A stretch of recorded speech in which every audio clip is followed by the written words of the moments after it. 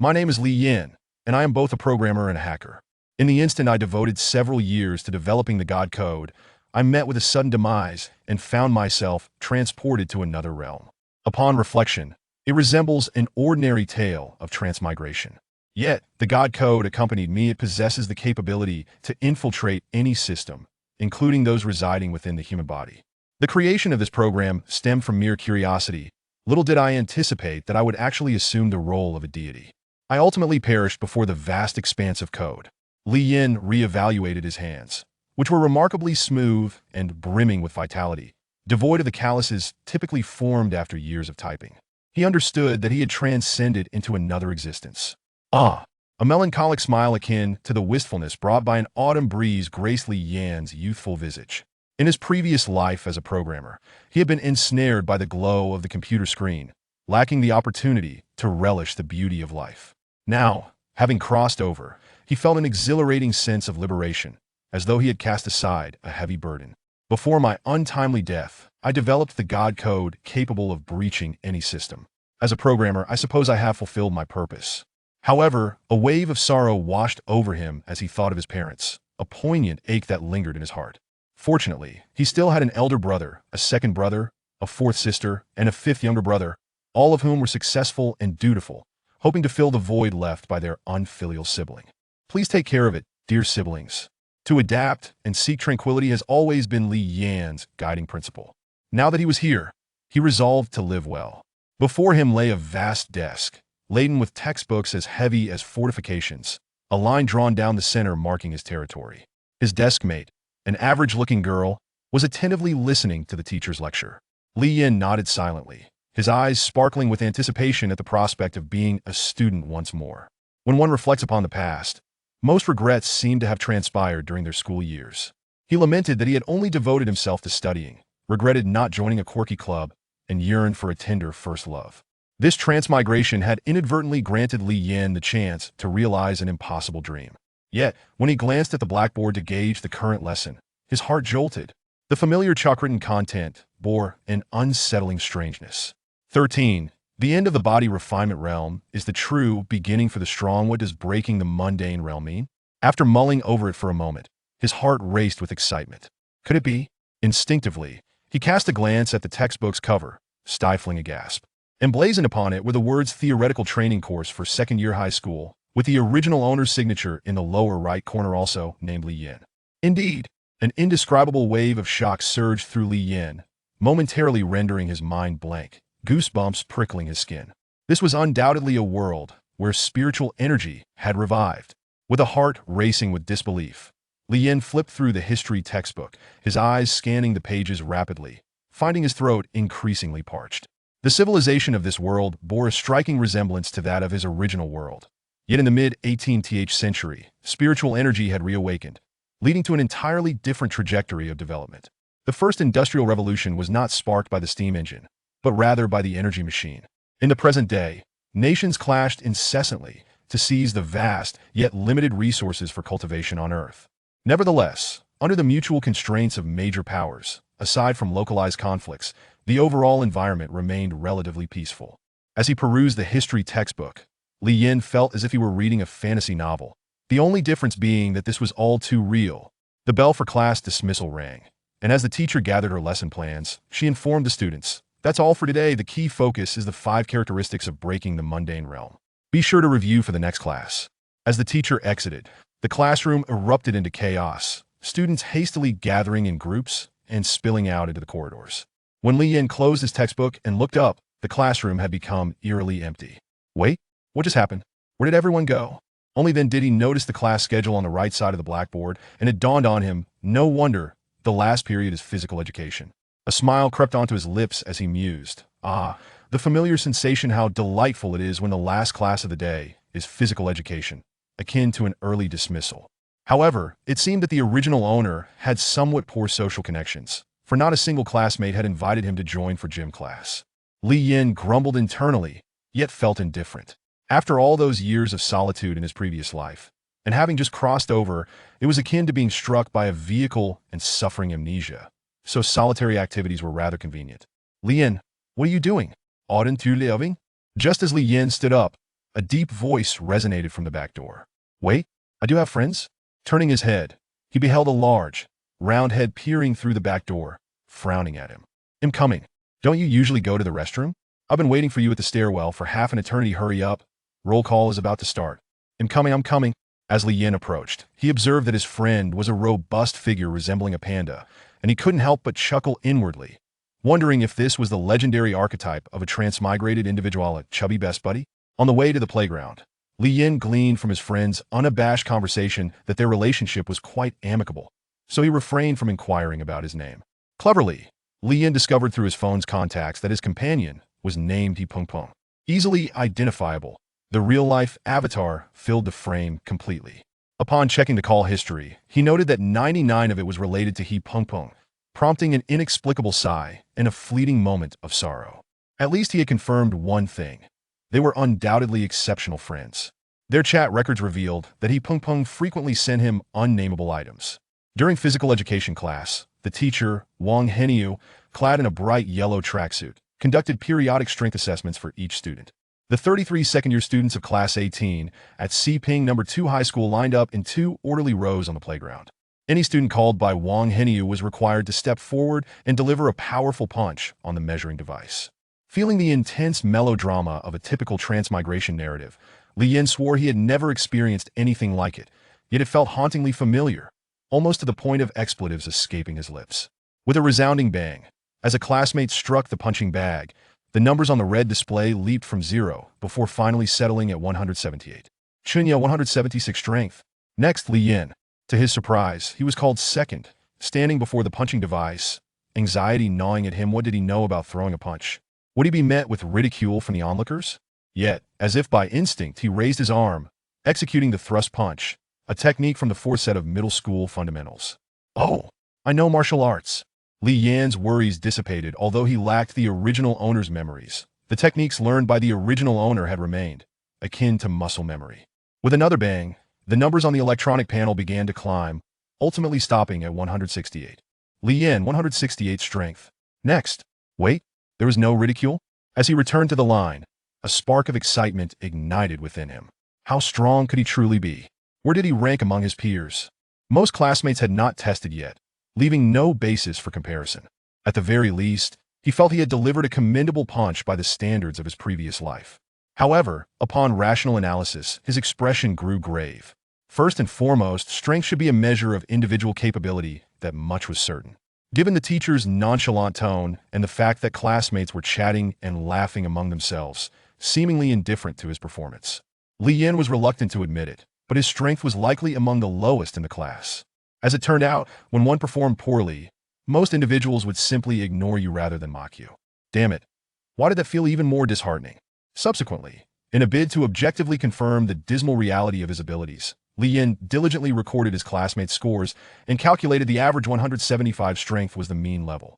Damn, even cats and dogs managed to score above 170. And here he was with a mere 168 strength, decidedly below average, a true outlier among the underperformers. They say one should mature after living 2 lives. What the hell does that even mean? Mature? Damn it, he was far from content. Where was his sense of pride? At that moment, a cascade of green code materialized before him. Startled by the overwhelming green, Li Yin gasped, and tears welled in his eyes as he recognized it instantly. It was the God code he had developed. The sudden emergence of the God code invigorated Li Yinjin for quite some time. Could it be that, at the moment of his untimely death, the code on the screen fused with his very soul? Nonetheless, excitement aside, Li Yinjin meticulously pondered how to utilize this newfound power. The testing on stage continued, and teacher Wang Heniu suddenly raised her voice announcing, "Wang Yu, your strength has increased to 182 segments. You've improved once again. Everyone should learn from her." Wang Yu had indeed advanced. The classmates could only marvel at her prowess, and why goodness, over 180. Far superior to myself. When Li Yinjin looked up, he was even more astonished to find that this remarkable female classmate was none other than his deskmate. Who would have thought that this seemingly unremarkable girl possessed such strength? Wang Yu, the undisputed top student in the class, dressed rather plainly, sporting a watermelon hairstyle and thick glasses, her complexion a shade darker. Sigh, when will I reach 180? Must it be solely reliant on looks? At that moment, He Peng Peng, beside Li Yinjin, muttered despondently. He had just tested at 170 segments, placing him in the lower tier of the class. Given his somewhat unimposing physique, it felt rather lackluster. To say the least, Li Yinjin glanced at him. The seriousness of his expression made Li wonder if he truly believed himself to be handsome. He had gathered that achieving 180 segments was indeed a significant milestone. An indicator of a top student. Moments later, teacher Wang Hinyo excitedly announced, "Lu Hui, your strength has increased to 179 segments, a 2-segment improvement since the last test. Who would have guessed you were a genius? Keep it up. Aim for 180. Thank you, teacher Hinyo." Lu Hui responded cheerfully, yet his gaze turned indifferent as he surveyed his classmates. The students erupted in astonishment. Wang Yu's strength was expected, having always excelled since their first acquaintance. Consistently ranking among the top 3. However, Lu Hui's rapid ascent was entirely unforeseen. The talent of the stronger students was one aspect, but their hard work was evident to all. For instance, Wang Yu was always the first to arrive at the classroom every morning. Thus her strength was well-deserved. Conversely, Lu Hui was notorious for his mischief, skipping classes, frequenting internet cafes, and teasing female classmates who were weaker than him, having received several warnings from the school in class 28 of the second year. There were 3 infamous figures, Lu Hui, Li Yinjin, and Ma Ming, collectively known as the 3 Wastes of Light. The 3 of them contended fiercely for the lowest ranks in class. Now, Lu Hui had not only escaped the clutches of the 3 Wastes, but had also surged into the top 10. Such a character gaining inexplicable strength infuriated the classmates. How despicable! Has he eaten something foul? He Pompong, having heard of Lu Hui's increased strength, clenched his fist in anger, his face twitching as if under torture. Why? Li Yinjin was puzzled by his intense reaction. He had seen other classmates surpass him without such a response. What's wrong? Have you forgotten how Lu Hui treated us? That ungrateful scoundrel! He Pengping's voice dropped, laced with fury. A conflict had arisen. Li Yinjin, unaware of any grievances with Lu Hui, refrained from questioning He Pengping. Yet the arrogance Lu Hui displayed left a sour taste. With growing suspicion, Li Yinjin cast another glance at Lu Hui, unable to look away. It seemed he had witnessed something extraordinary. After a moment of astonishment, he broke into a broad smile in his quest for clarity regarding Lu Hui's past actions. Li Yinjin checked his phone, inadvertently opening a memo and discovering that he had once kept a habit of writing essays. One essay, titled Knowing People by Appearance but Not by Heart, chronicled his evolving relationship with Lu Hui, from acquaintances to adversaries. Lu Hui, fond of gaming, often skipped classes to play online, and when money was scarce, he would seek food from Li Yinjin and He Pengping. With their meager allowances, perhaps it was camaraderie among fellow underachievers that led them to share their food with Lu Hui. Over time, the 3 became friends. However, after Lu Hui's strength surged, he seemed to transform, or perhaps his true nature was unveiled. We are no longer on the same path. If others ask, do not claim to know me. It would be quite disgraceful, particularly for you, Li Yinjin, the dregs of waste. These were Lu Hui's words to them after school one day. The shocking revelation laid bare the brutal truth. No wonder He Pengping was so irate. Li Yinjin felt a genuine surge of anger as well. Initially, occupying this body, he thought he would perceive events as an observer.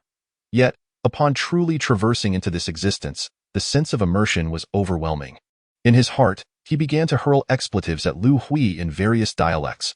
When you were starving, I aided you. And now that you have risen, you dare to insult me? Lu Hui reveled in the attention. Basking in the envious, astonished gazes of his classmates, he felt as though he had become the protagonist of the world, his face brimming with pride and arrogance, completely oblivious to Li Yinjin's icy, discerning gaze. With a thought, Li Yinjin summoned the mixed code of letters, numbers, and symbols that cascaded like a waterfall, transforming into rolling green code. At the center, a box appeared, clearly stating, Infiltration System detected, Daily Task Strength Enhancement System. Host, Lu Hui. Infiltrate. Yes, no, just moments ago, Li Yinjin had witnessed the words infiltration available displayed above Lu Hui's head, leaving him utterly astonished. Lu Hui's rapid increase in strength was due to his acquisition of a system. How unfair! Even the most unremarkable individuals could obtain a system. However, it mattered not. I shall assume the role of a deity and rectify this error. Familiar with the God code he had developed, Li Yinjin understood its greatest flaw. It could automatically identify systems and generate algorithms to seize control of the corresponding systems. Yet, he had never anticipated that the God code might have evolved to the point of being able to invade these formidable systems that resided within human hosts. Seizing the opportunity to infiltrate another system, even if the target was a stranger, Li Yinjin would not hesitate, especially when the subject was Lu Hui. You treated me with disdain, so do not blame me for my merciless actions. With a focused thought, he chose to infiltrate. The God Code surged into Lu Hui's body under his command, like an army charging forth. Confident and buoyant, Lu Hui had just returned to the line when he felt a chilly breeze sweep past his neck, causing his entire body to shiver. Turning around, he detected nothing amiss and nonchalantly muttered, "What a foul wind am I in the midst of the infiltration." Infiltration successful. A virtual system panel manifested before Li Yinjin. Daily Task Strength Enhancement System. Host, Lu Hui, Strength, Body Refinement Realm. Daily Task. Provoke a classmate, insult him. Reward, 10 task points. Long-term task. Become the top of the grade. Reward, 100 task points. Task points, 10. Shop. Lucky Roulette. Requires 15 task points for each spin. This little system is quite exquisite. After some contemplation, Li Yinjin discerned that the system's primary selling point was completing tasks to earn task points, which could then be spent in the shop to acquire rare materials. Let us take a look at the shop. With another thought, the system obediently opened the shop, revealing a list of items before him. Qualification Enhancement Pill, 10 task points. Realm Growth Pill, 15 task points. Realm Explosion Pill, limited to 120 task points. In a wonder. There are indeed many valuable items. Lu Hui must have purchased something from the shop, leading to his meteoric rise in strength in this world of awakened spiritual energy. The human pursuit of strength is as instinctual as the need to eat and drink. For instance, Li Yinjin had only just traversed into this reality an hour ago and was already eager to enhance his strength, particularly upon realizing his position at the bottom of the class. When he saw the extraordinary pills for sale in Lu Hui's system shop, he unabashedly felt envy, as vivid as a blushing rabbit. And all the more eager. As all the students in class 28 completed their tests, only 10 minutes remained until the bell rang. Teacher Wang Hinyo announced, "You may engage in free activities.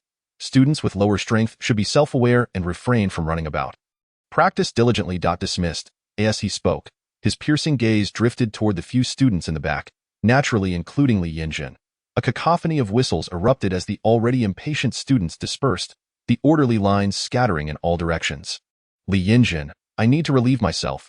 Wait for me a moment, wheel." Before he could finish, he pong, his face pinched in urgency, dashed toward the restroom behind the sports field.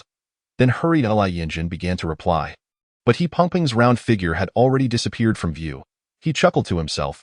The lazy truly do have a great deal of waste. At that moment, Li Yinjin was busy. His eyes darted about rapidly, his fingers dancing nimbly, a smile of enjoyment playing on his lips.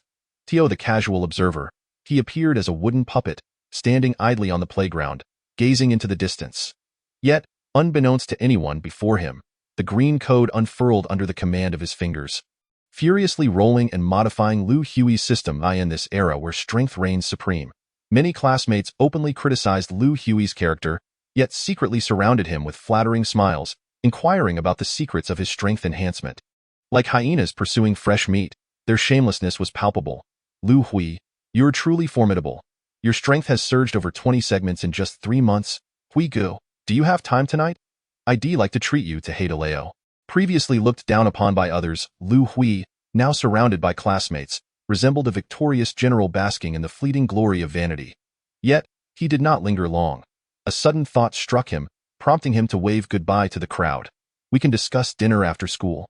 I have matters to attend to, so I must take my leave." The restroom by the playground remained perpetually foul, the stench of urine nearly corroding the walls. Holding his breath, he Pong finally finished his business.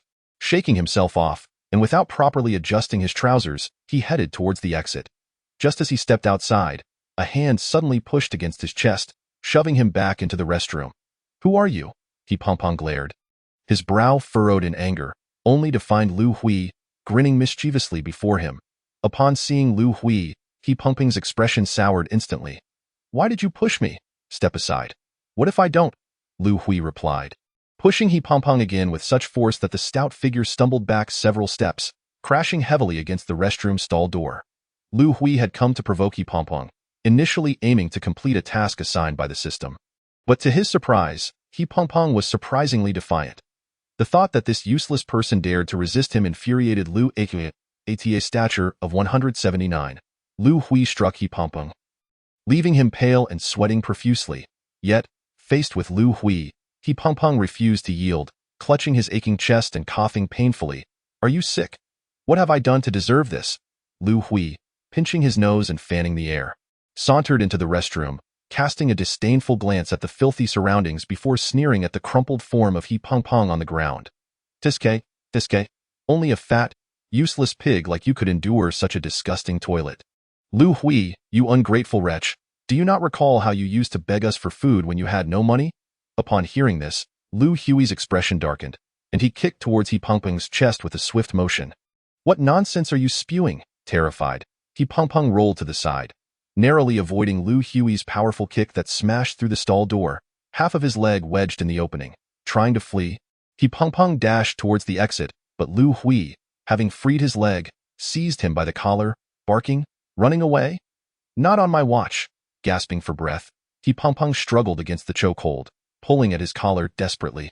But it was futile. Lu Hui yanked him back. "You fat pig. You're meant to act like the useless thing you are. From now on, whenever you see me, keep your head down and call me Dad. Or I'll make it my mission to beat you every time we meet." Breathless, He Pengpeng managed a defiant grin, embodying the spirit of a warrior facing death. "You? Useless." Lu Hui's fury boiled over as he glared, his fist raised to strike He Pengpeng's face, a blow that would surely draw blood if not break bones. "Stop!" A righteous shout echoed from the restroom entrance. It was Li Yin, who had noticed Lu Hui leaving the crowd to follow He Pengpeng into the restroom. Realizing Lu Hui's intent to bully He Pengpeng, Li Yin quickly pursued him.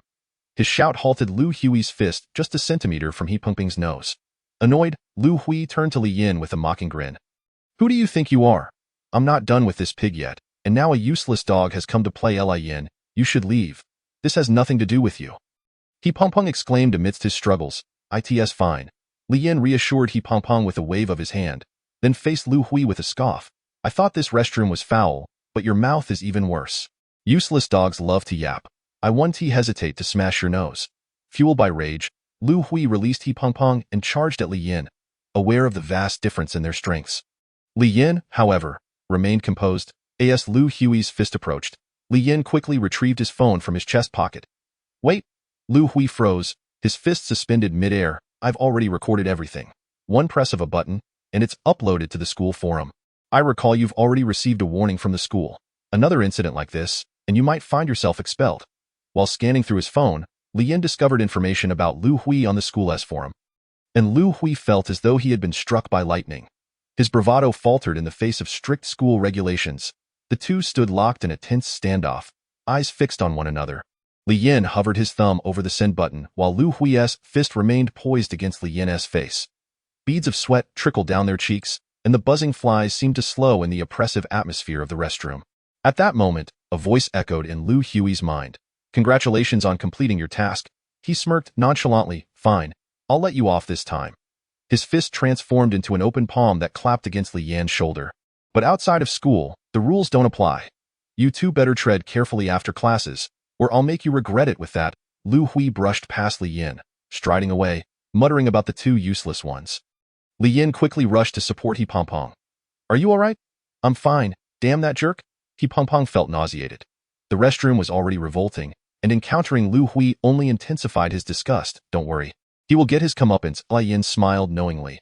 Lu Hui spat on the ground, cursing, and summoned the system interface, a grin spreading across his face as he saw the task marked as complete. Regardless of everything else, he had accomplished his task. Bullying those two useless fools had been a delightful bonus. Li Yin had dared to threaten him, and he vowed to make the next encounter unforgettable. Forcing him to kneel and sing his praises, he accessed the shop, grinning as he prepared to redeem the coveted realm enhancement pill he had long desired.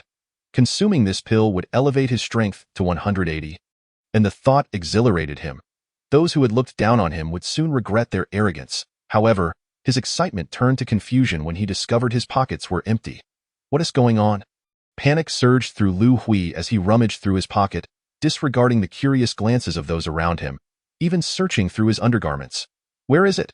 His distress was palpable, akin to that of a man facing imminent demise. Meanwhile, Li Yin observed Lu Hui from a distance, stifling a laugh at his frantic state. Miraculously, in Li Yan's pocket, a small, round object had appeared. the very realm enhancement pill Lu Hui had purchased, a testament to the unexpected turn of events. Through divine intervention, Li Yin had hacked Lu Hui's system, altering the recipient of the item so that it now belonged to him. In essence, every item Lu Hui purchased with task points would end up in Li Yan's possession. An astonishing twist. Is this a bug? Lu Hui fumed, his frustration boiling over. The students surrounding him stared wide-eyed, mouths agape, yet none dared to approach. What is he going crazy about now? In the distance, he Pong, recently bullied, witnessed the spectacle unfolding before him. Though he did not comprehend the situation, he surmised that Lu Hui must have encountered something profoundly disheartening. This realization brought a slight sense of satisfaction to Pong's wounded spirit. Li Yin's expression was cold, yet a hint of a smile lingered at the corner of his mouth. Justice had been served. Lu Hui, in disbelief, repeatedly checked his system, finding his task points displayed as 0 and the coveted realm enhancement pill vanished from his inventory. He had clearly made the purchase, yet the item was nowhere to be found. Having awakened one day to discover this system, he had envisioned reaching the pinnacle of life. The system had indeed worked wonders, propelling his strength from 166 to 179 in a remarkably short time. Yet, he never anticipated such a twist at this critical juncture. Lu Hui pondered, could it be that limited items have a delayed delivery time? That must be it. The system lacks any so-called service spirit, leaving Lu Hui with no one to consult, and he could only comfort himself internally. Did you really just film a video? I did. But, shall I post it? Peng's face contorted with indecision, ultimately sighing, forget it. Let's hold off on posting it for now. The reason for his hesitation boiled down to pride. After all, the person bullied in the video was him. If it were to be published on the school forum, it would mean that everyone would know about his humiliation, and he couldn't bear that shame. What a disgrace, my friend. Li Yin expressed his understanding. All right, it's your call. I'll send you the video, and you can handle it. Let us not dwell on that idiot. It's infuriating and affects my mood. Peng took several deep breaths, brushing his bangs aside. As if his spirits lifted, by the way. Do you have club activities after school? Huh? Club? The sudden mention of the club caused Li Yin to momentarily freeze, a wave of anxiety washing over him. Fearing the exposure of his identity as a newcomer, since he had yet to discover what club he belonged to. More astonishing was the realization. What? I'm actually in a club. The original owner of this body was as weak as a chicken, neglecting his training yet still participating in a club. That took some audacity. Anyway, my club has an event later, so I can't go home with you. Peng stated directly. No problem. No problem, Li Yin quickly replied. You go ahead with your plans. The lack of further questions from Peng allowed him to breathe a sigh of relief. At 5 o'clock in the afternoon, school was over. Li Yin bid farewell to Peng and prepared to sit in the classroom for a while. The most pressing matter at hand was to ascertain where his home was via his phone, and then head back. Who was at home? How big was the house? As a time traveler, he harbored fantasies that most men could relate to. Just then, the physical education teacher, Wang Heniu, called him over, instructing him to put away the teaching equipment in the storage room. Li Yin felt quite displeased. After all, many students had passed by the teacher. Yet he was singled out to do the work, a clear case of discrimination against weaker students. Was his time truly so insignificant? Despite his grievances, there was little he could do. It was a teacher's order. After a few words, Wang Heniu left, leaving Li Yin alone to organize the storage room. Perhaps this was a silver lining. He encountered various interesting exercise equipment. Moreover, there was something crucial on his mind. He had intended to find a secluded place to consume a pill. Li Yin glanced around the storage room. He was alone. If not now, then when? Without further thought, he retrieved the brown boundary-breaking pill, carefully placed it on his tongue, and swallowed it with his saliva, experiencing a faint bitterness and herbal taste lingering in his mouth and throat. His heart raced with anticipation. Would it take effect now? Or would he need to wait a while? While lost in thought, he suddenly felt a tightening sensation throughout his body, akin to consuming a strong spirit. Warmth surged from his throat to his stomach, initially unbearable but then gradually easing, spreading heat throughout his entire being. Under this miraculous warmth, his muscles began to ache and then relax, oscillating between discomfort and relief, as if he had simulated countless workouts. And his strength surged correspondingly. Was this the sensation of increased power? It truly was exhilarating. 10 minutes later, Wang Heniu returned, visibly impatient, only to find everything neatly organized. His heart lightened somewhat upon seeing Li Yin standing sternly before the strength tester, as if preparing to unleash a punch filled with dissatisfaction. This guy. Wang Heniu refrained from interrupting, instead letting out a sigh, likely understanding the feelings of the talentless Li Yin at that moment. He must have felt the injustice of fate, or perhaps he blamed his teacher. Wang Heniu empathized. He too was in a similar position, at 38. While many of his peers thrived, he was stuck in a mundane teaching job due to his mediocre abilities. With a loud thud, Li Yin struck the strength tester powerfully and nodded in satisfaction. Wang Heniu didn't T-check the displayed number, assuming it was undoubtedly low, and approached to comfort him. Li Yin? What are you doing? Startled, Li Yin quickly turned to explain.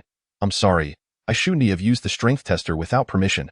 The soft-hearted Wang Heniu, like a blooming wildflower, shook his head. No worries, sometimes you need to vent. He strolled over to Li Yin, patting him on the back, and continued, Li Yin, I know you have a good character. However, the world is such.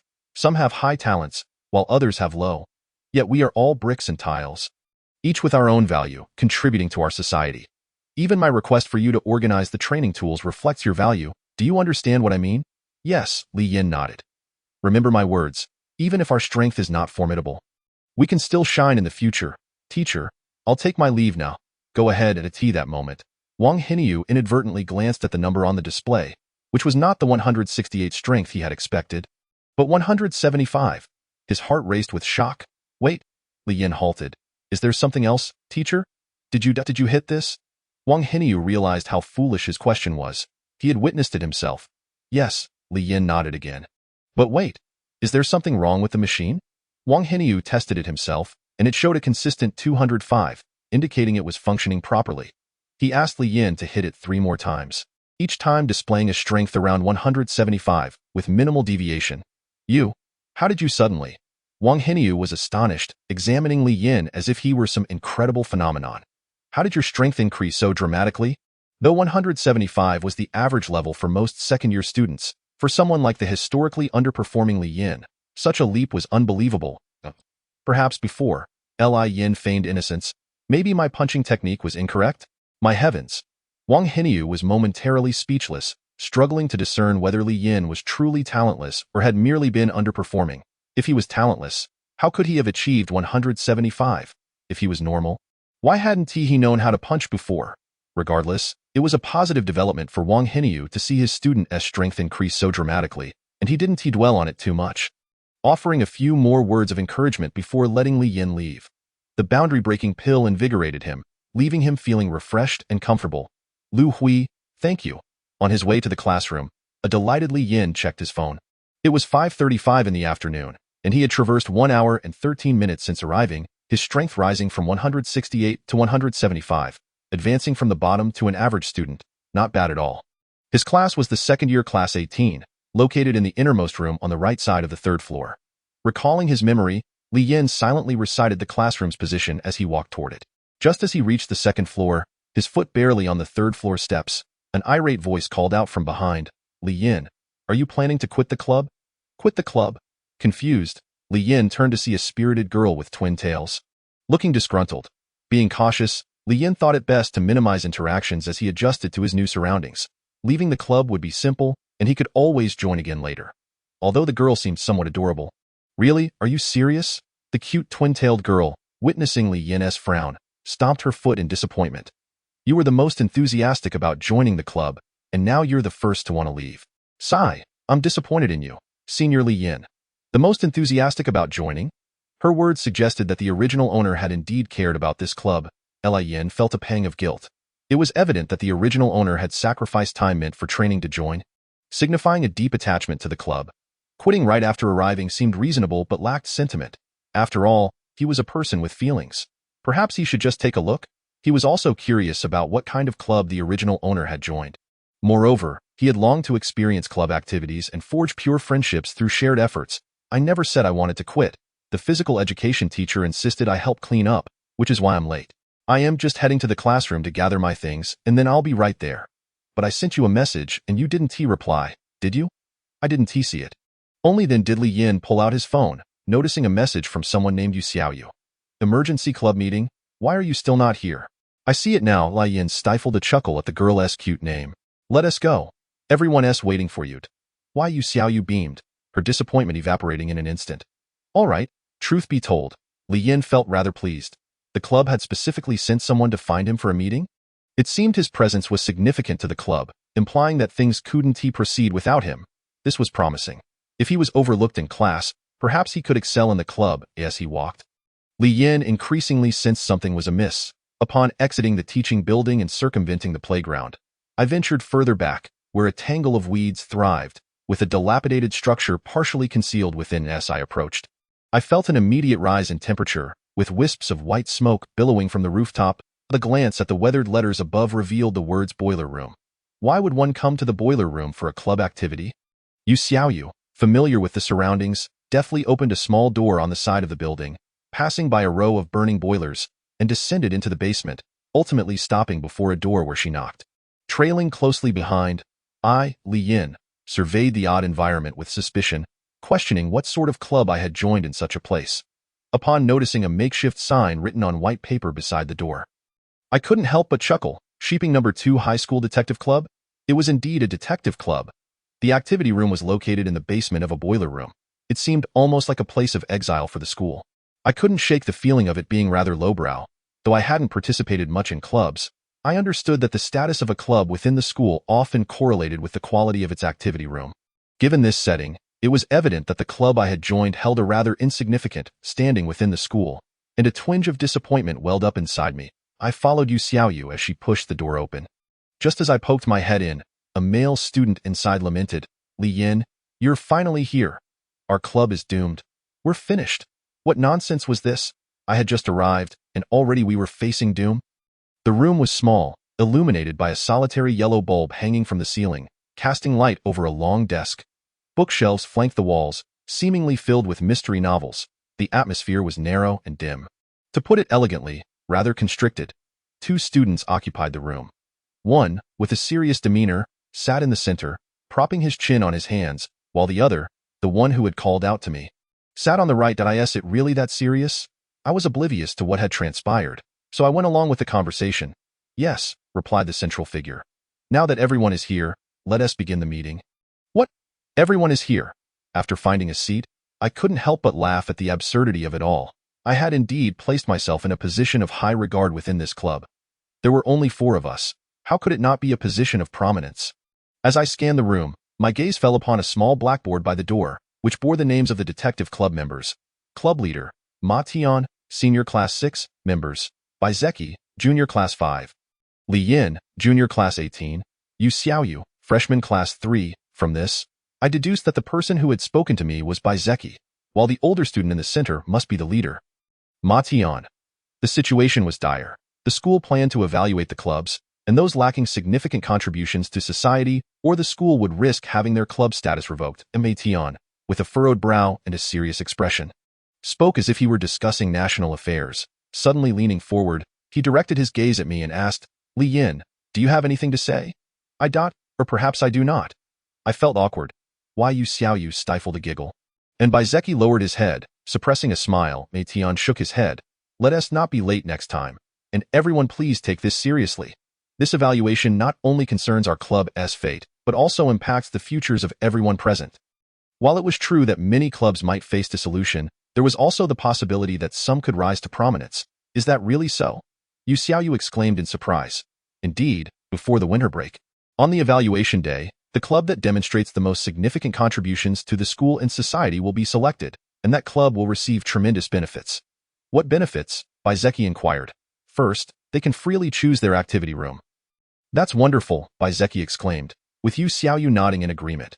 "Does that mean we can escape this dark basement?" "Secondly, outstanding members of the selected club will receive honorary certificates from the school principal, greatly aiding their university applications. In cases of equal scores, they will be given priority." "Fantastic." Baizeki's voice rose, while Yu Xiaoyu excitedly added, "What an illustrious addition to our resumes." "Thirdly, the club will receive 30 level 1 energy crystals from the school board, valued at 30,000.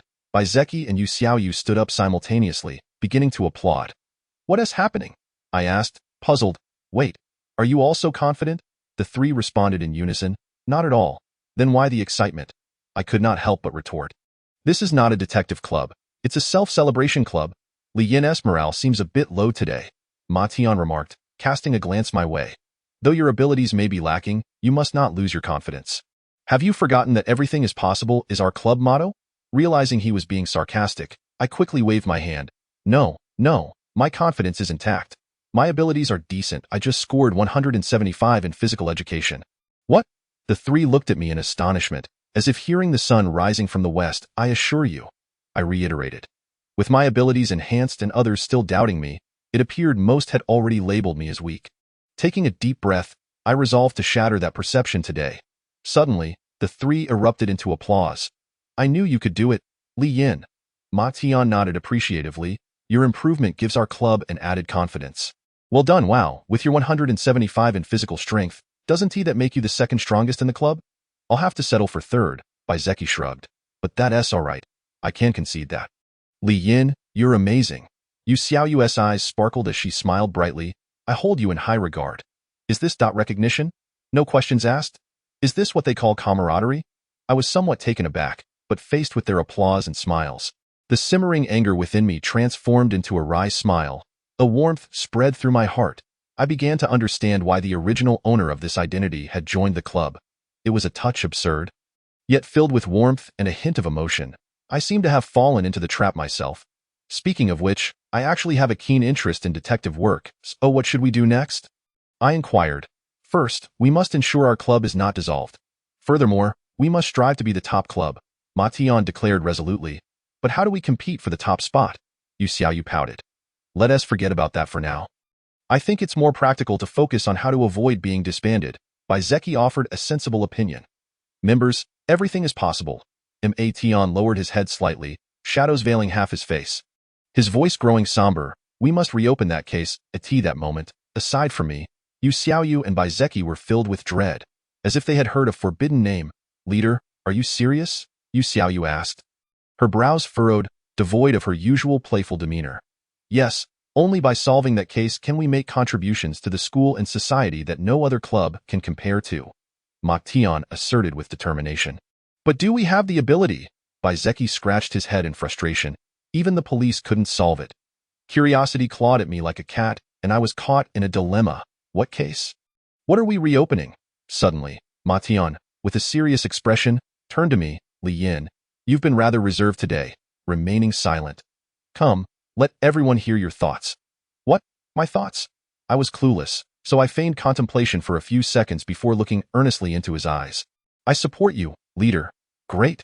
Ma Tian shouted excitedly, rising to slam his hand on the table, only to misjudge the force, causing pain to shoot through his palm. He grimaced, attempting to maintain a serious facade. Look at Li Yin. Not only has he improved in strength, but his confidence has also risen. Now, I announce that the Sheeping No. 2 High School Detective Club will reopen the investigation into the death of Yu Xiaoxian from Class 7. After concluding the club meeting, Leader Ma Tian assigned tasks to each member.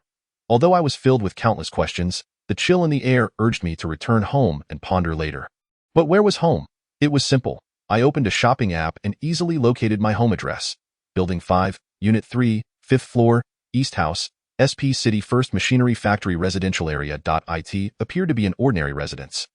On my first trip home, I opted against taking the bus, instead splurging half of my meager funds on an 8 yuan taxi ride to the community, finally locating our entrance, yet hesitating to move forward. A wave of anxiety washed over me. The doors swung open from the inside, revealing a kind, smiling face. Son, you're back. This person was unfamiliar yet bore a sense of familiarity. Her smile was warm and inviting, like a gentle spring breeze, offering a comforting presence. In that instant, my heart softened, feeling as if this drifting soul had finally found a safe harbor. What are you waiting for? I made your favorite stir-fried green peppers with meat. Thank you, Mom, I replied with a smile, my tone carrying a hint of affection.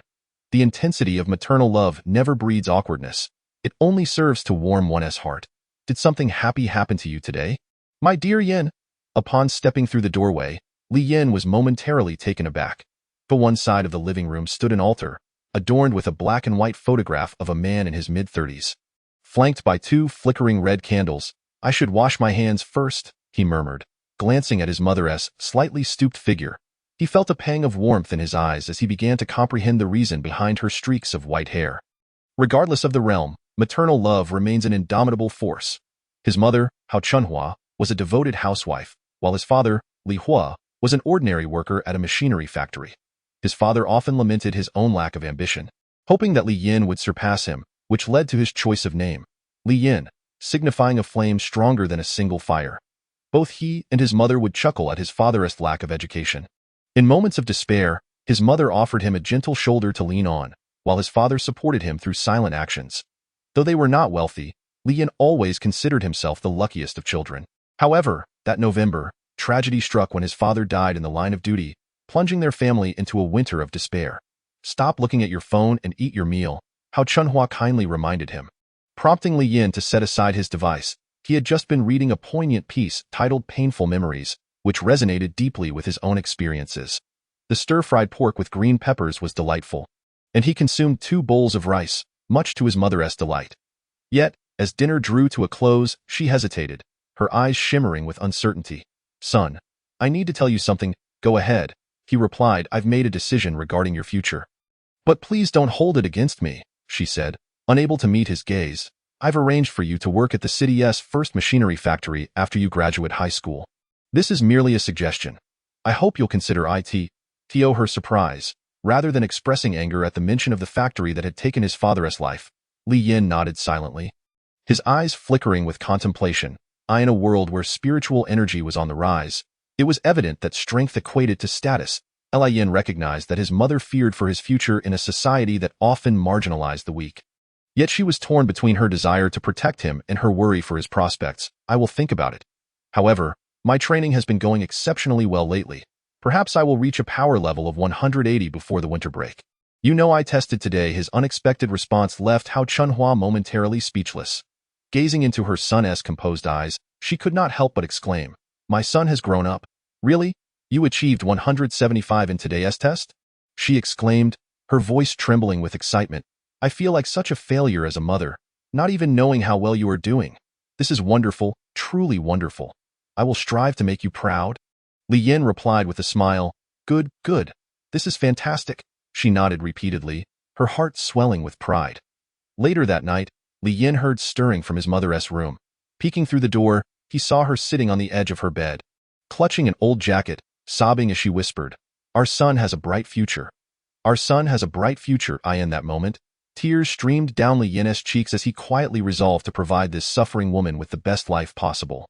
The International Cultivation Organization, IPC, categorizes the strength levels of cultivators into various realms: body refinement, breaking the ordinary, digging potential, 100 army, and enemy nation.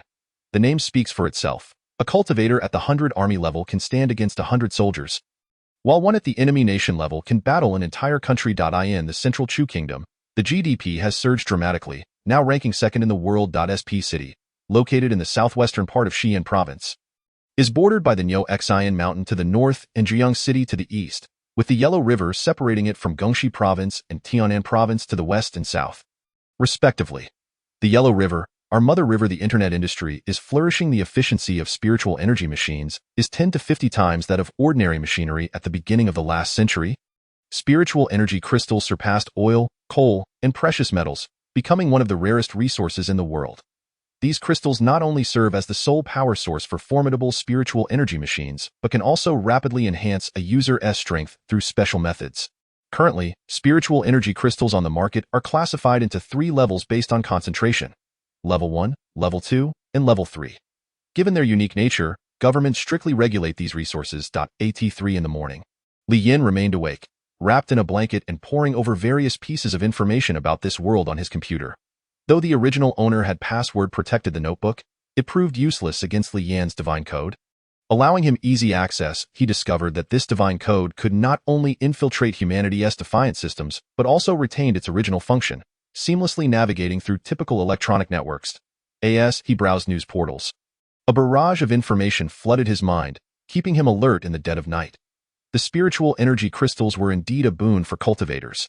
If their club were to secure first place, they could earn 30 level 1 spiritual energy crystals, a commendable reward. Suddenly, a chilling thought crossed his mind, sending shivers down his spine. Yet he steeled himself and typed Yu Shaoxian death case from Siping No. 2 middle school into the search bar. The results were sparse, seemingly suppressed.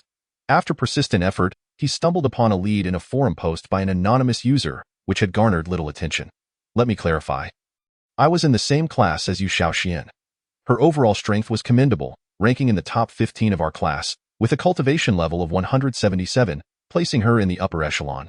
She was neither particularly liked nor disliked, having her own circle of friends. The incident occurred on the morning of June 6th when Yu Xiaoxian was the first to arrive in class.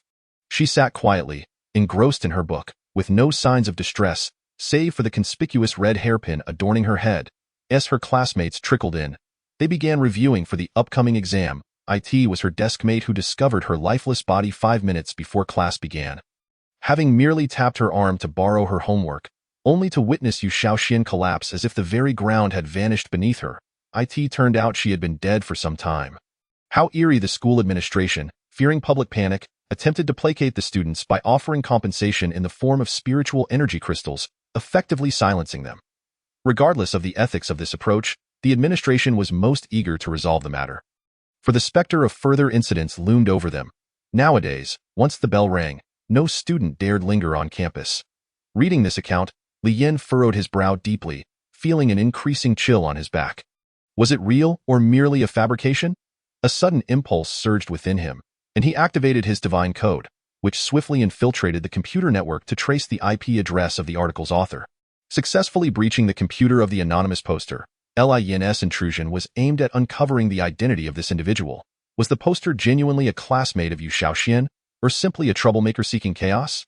Meanwhile, Lu Hui lay restlessly in bed, cursing under his breath. Why hasn't my realm-boosting pill arrived yet? This damned system. I'm furious, absolutely furious. Tomorrow, I'll find someone to take my frustrations out on. The day after his transmigration, Li Yin found himself amidst the familiar chaos of a surprise test. As the collective groans of his classmates filled the air, he deftly received a paper passed from the front row. Extracting one sheet and passing the thick stack to the back, a smile creeping across his lips. This sensation was all too familiar. Regardless of the place, the efficient passing of test papers was a universal practice.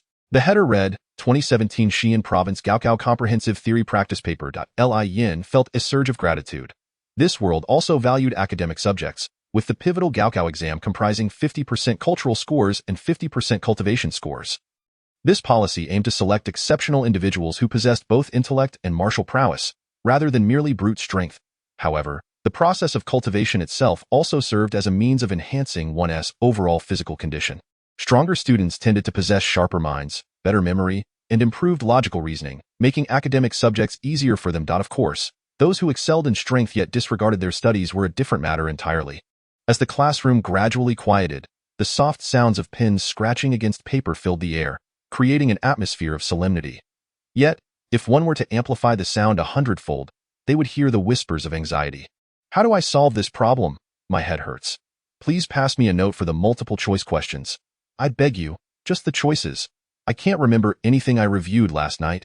This is unbearable. Most students wore furrowed brows, trapped in the frustration and desolation of the examination. I in the back row. He Peng stared at his paper, his worry causing his face to pale. Lu Hui, having pulled an all-nighter, had opted not to even glance at the exam paper, instead resting his head on it, evidently prepared to submit a blank sheet. After an extended period without examinations, Li Yin found amusement in observing his surroundings. His deskmate, Wang Yu, appeared to be diligently focused on her test, yet her peripheral vision caught the sight of Li Yin turning his head. She furrowed her brows, protectively shielding her paper as if it were a fragile chick. Fearing that Li Yin might copy her answers, Li Yin nearly uttered an expletive in frustration, but instead chuckled at the absurdity of it all. From her small gestures, he felt a strong sense of insult. Thinking disdainfully, am I merely curious, glancing over? As if I would copy your paper. With a dismissive noise, he resumed answering questions. What is the primary distinction between the body refinement stage and the breaking ordinary stage? A. Just increased strength. B. Ability to manipulate spiritual energy. C. Significant enhancement in physique, along with the ability to manipulate spiritual energy. The answer was clear. C. A scenario unfolded in his mind. Xiao Ming, with a strength of 175, attempted to push a massive box alone but failed, so he called upon his older brother, De Ming, who had a strength of 180. Together, they managed to push it for 10 meters before succumbing to exhaustion. They then summoned their father, Lao Wang, with a strength of 190, who ultimately pushed it 50 meters to the destination. The question at hand was, how many kilograms did the box weigh? Such a puzzling problem. Li Yin could manage some of the easier questions, but the deeper ones left him utterly perplexed, his head spinning. This won't do, he thought. Why can't I utilize the code I developed through my own efforts? With a mere thought, the divine code materialized before him like a legion of green phantoms. He caught sight of a USB drive on the teacher's desk. With another thought, the phantoms swiftly entered the USB drive.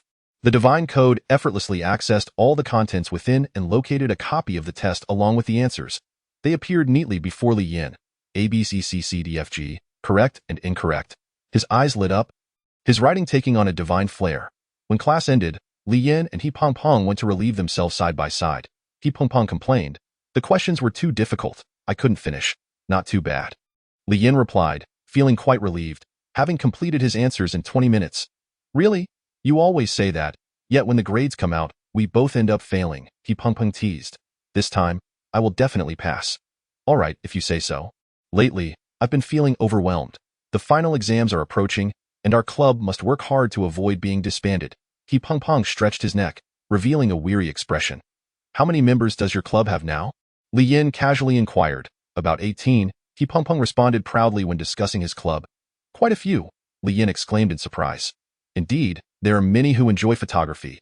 He Pong Pong shook himself, adjusting his pants. "Are you ready?" "There's someone waiting for you at the entrance. I'm ready." "I'm just waiting for you." Li Yin had already pulled up his pants. "Photography?" he pondered, realizing that this fellow was part of the photography club. Though it was a legitimate club, He Pong Pong's greasy tone made it seem somewhat less respectable. In truth, it was quite legitimate. Later in their conversation, Li Yin learned that He Pong Pong's club contributed significantly to the school. They were responsible for the annual recruitment promotional videos and various event photography, completing their tasks successfully. Their activity room was a genuine workspace, an 80-square-meter room on the second floor of the school's technology building. Fully equipped with heating and electricity, Li Yin felt a pang of envy, as if he had consumed a basketful of lemons when he reflected on the meager treatment his detective club received. However, he understood, for he had only heard their leader, Ma Tian, boast, but he had never heard of any actual cases they solved. The only honor photo displayed on their shelf featured the 4 members posing with a small dog and an elderly lady. In other words, their recent cases had merely involved locating lost pets. No wonder they were so lackluster. After enduring 4 morning classes, lunchtime was always a delightful reprieve. The bustling cafeteria was filled with clusters of students animatedly placing orders for affordable, delectable food. "I'm having eggplant over rice." "What about you?" Li Yin sighed with relief, excited to indulge in his favorite dish. On his way to the cafeteria, he felt a twinge of anxiety, fearing he might encounter various bizarre creatures or some viscous nutrient concoctions. Thankfully, the food here bore a striking resemblance to that of his original world. After all, he had only tasted his mother's cooking since arriving in this realm, and her meals were not representative of the food outside. He Pong Pong's eyes sparkled as he gazed at the ordering window, his mouth watering as he desired braised pork, yellow braised chicken, and boiled fish, caught in a whirlwind of indecision. Just then, a familiar yet utterly detestable voice broke through their conversation. "Oh, look who it is, the useless pig and the useless dog, Li Yin," and He Pong Pong turned to see none other than Lu Hui, hands shoved into his pockets, grinning mischievously. He vowed that one day he would make Lu Hui stop laughing at "Oh, you two look like you want to kill me with your stares." Lu Hui taunted. "Don't worry, I'm just here to order food. But don't run off after school. I might just want to stretch your bones." After shaking off Lu Hui, the 2 boys found a seat with their trays. Lu Hui's provocation made He Pong Pong lose his appetite as he stared at the meat before him. "What should we do? Do you think he'll really wait for us after school? Is that really worth worrying about?" "Let us eat," Li Yin replied, devouring his food with ease. "Heh, when did you become so carefree?" "You still eating?" He Pong Pong remarked, though he was the one shoveling food into his mouth. "Don't take this the wrong way, but your strength isn't comparable to Lu Hui's 179. He's nearly 180. For us, it's just like playing around. Let me give you some news." Li Yin swallowed his eggplant rice and said seriously, "Actually, my strength has reached 175. "You're kidding," He Pong Pong exclaimed, nearly choking on his food. "Don't spray rice everywhere." "My apologies." He Pong Pong quickly pulled out a napkin to wipe off Li Yin's clothes. "But seriously, don't say something so outrageous. Still don't believe me? Let us arm wrestle. To be honest." Li Yin felt a bit annoyed having to explain his strength increase yet again. Once to the PE teacher, once to club members, once to his mother, and now to He Pong Pong. He longed for the next PE class to reveal his strength to everyone. "Since when did you become so masochistic?" He Pong Pong extended his arm, resembling a muscular limb. "Come on, I'll go easy on you. However, when he Peng grasped Li Yin's hand, feeling the immense strength emanating from him, his eyes widened in disbelief. What kind of strength is this? He thought, struggling to accept that he, with a strength of 173, was facing someone he believed to be weaker than himself. After a brief stalemate, Li Yin effortlessly overpowered He Peng, who stared blankly for 3 full minutes, his worldview crumbling. He finally murmured, Li Yin, how did you become like Lu Hui?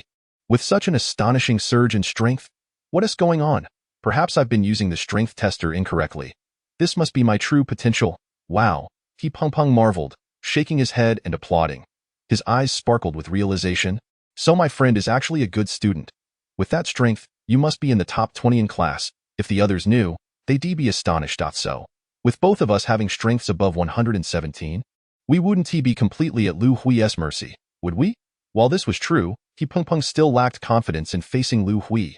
During lunch, however, he was brimming with confidence and ordered a second serving. Meanwhile, Li Yin summoned his divine code, accessing Lu Hui's system.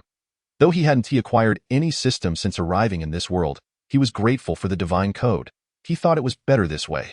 Let the other system holders become his pawns.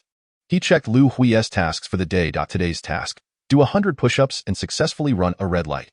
Reward: 75 task points, limited 8-fold reward. Wow, this task is quite devious. Running a red light? How unethical! Yet the rewards were substantial, and a wicked smile crept across Li Yin's face as his eyes gleamed with mischief. The code indicated, Lu Hui has completed today's task, earning 75 task points. Huh? The task was suddenly completed? That kid is quick, Li Yin chuckled, knowing that Lu Hui must have dashed to the school entrance to run a red light after finishing his meal. At the school entrance, Lu Hui, drenched in cold sweat, dodged through the chaotic traffic. The blaring horns pierced the air, and several drivers yelled at him, Are you trying to get yourself killed? What is it to you? Lu Hui retorted angrily, If I get hit, you're paying for it. Once on the sidewalk, Lu Hui beamed with a smile that only a true mastermind could wear, knowing his task had been successfully completed. He was certain that the realm-increasing pills he had purchased yesterday must have had a glitch, preventing him from receiving the item. However, today's task was not only simple, but it also offered an astonishing 8-fold reward. Lu Hui's heart was instantly balanced. Surely the system had learned of its error from yesterday and had come today to compensate him. He remained the chosen one. Having received such an abundance of task points, why not indulge a little? The little devil within him began to stir. He decisively spent 15 task points to spin the lucky wheel. During this time, he felt a twinge of anxiety. What if he ended up with nothing? Congratulations, you have drawn a useless wooden stick. As the system's prompt completed, a hard object appeared in Lu Hui's pants. He was overjoyed. As long as he could receive something, that was all that mattered. However, when he pulled out the wooden stick, discovering it to be an utterly ordinary piece of wood, he remained excited. Just receiving something was enough. Yet, onlookers gasped and fled from this peculiar sight, some even considering calling the authorities. Lu Hui spent another 15 task points to draw again. Congratulations, you have drawn the latest mobile phone, valued at $8,999, and upon receiving the latest model, Lu Hui felt as if his heart might explode from joy. He felt incredibly fortunate and could not resist drawing again. Congratulations, you have drawn an unknown intermediate cultivation technique, will activate upon opening. An intermediate technique? And it activates upon opening? How exhilarating! Lu Hui eagerly searched his body, but the technique did not arrive. What was going on? Was there a malfunction? Driven by excitement, Lu Hui drew twice more, completely depleting his task points. Congratulations, you have drawn a talent purification pill. Excellent. Congratulations, you have drawn a stamina recovery pill. Inferior. Lu Hui exclaimed loudly in the street, filled with exuberance. However, when he checked his pockets again, he found only the inferior stamina recovery pill. The excellent talent purification pill and the intermediate technique were nowhere to be found. Lu Hui was furious and in tears. He shouted, Damn it, system, do you know what scientific pig farming is? In the increasingly empty cafeteria, Li Yin suddenly remarked, What are you talking about? You're the pig. He Peng, engrossed in his second serving of rice, was too lazy to respond to Li Yin's sudden outburst. I wasn't talking about you. I was just speaking out loud. Li Yin smiled, feeling the 2 items that had mysteriously appeared in his pocket. As Li Yin gradually accumulated experience, he began to grasp the nuances of pig farming. Just moments ago, when Lu Hui excitedly spun the lucky wheel, Li Yin had not stripped him of everything. Instead, he allowed him to keep a few trivial gains, like that expensive phone. How much Li Yin desired it, yet he restrained himself. He wouldn't openly take everything Lu Hui had obtained from the system. After 3 or 4 rounds like this, Lu Hui would surely lose faith in his system and cease to use it, which would in turn deprive Li Yin of any benefits. The inspiration for this theory came from the tale of the hen that laid golden eggs. After lunch, a brief respite allowed most students to catch their breath. Lu Hui and He Pongpong, who did not reside on campus, found no dormitory to rest in and could not return home in time. So they chose to sit on the grass of the playground and bask in the winter sun. Today was relatively warm, and many other students sat on the lawn, chatting, reading, napping, or courting Li Yin, squinting in the sunlight. Looked around with a smile, appreciating the vibrant youthfulness reflected in the sunlit faces, prompting him to exclaim, "How wonderful! Are you not sleepy? I'm going to take a nap. Wake me when it's time." Ignoring Li Yan's response, He Pongpong curled up on the ground, and within 10 seconds, the sound of snoring emerged. Wow, what an enviable speed of sleep! Li Yin, though feeling drowsy, found his mind clear due to the 2 items in his pocket. Even in this lazy afternoon, he felt more awake than at night. The 2 items were the unknown intermediate technique and the excellent talent purification pill. Like a thief, Li Yin glanced around to ensure no one was distracted by his charm. And after confirming he was alone, he quietly took out both items, holding them in his palm. Strangely, the pill was indeed a beautiful little orb, but why was the technique a transparent sphere? Upon closer inspection, he noticed a small book elegantly spinning inside, like a snow globe, quite exquisite. How does one use this? Pondering, Li Yin once again opened the divine code to examine Lu Hui's system, learning that the method for using the first item was to crush the small orb, and the user would then comprehend the contained technique, gaining complete mastery over it. This was quite promising. In this world of fantastical realism, Li Yin understood that where there is cultivation, there lies the age-old principle of techniques. Currently, the foundational technique he possessed belonged to the entry-level category. In high school, it was considered inferior, while the next tier was intermediate, followed by advanced. The stronger the technique, the more rigorous the requirements for the learner's strength. Although Li Yin had seldom discussed this matter, from what he gathered online, intermediate techniques were quite commendable, especially in smaller cities. Mastering one was a symbol of both strength and wealth. A complete set of intermediate techniques typically ranged from 100,000 to 3 million. An unattainable dream for the average person. Indeed, it was a lavish pursuit. Learning one could cost as much as a house. Excited, Li Yin could hardly contain himself as he crushed the small orb. And a plume of green smoke wafted out, quite substantial. Just then, a teacher passed nearby, causing him to panic. The smoke resembled that of a cigarette, and he quickly covered it. Fortunately, the teacher merely glanced at him before moving on. Soon, the smoke enveloped Li Yin, and suddenly, he became well-versed in a technique. His meridians and muscles began to transform subtly, as if his body had practiced this technique countless times. The muscle memory was ingrained within every cell. Allowing him to perform it effortlessly, the intermediate technique was the quick flash technique. Fast and elusive, invincible in the world, Song's Han-esque ghost path. The quick flash technique was divided into 2 parts, swift fists and flashing legs. Once mastered, it would allow one to challenge opponents beyond their level with breathtaking speed. Li Yin chuckled to himself. The master who developed this technique must be quite the mischievous old man. With a sense of anticipation, he thought to test its power. His expression turned serious as he threw a punch. Whoosh! What the? Where did my fist go? Li Yin was astonished. His own eyes could barely track the trajectory of his fist. It had already retracted. The speed of this fist was astonishing. However, it was almost too fast for him to comprehend, making it difficult to aim accurately. The power of the swift fist was undeniable. It was akin to a bullet, though he feared dislocating his arm in the process. The only regret was that he needed to train his dynamic vision. Otherwise, he couldn't see his own fist to aim properly. As for the flashing leg, Li Yin had to tread carefully. His calves felt as if they contained motors, propelling him forward with the slightest acceleration. In summary, the intermediate technique was indeed formidable. As for the excellent talent purification pill, Li Yin hesitated to use it. He was unsure of the truth behind the novels he had read. However, it was certain that 99% of protagonists who consumed various talent pills ended up with black sludge oozing from their pores, quite disgusting. Whether or not he was a protagonist was irrelevant.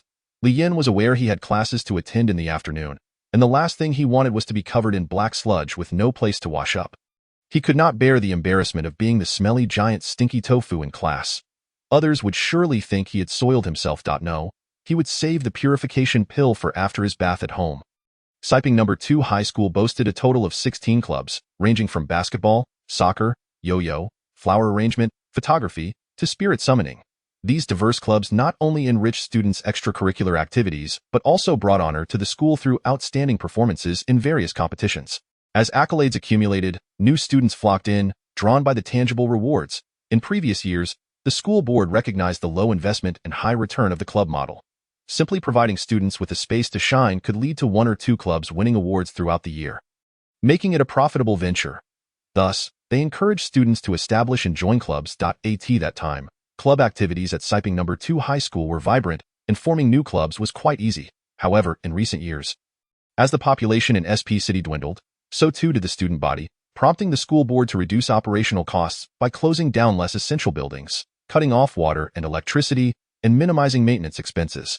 This led to a sweeping evaluation of all clubs at Siping No. 2 High School, aiming to retain only those that provided genuine value and contributions, specifically, clubs that could compete in the city and secure awards, thereby attracting more students.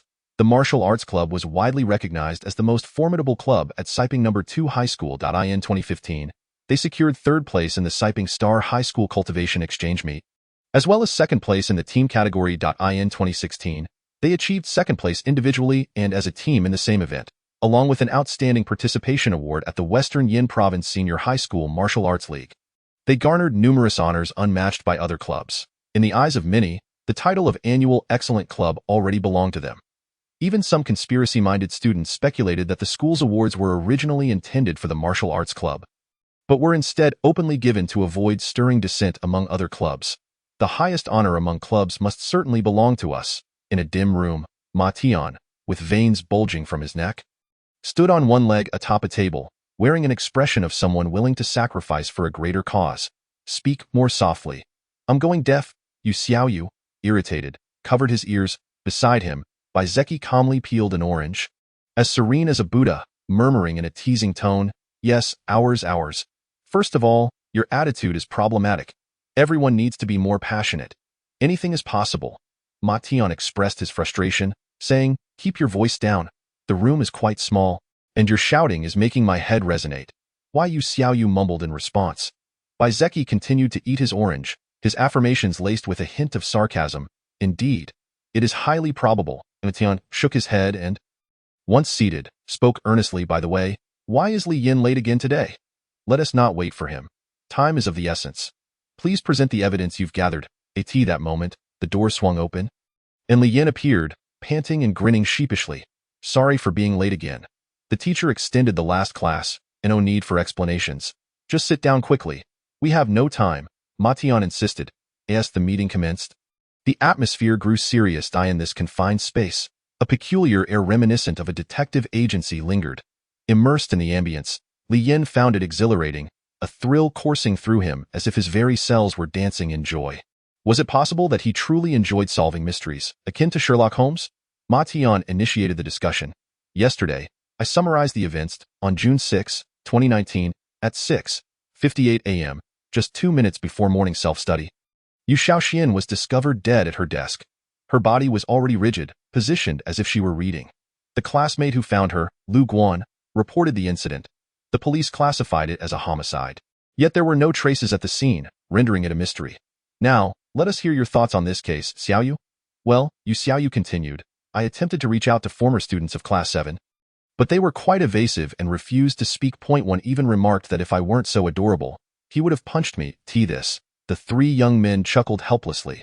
While she was indeed charming, her inadvertent self-praise was eye-roll inducing. Xiaoyu, please get to the point. Ma Tian interjected with a slight cough. Apologies, Yu Xiaoyu replied, then resumed seriously. Despite facing numerous obstacles, I roughly estimated the time of death to be between 5:30 and 6 o'clock a.m. My reasoning is based on the fact that about an hour and a half post-mortem, blood circulation ceases, causing discoloration of the skin. At 7:00 a.m., everyone in Class 7 was present, yet no one noticed anything amiss with the deceased. This implies that her skin color had not significantly changed, leading them to believe she was merely reading. If she had been dead for a longer period, her complexion would have revealed her condition. Despite her youthful innocence, Yu Xiaoyu's deductions were remarkably astute. Li Yin nodded in agreement, and Ma Tian acknowledged her insights by jotting down the estimated time of death on the whiteboard. Did you notice anything? Baizeki? With a slight smile, Baizeki leaned forward, narrowing his eyes, and lowered his voice. What I've discovered might startle you. Wiping his nose, Baizeki elaborated. The deceased was a loyal patron of the dessert shop Aisha across from the school. The group held their breath, anticipating a significant revelation. However, after a brief silence, Baizeki stared blankly and awkwardly asked, "What are you all looking at me for?" "That's it." Hardly a groundbreaking clue, Matian, feeling a headache coming on, leaned back, genuinely concerned about the future of their club. Li Yin shook his head in resignation. That was a bit underwhelming, my friend. Why Yu Xiaoyu crossed her arms, puffing up her cheeks in displeasure, Matian stated firmly. Please refrain from exaggerating when you present facts. Sensing the shift in mood, Baizeki scratched his head and chuckled nervously. Why is everyone so upset? I was just trying to lighten the mood. All right, no more jokes. Actually, he pulled out a pink sticky note from his satchel, placed it solemnly on the table, and pushed it towards the center as if it contained state secrets. Please take a look. This is the clue I found. What is it? The three of them leaned in unison, their expressions transforming into shock as they read the elegant script on the note. A glamorous facade is not what I desire. The defeat within enlightens me. I must take this bold step to end this bittersweet red apple. Shaoxian, June 5. Where did you get this sticky note? Yu Xiaoyu exclaimed, flabbergasted. Yes, how did you come by this? Li Yin echoed, equally astonished. Baizeki, with a hint of pride, replied, some classmates of mine had a few encounters with Yu Shaoxian. They mentioned seeing her often at the Aisha dessert shop, so I decided to visit. They have a wall for messages, which I'm sure you all know about. Go on, Ma Tian urged. Amidst the myriad of messages, I painstakingly found this note. He emphasized the word painstakingly. The note suggested that the writer had resolved to undertake something significant, and with the date being June 5, the day before Yu Xiaoshuan's death, it felt suspicious. Although the note is only signed Xiaoshuan, which is a common name, I strongly believe it was indeed written by her. Furthermore, I suspect her death is closely tied to the red apple mentioned in the note. If we can decipher its meaning, we may uncover the cause of her demise. Applause erupted as Ma Tian stood, nodding in agreement, with Li Yin and Yu Xiaoyu following suit. Despite Baizeki's earlier antics, the clue he uncovered was indeed significant and surprising. Baizeki waved his hands dismissively. Oh, it's nothing, really, just a second later. However, the group fell silent, as if they had forgotten to clap. Baizeki blinked in confusion, prompting Ma Tian to turn to Li Yi and Li Yin. Do you have any insights? Honestly, I feel compelled to speak the truth.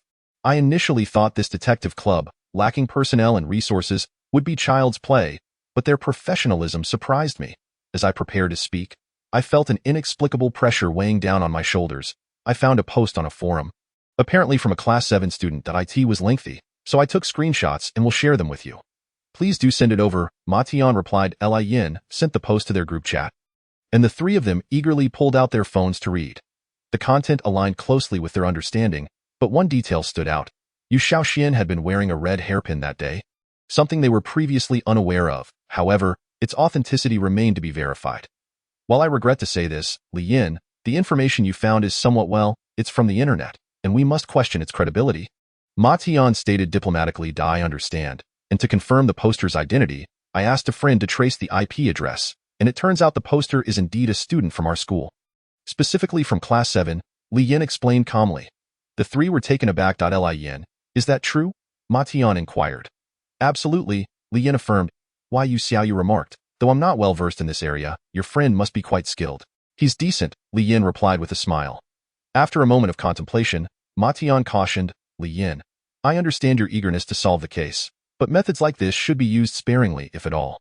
Before Li Yin could respond, Yu Xiaoyu interjected, Captain Ma, your words might dishearten the members.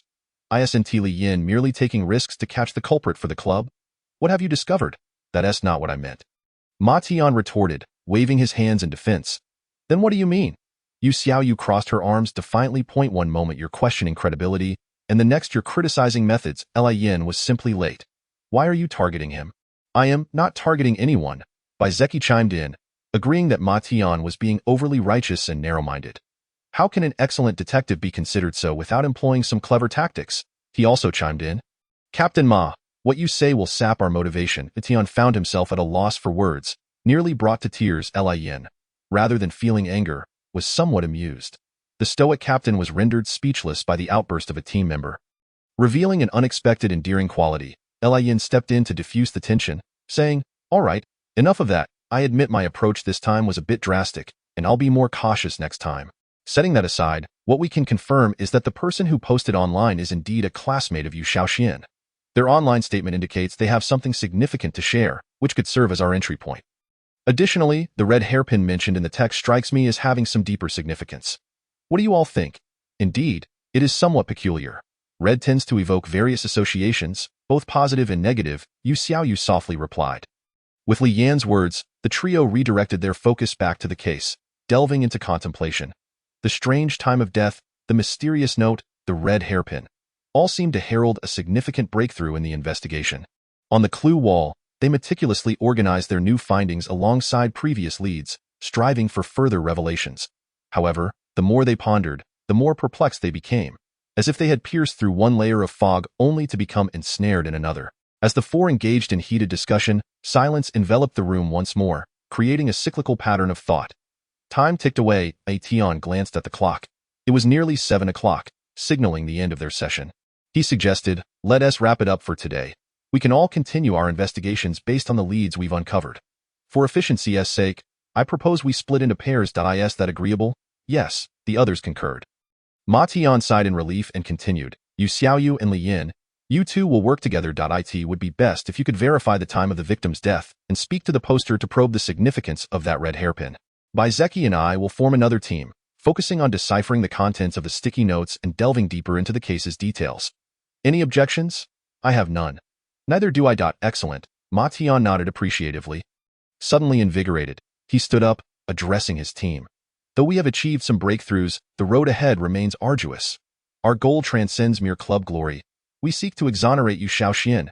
To suffer such misfortune at the tender age of 16 is tragic, and we must do our utmost to bring the perpetrator to justice. That concludes today's activities. Thank you all for your efforts." The detective club session came to a close with Ma Tian's rousing speech. As he bid farewell to his teammates, Li Yin, now burdened with greater responsibility, furrowed his brow as he walked toward the exit. In the detective club, a sense of justice seemed to surge within him. And the case of Yu Shaoxian felt like a personal obligation. Li Yin, not far from the school gate, Peng finally spotted Li Yan's figure, anxiously awaiting, his cheeks flushed, feet stamping against the cold ground. He beamed and waved as Li Yin approached. "You haven't left yet?"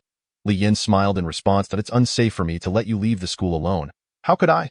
Peng had made plans with Li Yin to walk home together after the club meeting. Wary of being singled out by Lu Huidao, "Then I must thank you. Is your club that small, and the activities last so long?" Peng jested. "What's wrong with my small club? Don't underestimate us. We accomplish significant tasks," Li Yin retorted with a light scoff. "What we do is far more meaningful than your photography club's trivial pursuits." "What do you mean by trivial pursuits? Clarify yourself." The two bantered back and forth as they exited the school gate. "Do you think Lu Hui is just bluffing, all talk and no action?" Peng queried. "No, look over there," Li Yin pointed out. Peng followed his gaze to see Lu Hui squatting by a flower bed. "Skewering meat. Oh no, we should hide," Peng exclaimed, but Li Yin grabbed him by the collar, hoisting him up. "You're really timid and lecherous. Where's your dignity? Stand tall." With a look of grievance, Peng explained, "No, I'm actually a pacifist. We're doomed. P.S. coming." Lu Hui was feeling particularly irritable today, having squandered a hefty number of task points on 5 spins of the luck wheel to no avail. Despite the wheel spinning, luck had eluded him entirely. After 5 attempts, he had only acquired 3 items, with the most useful being a phone. The rest were mere junk, and the 2 best items had been devoured by the system. This left him feeling particularly frustrated, akin to withdrawing 1,000 yuan from an ATM only to receive 100, with no one to complain to, only the helplessness of cursing the heavens. Lu Hui needed an outlet for his frustrations and, spotting Li Yin and Peng, viewed them as perfect targets akin to the duo of idiots from his perspective. After swallowing the last bite of grilled dough from a vendor at the school gate, he stood, tossing the skewer into the nearby flower bed, and began striding toward them. Li Yin noticed Lu Hui approaching with an aggressive gait. A flicker of apprehension crossed his mind. Was he about to be bullied by the school bully? Deep down, He sensed that such a scenario was inevitable in this new chapter of his life. Well, who do we have here? Lu Hui called out. Even the opening line is exactly as I anticipated. Lacking any originality, Li Yin retorted, It's me, Li Yin. After so many years as classmates, can't you even remember my name? Are you perhaps mentally challenged? Shit, I'm not asking your name, of course. I know who you are. Do you understand what it means to be a today? I'm going to beat you into questioning your existence. Lu Hui, enraged by the mockery, clenched his fist and swung. Experiencing this scenario was unexpectedly entertaining. Lu Hui, despite his lack of skill, had one redeeming quality. He didn't procrastinate and was quick to act, which saved everyone time. Seizing the opportunity, Li Yin decided to test the efficacy of his intermediate skill. The flash technique. Step aside. Intrigued, Li Yin shoved He Peng Peng aside, positioning himself to face Lu Hui in a one-on-one confrontation. He Peng Peng, inspired by Li Yin's determined profile, shouted, If we're going to die, let us die together. Shut up, just get out of the way. Lu Hui, I've noticed you've become quite arrogant lately, playing the hero. Let my fist give your face a makeover. Lu Hui unleashed a punch infused with an overwhelming force of 179 segments, aimed straight at Li Yin's nose. Bystanders winced, anticipating that such a blow would surely break the latter's prominent nose. Flash kick. Employing the intermediate skill, it appeared as though Li Yin merely stepped forward. But in reality, he executed several rapid steps, creating a mirage that allowed him to evade his original position, resulting in Lu Hui's punch striking nothing but air. A chorus of astonishment erupted from the crowd, with most believing that Li Yan's evasion was mere luck, though a select few recognized that beneath his unassuming exterior, Li Yin possessed remarkable talent. Upon noticing that they were encircled by a wall of classmates, all eyes gleaming with anticipation as if awaiting the premiere of the finest film, Li Yin couldn't help but smile. It was reminiscent of his school days when any fight was the most captivating news. Unbeknownst to him, he had unwittingly found himself at the center of attention. I never intended to show off, yet here I am, compelled to do so. You've got some impressive moves dodging like that. Lu Hui bellowed, raising his fist for another strike. That moment, He Peng Peng, filled with righteous fury, shouted from the side. Watch out, however. The instant Li Yin uttered that warning, it was already too late. Lu Hui retaliated with a powerful punch, landing squarely on He Peng Peng's right chest. Gasps filled the crowd. The impact contorted He Peng Peng's face as he staggered back several steps before collapsing into the crowd. The onlookers instinctively parted like water, creating a space for him to fall. He Peng Peng hit the ground heavily, groaning, Ouch, my chest, my backside. A single devastating blow. Was this the power of 179 segments? Truly formidable. Among the onlookers were some of Li Yin and He Peng Peng's classmates, who were well aware of the substantial disparity in strength between them and Lu Hui. Yet, witnessing this difference laid bare before them was still astonishing. As Lu Hui retracted his fist, he reveled in the astonished reactions of his peers, self-satisfied as he nonchalantly wiped his nose with his thumb before refocusing on Li Yin. Oh, you've got some moves, huh? Let us see if you can dodge this next one. Having just taken down one opponent, Lu Hui, brimming with confidence, propelled himself forward like a leopard pouncing on its prey, charging at Li Yin with renewed vigor. This punch would be even more powerful. Surely, Li Yin would bleed from this strike. The female students gasped in horror. Some male classmates, filled with a sense of justice, clenched their fists but hesitated to intervene under Lu Hui's intimidating presence. A few senior students, however, wore knowing smiles, as Lu Hui's fierce punch neared Li Yin's nose. A wicked grin spread across his face, poised to unleash his strike. Flash kick. In that fleeting moment, Li Yin moved, his feet acting before his lips could utter a word. With rapid footwork, he swiftly maneuvered from the front to Lu Hui's side, delivering 5 rapid punches akin to bullets that struck Lu Hui's ribs. What transpired? Onlookers barely registered the swift motion, as Li Yin had already changed his position. Lu Hui, seemingly in an advantageous stance, was unexpectedly sent flying. Li Yin's speed was such that when Lu Hui was propelled away, he had yet to retract his triumphant smirk. It was only when Lu Hui felt the cold ground beneath him and the excruciating pain in his ribs that his smile froze, replaced by a profound sense of humiliation and a dread that shattered his worldview. He truly this powerful? Impossible. The surrounding students gaped in disbelief, particularly those who were familiar with Li Yin, feeling as though they had been struck by lightning, paralyzed in shock. Lian's transformation was akin to a harmless little dog suddenly opening its jaws to devour an elephant, an inconceivable shift. Although he Pong felt the sting of his wounds, the scene before him compelled him to stand in astonishment, his eyes wide open as he beheld his brother Li Yan. Lian looked down at Lu Hui on the ground, casually flicking non-existent sleeves and standing with an air of defiance, radiating charisma. "You may bully me, but if you dare to bully my brother, I will not stand for it." A gust of wind swept through, rustling a few fallen leaves, as Li Yin calmly stated, "Lu Hui, I hope you remember today's lesson. I do not seek your gratitude, but remember, repaying kindness with malice invites retribution." As he spoke, several female students let out a collective gasp, akin to fans encountering their idol, their hearts racing and eyes sparkling with admiration. The awe and cheers from the crowd resonated in Li Yan's heart, leaving him slightly flushed, unaccustomed to such attention. "The disciplinary director is coming." Suddenly, a voice rang out from the crowd. Like a wolf among sheep, panic ensued as students scattered. The infamous disciplinary director, Rin Xinxiu, was known as an adversary to students. He would punish not only those fighting but also onlookers. "Let's see who is causing the ruckus." In an instant, a resonant voice cut through the crowd, reaching the ears of the three individuals. He Pong, quick-witted, pulled Li Yin away. "Hurry, we need to go, or we'll be in trouble." Lu Hui hastily scrambled to his feet, glaring at Li Yin as he spat, "Do not underestimate the youth," before disappearing into the throng. Stunned for a moment, Li Yin could only chuckle in disbelief. On the way home from school, a group of girls walked together. "Hey, Wang Yu, can I ask you something?" A lively girl with short hair playfully inquired, revealing her cute canine teeth as she spoke. "What's up?" Wang Yu replied, glancing at her book while walking. "Are you familiar with that guy Li Yin from your class?" The girl with the canine teeth blinked her sparkling eyes. "Li Yin? Why do you want to know?" Wang Yu frowned. "What else? It seems this girl has taken a liking to him." Another girl chimed in with a grin. "What are you talking about?" The girl with the canine teeth playfully nudged her friend. Yet her small face remained lit with amusement. "Oh, I see. You just want to be friends, right? The kind where you can hold hands and kiss, haha," the girl continued teasing. "What are you saying? You're interested in him now?" Wang Yu adjusted her glasses, confused. "You see, you only focus on studying and training, oblivious to everything else. Just now, while waiting for you at the school gate, Li Yin defeated the campus bully. I think he has a strong sense of justice and I just want to befriend him." The girl with the canine teeth covered her cheeks, unable to contain her excitement. "What are you talking about?" Wang Yu, sitting next to Li Yin, was perplexed, fully aware of her desk mate's capabilities. "You say he defeated the bully? Hey, Wang Yu, are you pretending to be clueless? You can't possibly have feelings for Li Yin and are just pretending, right?"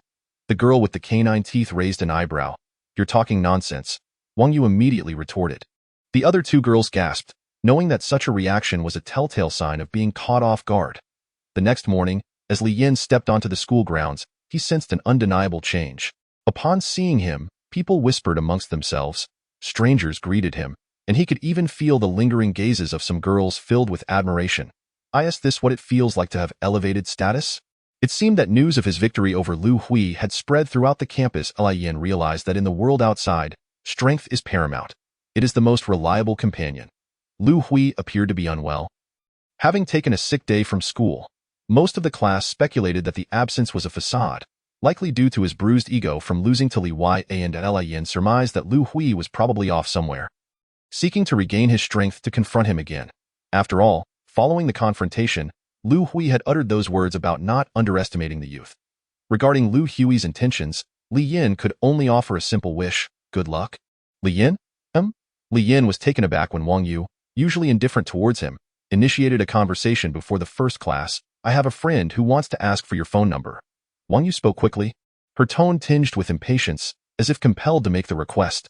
That evening, she had explained at length to her friends, who had grown up in the same neighborhood, that she had no interest in Li Yin, yet had promised the girl with the canine teeth to obtain his contact information. "You want my phone number?" Li Yin raised an eyebrow, surprised that yesterday's encounter had such an effect. A smile crept onto his lips. "Is it a girl? Just give it to me," Wang Yu said, growing increasingly impatient. "You're the one asking for my number, yet your attitude is so rude." "You look quite pitiful," Li Yin retorted dismissively. Wang Yu turned away. Returning to her book, enough chit-chat. Class is starting. During the first class of the day, the mature and composed teacher, Ms. Lu Yang, entered the classroom with a stack of graded papers. The room fell silent, the air thick with anticipation. The stack of papers would significantly influence the students' moods for the day. Even the underachievers hoped for a stroke of luck with a question they had guessed. He pong pong, 23 points, she announced, a palpable tension filling the air. Embarrassed, he pong pong trudged to the front to collect his paper, wishing he could vanish. Lin, feeling empathetic, understood his pain, recalling his own struggles. Next, Lin Feng, 110 points. Most students silently lamented the harshness of Ms. Liu, who had a knack for psychologically manipulating her students. The distribution of papers often seemed random, yet there was a hidden strategy. Low scores were often paired with high scores, magnifying the shame of the underachievers while inflating the vanity of the high achievers. Lu Hui, 13 points, I suppose he isn't here? Wang Yu, 117. Well done. Wang Yu collected her paper with an air of indifference, as whispers of admiration circulated among the classmates. Wow, that's incredible. Just 3 points shy of full marks. As the paper distribution neared its end, most students had lost interest in the remaining announcements, focusing instead on their own results. Du Zhe, 44 points, Lin, 119 points. What? Did the teacher make a mistake? At that moment, every student in the classroom halted their actions and turned to Li Yin in shock. They all knew he sat next to Wang Yu. Yet how could his score exceed hers by 2 points? The satisfaction of achieving a high score is a simple pleasure for a student. With the bells signaling the end of class, Li Yin couldn't suppress his joy, a broad smile lighting up his face. Lin, you ranked first in the class this time. Could you explain some of the questions to everyone afterward? Ms. Liu said with a smile as she handed him his paper. Though her words concealed a sharp edge, of course, Li Yin replied with a beaming smile. If he were merely an ordinary and naive student, he might not perceive the underlying implications in the teacher's words. However, Li Yin, with his experience of 2 lifetimes, understood perfectly that the teacher's statement was a test to ascertain whether his achievements were genuinely his own or merely the result of copying. After the papers were distributed, Li Yin began his explanation. He animatedly discussed the problems on stage, effortlessly switching between pieces of chalk. Each question was not only elucidated flawlessly, but he also presented multiple methods for solving some of them. With the divine code infiltrating a connected laptop, Li Yin calmly searched for authentic answers and problem-solving processes. In front of the students, Lu Yihong usually maintained an air of composure, always wearing a smile that suggested she had everything under control. Yet, at this moment, she concealed her smile at the corners of her mouth, her emotions complex and her astonishment palpable. She found it increasingly difficult to decipher Li Yin. Most students were unable to mask their thoughts. Some stared in disbelief while others were left speechless. More astonishing than the content of Li Yan's explanation was the transformation he had undergone. This morning, upon hearing the news of Li Yan's victory over Lu Hui, many were incredulous in their minds. Li Yin had always been characterized by his lowered head, self-doubt, and even a touch of introversion. Yet now, he stood tall, his eyes bright, his complexion rosy, a complete metamorphosis. He pong pong, overwhelmed by this shocking revelation, shook his head repeatedly, his face beaming as if witnessing a miracle. Why, brother Li Yin, wow, I can't find the words. Regardless, he thought, no longer would he need to ask others for help with homework. Wang Yu felt as if struck by lightning, staring in astonishment at the unfolding events. She discreetly pinched her thigh, the pain evident, yet the reality before her was too hard to accept. Fortunately, Lu Hui was absent today. Otherwise, she might have been driven to the hospital by anger. As the bell rang to signal the end of class, Li Yin concluded his final explanation, setting down the piece of chalk and stretching his stiff shoulders. That's it, everyone understands, right? If you have questions, ask me after class. The room fell silent. Lu Yihong addressed the students. Let us show our appreciation for Li Yan's hard work. Give him some encouragement. A round of applause erupted, with he pong pong clapping the hardest, nearly rising from his seat. As Li Yin returned to his desk, Wang Yu felt her cheeks flush. She dared not look up, feeling a wave of embarrassment wash over her. Li Yin, lost in thought, only focused on the striking score of 119 on his paper, his mind fixed on the idea of sharing the news with his mother when he returned home. She would surely be overjoyed. Friday, for students, was always the most jubilant day. Are we going online later? Before the last class had even begun, he pong pong approached Li Yin to discuss after-school plans. Li Yin was inclined to join but shook his head. Let us talk about it later. He was preoccupied with a troubling matter. The homeroom teacher had just announced a fee of 800 yuan due next Monday for new equipment provided by the school. This so-called new equipment resembled a high-tech device that students could wear like a watch. Its primary purpose was to replace the old method of testing one's strength with a fist. Now, with a mere press of a button, students could ascertain their true capabilities through low-voltage technology. Setting aside the question of the equipment's usefulness, it was clear the school was exploiting students, collecting fees left and right. For Li Yan's family, 800 yuan was a significant burden. He sighed in resignation. He had learned from his phone's notes that his mother earned only about 1,000 yuan a month working at the factory. He knew that if he asked for the money, she would undoubtedly give it to him, but he couldn't bring himself to ask. Where would the money come from, with a daily allowance of just 10 yuan? He currently had a mere 65 cents saved, far from enough. Should he hack into an ATM using the divine code or compromise various payment systems? After some contemplation, he decided against it. Having only scratched the surface of this world, he realized that without sufficient power, it would be unwise to recklessly disrupt the financial systems that had deep-rooted backgrounds. Such actions could invite trouble. See you tomorrow. Yeah, take care on your way home. After school, Li Yan bid farewell to He Pongpong at the school gate. The weight of financial worries had dulled his earlier exuberance, and he boarded the bus home with a heavy heart. Upon arriving home, he found the house empty, with only 2 dishes and a soup covered by a food net on the dining table, accompanied by a note from his mother. Son, I'm working the night shift today. Remember to eat. The few words conveyed a simple yet profound love. It was heart-wrenching. His mother, nearing 50, still worked night shifts. While he felt compassion for her, Li Yan pulled out the paper with his score of 119 and laid it on the table, hoping she would see it, though he couldn't help but feel a twinge of disappointment that she was not there to witness it. Early Saturday morning, Li Yan did not indulge in sleep but rose early instead, as he had an appointment at 8 o'clock and left the house by 7:30. Not 10 minutes after stepping outside, his weary mother, Hao Chunhua, entered the house, having been concerned that her son might still be asleep. As she cautiously entered, she noticed that Li Yan's door was ajar and the room was empty. This boy, has he already gone out, or did he not come home last night? Hao Chunhua sighed, unintentionally spotting the paper on the table. Picking it up, she was taken aback, rubbing her eyes in disbelief before looking again. The bold score of 119 felt like the best reward she could have received.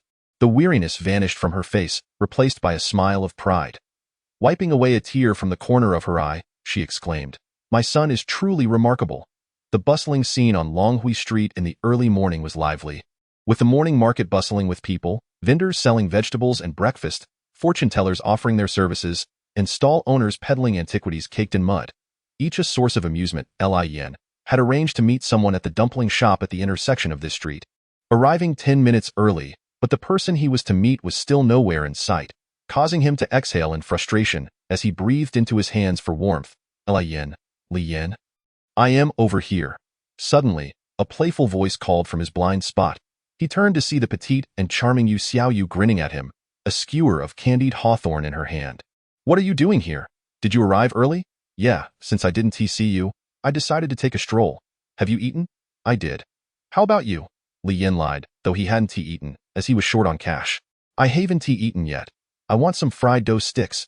Why? Yu Xiaoyu laughed innocently, revealing her pearly white teeth. Li Yan felt like crying. Why did she buy a skewer of candied hawthorn when she hadn't eaten? Reluctantly, he, as the senior, treated her to 5 yuan worth of fried dough sticks and tofu pudding. With only 15 cents left in his pocket, he realized it was just enough for his bus fare back. Thank you, senior. I'm done eating. Let us go. Why? Yu Xiaoyu wiped her mouth, carefree and oblivious to the resentment that flared on Li Yan's face as he paid. The purpose of their visit to this street was to go to the Longhui Street police station, which was handling the investigation into the death of Yu Xiaoxian. They intended not only to submit a note containing new evidence related to the case, but also to inquire about the progress and details of the investigation to see if it aligned with their own speculations. As they walked toward the police station, Li Yan's hunger became unbearable. The enticing aroma of oil cakes, roasted sweet potatoes, and pancake rolls tantalized his senses, testing his resolve. Suddenly, a green flash caught his eye. The divine code activated on its own, alerting him. Infiltrable system detected. Li Yan noted a pattern. Whenever someone like Lu Hui appeared, the intelligent divine code transformed into a fierce hunter, urging him to invade. In contrast, for ordinary systems, such as phones and computers, the divine code acted like a herbivore, lacking interest and requiring manual intervention for hacking. The system's prompt invigorated him. Could another individual like Lu Hui emerge? Would this accelerate his advancement among the top students? With that thought, his earlier frustration over missing breakfast dissipated somewhat. Amidst the numerous stalls along Longhui Street, one stood out for its peculiarity. A young and frail vendor sold nothing but had set up a professional arm wrestling table. With a sign that read, "Secret Technique Arm Wrestling King, lose, and you pay me 10 yuan, win, and I give you 1,000. Note. My strength is only 172. Feel free to test it. If it's fake, you owe me 100,000. The vendor announced loudly, "My strength is 170. Arm wrestling competition, 10 yuan per match, win 1,000. This was intriguing. With a strength of only 170. I can't believe there's any trickery that could prevent my 201 strength from overpowering him. Let us go for it." Among the onlookers, a burly man, freshly emerged from a winter swim and radiating warmth, stepped forward. "All right, let us see what you've got." The vendor, eager and flattering, approached the man. "You understand the rules, right? If you lose, you pay me 10 yuan. If you win, you get 1,000. Of course." As the burly man's hand clasped the vendor's, the crowd murmured. His arm was more than twice the size of the vendor's. They were all curious about the vendor's confidence. With a sharp whistle from the official beside them, the burly man furrowed his brow and exerted all his strength, veins bulging like earthworms. To his astonishment, despite his full effort, the vendor's hand remained unyielding as if crafted from steel. The vendor effortlessly pushed down, and the burly man could not resist. Ultimately, the burly man lost. "Are you really only 172 in strength, bro? I assure you, it's the truth. Thank you, thank you." The burly man was skeptical and, in front of everyone, pulled out the latest portable strength testing device to measure the vendor's strength. To his surprise, the result confirmed it was indeed 172. The burly man, feeling indignant, shook his head and sighed. "The world is vast and filled with wonders. Although I do not comprehend the principles behind your skills, it is indeed a remarkable talent. Here's 50, no need for change, bravo." The stall owner, grinning, accepted the money and shouted to the onlookers, "Is there anyone else eager to try? As you all just witnessed, my strength is merely at 172 segments. If you can beat me in an arm wrestling match, I will reward you with 1,000 yuan. Let me give it a shot." A voice emerged from the crowd. Yu Xiaoyu, astonished, furrowed her brow and exclaimed, "Li Yin, how is this possible? I suspect that man is a ringer." Li Yin, with a faint smile, shook his head. "He is no ringer. That man possesses some skill." They seemed to forget their original purpose and became engrossed in the spectacle. The crowd gasped in disbelief as an elder of the third stage of the Broken Realm, with a strength exceeding 500 segments, was unexpectedly bested by the stall owner, who was merely at 172 segments of the body refinement realm. The elder, baffled, inspected the table and the stall owner, finding no anomalies. He knew he could have easily defeated this man with a single punch, yet he was unable to win in an arm wrestling match, leaving him utterly frustrated as he reluctantly paid and departed to buy groceries. As more individuals attempted the challenge, the number of losers increased, and the stall owner's cash flow became overwhelming. "This is your last chance to challenge me before I close up shop," the stall owner called out once more. At this moment, Li Yin stepped forward. "Huh? Li Yin, you're going to compete?" Yu Xiaoyu asked, her voice rising with curiosity. "Fear not, I have a strategy to counter his technique." The spectators became increasingly intrigued, eager to uncover the stall owner's secrets. However, when they beheld the next challenger, disappointment washed over them. The young man, clearly an ordinary student, exuded no aura of strength. Some even speculated he was foolishly offering his money. "Are you sure you're here to compete and not just to hand over cash?" The stall owner jested, eliciting laughter from the crowd. "Ha ha, how amusing," Li Yin responded with a stoic expression. The stall owner patted Li Yin's shoulder, turning serious. "Are you truly going to challenge me? You wouldn't be embarrassed to go back now, would you?" The young man likely hadn't seen the earlier events. He should hurry back and not make a fool of himself. 10 yuan isn't much, but there's no need to give it away for free. Young scholar. Before Li Yin could speak, the stall owner abruptly shifted gears, seizing his arm, fearful of losing this business opportunity. "Since you're so eager to challenge me, let us proceed, but remember the rules clearly." Li Yin, speaking little, nodded in affirmation and began. With a command from the staff, the arm wrestling competition commenced once more. Red team, contestant Li Yin gently pushed, seemingly using little strength, as if merely flicking a feather. Yet he effortlessly pinned the stall owner down. "What?" The staff, initially poised to declare the stall owner the victor, found themselves at a loss for words, eyes wide in disbelief. "Red? The red team wins? This young man has triumphed?" The onlookers became mute, staring in shock. Yu Xiaoyu gasped, though oblivious to the mechanics behind it. She cheered and clapped her hands. The stall owner, now stiff with shock, felt as if pricked by needles, his entire body tingling. He questioned himself. Is the system malfunctioning? It turned out, this stall owner was the possessor of the system discovered through the divine code. Following the invasion, the system displayed. Arm wrestling invincible system. Host, Guida. System description. Invincible in arm wrestling within 3 realms. It seems rather useless. When Li Yin read the system description, he nearly burst into laughter. This was arguably the most useless system in existence. Little did he expect that the host, Guida, had cleverly exploited this system for deceitful gain. Li Yin made some modifications to the system, adding a condition that the host's arm wrestling strength must be greater than anyone else's, but less than Li Yin's. Let us go again. Guida believed the system had merely dozed off and was malfunctioning, so he quickly tested it with the staff, easily winning, and thought the system had returned to normal. Wait, give me 1,000 yuan, Li Yin said nonchalantly. Though Guida's heart ached, under the watchful eyes of the crowd, he could not renege on the deal. He begrudgingly opened his wallet and counted out 10 bills for Li Yin. How about we make it interesting?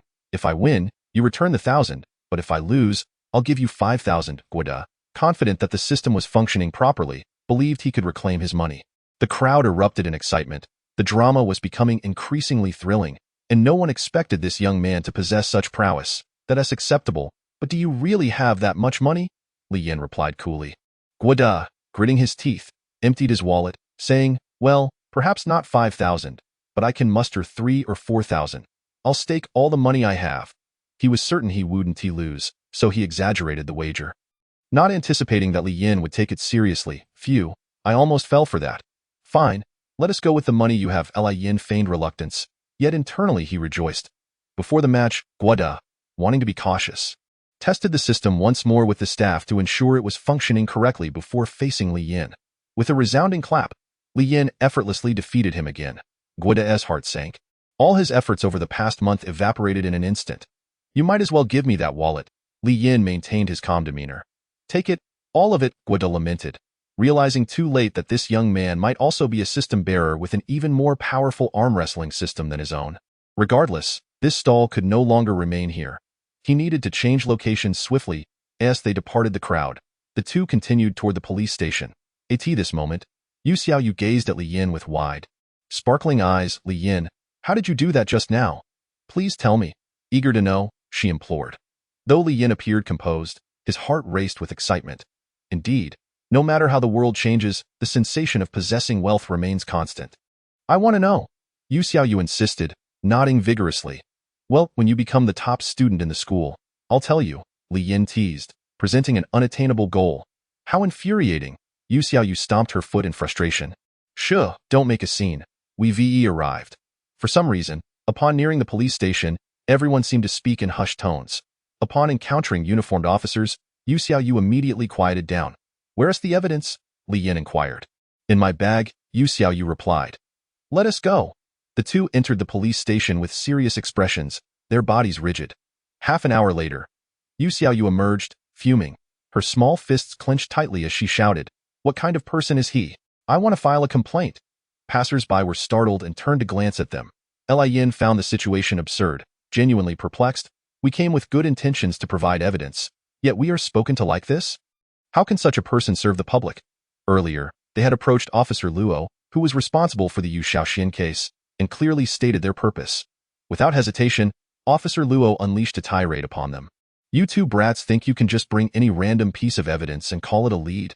This reeks of a prank. Do you think I can arrest you for obstructing justice? With your capabilities, solving a case is as likely as a rooster laying eggs. Utterly fanciful. Now get lost. We'll prove them wrong, Yu Xiaoyu declared, hands on her hips, her pouting lips brimming with emotion. Though visibly angry, her cuteness elicited laughter. Seeing her like a warm winter sun, Li Yin's frustration melted away a little. Don't fret. Later, you can inform the team leader about this situation. What about you? Yu Xiaoyu looked up, her sparkling eyes inquisitive. I have some matters to attend to. I'll head back first. Are you really leaving? Aren't you going to figure out the time of death? You needn't worry about that. I'll handle it. Look, my bus is here. Li Yin, eager to avoid the need to buy lunch later, dashed onto the bus home, disregarding Yu Xiaoyu. His urgency stemmed not only from a desire to save money but also from a need to consume the qualification purification pill he had obtained previously. After a prolonged absence from school, Li Yin realized that being a student was exhausting, and upon returning home, he faced mountains of homework. The weekend offered a moment of respite, and his plan to take the qualification purification pill had already been delayed by a day. He resolved to consume it today, regardless of how busy or tired he felt. Enhancing his strength was foundational. Upon entering his home, Li Yin noticed his mother's shoes neatly placed at the entrance, signaling her presence, yet the house was eerily quiet. Assuming she was catching up on sleep, Li Yin tiptoed into the room, careful not to disturb her, and made a beeline for the bathroom. He locked the door behind him and eagerly retrieved the long-awaited qualification purification pill. Why in the restroom, you ask? He feared causing a mess that would foul the house. If things went awry as he imagined, he could wash it away immediately. According to the description of Liu Hui's system, consuming a single pill can reorganize the practitioner's meridians, achieving the effects of cleansing the marrow and reshaping the bones, thus forging extraordinary bones. This exhilarating description made Li Yin eager to try it. He removed his clothing, hanging it aside, and then sat on the toilet, opening his mouth to swallow the pill, his heart racing with anticipation for the miraculous effects. 15 minutes later, his legs became numb, and he decided to get up. Confused, Li Yin felt an urge to curse. The medicine was not only ineffective, but his legs had also gone numb from sitting. Moving caused a tingling sensation that contorted his face. Sighing, he felt utterly frustrated with the pill. Useless and now causing him discomfort. Li Yin tilted his head in doubt, wondering if it would have a long-term effect. Regardless, he decided to leave. As he reached for the doorknob, a sudden jolt coursed through his body. It was not just an ordinary shock. Li Yin felt his soul, bones, and flesh momentarily separate into two entities, only to rapidly overlap again. His heart began to pound violently, each beat resonating like a thunderous drum. Overwhelmed by dizziness, Li Yin's legs felt weak, and if not for his hand gripping the sink, he would have collapsed. He opened his bloodshot eyes, gasping for air. One hand clutching his chest, feeling the palpable rhythm of his heart's expansion. It was horrifying. Enduring excruciating pain, Li Yin fought against the urge to faint. If anyone had seen him at that moment, they would have screamed in terror and rushed to call for help. Li Yin lay on the ground, his face pale, lips dark, eyes wide, veins bulging on his forehead and neck, as if he were about to explode. Despite his terrifying appearance, a sliver of consciousness remained. The indescribable pain felt akin to giving birth to 100 children simultaneously. Li Yin sensed hundreds of bones in his body incessantly reforming, like an invisible divine hammer forging iron. Time dragged on, and Li Yin had no idea how he endured it in an instant. It felt as if a gentle spring breeze caressed his face, and a clear spring washed over him as the unbearable pain dissipated completely, followed by a sudden clarity of mind. Drawing in a deep breath, Li Yin stood up. Momentarily dazed, he was startled by his reflection in the mirror. His face was covered in purple-black scabs, with only his eyes blinking innocently. Looking down, he was astounded by the sight of a pool of black blood, reminiscent of a murder scene, emitting a foul odor. Realizing the reality of his situation, Li Yin smiled inwardly, confident that his choice had been wise. Thankfully, he had refrained from consuming the qualifying cleansing pill at school, as it could have caused chaos. While bathing, he carefully felt the changes in his body. Noticing a distinct improvement in his height, he sensed he had grown 3 to 4 centimeters, now standing between 1.72 and 1.80 meters tall. His physical condition felt significantly enhanced, as if his muscles and bones had been tempered 1,000 times, becoming sturdier. Feeling his arms and legs, Li Yin realized they had transformed from bronze to steel. He was certain that his strength had notably increased. Not only physically, but his mind also felt sharper and more agile. Previously, he had only a superficial understanding of the 4th-level high school foundational skills. But now, upon reflection, he grasped the techniques with newfound clarity, his comprehension having ascended to a higher level. Dressed in fresh attire, Li Yin returned to his room, unable to resist throwing a few punches into the air. His movements swift as lightning. To his astonishment, he realized his dynamic vision could now track the speed of his punches. If he weren't at home, he would have almost shouted in excitement. Adding to his delight, Li Yin retrieved the waist pouch he had won that morning and began counting the money with eyes glimmering like crescent moons. 100, 200, 300. As his fingertips brushed against the bills. Inhaling their unique scent, Li Yin felt a surge of joy. After counting, He found a total of 5,832 yuan, a modest sum of capital, gazing at the desolate, withered branches outside his window. He sincerely remarked, "Things are looking up." 18 noon, upon waking, Hao Chunhua greeted Li Yin with a warm embrace. Remembering the near-perfect score from the previous day, she felt immense pride. "Oh, my son, you truly make your mother proud. How foolish I was to think of sending you to that rundown factory. My son is destined for a prestigious university and a bright future. Don't overexert yourself. Make sure to rest when you can. And don't take on extra shifts," Li Yin observed his mother, her hair half gray and half white, appearing much older than her 40-some years, and he felt a pang of heartache. "Is it just me? Or have you grown taller?" Hao Chunhua exclaimed, her eyes sparkling with joy. Li Yin feigned ignorance, scratching his head. "Really? Have I? Indeed. Your sleeves look shorter. Tomorrow, when I have the day off, we can go shopping for some new clothes. Look, I'm almost a head and a half shorter than you now. Who shops for clothes anymore? Online shopping is cheaper than stores. You should buy yourself some clothes. Don't worry about me. I've been saving my allowance." "How much can you really save with an online shop where you can't even touch the items?" "Fine. If you want to shop online, I'll give you the money. Let's not talk about that now." "Mom, I'm hungry." Li Yin quickly changed the subject. Although he wouldn't disclose his recent winnings to his mother for fear of alarming her, he intended to subtly lessen her burdens. "You're hungry? All right, I'll cook for you right away." Li Yin enjoyed a rare moment of tranquility over the weekend. After savoring a delicious homemade meal, he felt a slight drowsiness, unburdened by the thought of afternoon classes. He lay on his bed, playing with his phone, and eventually succumbed to sleep in the warm embrace of his blankets. Assignments could wait until tomorrow. He was awakened by the relentless vibration of his phone. Who could it be? On a weekend, grumbling in annoyance, he opened his heavy eyelids to see a call from He Pongpong. "That guy," he chuckled. "I knew it." However, just as he intended to answer, the call disconnected due to time expiration. After taking a few moments to gather himself post-sleep, he prepared to return the call when another call came in, this time from Baizeki. "Huh? What does he want?" Upon answering, the voice on the other end urgently shouted. "It's bad. The captain has been beaten." "What? We're in Class 7. Don't come alone." "Class 7? That's where Yu Shaoxian is in second year." Before Li Yin could clarify his questions, Baizeki abruptly hung up, bewildered and sensing a rising urgency. Li Yin hastily redialed, only to find the line dead. What on earth was happening? Li Yin couldn't fathom why. On a perfectly fine weekend, Ma Tian and Baizeki ended up in Class 7 and got into a fight.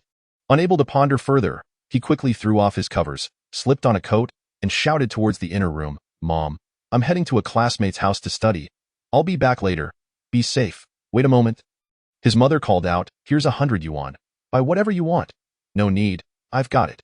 Not waiting for his mother to emerge, Li Yin dashed out the door.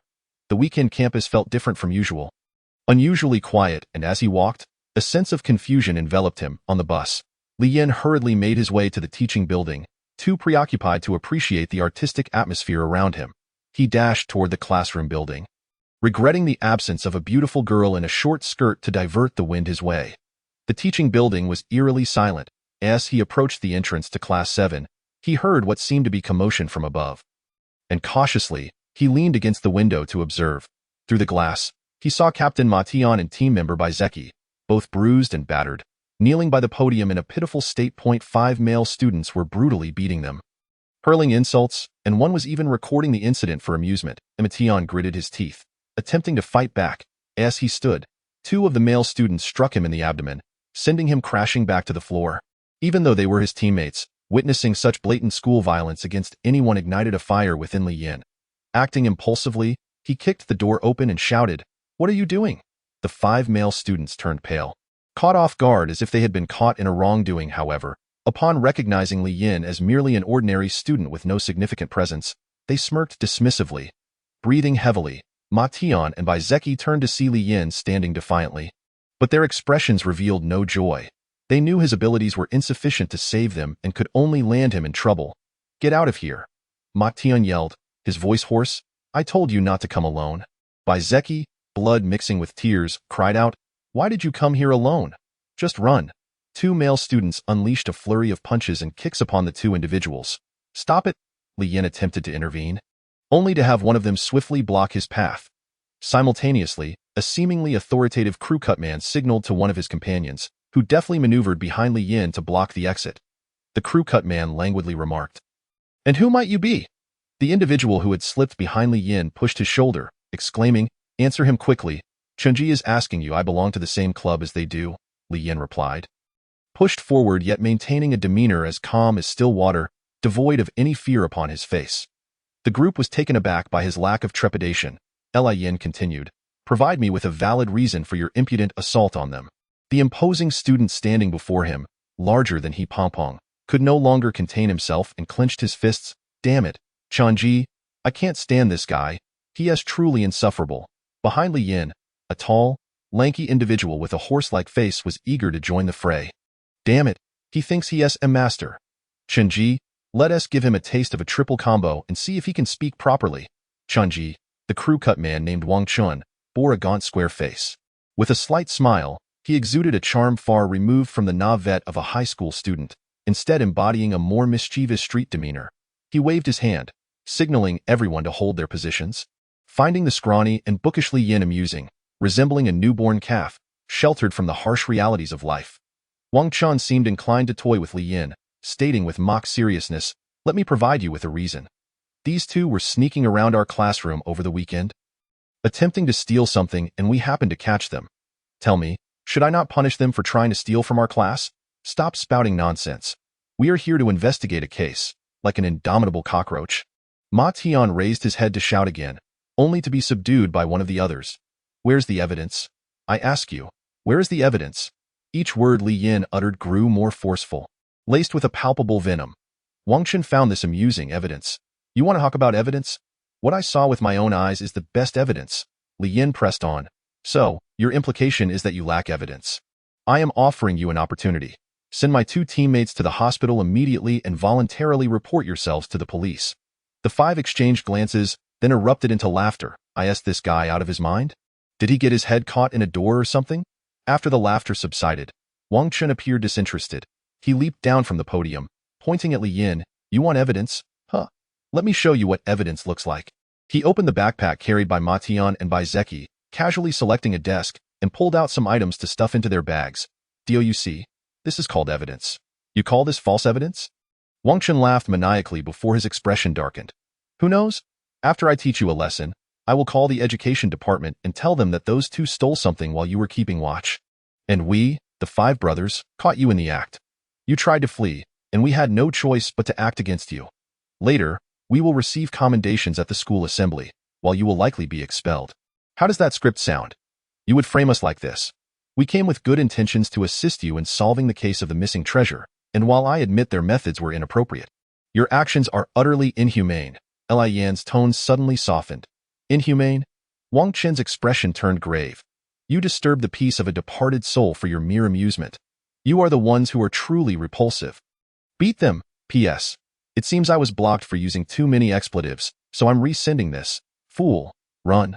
Ma Tian, who looked battered and unable to move, summoned an unexpected strength and shouted at Li Yin. Knowing full well the ferocity of his opponents, among the five, two had strength levels exceeding 175, while two others surpassed 180.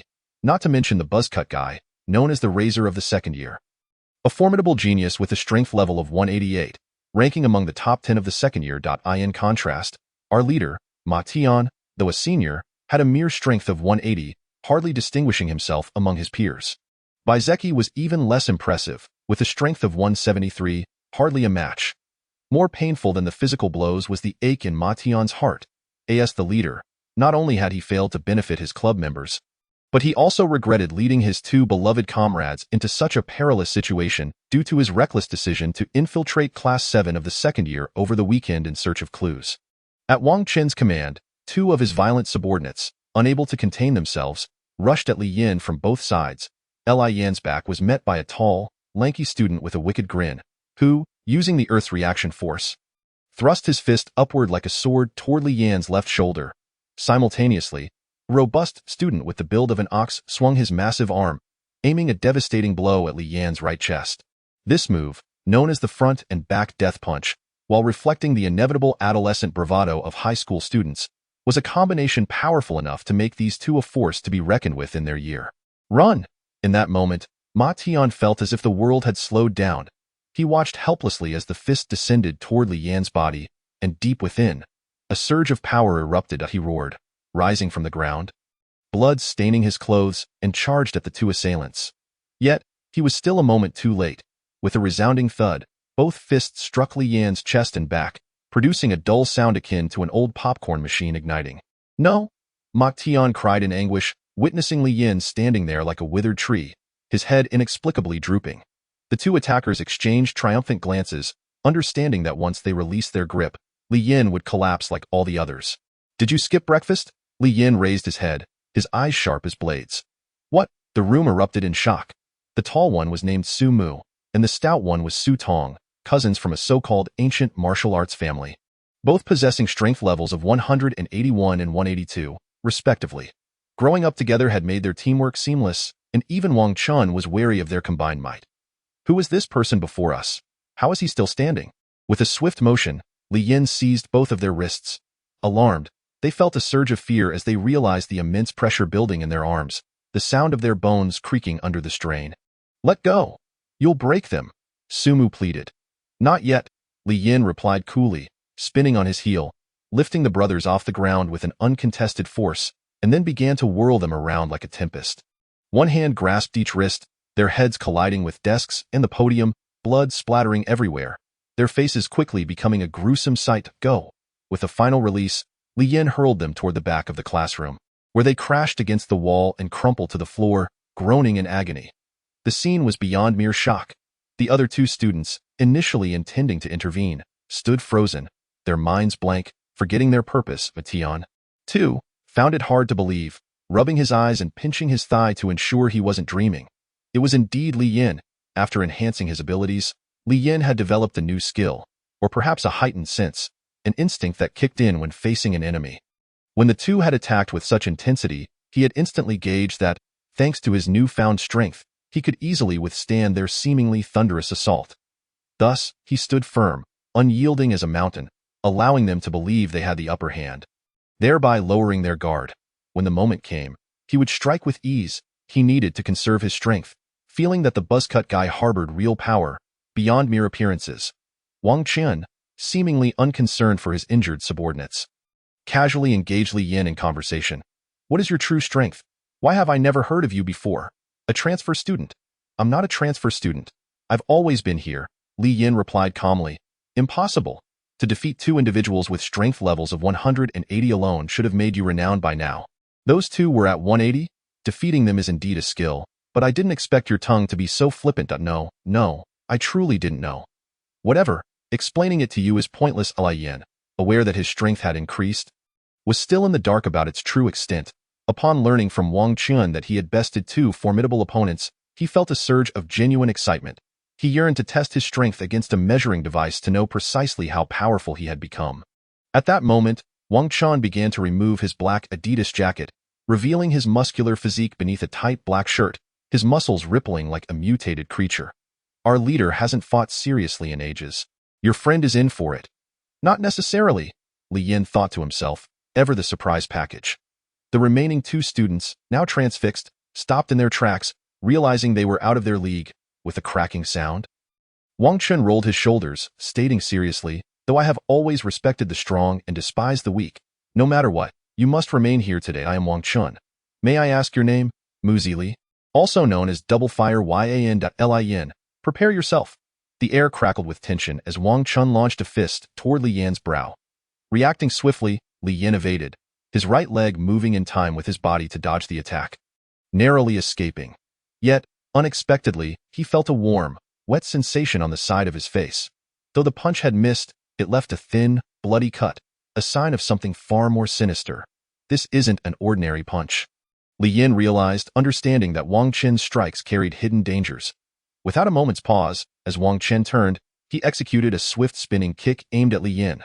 Crossing his arms defensively, Li Yan stepped back, avoiding the attack, but the force of the kick created a whirlwind that sent him staggering backward, toppling several desks before coming to a halt. The gust carried with it countless sharp blades that sliced through his clothes and skin. "Is this a technique? Wind blade?" he pondered, but there was no time to dwell on it. Wang Chun pressed the attack, propelling himself forward with a powerful kick aimed squarely at Li Yan. With a surge of determination, Li Yan chose not to evade. Instead, he counterattacked. He blocked the opponent's punch with one hand, enduring the sharp pain as his skin was cut, while his other fist surged forward. Wang Chen, with his free hand, attempted to defend, but unexpectedly, his opponent unleashed a relentless barrage of punches, akin to a pile driver, swiftly breaking through his defenses. The speed of such strikes was indeed uncanny. Li Yan's fist struck Wang Chen's chest like a stone, forcing him to stifle the urge to vomit, and he retaliated by kneeing Li Yan's abdomen. Sensing this intention, Li Yan quickly withdrew his other hand to block. In truth, this kick was merely a feint from Wang Chen, who then unleashed a full-force punch. Li Yan, quick-witted, was already prepared and tightly clenched his other fist, swinging it with great force. Their arms intertwined, with Li Yan's fist connecting to Wang Chen's left cheek and Wang Chen's punch landing on Li Yan's right cheek. Chaos erupted in the center of the classroom. Wang Chen crashed heavily against the back wall, while Li Yan, equally affected, sent the podium crashing into pieces before colliding with the blackboard. Nearby, 2 male students and Ma Tian were left in shock, their jaws practically hitting the floor, and this was no exaggeration. Wang Chen practiced wind-based martial arts, prioritizing speed, while Li Yan was also adept at swift maneuvers, both embodying the essence of speed in the eyes of the three. Their brief exchange resembled a kung fu film played at an accelerated rate. The clash of fists and feet was filled with intricate detail. Within moments, the victor was determined. Was this truly the nature of combat among masters? Panting heavily, Wang Chen cast aside books, bench legs, and other debris, struggling to his feet. Li Yan, emerging from the splintered wood shavings, also rose, swaying unsteadily. Both their faces bore red marks, with blood seeping from the corners of their mouths. Wang Chen, grinning madly, exclaimed, "You're not too shabby yourself." Since his arrival, Li Yan had encountered an opponent he could deem formidable. If you can withstand this strike, I, Wang Chen, shall let you off today. With a tearing sound, Wang Chen ripped off his tattered black bodysuit, his muscles swelling as he became engulfed in a whirlwind, a tornado ascending from his very being. The piercing wind howled in his ears, and debris danced in the air. Even heavy desks were overturned. Such a terrifying display sent Ma Tian and the other 2 male students scurrying to a corner of the classroom, huddling together in fear. This wind, conjured out of thin air, was not a mere manifestation of the mundane. It was the manipulation of spiritual energy belonging to the extraordinary. Ma Tian stammered, turning to Li Yan, who faced this onslaught with a grim expression, his hands trembling uncontrollably. What to do? Ma Tian hastily reached for his phone to call for help, only to have it snatched away by another student. You are a worthy adversary. This technique, consuming my vitality, breaches the boundaries of the body and enters the extraordinary realm. 100 winds striking fist is beyond your capacity to withstand. Prepare to receive it. The immense gale coalesced around Wang Chen's right fist, and with a tremendous swing, he unleashed it, a sharp spiral vortex erupting from his fist. The tempest howled as it swept through, loosening tiles and fracturing the floor beneath. The speed was too great to evade, and any defense would surely result in injury. The only recourse was to counter with equal force. To an observer, Li Yan's trembling hands seemed to be a natural reaction to fear, yet they were not. His hands were continuously executing swift punches, merely withheld, resembling a gathering of energy. This tactic had arisen in the heat of battle. His enhanced aptitude had granted him insights into his swift techniques. Li Yan mused that each time he held back his punches, accumulating the momentum of countless strikes, the eventual release would yield astonishing effects. Thus, to the onlookers, his hands appeared to tremble in fear. Yet in reality, they were brimming with energy, pulsating at a frequency dozens of times greater than mere trembling. The wind tousled Li Yan's hair, stinging his face, yet he remained steadfast, with only his fists quaking at his sides. Their surroundings warped by the heat generated from friction. Just as Wang Chen's fateful punch was about to connect, Li Yan sprang into action, creating a greater commotion than his opponent's strike. As he flew forth, the wooden podium shattered beneath him, and from his unleashed fist emanated a colossal shadow, formed from the convergence of hundreds of fists. Wherever it passed, tiles shattered, and the ceiling crumbled. What technique was this? In the whirlwind, Wang Chen's heart raced with shock, yet he felt the pressure mounting and steeled himself. Ma Tian and the 2 male students trembled, their hair standing on end, paralyzed with fear. Meanwhile, Su Mu and Su Tong, who had long been awake, feigned unconsciousness upon witnessing such chaos. With a thunderous crash, the impact generated a colossal shockwave that shattered every window in the classroom, sending debris flying like bullets against the walls. while desks tumbled and piled up. The deep rumble resonated from the classroom into the corridor. Emma Tian and the other two students, along with Su Mu and Su Tong, found themselves buried beneath the desks. Though their lives were not in peril, they were momentarily trapped as the dust settled.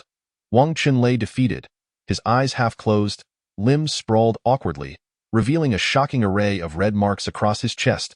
Li Yin stood victorious, though not without consequence. His shirt was torn into strips, his skin marred with tiny bloodstains, and his arms were smeared with a purplish hue from exertion. He gasped for breath, feeling faint, on the verge of collapse. Yet the swelling around his right eye finally revealed a smile, surprised by the unexpected potency of his last-minute maneuver. You won, Wang Qin weakly uttered. Li Yin cast a meaningful glance at him. Your violent treatment of our club members suggests you believe we would disrupt the peace of a departed soul in pursuit of mere interest, showing a lack of respect for the deceased. However, I assure you, we are earnest in our endeavors. But that you cannot prove that Xiao Xian's death was unnatural, can you? It's all mere conjecture. Wang Chun retorted, his mind in disarray, rattled by the implications. I am unaware of the reasons the school has silenced you. But Li Yin abruptly tore a piece of tattered cloth from his person, returning to the shattered podium, clearing away the wood shavings to reveal a red hairpin. Wang Qian, suppressing his pain, lifted his gaze and gasped at the sight. That is not Xiao Xian's hairpin. How could it be here? Are you certain it belongs to her? After the battle, Li Yan's casual glance had uncovered this object. It seemed to stir Wang Qin's painful memories, causing his cheeks to twitch. Had it not been for our fight and the destruction of this podium, we would not have discovered this evidence. As for why this hairpin lay beneath the podium, further investigation is required. Why is it here? Why is it here? Wang Qin's mind spiraled, overwhelmed by the suggestion. Are you implying that Xiao Xian was harmed, that she was killed? His gaze lost focus, a hint of madness creeping into his expression as he surveyed his surroundings. The school clearly stated. Pull yourself together. What did they say?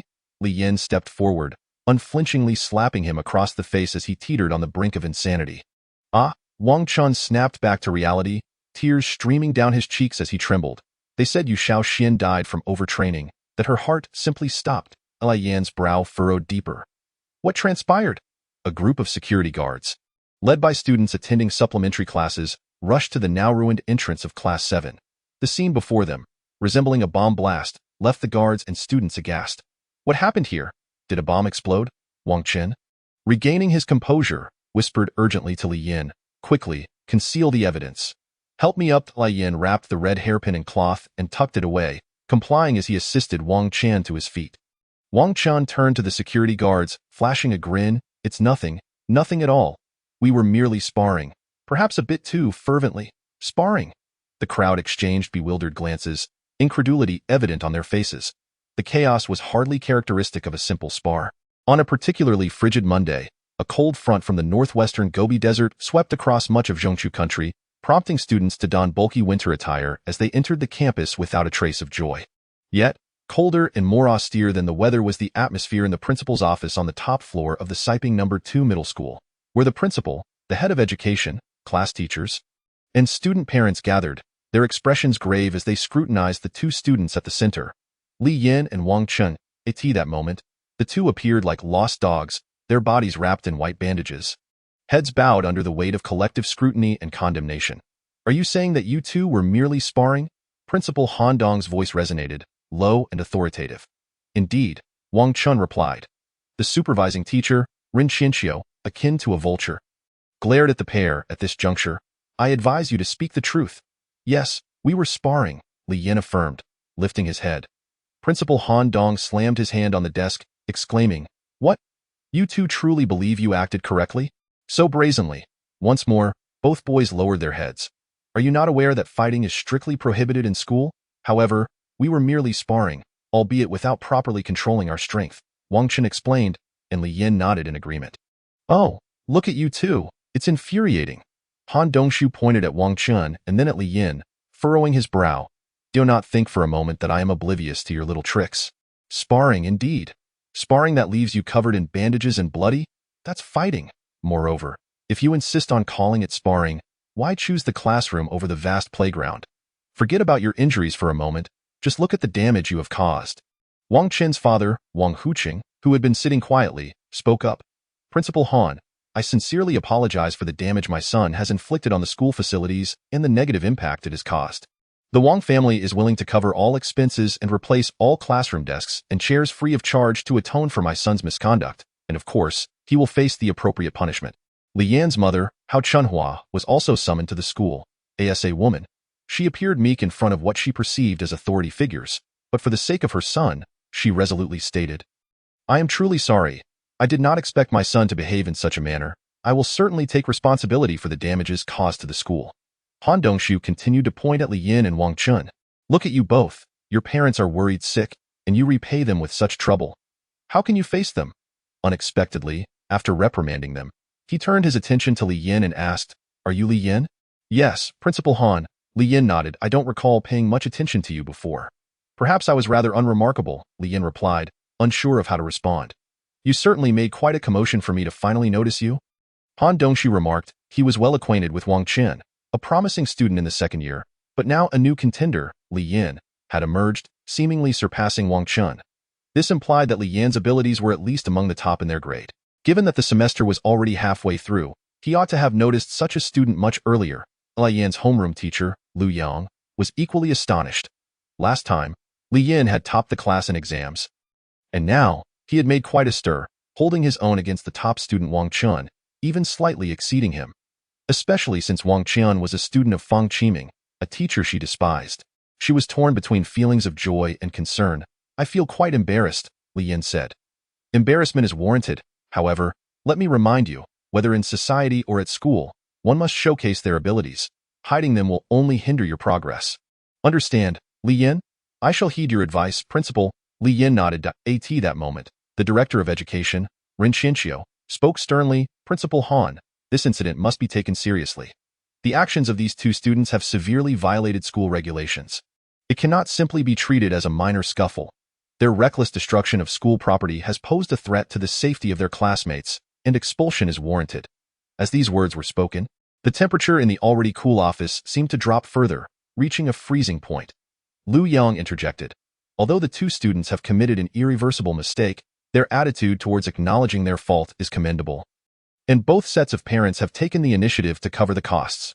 They have certainly realized the gravity of their actions. Punishment is necessary, but expulsion is excessive. Fang Qiming added, as homeroom teachers, we share some responsibility as well. We have failed to manage our students properly and cannot place all the blame on them. Their mistakes are undeniable, but if they can amend their ways, it is a great virtue.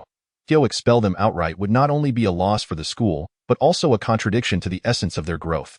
Han Dongshu leaned back in his chair. His expression darkened as he contemplated the appropriate punishment for the two students.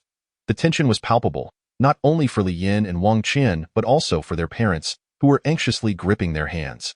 After a long pause, Han Dongshu declared, 3 days of suspension, go home and reflect on your actions. Upon your return, you must submit a 10,000-word reflection and read it before the entire school. Instantly, the atmosphere lightened as Li Yin and Wang Qian exhaled in relief. Their parents too feeling a wave of relief. As long as they were not expelled, everything was bearable. In the restroom, Li Yin and Wang Chun met privately for the first time. After their previous altercation, they now exchanged smiles. I'm sorry, Wang Chen said. What is there to apologize for?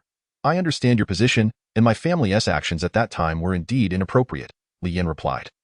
Wang Chen pulled out 5 small blue crystals, each the size of a business card and the thickness of a coin. Here, 6 level 1 energy crystals. Though it may not be much, it is within my means. Consider it my compensation to you. What are you doing? No, Li Yin exclaimed. To be honest, it was the first time he had seen physical energy crystals, having only seen them online. He knew they were expensive, each worth about 1,000. Take them. Each of you 3 can have 2. Absorbing the concentrated energy within will greatly aid in your recovery. Seeing Wang Qin's sincere expression, Li Yin did not refuse and accepted the crystals, saying, I will pass them on to the others. Please, take care of that case. Make sure to find the culprit. Wang Chen clenched his fist unconsciously, his face trembling as he fought back tears. Li Yin had long noticed Wang Chen's special feelings for Yu Shaoxian and was surprised to see such a masculine classmate display such vulnerability. We will do our utmost, he assured. After the incident, both parties tacitly chose to keep silent about the clue of the red hairpin, not informing the school. given the school's previous tendency to brush matters under the rug with flimsy excuses. Revealing this information would only obstruct the investigation. The school gate. How Chunhua and Wang Qin's father met. How Chunhua repeatedly apologized, while Wang Chenghu appeared cheerful, dismissing her concerns. My child is the one who has made a bigger mistake. He has always had things easy. Perhaps this confrontation with your son was a blessing in disguise. Besides, the current generation of students lacks the vigor of ours. In our day, it was common to end up bloodied after a disagreement. What kind of boy lacks that spirit? Do not worry, Li Yan's mother. Your child is perfectly fine. Regarding the school compensation, you need not concern yourself. Wang Chenghu had done his homework before arriving, discovering that Li Yan came from a single-parent household. With his mother working at a mechanical factory, living a modest, if not impoverished, life. In contrast, his family had been in business for generations in Siping, making the compensation a trivial matter. This is unacceptable. I cannot allow you to incur such expenses. How Chunhua insisted. Absolutely, it is quite all right. Wang Chenghu whispered conspiratorially, I must say, you have raised a fine son. He will undoubtedly achieve great things in the future. You can repay me later when you are enjoying the fruits of your labor. Wang Chenghu spoke true words, fully aware of his son's privileged upbringing, while Li Yan had grown up under challenging circumstances. According to his son's account, Li Yan had narrowly triumphed over him, a testament to his exceptional talent. Before accepting punishment and leaving the campus, Li Yan sought out his homeroom teacher, Lu Yang, not only to express his apologies for the trouble caused, but also to remember that he needed to pay 800 for the portable high-tech device provided by the school. However, when Li Yan presented the money, Lu Yang gently pushed his hand back, her voice soft yet resolute. No need. Consider it a gift from your teacher. This seems inappropriate, Li Yan exclaimed, wide-eyed in disbelief.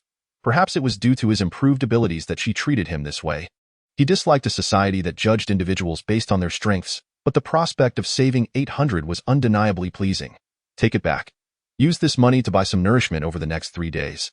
I expect to see you full of energy when you return, not wrapped in bandages. All right. Thank you, Teacher Lu. I will take my leave now. Go ahead. Watching Li Yan's retreating figure, Lu Yang sighed quietly, reflecting on how she had previously overlooked this student, focusing instead on those who excelled academically. Yet her efforts had not yielded the desired results. Her class's average performance had lingered towards the bottom of their grade. The top 3 students, Wang Yu, Lin Fengxing, and He Qingshan, had only managed a score of 184, which, while commendable, placed them outside the top 5 in more competitive classes. She recognized that her class lacked a standout talent to lead them. Ironically, this talent was none other than Li Yan, a student she had never truly noticed. In moments of unguarded joy, guilt inevitably crept in. Whenever she had looked into Li Yan's eyes, she had averted her gaze. Aware of his challenging background, she felt compelled to offer him assistance, wanting to alleviate the guilt of having stumbled upon a gem without effort, hence she had covered the cost of the device. Lu Yihong suddenly pressed her forehead, pondering why she hadn't asked Li Yan to test Duanli in her presence. What indeed was his strength? During these 2 days of recuperation, the question Li Yan yearned to explore was the extent of her own prowess. Yet she had found no opportunity to delve into it that moment. He toyed with what appeared to be an ordinary electronic watch, this so-called high-tech device, gazing at the fervent promotional text on the packaging, questioning internally whether this contraption could truly measure Duanli with precision. Why not give it a try? Li Yan strolled towards the classroom, having been absent for 3 days and needing to collect some useful books to study at home. He donned the device on his wrist like a watch, feeling its icy touch. System is starting. Operation successful. It wasn't even a touch screen. It seemed woefully out of date. Co-operated. Li Yan had to press the minuscule button beside the dial, which was rather inconvenient. After some fiddling, he finally selected the strength test option, his anticipation mounting as he pressed it decisively. Testing in progress. Li Yan felt a faint electric current emanating from the bottom of the dial. He was unclear about the machine's principles. The manual stated it emitted harmlessly weak F-wave currents that could assess muscle density, bone density, and spiritual energy saturation to gauge the user's strength level with 99% accuracy. To be frank, it sounded quite mystical. If this truly succeeded, he might witness a technological revolution. Test successful. User's Duanli is 189. 8th stage of body tempering. Persevere further. It really worked. Could it be a hoax? Staring at the coin-sized screen, Li Yan's mind was bombarded by the array of numbers. 189. Once upon a time, achieving 180 had been his lofty aspiration, yet now he had leapt to 189. The sudden happiness left him speechless with laughter. He had anticipated his strength to be around 185, leading him to not only underestimate Wang Qin but also himself. Upon returning to the classroom, inexplicably, he felt a rising anxiety as he drew closer to his class, akin to the shame of confronting peers after a misdeed. However, as soon as he stepped through the doorway, Lian is back. The familiar voice of He Pengpeng greeted him, followed by a chorus of enthusiastic cheers and even resounding applause. His return felt less like that of a transgressor and more akin to that of a hero. He had triumphed over the formidable Wang Qin, whose Duanli stood at 188. Truth be told, Class 28 had long been a humble cog in the vast ecological chain of their grade, largely due to the absence of a central figure akin to an unwavering anchor. Mention Class 1, and one recalls the strongest, Guanwen Hao. Class 3 evokes memories of the class madman, Yi Huanqing. Class 7 brings to mind the fierce Wang Chun. The news of Li Yan's victory over Wang Chun had already spread throughout the campus. Now, when one spoke of Class 28, they would recall the newly crowned king, Li Yan. Being a student of Class 18 conferred a sense of pride, embodying the collective honor. As Li Yan retrieved his books at his desk, his classmates, already aware of his injuries from the recent battle, approached him to offer their condolences, snacks, and small gifts. Yet, Wang Yu remained silent, head bowed, engrossed in her book, her body tense and strained with anxiety. Only when Li Yan finished gathering his books and approached the classroom door did she subtly lift her gaze, stealing a glance at his retreating figure. The only source of guilt for Li Yan regarding the recent events lay in the concern it had caused his mother. Hao Chunhua, however, she had refrained from mentioning it over the past 2 days, continuing her routine of preparing meals and going to work. Yet, Li Yan detected a hint of unease in her worried eyes. He did not want her to think he had strayed onto a reckless path, using his newfound strength to engage in fights. On his way home, he said to her, "Mom, I'm sorry." To his surprise, Hao Chunhua smiled and replied, "Son, there's no need for you to apologize. This world is indeed harsh. One does not provoke others unless provoked. However, if someone dares to bully you, you must stand up for yourself. You've done nothing wrong, and I am proud to witness your growth and strength." Li Yan was momentarily taken aback, not expecting his seemingly gentle mother to possess such fortitude. A genuine smile spread across his face as he playfully remarked, "Mom, you're the best. Look at you, still so sweet even at your age. What do you want for lunch? I'll make it for you." Back home, while waiting for dinner, Li Yan retrieved the level 1 spiritual energy crystal that Wang Chun had given him and searched online for its usage instructions. For personal use, it needed to be warmed in the palm of his hand, where it would automatically release its rich essence through the skin for absorption. If combined with a mental technique, the absorption efficiency would be even greater. Its primary function was to replenish depleted energy and promote recovery from injuries.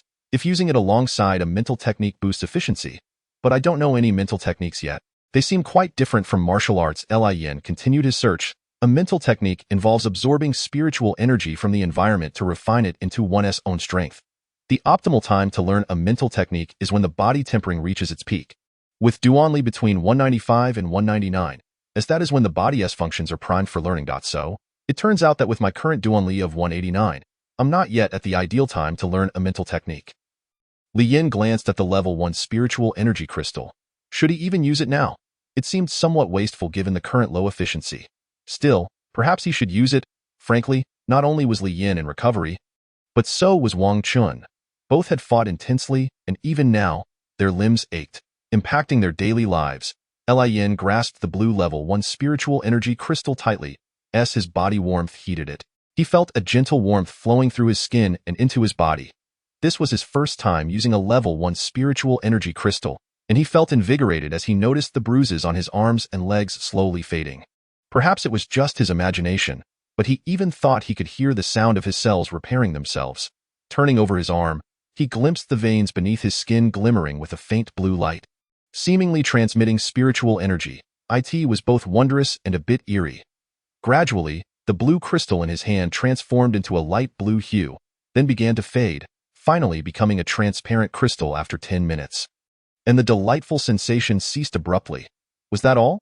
Li Yan chuckled in disbelief, shaking his head. 1,000 yuan for just 10 minutes? It feels like my body has only just begun to recover. Nevertheless, as he stood and moved about, he still experienced remarkable benefits. Though some areas remained slightly swollen, he felt significantly better than he had 10 minutes prior. The cost of use was indeed steep. Little did he know, after using it, He realized the allure of the 30 yuan reward for the level 1 spiritual energy crystal from the highest club was quite tempting. After lunch, though Li Yin was still recovering, he visited Ma Tian and Bai Zeki at the hospital, delivering 2 level 1 spiritual energy crystals from Wang Chun as an apology. With Li Yin's explanation, they understood Wang Chun's unique feelings toward the deceased and recognized the fabricated reasons provided by the school, which had led them to perceive Li Yin and his friends as disrespectful to the deceased, prompting them to act violently. Ma Tian and Bai Zeki expressed their understanding. Simultaneously, Ma Tian reflected deeply on his behavior that day, acknowledging it had been somewhat inappropriate. However, what puzzled them was how Li Yin had become so strong. Ma Tian had observed the entire encounter, while Bai Zeki had fainted. Still, upon hearing Ma Tian embellish the subsequent events, Bai Zeki was astonished, nearly reopening his wound. Li Yin's ability to weave tales had evidently advanced. He had stumbled upon numerous real stories online about sudden breakthroughs and the awakening of hidden talents, suggesting he might be a latent genius whose abilities had only recently come to light. When the hospital room was empty, the three exchanged knowing glances, like secret agents in a covert operation. With one closing the door while another drew the curtains, all huddling together on a dimly lit bed. "I've discovered a new clue," Li Yin whispered, while Ma Tian and Bai Zeki remained expressionless, as if struck by lightning. "What is it?" Ma Tian asked in a hushed tone, while Bai Zeki held his breath. "Knock, knock."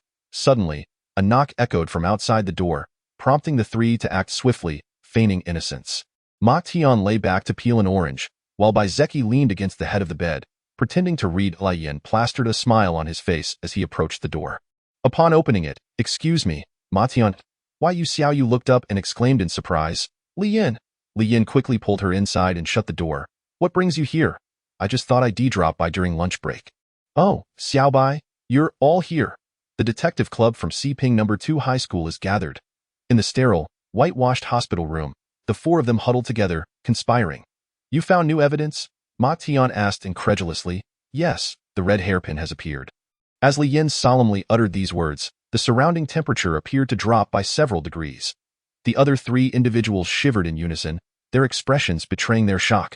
Observing the trembling pupils of his companions, Li Yin continued, "Indeed, it is the red hairpin mentioned in the post." "Where is it?" Bai Zeki inquired. "Patience," Li Yin replied. As he opened the backpack he carried and carefully extracted a small plastic bag containing a chilling red hairpin, resembling one drenched in blood. Li Yin slowly explained, "During my battle with Wang Chun, I inadvertently shattered the podium and discovered this hairpin beneath it. The moment Wang Chun laid eyes on it, he insisted it belonged to Yu Shaoxian." Bai Zeki bit his thumb, deep in thought. "I recall the post you found described that Yu Shaoxian was wearing a red hairpin on the day she was murdered. Right? Could it be?" "What could it be?" Yu Xiaoyu interjected anxiously. "Could it be that the murderer, after killing Yu Shaoxian, kept the hairpin as a memento? After the act, he hid beneath the podium, and in his haste to leave, he accidentally dropped it there?" The air grew colder, and Tian nodded. "Your reasoning is not without merit. The current question is whether Yu Shaoxian was indeed wearing this hairpin on the day of her death. We cannot rely solely on the information in the post to make our judgment. If there is definitive evidence confirming she wore this red hairpin in life, yet it is absent from her corpse, we can ascertain that it was carelessly left behind by the murderer. I shall verify this matter," Li Yin volunteered. "Verification must be conducted through the police system, but didn't you and Xiao Yu encounter obstacles at the precinct previously?" Ma Tian asked with concern. "I have alternative channels. There is no need for excessive worry," Fang Qi stated earnestly. "Very well, then I entrust this matter to you, Li Yin," Ma Tian said. At that moment, Yu Xiaoyu spoke up. "I inquired at the Aisha dessert shop. What was the outcome? After my earnest persuasion, the shopkeeper finally agreed to let me review the surveillance footage from that day. The victim visited the dessert shop alone around 7 p.m. the day before her murder and ordered 2 desserts, one she consumed there, while the other was packaged to go. The footage revealed that she indeed wrote a note and affixed it to the message wall, leading me to deduce that the note signed by Xiaoshuan was genuinely pinned by Yu Shaoxian." The group nodded in agreement, listening intently. "Why?" Yu Xiaoyu continued. "I spoke with the shop owner, who had a vivid impression of the victim, as she was a regular customer. Hearing of her murder saddened the owner greatly. She recalled that the victim exhibited no unusual behavior that day, though she seemed preoccupied, sitting alone for nearly an hour before leaving. A peculiar detail emerged. While the victim typically favored strawberry daifuku, that day she ordered a chocolate lava cake she had never tried before. This leads me to infer that she must have purchased it for someone else. Perhaps the murderer. If we can decipher the content of the note and identify this mysterious individual, it could lead to a significant breakthrough in the case. The group fell silent for a moment, each organizing their thoughts. I believe the victim was entangled in a complicated emotional situation, and her death stemmed from it. Baizeki suddenly proposed. What makes you say that? Matian inquired. Consider the contents of the note. The glamorous facade is not what I desire. The defeated interior has enlightened me. I must take this bold step to end this bittersweet affair. Xiaoxian? June 5th. At our age, are we not in the prime of our youth, harboring certain fantasies about romantic relationships? Am I wrong, Matian? Li Yin? Ahem. Please continue, Matian urged, trying to maintain a serious demeanor. Li Yin interjected. That's not quite right. What do you think the bittersweet affair refers to? Is it not a metaphor for romantic entanglements? Furthermore, the suspicious clues we have, a red hairpin and a chocolate lava cake, are precisely the gifts exchanged between couples. The note she left expresses a desire to end the relationship. I theorize that Yu Xiaoxian wished to conclude this relationship, but in an effort to spare the other person's feelings. She bought the cake they loved and wore the hairpin they had gifted her, only to be tragically murdered, she concluded. The group nodded in quiet agreement. Matian remarked, what you say holds merit. However, if she intended to sever ties with the suspect, she could have done so at any time. Why, then, did she choose to arrive at the classroom so early, at 5 or 6 in the morning? With this statement, the group fell into contemplation. This suggests that their relationship was indeed clandestine, Li Yin casually remarked. His words jolted the others from their reverie, and they gazed at him with admiration for his sharp insight. Indeed, their relationship must have been secretive, Ma Tian exclaimed, excitement lighting his face. Really? Is that so? Li Yin scratched his head sheepishly, chuckling. I was merely speculating. After further discussion, Ma Tian summarized, for now, let us pursue the angle of a love-related motive. We should begin by investigating Yu Xiaoxian's social connections, focusing on anyone who might have a penchant for chocolate lava cake. Li Yin, I must ask you to verify the authenticity of the red hairpin. If we can locate footage of the victim wearing it or find witnesses, and if the hairpin is indeed found to be missing from the scene post-mortem, we can conclude that it belonged to her and was left behind by the murderer as a keepsake. If this can be confirmed, we will check for fingerprints on the hairpin and trace it back to stores in the city that sell such items. If we find someone who happens to enjoy chocolate lava cake as well, they may very well be our suspect. As these words left his lips, hearts raced with anticipation. For what once seemed an insurmountable task now appeared to be within reach of resolution, of course. This hospital room was not their detective agency, and after 10 minutes of discussion, a nurse knocked on the door, chastising them for locking it, warning of the potential dangers of such actions.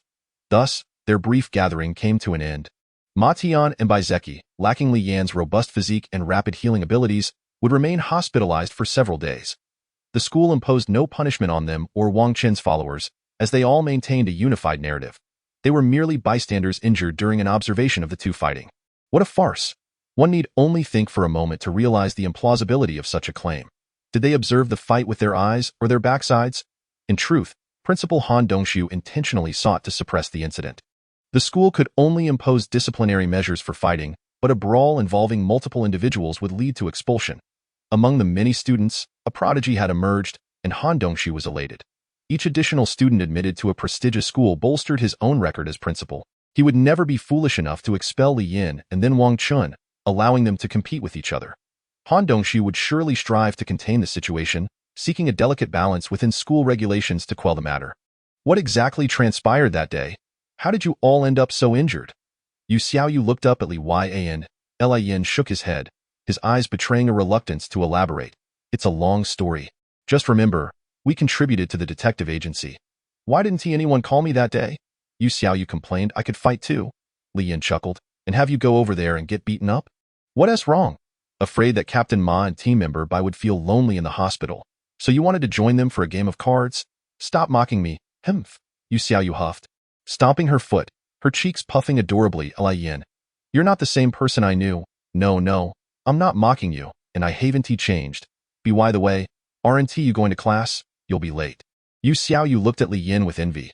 Why does this break from class feel less like punishment and more like a reward? You just realized that?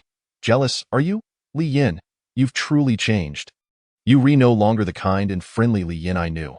All right, hurry off to class now. I in a colorful cesspool. A figure braved the overwhelming stench. wielding a shovel to incessantly scoop up the warm excrement into a nearby plastic barrel. "Just you wait, you miserable Li Yin. I will make you question your entire existence." This individual was none other than Lu Hui, his face clouded with discontent. The day's task had him doubting his life choices. Successfully stole 100 pounds of feces, reward 100 task points. The task was daunting, yet the rewards were astonishingly high. Determined not to let his youth be wasted, Lu Hui resolutely purchased the necessary tools for his endeavor: a mask, a shovel, and white gloves, and sped off to the countryside in search of an old-fashioned toilet to pilfer from. The process of stealing excrement proved arduous. Lu Hui had to dodge splashes of filth while remaining vigilant against any approaching villagers. Yet, this was not the most challenging aspect.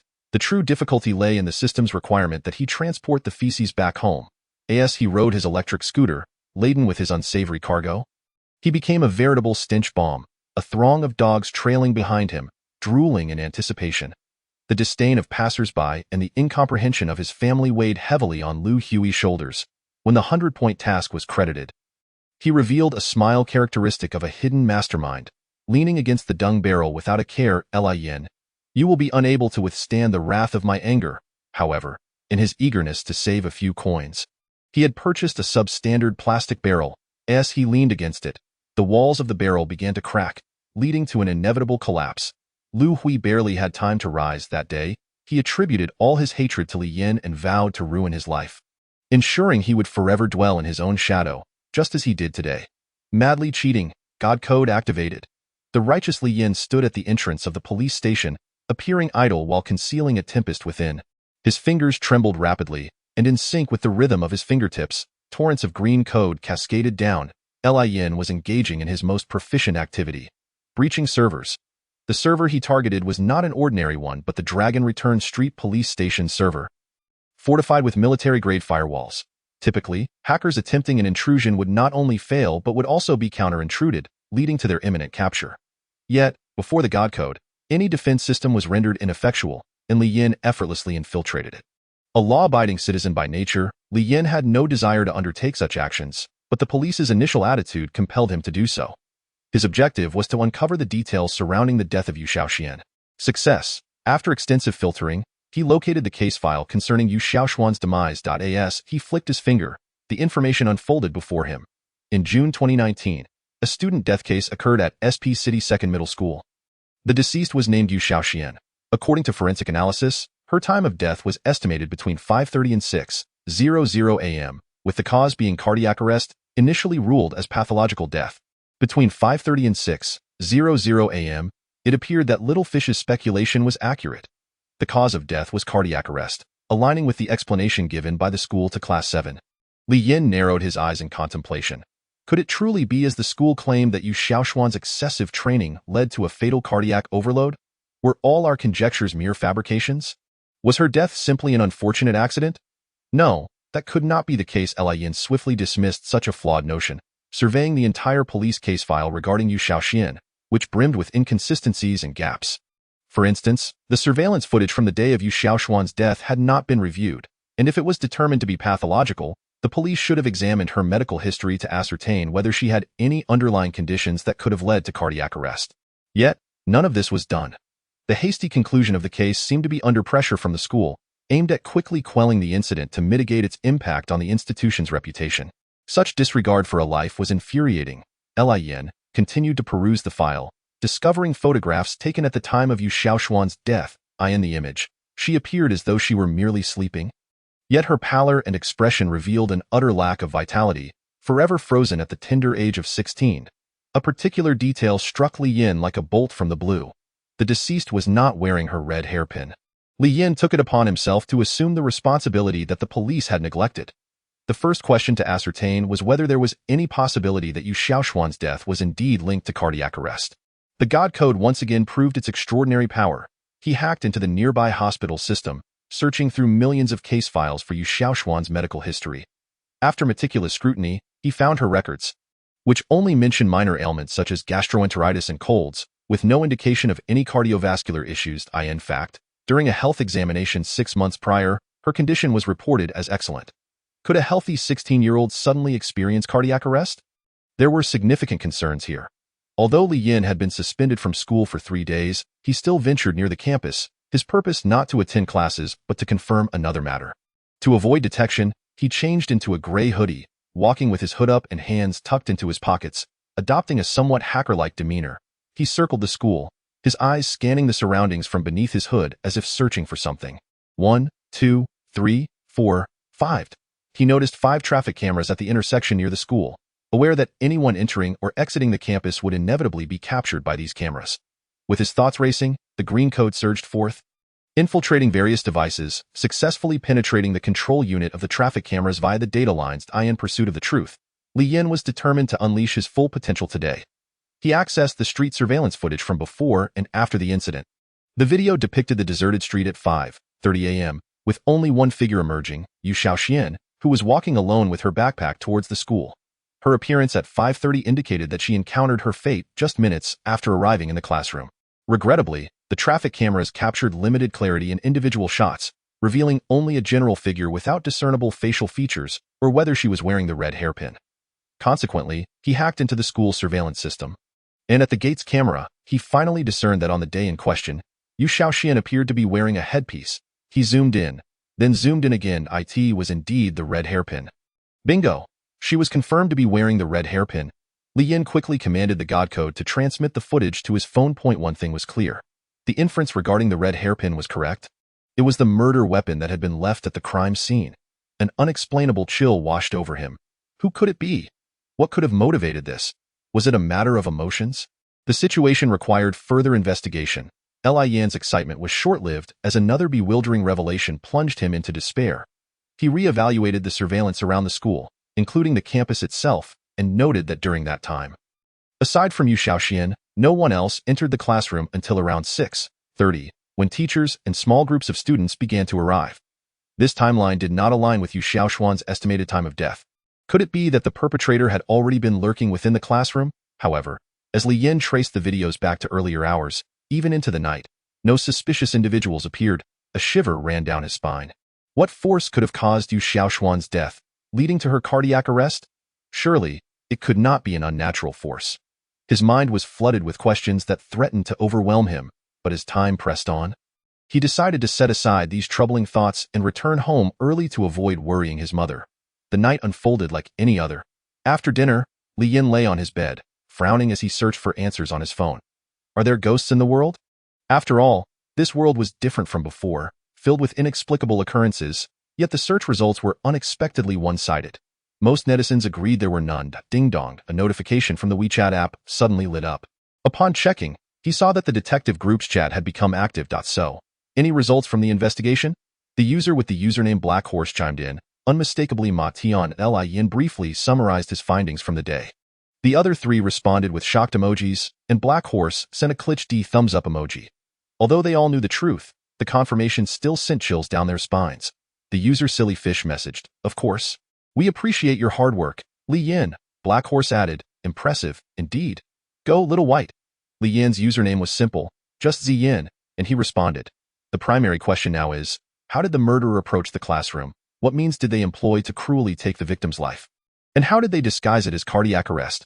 As he discussed the next steps with his team, another message arrived. "Bro, how's the investigation going?" The sender was a user named Happy Windman, whom Li Yin recognized as Wang Chun. After reconciling their differences, they had added each other. "There's some progress. By the way, can I ask you something?" Li Yin replied. "Sure, go ahead."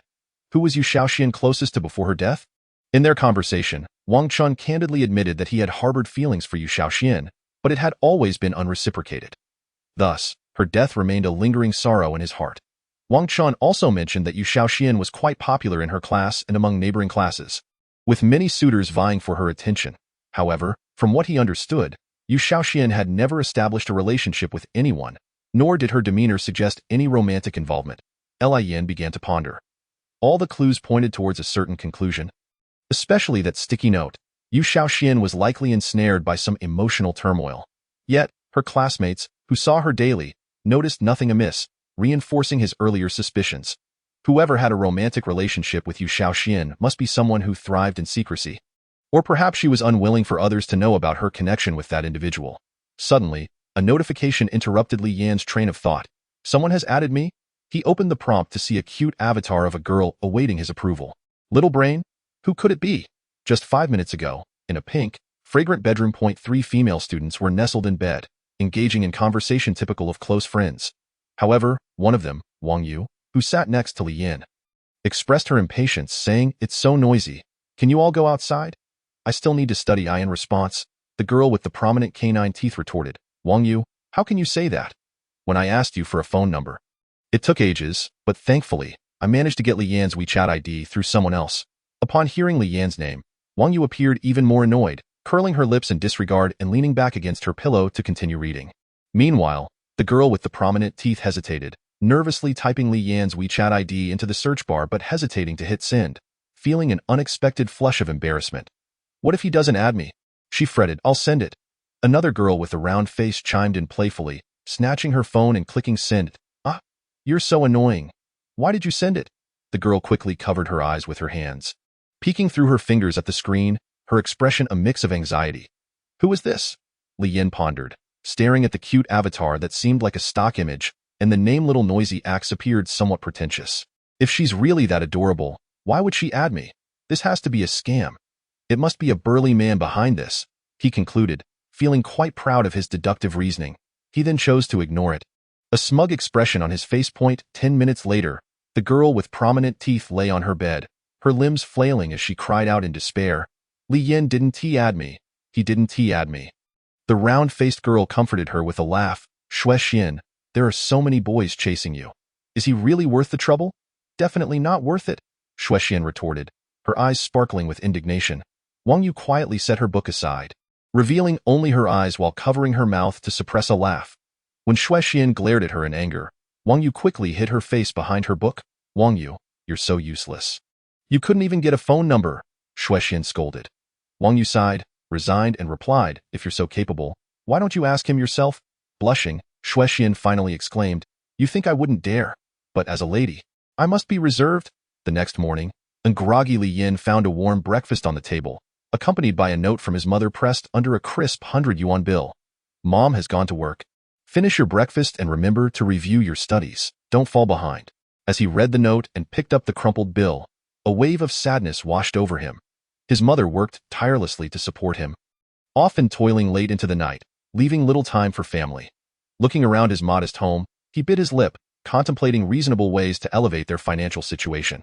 Although using the God Code could easily exploit various loopholes for wealth, Li Yin was too cautious to invite trouble upon himself, especially in this world. Suddenly, he remembered to check on the pig he had been raising, if it was time to reap the rewards. Sitting down with a bite of the egg pancake his mother had made, he activated the God Code and accessed Lu Hui's system. To his astonishment, he discovered that Lu Hui had diligently accumulated 150 task points recently, browsing through Lu Hui's task log. He nearly choked when he saw that yesterday's task involved stealing manure. Why on earth would he do that? He wondered, suddenly losing his appetite. Regardless of Lu Hui's character, he was clearly a wolf in sheep's clothing. Excited to harvest the fruits of his labor, Li Yin opened the shop, only to find Lu Hui's system still offered only 2 types of items, with no special goods available. 1 was a talent enhancement pill costing 10 task points, while the other was a realm enhancement pill costing 15. He decided on 5 realm enhancement pills and 5 talent enhancement pills. Li Yin executed his commands swiftly, bypassing Lu Hui, taking control of the situation. The 10 pills cost a total of 125 task points. Rather than depleting Lu Hui entirely, he prudently left him with 30 points, knowing that while Lu Hui might be upset and furious, he wouldn't be completely demoralized and could continue working. Li Yin consumed 1 talent enhancement pill and, after finishing all 5, felt a slight improvement in his abilities. Admittedly, the effects of the talent enhancement pills were not overwhelmingly strong. He speculated that perhaps the previous talent cleansing pill had already elevated his innate gifts to a high level, rendering these ordinary enhancement pills less effective. Perhaps their true potential would only manifest during cultivation. Regardless, he quickly ingested the 5 realm enhancement pills. Unlike the subtlety of the talent enhancement, the sensation of power enhancement was immediate and invigorating. Warmth surged through his limbs, blood circulated rapidly, and his muscles swelled pleasantly. The feeling from these pills was delightful. Elated with newfound strength, Li Yin couldn't help but leap up, throwing punches into the air, perspiring profusely. 30 minutes later, as the exhilaration began to fade, He wiped the sweat from his brow and checked his strength. The display read, Strength 190, Initial Stage of Body Refinement, 9th Level. He couldn't contain his excitement and let out a cry, quickly covering his mouth, fearful of disturbing the neighbors. After 3 minutes of silence, with no sound from outside, his excitement burst forth like a dam breaking, energizing every cell in his body as he celebrated with wild punches and exuberant movements. Suddenly, he felt hungry again. During his days in this world, Li Yin had come to realize that achieving a strength of 190 in his second year of high school was a remarkable feat, elevating him from the lowest ranks to a shining star. He gazed at his hands in astonishment, noticing dark impurities in his sweat. A smile crept across his face as he realized it must be the effect of the talent enhancement pills, quite remarkable indeed. Meanwhile, Lu Hui awoke, checking his system to find his task points had plummeted from 155 to 30. Stunned, he clenched his fists in disbelief, slamming his hands on the table and sending items from his nightstand crashing to the floor. Lu Hui had intended to purchase 10 realm enhancement pills that morning, swallowing them all at once to experience the exhilarating rush of power coursing through his veins. This worthless system, Lu Hui roared, ripping his pillow in half, cotton flying everywhere as he glared at the mess. The system, originally his secret fortune and hope for a better life, now seemed to betray him at every turn. Leaving him frustrated and with no one to complain to, determined to spend his remaining task points quickly, Lu Hui snapped back to reality, opening the system and rapidly exchanging for 2 realm enhancement pills. After a series of operations, he felt a wave of anxiety. What if he didn't receive them? Fortunately, the 2 pills appeared before him, easing his concerns slightly. Though it wasn't the grand scene he had envisioned. At least it wasn't a total loss. He quickly swallowed the pills, closing his eyes to feel the changes in his body. Gradually, his frown shifted into a smile as he opened his eyes. A glimmer of cold determination sparkling within. Finally, I've reached 180. In terms of strength, I must be among the top 5 in class, he thought, filled with ambition. Li Yin, just wait. I'll make sure you feel the same fate as that dog. In the following days at home, nothing particularly noteworthy occurred. The case involving Yu Shaoxian seemed to have hit a deadlock. After a significant breakthrough, it had once again spiraled into a cold-sack in his leisure time. Li Yin mostly remained at home, browsing the internet and watching videos, while also laboriously completing the tedious and challenging reflection papers. When lost in thought, he pondered that as a traveler from another world, he must possess a solid trump card to maintain morale. How could he manage without a formidable technique at his disposal? What, then, could his trump card be? He recalled the battle with Wang Chen, during which he had quickly devised a technique involving rapid punches that, instead of being unleashed, would accumulate energy to deliver a blow far more explosive than a full-powered strike. He felt this had great potential. As the evening sun cast its warm glow, he would venture to the wasteland behind his apartment complex to refine this technique, conducting research until the move took shape. After numerous trials, he discovered that, given his current physical condition, he could compress 108 punches into a single powerful strike, usable a maximum of 3 times a day. Otherwise, he risked exhausting himself, which could lead to severe strain or injury. To his delight, as his strength increased, the number of punches he could compress also grew. Along with the power of each strike, Li Yin felt as though he had stumbled upon a hidden treasure. Initially believing it to be just a moderate skill, only to realize that he had developed it into a potentially evolving capability. Because of the overwhelming presence of countless overlapping punches, he named this technique the Fist of 10,000 Buddhas returning to the origin. He acknowledged that the name might be somewhat derivative and exaggerated, yet as a high school student traversing worlds, if he did not indulge in a bit of youthful exuberance, it would indeed be too late. The power of this technique was no trifling matter. It was born from the transformation of a moderate skill and now reached the ceiling of such techniques, perhaps even brushing against the realm of advanced methods. Today was Thursday, the day Li Yin and Wang Chen would conclude their punishment. Early in the morning, the sky was overcast as Li Yin, carrying his beloved backpack, joined the throng of students heading to school. From a distance, he spotted He Pongpong, who was munching on a steaming pancake and waving at him. This fellow, upon seeing Li Yin, immediately began lamenting like a drama queen, bemoaning the loneliness of being the only one around. Simultaneously, He Pongpong cast a sly and somewhat lecherous glance at him, blinking his small eyes, making Li Yin shudder. Have we not seen each other for just 3 days? Don't look at me like that. It makes me uneasy, Li Yin retorted. What are you talking about? Look at your radiant complexion, clearly nourished by love. Huh? What are you saying? Li Yin replied, puzzled. How could I possibly be in love? Can we speak plainly? He Peng seemed a bit annoyed and said, honestly, my friend, I am almost envious of you. Lin was speechless, wanting to laugh. You envy me? I admit I am a bit more handsome, but I truly do not understand what you're talking about. Come on, you think you're more attractive than me? Let me tell you, I'm just a bit plump. The reason I don't lose weight is that I fear all the girls in school can't handle it. He Peng swallowed the pancake in one bite. No? Are you really that oblivious? It's about someone from class 2 who asked for your WeChat. Everyone in the class knows about it, and you're still pretending not to. To He Peng's surprise, Li Yan's reaction was quite calm. Who is she? Come on, Li Yan, if you keep pretending, you might end up friendless. This is ridiculous. I'm done talking. No, I genuinely do not know. He Peng looked at him as if he were a monster. You don't remember the day you started high school? That pair of long, straight legs under the sunlight, with a smile revealing 2 little tiger teeth, a blend of nobility and playfulness. The most popular girl in our second year. Xuexian, you actually forgot her? You even told me that if you could hold her hand, you'd be willing to give up 10 years of your life. Really? Li Yan scratched his head awkwardly, realizing that the original owner of his body had indeed had such infatuated moments, which he had completely forgotten. Suddenly enlightened, Li Yan exclaimed, oh, I think I remember someone adding me, but I thought that person was a scammer. So I didn't accept her request. He Peng burst into laughter. You truly have a unique talent. This is probably why you've been single for 16 years. They bickered their way toward the classroom. They happened upon Yu Xiaoyu, who sported a pink backpack and twin ponytails.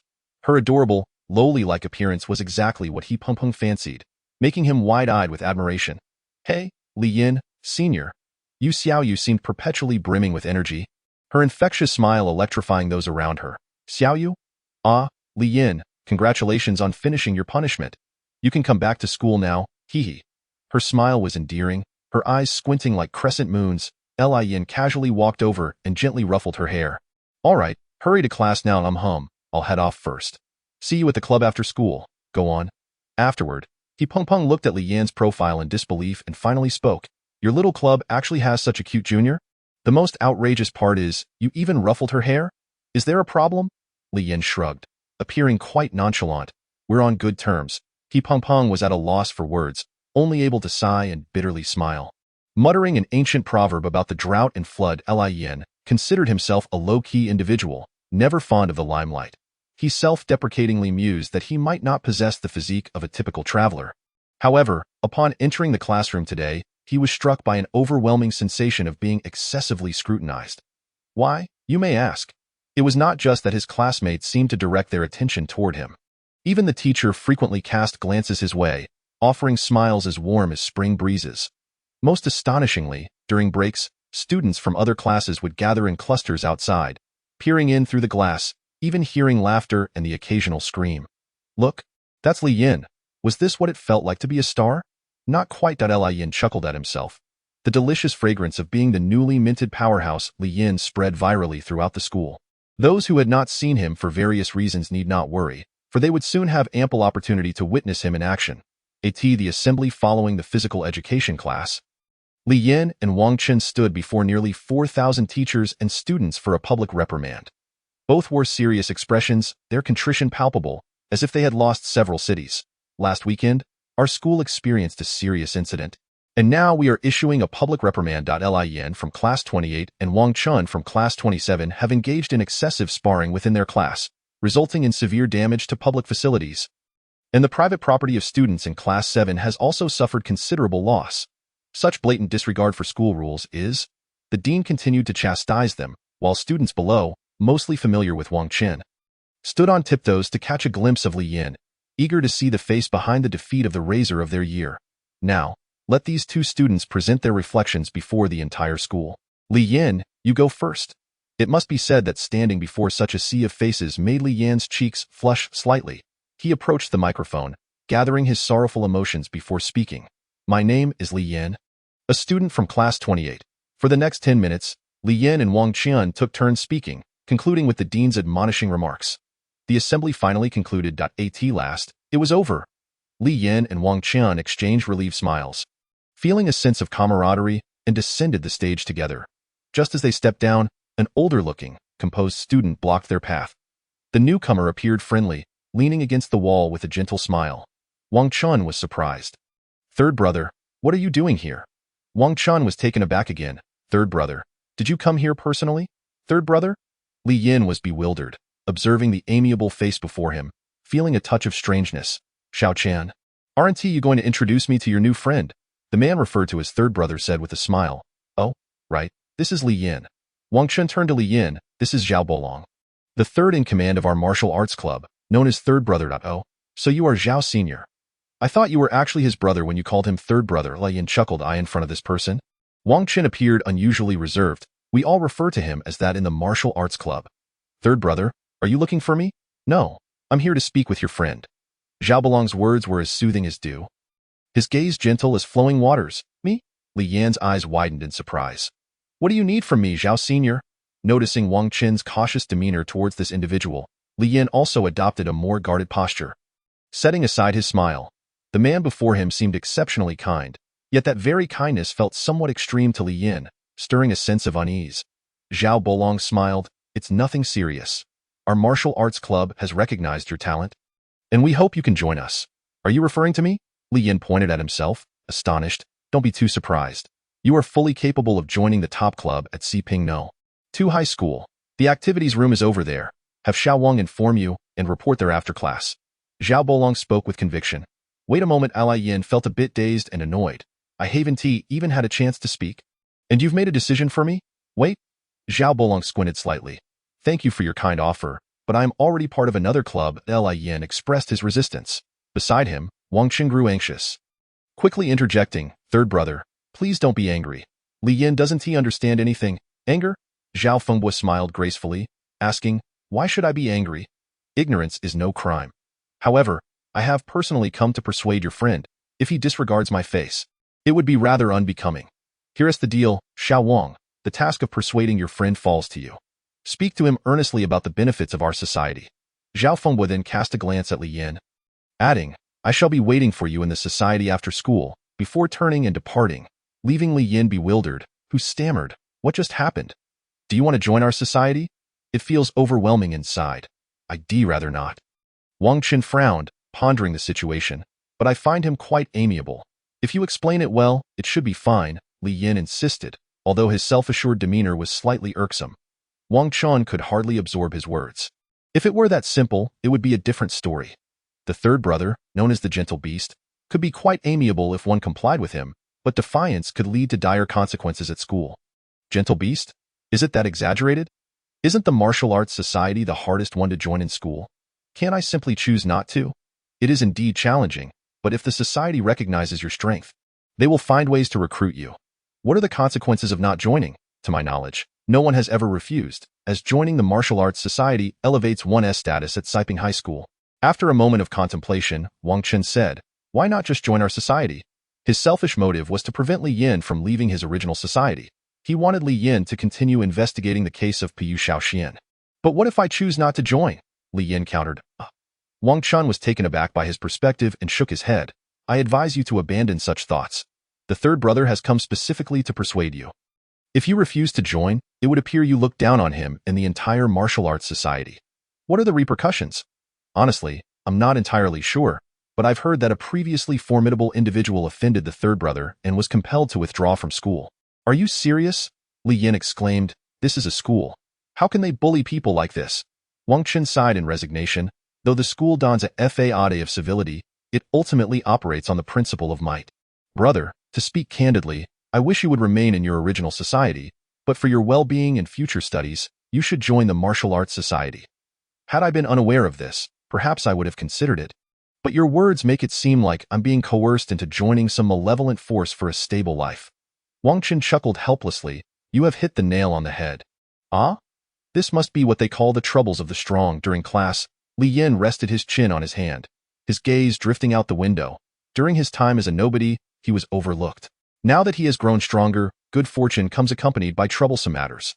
Earlier, Wang Chun had elaborated on the benefits of the martial arts society, but Li Yin was uninterested. Firstly, he despised being pressured into doing things. And secondly, he had a fondness for his modest little group. Wang Chun implied that if he refused, it would be a path to self-destruction. Though perhaps not as dramatic, it certainly wouldn't bode well for his school life. Ultimately, Wang Chen remarked that if he truly did not wish to join, he could persuade the leaders of the society. Such brazen conduct, the more he thought about it, the more he detested the martial arts society. He had no desire to join.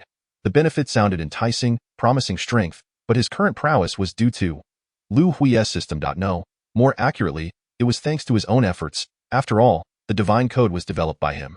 It is said that the affluent resolve their troubles by earning more money. By the same token, could it not be that by becoming even stronger, surpassing those in the martial arts society, he could resolve his current dilemmas? It indeed seems that way. At last, the school day came to an end. Unlike usual, the small detective agency was devoid of the air of suspense. On an old table sat a bubbling hot pot, its red oil frothing and steaming towards the ceiling, dispelling the chill and infusing warmth. Today marked not only the end of Li Yin's punishment, but also the return of Ma Tian and Bai Zeki from the hospital. A cause for celebration.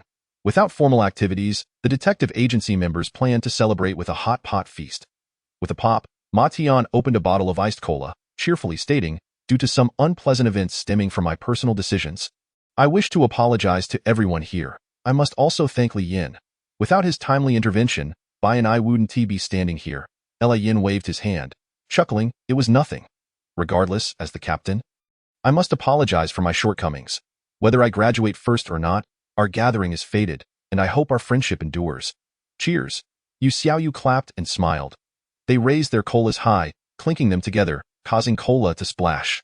Through the haze of steam, the genuine smiles of the members reflected in Li Yin's eyes, etching themselves into his heart.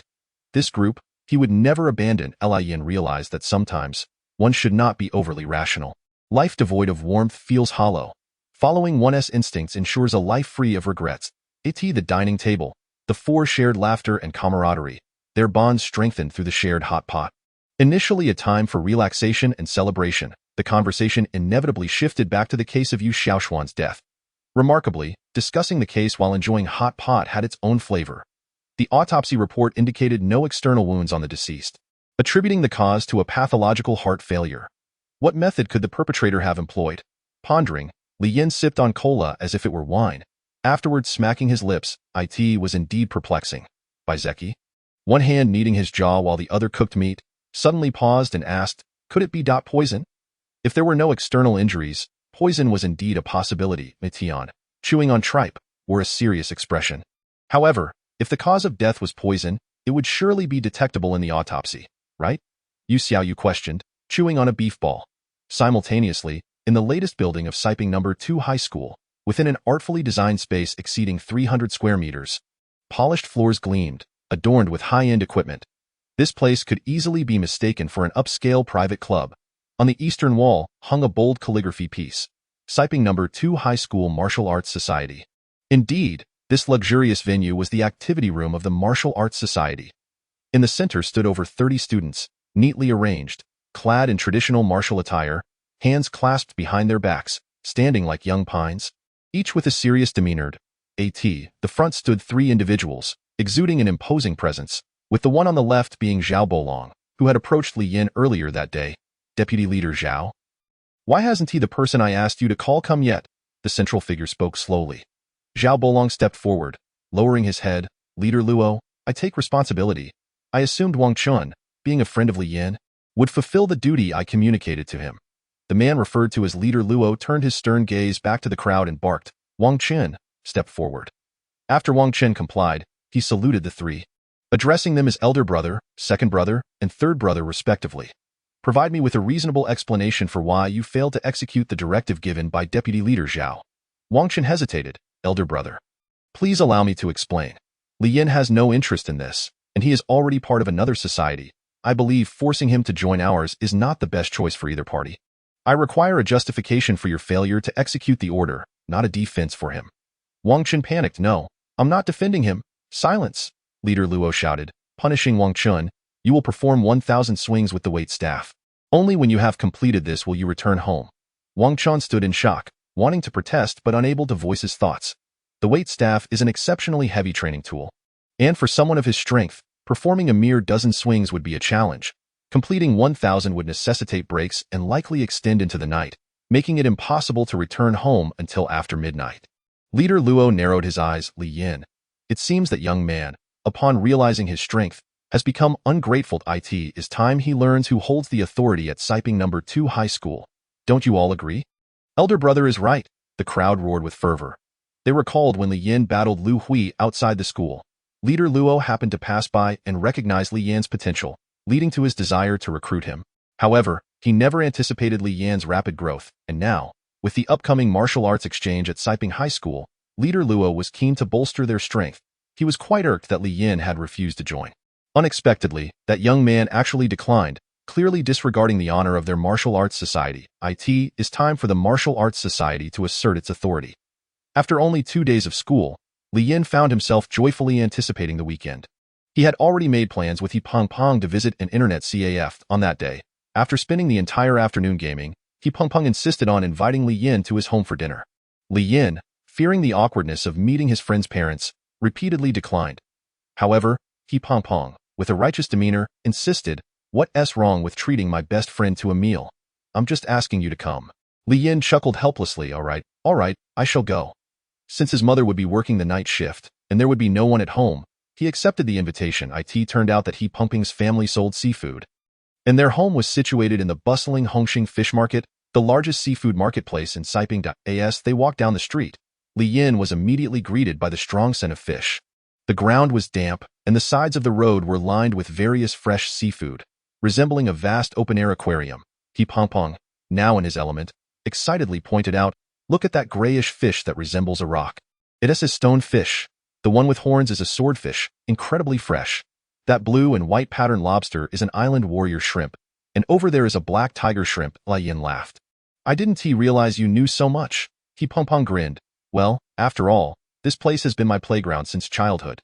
As Li Yin explored these creatures with curiosity, he noted that while many were familiar, some were entirely new to him. He deduced that most of the creatures resembled those from his previous world, yet a few must have emerged due to the resurgence of spiritual energy. After strolling through the market for a while, they arrived at He Peng Peng's shop, a modest 3-story building. The ground floor served as a storefront, while the second and third floors were their living quarters. "I didn't expect you to be quite the little tycoon," Li Yin remarked, observing the scale of the fish market. He Peng Peng, feeling bashful, replied, "Come on, don't belittle me." A plump middle-aged woman emerged from the shop and greeted them with a warm smile. "Peng Peng, you're back?" Then noticing Li Yin beside him, she exclaimed, "Hello. You must be Peng Peng's classmate. Oh my, you're quite handsome. Come in, come in." "Hello, auntie. Sorry for the intrusion," Li Yin politely greeted. Not at all, come in quickly. Ive prepared a delicious meal today."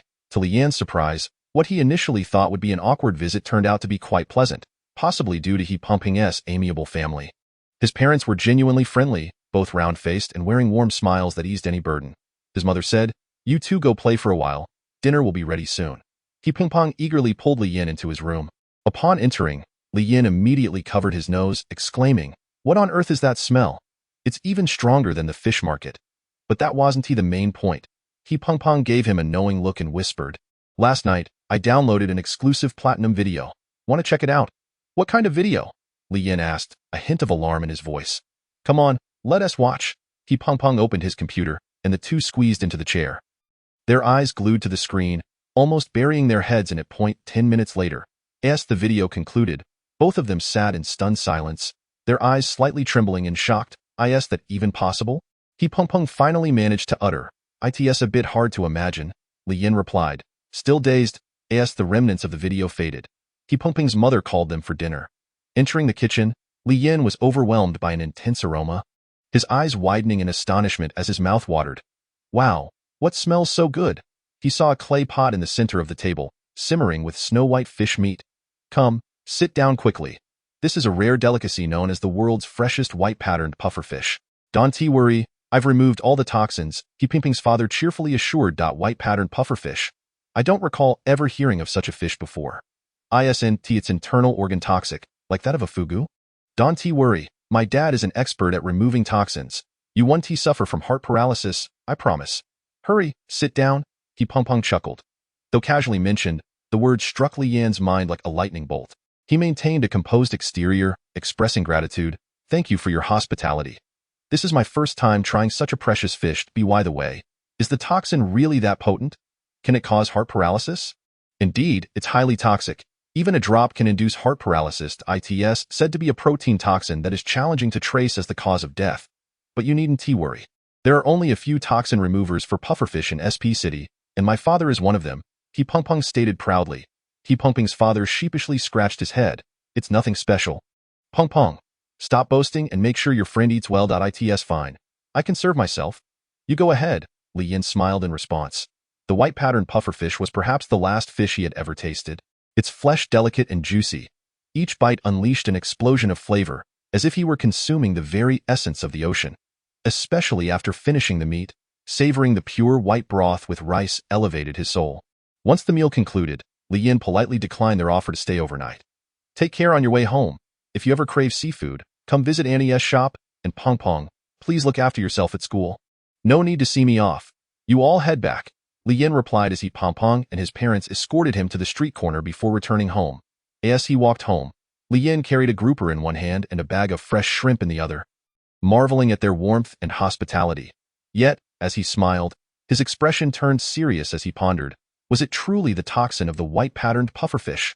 During dinner, He Peng Peng and his father had inadvertently discussed the characteristics of the pufferfish toxin, which could cause heart paralysis and was difficult to detect in that moment. The atmosphere at the table had been jovial, allowing Li Yin to keep his thoughts concealed. If it could be confirmed that the victim died from pufferfish poisoning, it would significantly narrow the investigation. He Peng Peng stated that only a few establishments in the city were certified to sell pufferfish. Upon returning home, Li Yin did not even put his belongings away before rushing to his computer to search for the properties of pufferfish poisoning. The toxin in the pufferfish's organ contains a mixture of protein venom known as natural euthanasia. Victims will first fall into a deep sleep, followed by sudden cardiac arrest, dying peacefully. The first sign of poisoning is a faint blue line appearing on the arteries of the arms, often going unnoticed. As he read this, Li Yin felt a chill run down his spine. The first characteristic of poisoning described in the article matched Yu Shaoxian's cause of death perfectly. She had quietly read a book, passing away without a trace of struggle. The second characteristic led him to examine her autopsy photos closely, and indeed, he found faint blue lines around the major arteries. Easily mistaken for veins, it truly was pufferfish poisoning. With this confirmation, Li Yin leaned back in his chair, unable to calm his racing thoughts. The next day, Lu Hui, having taken an extended break, resolved to make a dazzling return on the following Monday. Shocking everyone, naturally, his plans for revenge against Li Yin were also on the agenda for next week. The resolute Lu Hui gradually accepted his fate, admitting that the system he bore indeed had significant flaws. However, even a starved camel is larger than a horse. Despite its frequent malfunctions, the system still offered occasional benefits, allowing him to hold an edge over others. Thus, even with its obstacles, Lu Hui remained determined to fulfill his tasks. After all, even if he succeeded in redeeming items just once or twice out of 10 attempts, it would still provide him substantial advantages over the average person. Now, having reached the formidable strength of 180, he believed he should qualify to join the martial arts society when classes resumed next Monday. Lu Hui lay in bed, a smug smile gracing his lips. He had a modest goal, to join the martial arts society. When he first enrolled in school, he envied the members of the martial arts society, who strode through the campus in traditional attire, basking in the admiration of their peers.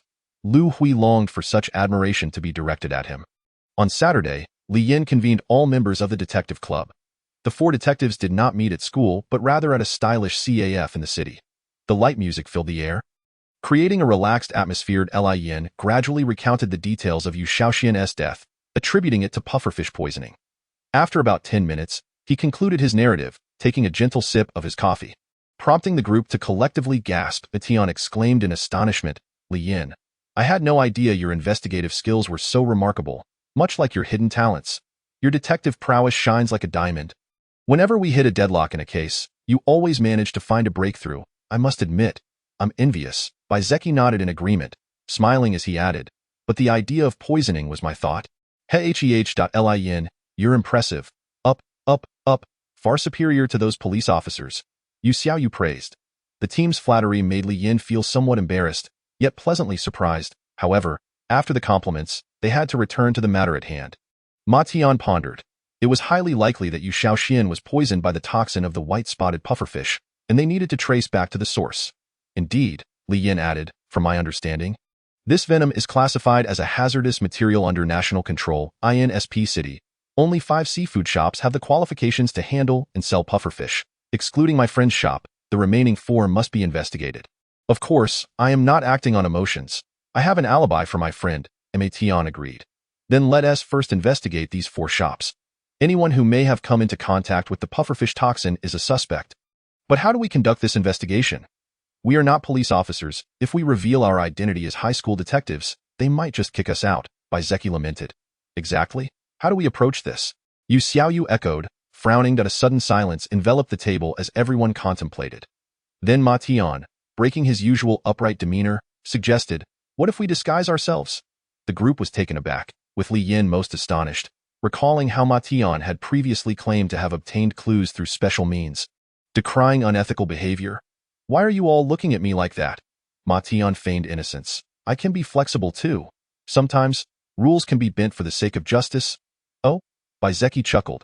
The leader has had an epiphany. Yu Xiaoyu exclaimed, though she immediately sighed. But we all look like students. No matter how we dress up, we won't appear very mature. This isn't a TV drama. Even a fool could see through it. At that moment, Ma Tian flashed a mischievous smile, which left the others feeling uneasy. I'm not speaking without basis. What do you mean? Li Yin inquired. I have an older sister who is a special effects makeup artist. Ma Tian boasted. Wait, are you kids really going to do this? In a downtown makeup studio, Ma Yun, adorned with heavy makeup and chewing gum, watched the 4 high school students before her with great interest. Meanwhile, Li Yin, Yu Xiaoyu, and Zeki struggled to conceal their shock. The usually composed Ma Tian's sister seemed utterly unconventional, like a world apart, its not just for fun. We're doing this to solve a case and uphold justice. Ma Tian insisted. Sister, you wouldn't refuse to help me, would you? Help? How could I not help? My little brother, once the obedient child in our parents' eyes, is now engaging in deceitful activities. As an older sister, I must lend a hand. I can't wait to see the look on Mom and Dad's faces when they find out, she laughed. Feeling somewhat intimidated, Yu Xiaoyu whispered, shouldn't we just leave? Ma Yun, catching her words, turned and smiled, don't be scared, little sister. I'm just teasing you. Don't worry. I'll help you with this, as you're doing a good deed. But I must make it clear, if you get caught, it's not my responsibility. Mei Tian reassured, don't worry. Each person is responsible for their own actions. Mei Yun suddenly laughed. Brother, it's been a while. You've really grown up. Ma Tian and Zeki quickly completed their disguises and left. It was now Li Yin and Yu Xiaoyu's turn. Moments later, wow, Li Yin thought to himself, struck not by anyone else but by Yu Xiaoyu, who emerged from the changing room. She donned a fitted police uniform on top and a knee-length professional skirt below, complemented by skin-toned stockings and heeled shoes, looking stunning. Why Yu Xiaoyu glanced at Li Yin, and for some reason, her head drooped like a shy mimosa as she murmured, this outfit is quite tight. Not too tight. The smallest size fits you perfectly, Ma Yun chimed in, inspecting her with a grin. Wow, have high school students developed this well these days? Sister, please stop, Yu Xiaoyu blushed. Used to wearing loose clothing, this was her first time in something form-fitting, and her embarrassment surged. Sister, it feels like this button could pop open at any moment. Emma Yun's makeup skills were impeccable. Li Yin gazed into the mirror. He felt as if he had returned to his late 20s. He couldn't help but give a thumbs up, exclaiming, Sister Yun, you're amazing. Ma Yun chuckled, please, back in the day, I was quite the star on set. With her makeup done, Yu Xiaoyu appeared to be in her 20s. Her youthful face adorned with a touch of maturity. When she wasn't smiling, she exuded a calm demeanor, though that was only when she wasn't smiling. Her cuteness would shine through at the slightest grin. Half an hour later, Li Yin and Yu Xiaoyu were ready. Li Yin lit a cigarette and playfully blew smoke rings, teasing, if you solve the case, will I get some credit? Li Yin nodded, smiling of course. How did they acquire those police uniforms? Ma Yun, now involved in costume work for a film crew, had various professional outfits on hand, even props like police badges. Walking through the streets, Li Yin and Yu Xiaoyu attracted a great deal of attention. Brother Li Yin, I'm so nervous. Yu Xiaoyu clutched his sleeve tightly. Li Yin clicked his tongue. This wouldn't he do. She was too nervous, lacking the authoritative presence of a police officer. If they were to investigate, even passers-by would become suspicious. He quickly trained her, saying, it's okay to be nervous, but you must project confidence. Remind yourself that you're a just police officer here to catch criminals, having experienced 2 lives. Li Yin understood the advantages of his adult mindset. Disguised as a police officer was not a challenge for him. Encouraged by Li Yin, Yu Xiaoyu bit her lip, took a deep breath, and closed her eyes, repeatedly affirming her resolve. When she opened her eyes, her expression was serious and composed. Yes, maintain that demeanor, and you'll be just fine. Li Yin patted her head. The first seafood market they investigated was named Afu G, run by a middle-aged man in his 40s known as Afu. Hello, we are from the Longhui Street Police Station. Here is my badge. Li Yin quickly flashed the prop before tucking it back away. As Li Yin spoke, Afu was busy gutting fish. He hastily abandoned his task, wiping his apron with his hands. Officer, hello. What can I help you with? My hands are too dirty to shake. Looking at Li Yin and Yu Xiaoyu. He sighed, wow, police officers are so young these days. Yu Xiaoyu felt a jolt in her heart and struggled to maintain a serious demeanor. Are you a professional in handling pufferfish? Li Yin inquired. Yes, indeed, Afu affirmed. We need your assistance with a case that, of course, I'm absolutely willing to cooperate. Afu responded with a businesslike smile. When handling pufferfish, including their toxic organs, how do you manage them? Despite his friendly demeanor, Afu was quite shrewd. He feigned hesitation and asked, could I ask for your badge number? I understand that police numbers are connected online. Though I may have offended you, could you disclose your officer number? This matter is sensitive and not something I can discuss with outsiders. He asked to see the badge again, as those could be easily forged. Why Yu Xiaoyu felt like she might collapse. And if it weren't for Li Yin standing beside her, she might have fled. It was understandable.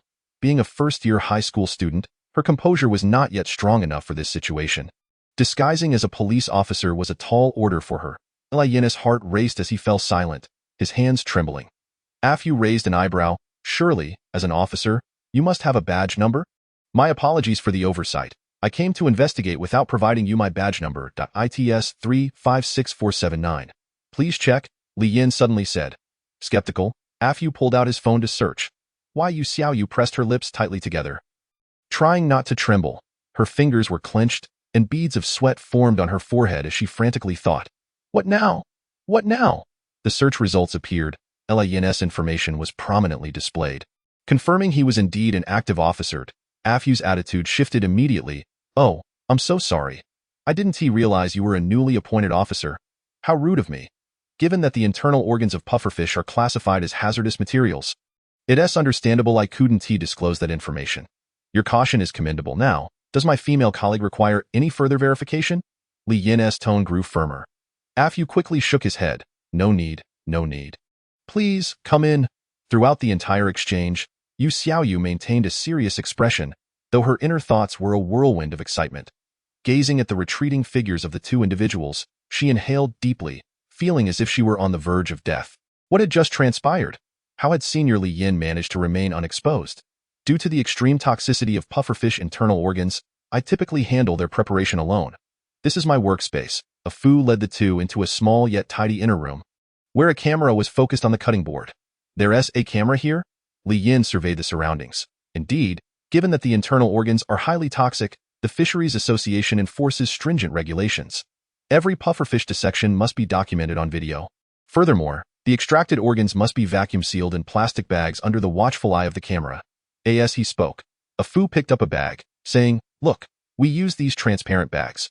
Each type of organ must be separately packaged and meticulously labeled before being handed over to professionals for processing. We maintain records for the entire year. Li Yin nodded, flipping through the pufferfish shipment records. After a moment, he raised his head and inquired, So, the customers generally only handle the processed, non-toxic pufferfish? Afu nodded vigorously, affirming, Exactly, this is a matter of life and death. We wouldn't dare take any risks. If anything were to go awry, we could not bear the responsibility. Having remained behind Li Yin, Yu Xiaoyu began to relax, her tension easing as she lowered her voice to ask, By the way, who are the professionals you mentioned? Afu was taken aback that she had struck at the heart of the matter. Li Yin turned to her with an approving glance, which caused Yu Xiaoyu to smile subtly, gaining confidence that, they are procurement personnel from the Xinghua pharmaceutical factory in our city. Although the pufferfish organs are toxic, they can be transformed into He paused, grinning impishly, a man's delicacy. If you know what I mean. Be serious, Li Yin interjected dismissively, while Yu Xiaoyu turned away, displaying her distaste. Why apologies, Afu said, bowing slightly. So, from the moment the pufferfish are caught until they are sold, only you and the procurement personnel have access to the organs? Li Yin asked earnestly. In theory, yes. But what exactly happened? Are you investigating because someone was poisoned by pufferfish? You don't need to know that. By the way, do you have the contact information for that procurement employee? Yes, I have his number. After leaving a Fu's establishment and walking some distance, Yu Xiaoyu's body, which had been tense, suddenly relaxed. Excitement surged within her as she clutched Li Yan's arm, feeling particularly exhilarated. "Are you okay?" Li Yan chuckled. "I'm fine. I'm fine," Yu Xiaoyu replied, taking deep breaths and laughing sheepishly. "I was just too nervous earlier." It was so thrilling. It felt like a dream. "My back is drenched in sweat." "You, indeed," Li Yan said with a resigned smile. "What just happened? How could he access your information?" Yu Xiaoyu asked, still bewildered. "For safety's sake. I asked a friend to infiltrate the police system," Li Yan explained nonchalantly. He had previously breached the Longhui police station server, which had been tagged by the divine code, allowing him to infiltrate it instantly. In that fleeting moment, Li Yan swiftly operated and altered the police database, seamlessly inserting his name. This was how a Fu could find Li Yan's name in the police system. "Impressive, Senior Li Yan. You thought of everything," Yu Xiaoyu said with a bright smile, radiating joy. "Be serious. You're a police officer now. Oh, right?" Yu Xiaoyu immediately straightened her face and squared her shoulders. The first shopkeeper's suspicion was dismissed, and they proceeded to the second. Having gained experience, Yu Xiaoyu now exhibited a more natural demeanor. An hour and a half later, they exited the second shop, concluding that both shopkeepers were innocent, not only due to their lack of connection to Yu Shaoxian, but also because they were both working in their stores at the time of the incident, with surrounding cameras providing irrefutable evidence. Overall, the day had been relatively smooth, yielding valuable information. However, the greatest crisis emerged just as they were about to leave. As they exited the market, Li Yan was taken aback to encounter He Pengpeng's mother approaching them. She was warmly cheerful, greeting passers-by with a smile and a hello. Seeing them in police uniforms, she would undoubtedly inquire after them. Shouldn't he recognize me? Should she? Li Yan thought, feeling uncertain. He quickened his pace, pretending to be preoccupied as he attempted to leave the area swiftly. He mother, noticing the two officers approaching, felt inexplicably delighted.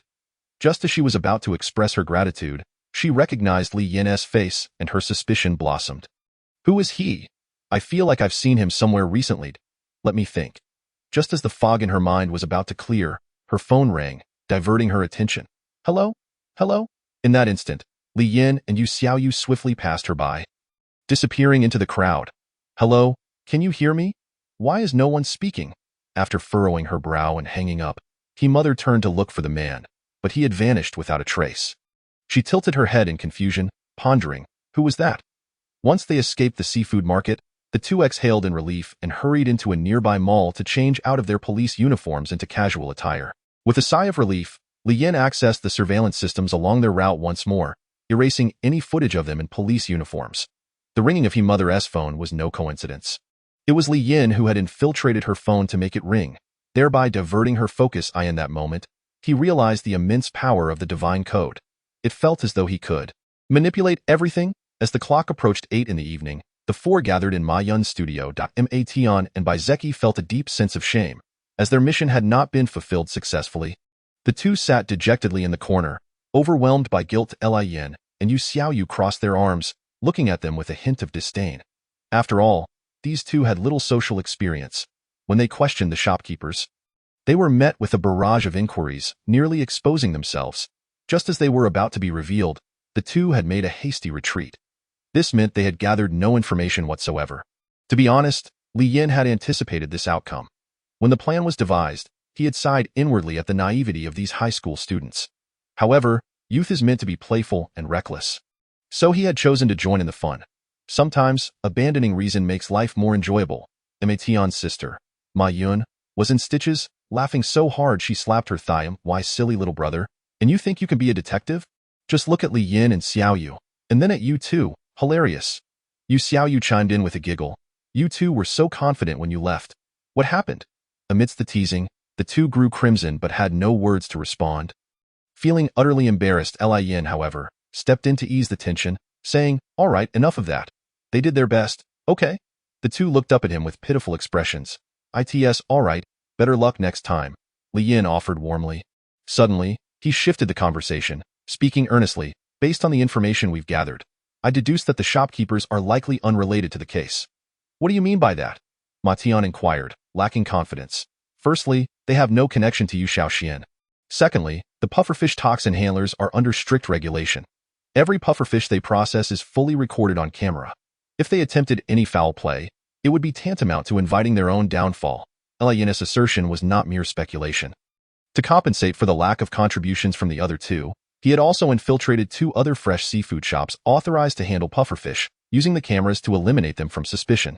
The greater the ability, the greater the burden. He thought, "Is that so?"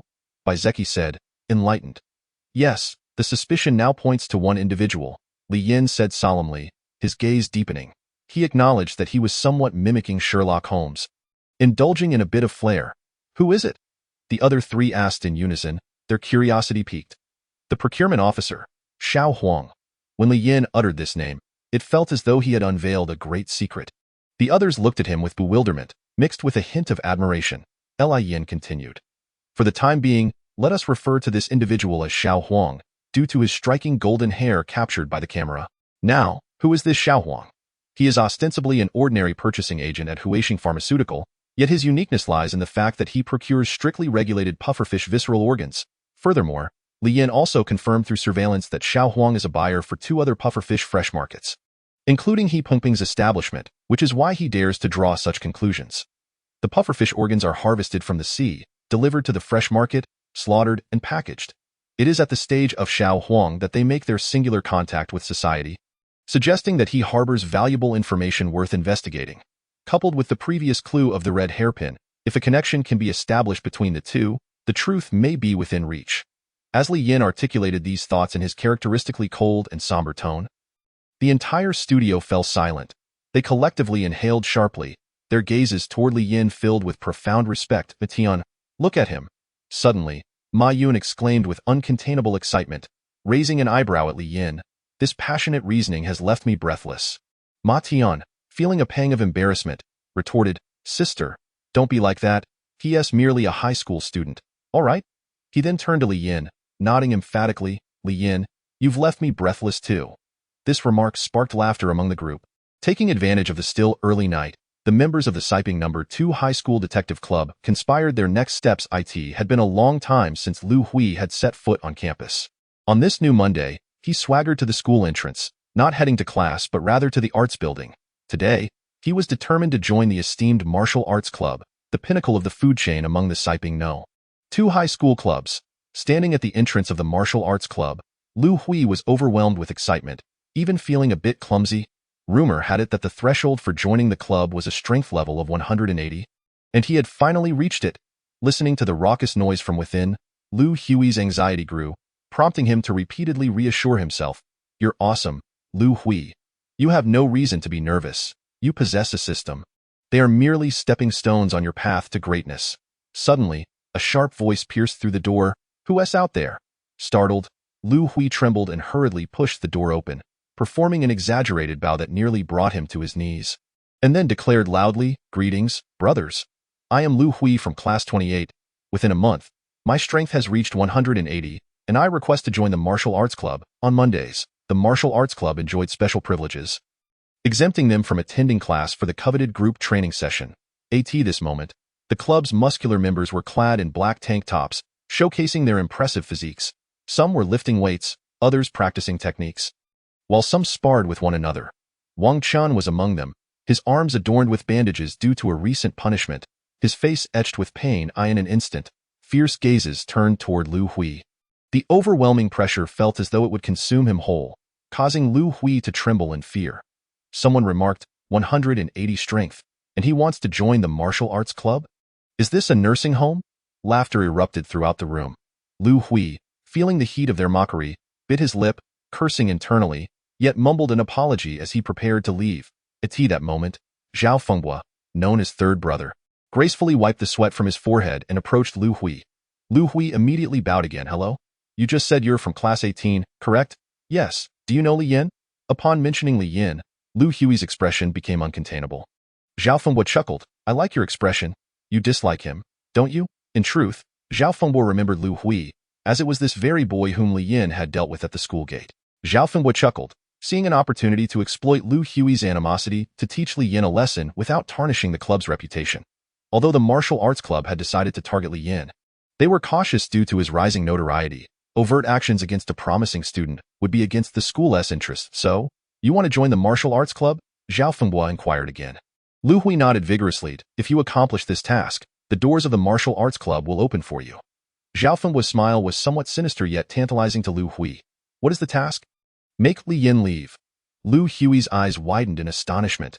In that moment, he felt fate was once again on his side. Although Lu Hui had gained an opportunity to join the martial arts club, he was simultaneously deeply affected, particularly upon discovering that Li Yan's strength had surged to nearly 190. His worldview shattered like an old building in an earthquake, crumbling piece by piece. It seemed he would have to swallow his pride for now. However, this was inconsequential. Lu Hui's eyes gleamed with malice, realizing that Li Yin had become too arrogant, even provoking the martial arts club. He vowed, with such a formidable backing, I can still take you down without a fight. Upon returning to class, Li Yin suddenly experienced a newfound awareness. With the enhancement of his abilities, he noticed a significant improvement in his cognitive functions, far surpassing previous levels in the past. Memorizing a lengthy classical text under the teacher's instruction felt like torture. Now, he could recall 1,000-character classical text after merely a few readings, as if it were child's play. Even more adept than a top student. However, studying was ultimately futile for him, as he could infiltrate any connected device at any time and obtain answers effortlessly. Nevertheless, he relished this newfound ease of learning, feeling a sense of self-satisfaction, having never perceived study as so simple, enjoyable, and gratifying. During the break, the hall was abuzz as students gathered outside classrooms for physical exercises. However, a corner emanated an air of conspiracy. Once the crowd had dispersed, Lu Hui peeked from the restroom, surveying his surroundings like a thief.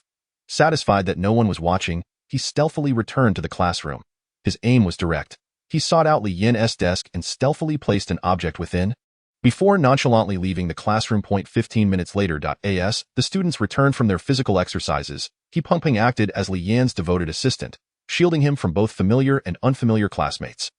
Rumors swirled that Li Yin's strength had surged from 167 to 189 in less than a month. A miraculous feat indeed. Anyone would be keen to inquire about his secret to such rapid enhancement. Unbeknownst to them, Li Yin had actually reached a staggering strength of 190. Finally returning to class. As soon as Li Yin sat down and had not even caught his breath, He Pengpeng eagerly twisted open a bottle of water and handed it to him. Here, drink some water.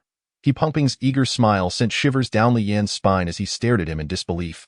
What are you doing? He Pengpeng grinned. Oh, nothing. My parents said that as long as I have you as a friend for life, I can count on you for anything in the future. Li Yin was left both amused and exasperated. His parents' parenting methods were quite peculiar. He quickly shook his head. No. Just act like you usually do. This makes me uncomfortable. Bro, really? He Pengpeng chuckled, scratching his head. Classmates seemed to be re-evaluating Li Yin, a student they had previously overlooked. Despite his miraculous strength increase, Li Yin did not allow his newfound abilities to inflate his ego. He remained warm and friendly toward his classmates, always ready to assist those who sought his help with a smile. In contrast, Lu Hui, whose strength was also rapidly increasing, appeared petty and intolerable compared to Li Yin, displaying a cowardly demeanor and indulging in petty bullying. Perhaps due to Lu Hui's earlier misdeeds, the stark contrast with Li Yin's character prompted his classmates to genuinely celebrate Li Yin's remarkable ascent. Viewing him as a role model and a source of pride for Class 18. As the third period commenced, the school broadcast suddenly blared to life. We interrupt this broadcast for an important announcement. The Martial Arts Club has reported the loss of 15 grade I spiritual energy crystals. Anyone who finds them is urged to return them immediately to the administration office. Those who harbor them will face severe penalties. The announcement sent shockwaves throughout the school. 15 grade I spiritual energy crystals represented a substantial fortune for students and average families alike. The teachers instructing classes realized the gravity of the situation and promptly ceased their lessons. Among them was teacher Lu Yang from Class 18, who paused her lecture on cultivation theory and asked the students, "Has anyone seen them?" The students exchanged glances, all shaking their heads. Only Lu Hui, seated at the back and feigning sleep, wore a sinister smirk. Lu Yihongxin pondered whether such an incident could possibly occur among their classmates, and thus resumed her lecture, feeling unperturbed.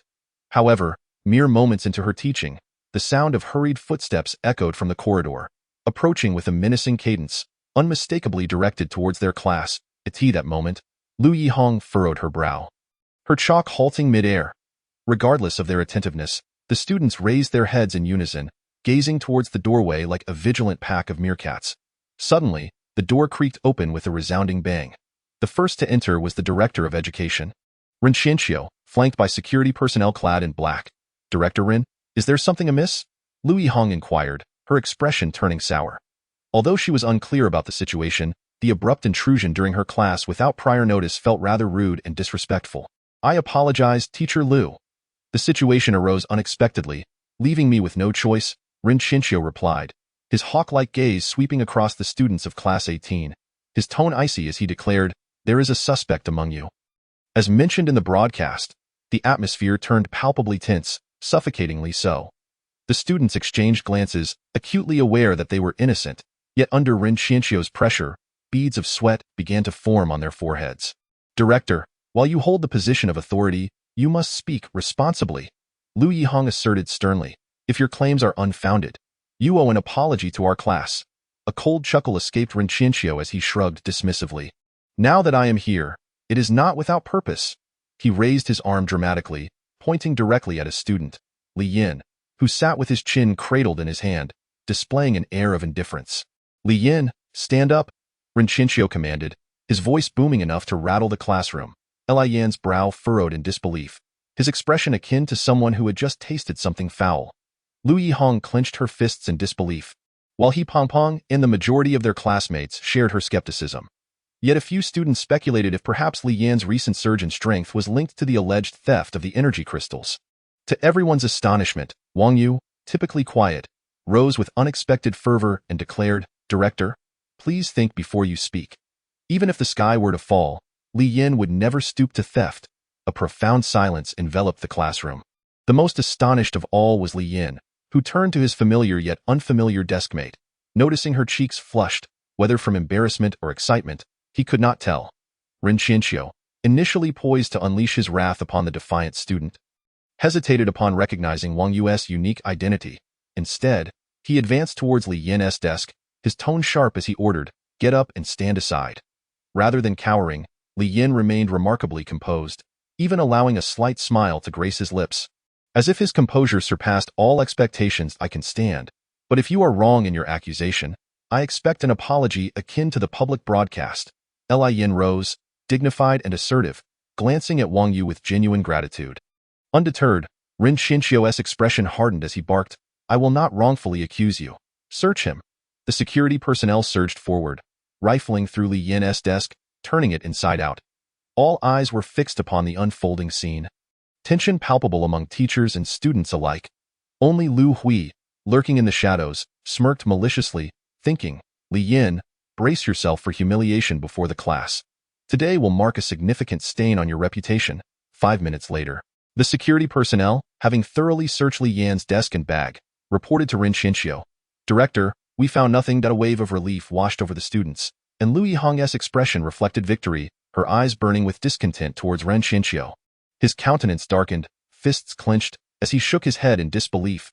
Impossible. I cannot be mistaken. Search again. Lu Yihong interjected firmly, Rin Xianxiu, I implore you to conclude this farce. I still have a class to conduct, and I will report your actions to the school board. In the back, He Pongpong seized the moment to bravely chime in, indeed. Wrongfully accusing someone should require a modicum of skill. In the corner, Lu Hui's heart sank as disbelief washed over him. How could the item he had deliberately placed on Li Yin's desk have vanished? He stared at Li Yin's calm demeanor. The slight smile upon his lips, which seemed to mock the entire situation, dawned on Lu Hui, as if struck by a revelation, that Li Yin must have been aware of their insidious plot all along.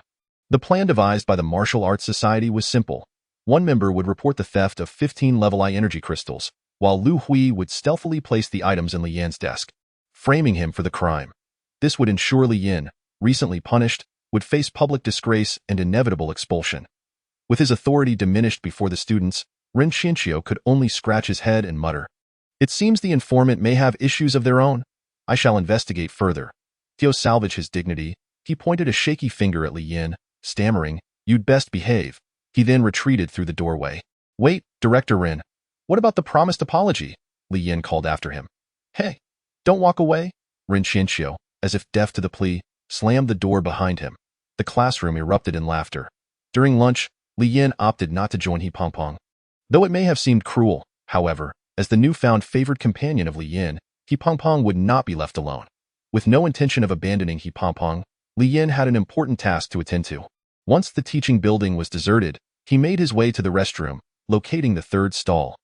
Opening the flushing tank, he retrieved a black bag. The contents clinked melodically as he pulled them out, revealing a multitude of glimmering level-I energy crystals. The allure of the dew-kissed crystals was irresistible. You wish to frame me? Then I shall graciously accept this gift. Li Yin counted them, exclaiming, lo and behold. All 15 level-I energy crystals are here. What a generous offering. What else could he do but use them? A rare smile of greed flickered on Li Yin's face. The best way to eliminate evidence was to consume it without delay. He squatted over the toilet, indulging in the energy crystals. Point one was insufficient. He consumed 2 at once. Holding one in each hand, he absorbed their energy. He felt as though he was enveloped in a warm spring or basking in the sunlight. Every cell in his body seemed to sing with ecstasy, sending shivers of delight coursing through him. Half an hour later, the sound of the toilet flushing echoed through the restroom. The exhausted energy crystals, now more fragile than glass, were ground to dust by Li Yin's hands and washed away. Having extravagantly consumed 15 level-I energy crystals, Li Yin emerged from the restroom, cheeks flushed with satisfaction. As the saying goes, using energy crystals is delightful, but using those that are freely given is even more pleasurable. Having recently ascended to a power level of 190, the absorption of these crystals solidified and enhanced his strength. As the lunch break concluded, Li Yin arrived early to class, only to find Wang Yu had also arrived ahead of time, leaving the two of them alone in the classroom. An inexplicable atmosphere hung in the air, swirling between them. Thank you, Li Yin finally spoke, surprised that Wang Yu, typically indifferent towards him, would defend him when others distanced themselves.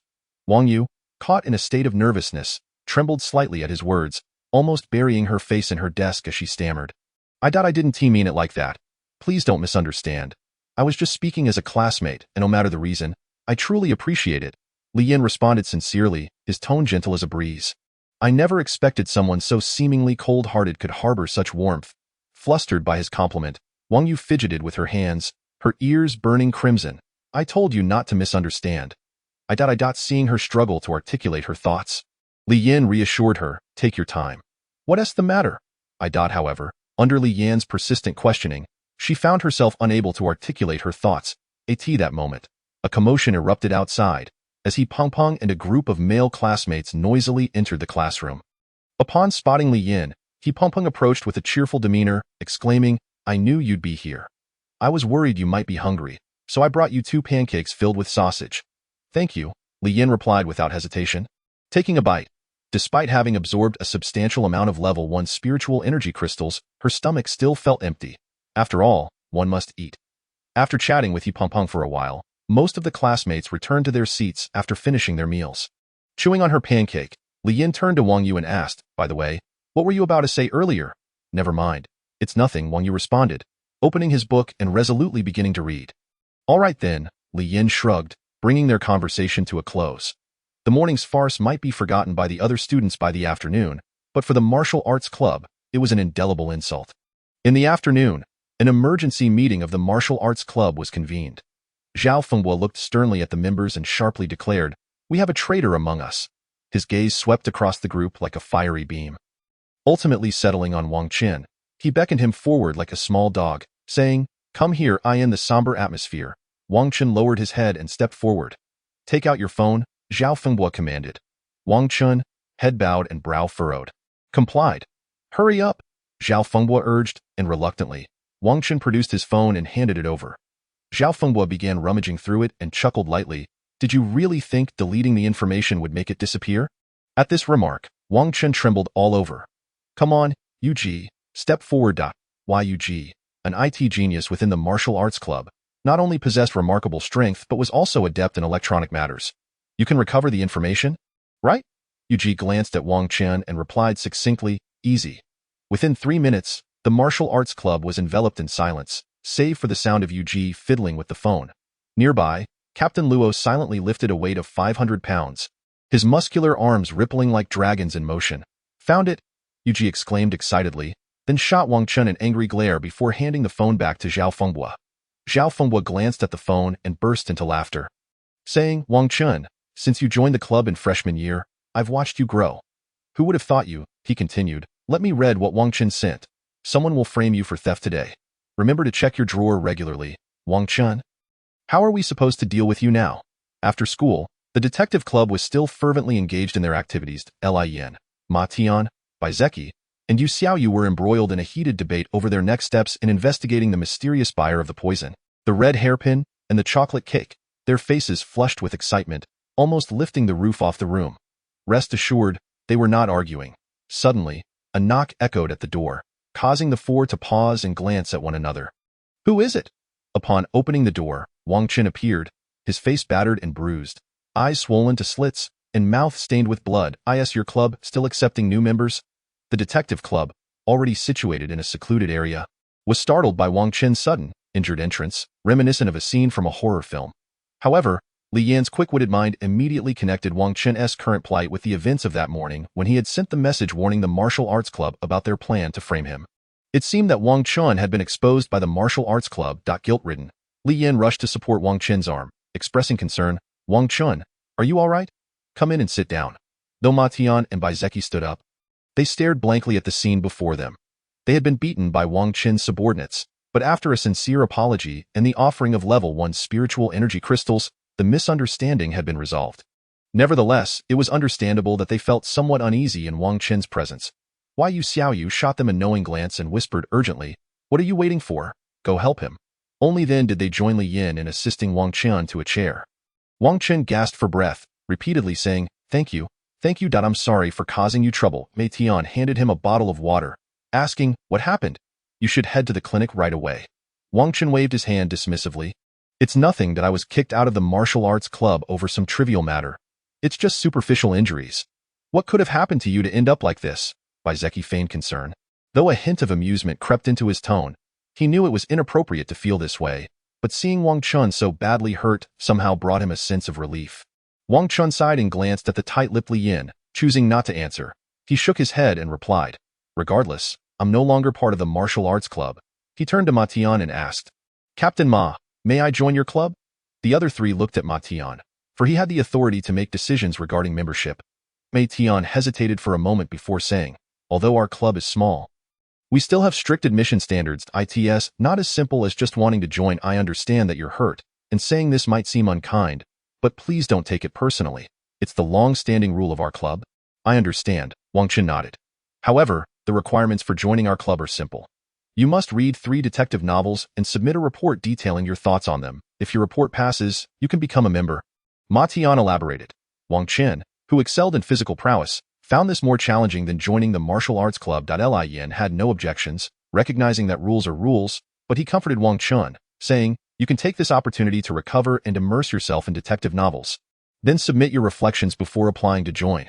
There can be no order without rules. Even a small detective club must adhere to its regulations." "All right, I'll take note of that. Excuse me, I'll take my leave now," Wang Chun said, standing up but wincing in pain. "Let me walk you out." Li Yan signaled to the other members and supported Wang Chun as they headed toward the exit. As they stepped out of the boiler room, Li Yan, filled with remorse, revealed his gratitude. "I truly appreciate you taking such a significant risk to warn me, only to face such severe repercussions and be expelled from the martial arts club." "It has nothing to do with you," Wang Chun smiled nonchalantly, shaking his head. "To be honest, I had long wanted to resign from the club. I simply couldn't tolerate their behavior. While my character may not be exemplary, their underhanded tactics are truly despicable and not in line with my values." Li Yan nodded thoughtfully, then asked, "By the way, do you genuinely wish to join our club?" Wang Chun scratched his head, feeling somewhat embarrassed. "Actually, to be honest, I have no interest in solving cases. I merely want to contribute to uncovering the truth behind the case involving Bo Yu and Xiao Xin." "I understand your sentiments. Rest assured, be prepared. I may call upon you for assistance whenever needed," Li Yan reassured him.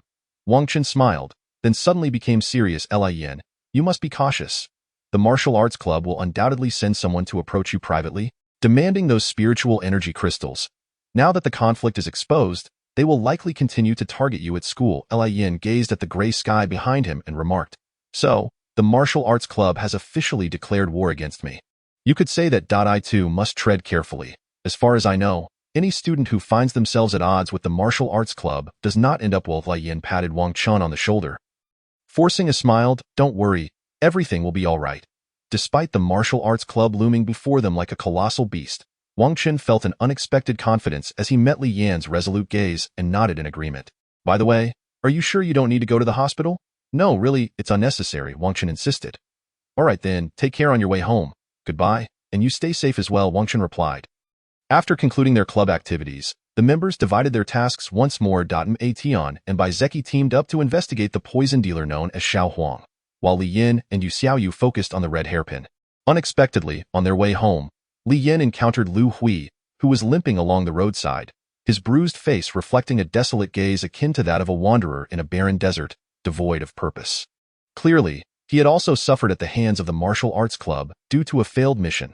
As Lu Hui noticed Li Yin approaching, he made no attempt to evade him, continuing his slow stride. You won, he uttered as they walked side by side, his voice devoid of emotion, as if it emanated from a lifeless, desiccated husk. Li Yin replied indifferently, yes, I have won. In this battlefield that exists only in your imagination. So what? You took a beating, and I have been forced to confront an enemy. Go ahead, vent your frustrations. Lu Hui said, is it meaningful? Li Yin ignored him and remarked, I advise you to be kinder. He then walked away. Just as Li Yin was about to distance himself, Lu Hui suddenly called out, wait. Li Yin did not turn back. Be cautious of the martial arts society. Lu Hui warned. Li Yin waved his hand dismissively. I know. A new day dawned, and as the school broadcast announced an important message, Li Yin could only smile helplessly at the oddly familiar plot unfolding. The students from grades 10, 11, and 12 gathered in the auditorium to welcome one person, Fang Zheng. This student, who achieved the highest score in last year's college entrance examination in SP City, was accepted into the prestigious Beijing Tianxue with an impressive score of 219, marking the best achievement from this inconspicuous city in a decade. After the principal's speech, Fang Zheng was greeted with enthusiastic applause, resembling a victorious general returning home. His steady steps and sunny smile elicited cheers and applause from the audience with a simple hello. As the applause died down, Fang Zheng began recounting his legendary journey, how he was once an inconspicuous student in middle school, bullied, and then suddenly discovered his exceptional talent upon entering high school. Soaring to success, he spoke eloquently on stage, sharing experiences and his relentless efforts, while the students below listened intently, almost holding their breath. Yet, Li Yin could only smile broadly, his gaze fixed on Fang Zheng, marveling at how fate could be so miraculous, sometimes serving up opportunities on a silver platter. From the moment Fang Zheng took the stage, Li Yin discerned his secret. This individual was also a system possessor. In truth, Li Yin felt a pang of pity for senior Fang Zheng. Why abandon a good education to come back and flaunt? Sorry, but now you've stirred up trouble. Although we bear no grudges. In this brutal world, encountering a system possessor without seizing the opportunity would be a disservice to myself. I am not targeting you, but rather all system possessors. Before entering university, I was also the president of the Martial Arts Society. Now, let's invite my juniors from the Martial Arts Society to join me. Fang Zheng suddenly declared, and one by one, members of the society took the stage. Hello, Senior Fang, greetings. You are so brave, Senior Fang, haha, you are too. The typically high and mighty members of the Martial Arts Society transformed into admirers before Fang Zheng, showering him with flattery.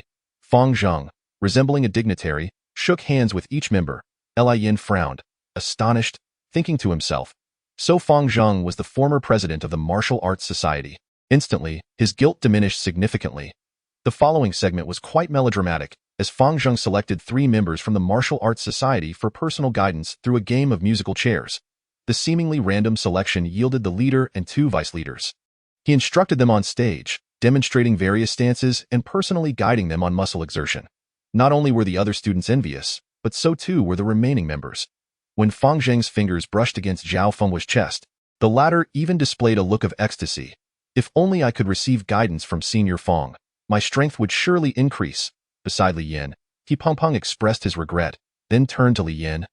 Unaware of the conflict between him and the Martial Arts Society, by the way, Li Yin, why don't you join the Martial Arts Society? Your strength is more than sufficient now. Senior Fang is a rising star. And so are you. If you could receive his guidance, it would undoubtedly help you immensely. While secretly deciphering Fang Zheng's system, Li Yin chuckled softly. Of course, it would be immensely beneficial. Observing Fang Zheng and the members of the Martial Arts Society, his adversaries, engaging in friendly banter, Li Yin shook his head. As the saying goes, a crooked beam will create a crooked pillar. Fang Zheng, as the former president of the Martial Arts Society, failed to foster an environment of humility. integrity, and kindness within the society, instead nurturing an arrogant and self-satisfied group, a tyrant among students. He deserves punishment. What infuriated him further was that, despite claiming to be there to inspire the juniors, Fangjing ended up promoting a so-called Trinity efficient cultivation method at the end of the event. Priced at $9.98, the audacity of such a price made Li Yin almost choke. The price had a distinctly exploitative air. Regardless of whether this so-called method was effective, openly selling CDs to juniors under the guise of a motivational meeting only deepened Li Yan's disdain. He could not help but wonder how desperately Fangjing needed money to resort to such tactics. Upon successfully deciphering Fangjing's system, Li Yin had a sudden epiphany. His system was surprisingly simplistic, featuring only two categories, available funds and current cultivation level. It became clear to Li Yin that this was a system capable of converting money into cultivation power. No wonder he was so desperate for funds. Before school dismissed, amid the enthusiastic farewells from students, Fangjing boarded Avian. As soon as he stepped inside, his cheerful demeanor transformed into one of cold disdain. Beside him sat a round-faced, oily man who smiled and said, "Fang, you are truly a born businessman. It would be a shame not to pursue business." This rotund figure was his current business partner, who had haphazardly gathered some cultivation techniques from the internet and repackaged them as the so-called Trinity cultivation method. Having found someone in need of money, they quickly partnered up, planning to sweep through various schools in SP City with their scheme. Fangjing chuckled lightly and asked, "How are the sales?" "Explosive. A total of 341 students purchased it, netting over 320,000. The man beamed. "I'll transfer your share right away." They split the profits, and after a brief moment of operation on the phone, a notification pinged on Fangjing's device. The first installment of his share, over 190,000, had arrived. "Isn't this money easy to earn?" The man leered. "Let us celebrate tonight and recharge for tomorrow's assault on Siping Primary School. I'm a bit tired. I'll head back to the hotel to rest." Fangjing said, rubbing his temples. "Fine, that's okay. You go rest." The man readily agreed. Back at the hotel, Fangjing sat on the bed, staring vacantly out at the dark night. After a while, he murmured, "I have ultimately become the very thing I despised, doing this for money." He shook his head, his eyes gleaming like a bloodthirsty wolf. In this society, where the strong prevail and the weak fall, sympathy and conscience are the most useless commodities. He opened the system interface, where his funds displayed a substantial 200,000. A smile crept onto his lips. With this amount, he should be able to break through to a strength level of 230, reaching the second stage of the ordinary realm. As he willed it, his funds rapidly diminished. To his surprise, instead of the expected surge of power, his strength increased gradually, like a parched stream barely flowing. Fangjing panicked. "What is happening? Why has the rate of increase suddenly dropped by over 80%? At the same time, Li Yin on the bus trembled as if touched by divine intervention. His strength began to surge dramatically. With so many people on the bus, he gripped the railing tightly, striving to maintain his composure while internally screaming, "What the hell? What the hell? What the hell?" His portable strength tester displayed an exponential increase. 190, 191, 192, 193. Every cell in his body seemed to boil, reverberating with energy. Li Yin felt an overwhelming urge to shout, stifling his mouth to suppress the cries. Those around him cast puzzled glances, wondering if he had lost his mind. Finally, the bus reached his stop, and Li Yin stumbled off.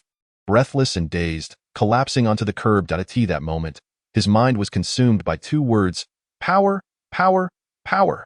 He glanced at the tester. His strength had reached 195. He was on the verge of fainting. This was surreal. Had he really jumped 5 ranks? "Son, what happened to you?" Hao Chunhua, who was cooking, gasped at the sight of her son, drenched and disheveled. Her immediate reaction was concern, mingled with inexplicable anger.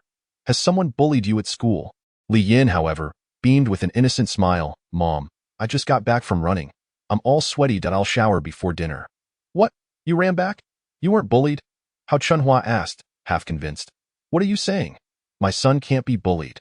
Li Yin replied, dashing to the bathroom after dropping his backpack. "Oh, go ahead." Li Yin was not typically vain, but with his newfound strength, he found himself increasingly enamored with himself. Stripping down, he admired his reflection in the mirror for quite some time. As the figure became more proportionate, one might not perceive much difference during moments of relaxation. However, when he tensed up like Bruce Lee, it was as if his muscles were activated. With a resounding clap, defined muscles erupted forth. Li Yin grinned maniacally, silently clenching his fists and reveling in his reflection. One punch from him could be life-threatening. Li Yin pondered, feeling a bittersweet happiness. At 16, with a power level of 195. He must surely be the top of his age group. That evening, Aunt Zhang from next door visited, dragging Hao Chunhua to the sofa, where they cracked sunflower seeds and chatted, leaving shells strewn about without a care. My son is so filial. Look at the scarf he bought me with his pocket money yesterday. Isn't it lovely? Indeed. It suits you well, Hao Chunhua replied with a forced smile, secretly disliking this woman. Though she feigned friendliness, every word she uttered was a boast, leaving an uncomfortable feeling in the air. You poor thing, working so hard to raise such a son. I heard his grades aren't great. Perhaps he should consider foregoing university and start working sooner, Aunt Zhang remarked, cloaking her barbs in concern. Hao Chunhua's expression darkened. That was in the past. My son has been excelling in every aspect lately. Oh, I understand completely. As mothers, we all want the best for our children. By the way, my son Kong Kong is also in his second year. Though he can be a bit mischievous, his power level is 178. How about I bring him over this weekend to tutor your son and share some tips? Aunt Zhang assumed that no matter how much her son improved, he could never surpass Hao Chunhua's son. At that moment, there was a knock at the door. Their son, Kong Kong, had arrived to fetch his mother home. What is the rush? Come say hello to Aunt Hao, Aunt Zhang insisted. Kong Kong obediently greeted and then whispered to his mother. Mom, it's getting late. We shouldn't impose. What is wrong with that? I'm very close with Aunt Hao, Aunt Zhang replied. By the way, where is your son? It would be good for him to meet mine. They can look out for each other at school. Before Hao Chunhua could respond, Li Yin, who had been quietly listening, stepped out, addressing Aunt Zhang. Auntie? You're here? Oh, you must be Li Yin, Aunt Zhang exclaimed, cheerfully introducing her son. I have a great relationship with your mother. This is my son, Kong Kong. If you ever need anything, you can count on him. Kong Kong, however, stared wide-eyed at Li Yin, exclaiming, You're really Li Yin? The one from class 18? Wait, you two know each other? Aunt Zhang asked, puzzled. No, I know him, but he doesn't know me. Li Yin is one of the top 10 experts among the second-year students, Kong Kong declared excitedly. Aunt Zhang was dumbfounded. Unable to believe it. You're too humble, Li Yin chuckled. Wow, I can't believe I'm meeting you here. You're usually so unreachable. I heard your power level is 189 or even 190. Kong Kong gushed, shaking Li Yin's hand with a look of awe. Actually, it's over 190 now, Li Yin replied with a smile. The news hit Aunt Zhang like a thunderbolt, leaving her feeling as if a knife had pierced her heart. This was beyond ordinary. This is incredible. Can we take a picture together? I can't believe I live next to such a talent. Kong Kong exclaimed, hurriedly pulling out his phone, while Aunt Zhang felt increasingly embarrassed. Of course, feel free to come by any time for guidance, Li Yin offered, casting a knowing glance at Aunt Zhang. Oh, thank you, she replied, her expression growing more strained. I really must get going. See you later. Chunhua. After they left, Li Yin shook his head, chuckling. That auntie really brought this upon herself. She is like that. When your father was around, our family was better off than hers, and now that he has gone, she tries to flaunt her supposed success. Today, she met her match. Hao Chunhua regarded her son in disbelief. Son, your power level has reached over 190? Yes, 195. Li Yin shrugged, feigning nonchalance while feeling a swell of pride inside. Really? Hao Chunhua exclaimed, her eyes brimming with tears as she embraced him. You are truly your mother's pride. Despite not being a practitioner herself, she knew that achieving a power level of 195 at his age was a miraculous feat. The next day at school was unremarkable, with Li Yin keeping his newfound strength to himself. As afternoon arrived, during club activities, they continued discussing cases. Wang Qian, shamelessly reappearing, read detective novels nearby. By the end of the club meeting, Wang Qian, seemingly invigorated after recovering from an illness, expressed a desire to spar with Li Yin, purely for the love of martial arts. Devoid of any personal grudges. Are you sure? Li Yin inquired, a patient smile gracing his lips, feeling curious himself. Wang Qian cracked his knuckles and replied, Absolutely. I've improved a lot since we last sparred. Is that so? Congratulations, Li Yin chuckled. Mation, by Zeki, and Yu Xiao you watched eagerly. Witnessing a duel between experts was a rare treat. Mation assumed the role of referee, signaling the start of the match. Wang Qian charged forward, shouting, Watch out! He moved with a swiftness akin to the wind, twisting his waist to deliver a powerful punch. A violent whirlwind erupted from his fist, sending objects flying in all directions. That's even more powerful than last time. Ma Tian remarked nervously, while Yu Xiaoyu gasped, "Is this the strength of a true expert?" Bai Zeki, still recovering from their last encounter, was in disbelief that Li Yin had triumphed against such an attack. The trio was puzzled by Li Yin's seemingly lethargic demeanor, half closing his eyes as if unfazed, even scratching his ear. The line between calmness and arrogance was thin. They were not worried for his safety, knowing this was a safe spar, but they wished Li Yin would stop pretending and raise his fists, lest he lose and tarnish the club's reputation. Just as Wang Chen's fist approached Li Yin, he finally moved an eye in the face of the massive tempest. Li Yin extended his hand leisurely, as if reaching for an apple, effortlessly grabbing Wang Chen's violent punch and, with a gentle twist, sent him spinning through the air before crashing to the ground. Huh? Huh? Huh? A giant question mark appeared above Wang Chen's head. What just happened? How did my punch get blocked, and why am I on the ground? The three spectators held their breath, jaws dropping in disbelief. Even as they tasted the dust of the floor, it felt as if Li Yin had just schooled a show-off child, easily countering with absolute strength. Suddenly, Wang Chen realized, his question mark transforming into a loud exclamation mark. There could only be one explanation. He looked up at the smiling Li Yin, incredulous. Just how strong have you become? What, 195? They exclaimed in unison, shaking the very foundations of the boiler room. As the first to learn of Li Yin's true power, they finally understood that the legendary genius described in the news was none other than the very Li Yin standing before them. Oh, I'm such a fool. I was just shouting about sparring. Wang Chen lamented, then his eyes sparkled as he looked at Li Yin. Brother Yin, you're now strong enough to compete with the current top student. Guan Wenhao, I feel you're even stronger. The crown of the second year is about to change. Let me join your side. Hold on, let us talk properly. What top student? What crown? I'm not interested in any of that. Li Yin shook his head, but first, could you sign my name? You'll definitely appreciate it in the future. Bai Zeki exclaimed excitedly, I want one too. Yu Xiaoyu raised her hand. Mei Tian had already silently lifted his phone, forming a peace sign and revealing a broad grin as he positioned himself for a photo with Li Yin.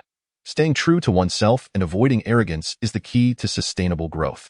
Although his abilities had improved, Li Yin still adhered to the directives of the club and followed the rules, a rare quality that a strong person should possess. Thus, after the club activities concluded today, even though it was already 8 o'clock in the evening, he and Yu Xiaoyu did not return home.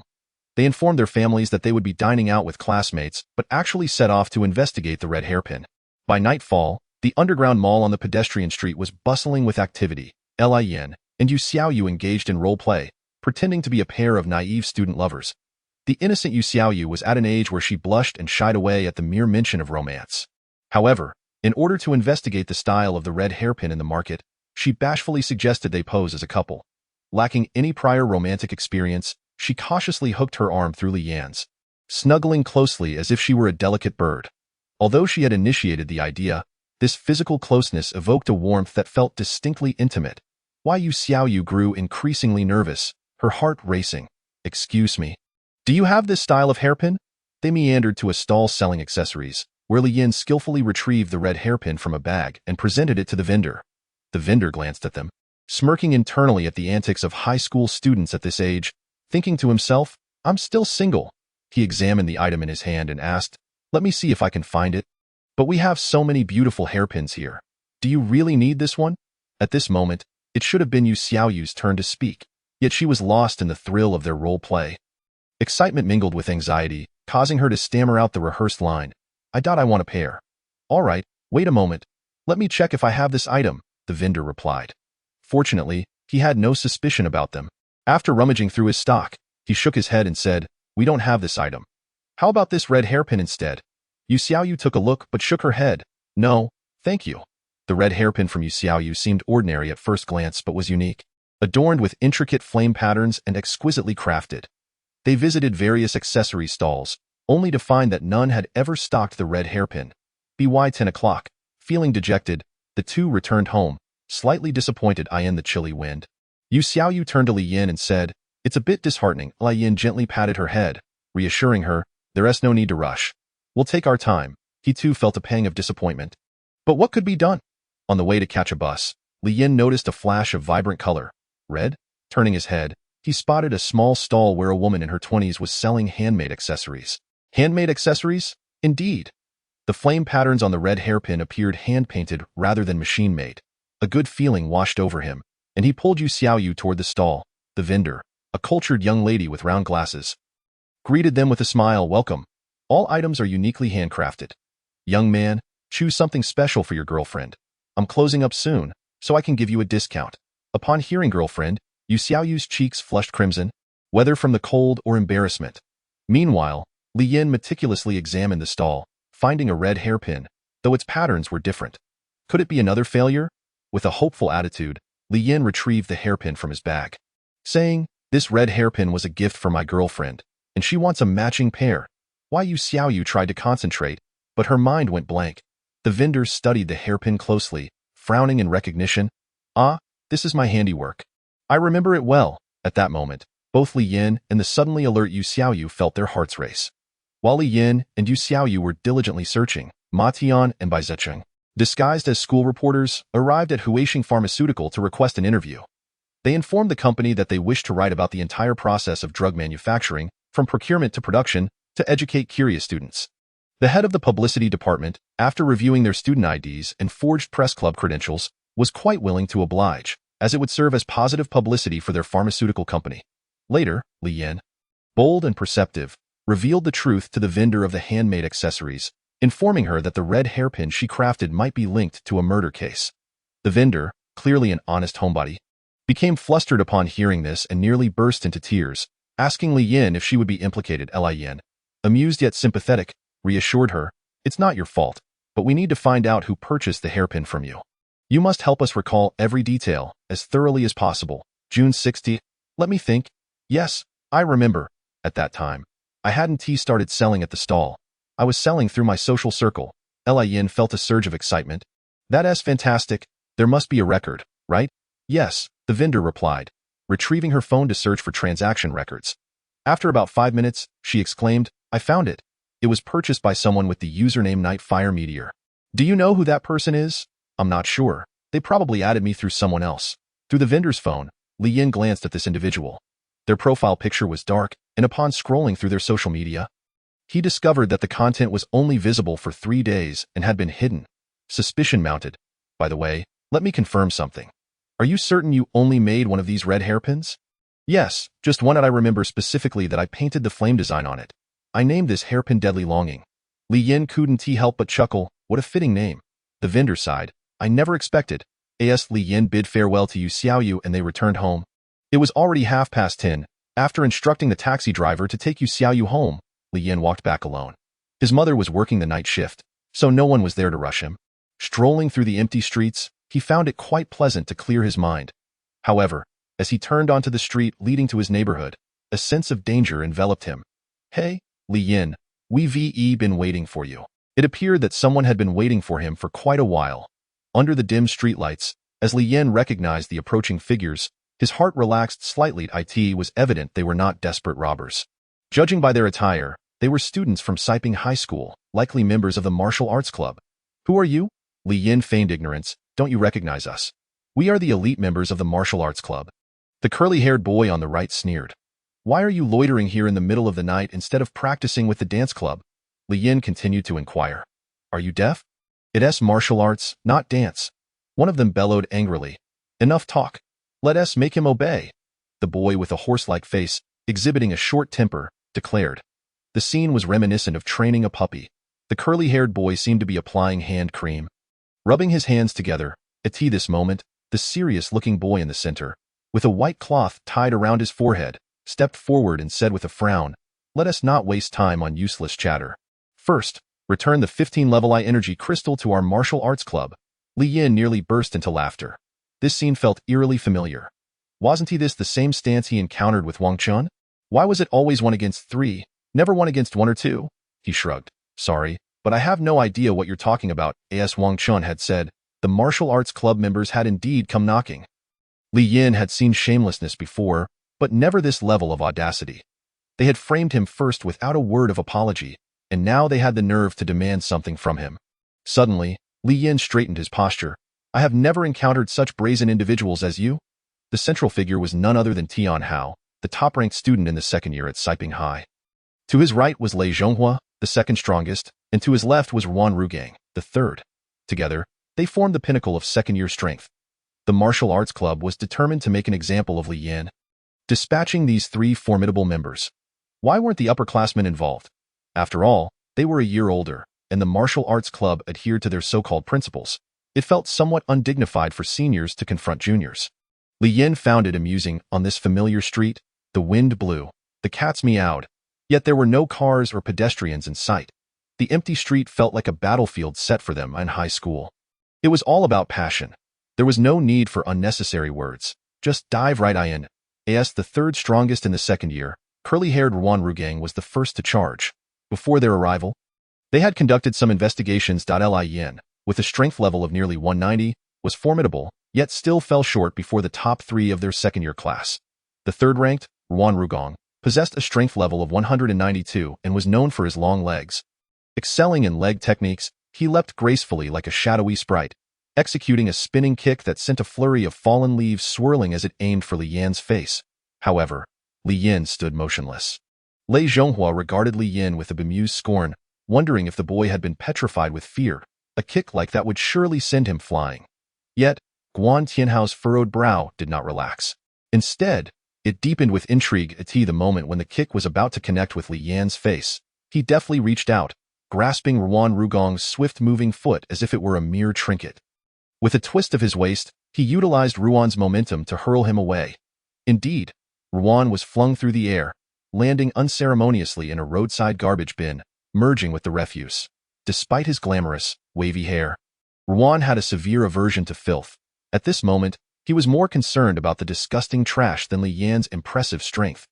The slimy sensation on his face and the foul odor invading his nostrils were unbearable, especially since he had landed with his mouth agape. Ah! Ruan shrieked as he emerged from the heap of garbage, retching uncontrollably, feeling more miserable than death itself. Are you all right? Lei Zhonghua stepped forward in anger, ready to confront Li Yan.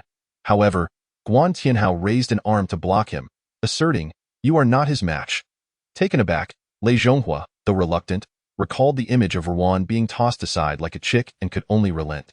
He was a full segment stronger than Ruan, and he knew that he could not simply block Ruan's attacks as Li Yan had done. "It's my turn now," Guan Tianhao declared, his expression growing increasingly serious. As their eyes met, the wind seemed to intensify. I am Guan Tianhao. Please, enlighten me. Li Yan, at your service. Guan Tianhao, the undisputed top of the second-year class with a strength level of 196, 3 segments higher than the second-place contender, roared, iron fist with a bellow. His right fist swung forward like a pendulum, powerful and resonant as it hurtled toward Li Yan. So swift. Li Yan's pupils contracted in surprise, instinctively raising his arms to shield his face.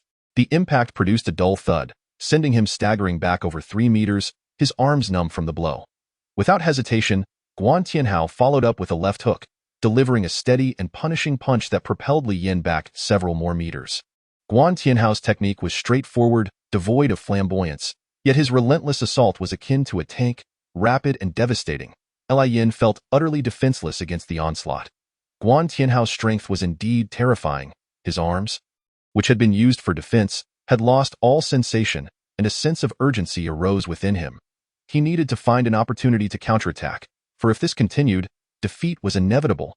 Lei Zhonghua watched in stunned silence, fully aware of Guan Tianhao's prowess. Even in a defensive stance, neither he nor Ruan could withstand a single punch from him. "Brother, finish him off," Ruan cried out, teary-eyed. Amidst the relentless assault, Guan Tianhao was inwardly astonished. As a prodigy raised in a large family, he had learned the family's martial arts from a young age and had never encountered a rival among his peers.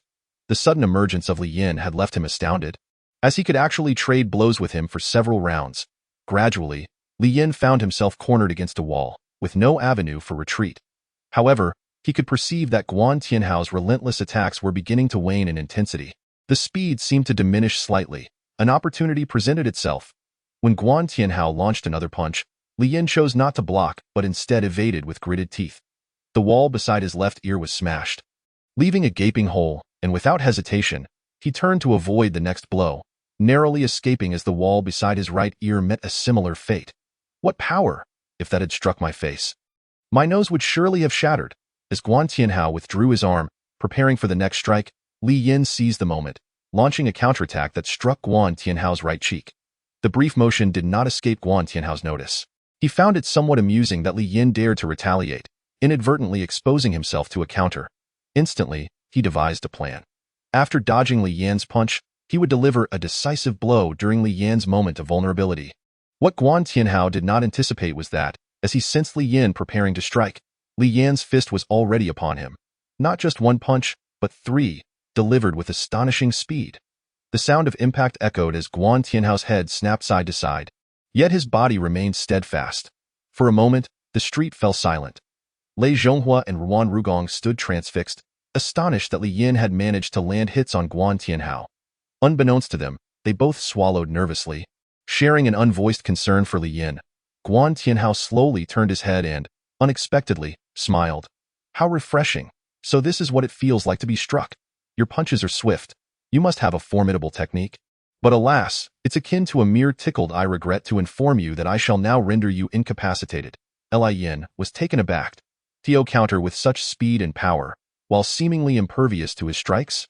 What the hell? He exclaimed. With a fierce shout, Guan Tianhao lunged forward, attempting to grapple Li Yin and bring him crashing to the ground. Seizing the opportunity, Li Yin slipped beneath his grasp, and in that fleeting moment, he jabbed 3 rapid strikes toward Guan Tianhao's abdomen, akin to disturbing a hornet's nest. In that instant, the street seemed to resonate with the sound of cracking eggs. Guan Tianhao's legs squeezed together as his complexion turned ashen. He clutched his groin, momentarily rendered immobile, cursing, "You despicable little brat." Thick-skinned and tough. Yet every man has his weaknesses, Li Yin retorted with a smirk. When it comes to despicable tactics, I yield only to your martial arts society. Without further ado, taking advantage of his adversary's vulnerability, Li Yin began to gather his strength.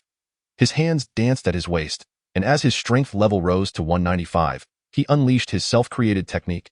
The 10,000 Buddhas returning to the origin fist, a single strike capable of unleashing the force of 200 punches, an awe-inspiring display.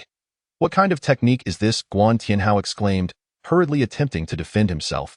Yet, before the overwhelming power, he was helplessly propelled against the wall behind him, the very spot where Li Yin had stood moments ago. With a thunderous crash, a massive hole was created in the wall. Debris flying everywhere, Guan Tianhao, unable to control himself, coughed up blood as he collapsed to the ground, gasping for breath. Yet, he laughed. How refreshing. So this is the sensation of being injured. Refreshing? My foot? Li Yin thought, his eyes nearly bulging in disbelief. Could this man truly be a masochist? Lei Zhonghua and Ruan Rugong were left dumbfounded, their hearts racing, speechless. Observing Guan Tianhao's battered state, Ruan even felt that his own experience of being tossed into a garbage bin was relatively fortunate. Li Yin cast a glance at the other two, causing them to tremble in unison. Come here. Lei Zhonghua and Ruan Rugong lined up, heads bowed in submission. Li Yin spoke earnestly, delivering a familiar admonition. I advise you to be kind. Don't think that joining a martial arts society makes you invincible. Besides, you are students. You should follow the directives of the society. You lack common sense? Stand straight. Attention. At ease. I refuse to accept this. At that moment, Guan Tianhao, rising from the ground, gasped, You ambushed my groin and seized the opportunity to obliterate me with your ultimate technique. I believe that if I had been more vigilant, you wouldn't have been able to execute that move. Once I recover, I shall formally issue a challenge to you. Guan Tianhao, who had never been defeated by his peers, spoke earnestly. Li Yin glanced at him, acknowledging that this fellow was indeed a martial arts prodigy. Having observed his technique just once, he had already discerned its flaw. It's preparation time. Li Yin conceded that luck had played a role in his victory today. Honestly, I'm disappointed that a win is a win. And a loss is a loss. I never imagined that the esteemed Guan Tianhao would resort to such excuses. If you wish to challenge me, you must announce to the school tomorrow that you lost to me. And I will allow you to challenge me for the second place. You? Guan Tianhao was furious, nearly spitting blood, yet he laughed. How refreshing. So this is the sensation of being humiliated. The 3 defeated individuals swiftly retreated. Sitting in silence in a taxi, Lei Zhonghua and Ruan Rugong exchanged glances, gauging Guan Tianhao's reaction. After a long pause, the bruised Guan Tianhao finally smiled slightly and remarked, Today's experience was truly refreshing. Refreshing my foot. Lei Zhonghua and Ruan Rugong thought simultaneously, wanting to curse. Could it be that after such a beating, anything could be called refreshing? Suddenly, Guan Tianhao's demeanor turned serious as he addressed the two. In truth, he cannot defeat me, I know, Lei Zhonghua agreed. That kid simply struck you from the shadows. Ruan Rochang exclaimed indignantly. One should not show mercy towards him. How? When you launched your first attack, you should have denied him any chance to catch his breath. Yet, he indeed triumphed over me, and now I find myself in second place. This. Guan Tianhao's words momentarily left both of them at a loss, unsure how to respond. However, a glint of determination sparked in Guan Tianhao's eyes as he declared, I shall reclaim my position. How? You wouldn't dare announce today's results, would you? Ruan Rochang inquired. A defeat is a defeat, Guan Tianhao replied. The two exchanged glances, uncertain of what to say next. After an intense battle, Li Yin felt utterly exhausted. His body weakened and heavy. He returned home, washed his face, ate dinner, and prepared for sleep. However, as soon as he lay down, his eyes flew open, and once again, the sensation of power surging within him struck like a bolt from the blue. Simultaneously, at the opulent Roman holiday hotel in SP City, Fang Zheng was resting after delivering speeches at 4 different schools, amassing nearly 300,000. By nightfall, he felt somewhat skeptical, believing that yesterday's system malfunction was simply a fluke. Today, it should function at full capacity. Undeterred, Fang Zheng resolutely invested over 300,000, a significant wager. Yet, to his dismay, the situation mirrored that of the previous day. His power increased slowly, as if he had only invested a mere few thousand. Why does it feel like this system is only operating at 20% of its potential? Fang Zheng's suspicions were indeed accurate. Li Yin had surreptitiously implanted a small virus into his system via the divine code, compelling the system to execute a condition. Whenever the host invested money to augment their strength, the benefits were divided, with a portion redirected to Li Yin. Exasperated, Fang Zheng lamented the power he had unwittingly transferred to another. Despite feeling despondent and hollow, he ultimately resigned himself to the situation, reasoning that earning money was still preferable to doing nothing. Leaning against the headboard, he sighed, seemingly accepting the current state of affairs. Even if the system's capability was diminished, it remained a system nonetheless. Though the pace of improvement was frustratingly slow, it still surpassed that of an ordinary person. Suddenly invigorated, Fang Zheng stood up and shouted out of the window. Do not be disheartened. The best way to conquer adversity is to face it head-on. As long as I strive to earn money, whether I earn 5 times, 10 times, or 100 times what I had, it ultimately makes no difference. At that moment, Li Yin writhed on his bed like a slippery eel, each cell in his body singing with a sensation reminiscent of yesterday's bus ride. Despite his exhaustion rendering his eyelids heavy, the exhilarating feeling of power growth prevented him from resting. However, in his own home, he felt free to express his delight without restraint. The sensation was overwhelming. After an indeterminate period, the exquisite yet unbearable feeling began to wane. Li Yin, now invigorated, assessed his strength. A dazzling 197, remarkable. He had risen 2 tiers in power. Reflecting on this achievement, he shook his head in disbelief. One must not forget the wellspring from which they drink. He gazed out the window, nodding in gratitude toward a distant figure. Thank you, Senior Fang. Li Yin. When did you become the top student in the 2nd year? He Peng exclaimed upon seeing Li Yin. Li Yin nearly choked on his pancake. Wait, how did you find out? He asked incredulously. So it's true. He Peng's eyes widened in astonishment. You confirmed it. Look, Guan Tianhao, the former top student, posted on the school forum at 2:30 a.m. Last night. What post? Li Yin hastily pulled out his phone and opened the school forum, a thread titled Challenge Post. I want to reclaim the title of first in the 2nd year. Had been prominently pinned. It was obvious that Haoran Jingxi referred to Guan Tianhao himself. Upon opening it, Li Yin read, My name is Guan Tianhao. Last night, I had the fortune of sparring with Li Yin. Unexpectedly, due to a moment of carelessness, or perhaps due to Li Yin employing underhanded tactics, I suffered defeat. Nevertheless, a loss is a loss, and I must express my gratitude to Li Yin for this novel experience. At this point, Li Yin wanted to curse. Was he a newborn who had never encountered anything before? I, Guan Tianhao, hereby acknowledge Li Yin as the current top student in the 2nd year. However, I am somewhat dissatisfied and wish to challenge Li Yin to a public duel in front of the faculty and students, in the name of our generation. Li Yin, if you see this, please respond whether you accept or not. I await your reply. Initially perplexed, Li Yin pondered whether Guan Tianhao was simply foolish. Why would he publicly admit to his defeat? Yet, upon deeper reflection, he suspected that Guan Tianhao was cunningly attempting to spin the narrative. The tone of the post seemed to acknowledge his victory while simultaneously implying it was unearned. Li Yin chuckled, realizing that Guan Tianhao might be anxious about his reputation and preemptively spoke out. The comments following the post were numerous, with hundreds of reactions, some supporting Li Yin and others defending Guan Tianhao, leading to a heated debate. Oh my. When did Li Yin become so formidable? Just moments ago. He was a mere newcomer in the top 10, and now he has defeated the top student, the Iron Fist Guan Tianhao. My worldview has shattered. Don't be ridiculous. Didn't you see Guangu say that Li Yin used underhanded tactics to win? Ha! Why don't you try using underhanded tactics to beat Guan Tianhao? But where's Li Yin? Is he afraid? Brother, you must tell me everything that happened last night. By the way, are you going to accept the challenge? I'm so excited. He Peng urged eagerly. Wait, I need to do something first. Li Yin, somewhat vexed, promptly typed a response. This is Li Yin, I accept the challenge. Wait, you accepted the challenge? He Peng, now invested, exclaimed loudly, you're incredible. You are truly amazing. The martial arts club was in an uproar as Guan Tianhao, the reigning champion of the second year, had been defeated by Li Yin. President Luo of the club, who had high hopes for Guan Tianhao as a successor, was deeply concerned.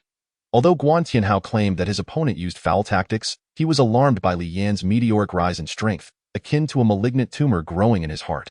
Are you truly confident in defeating him?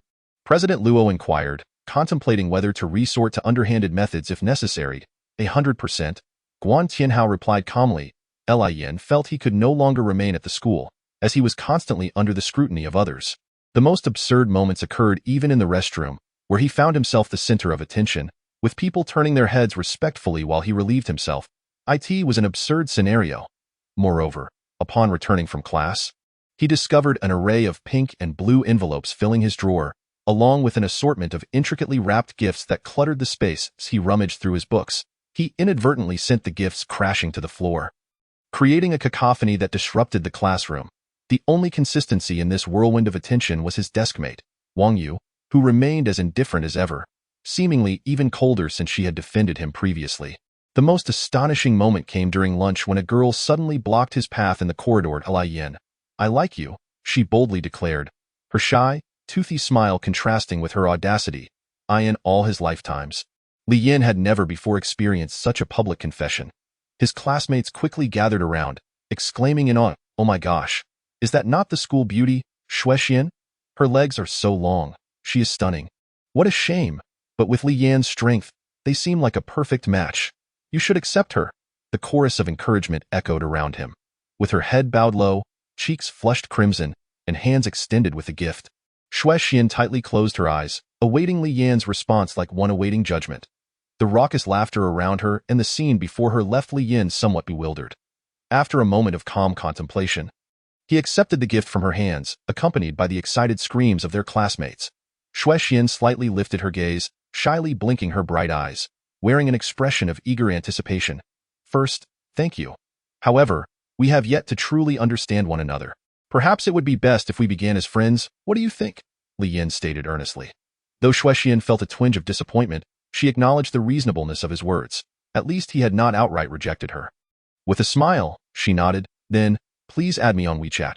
Sure, Li Yin replied readily, pulling out his phone to scan her QR code. Upon recognizing the account, he recalled that it was the very one he had previously rejected.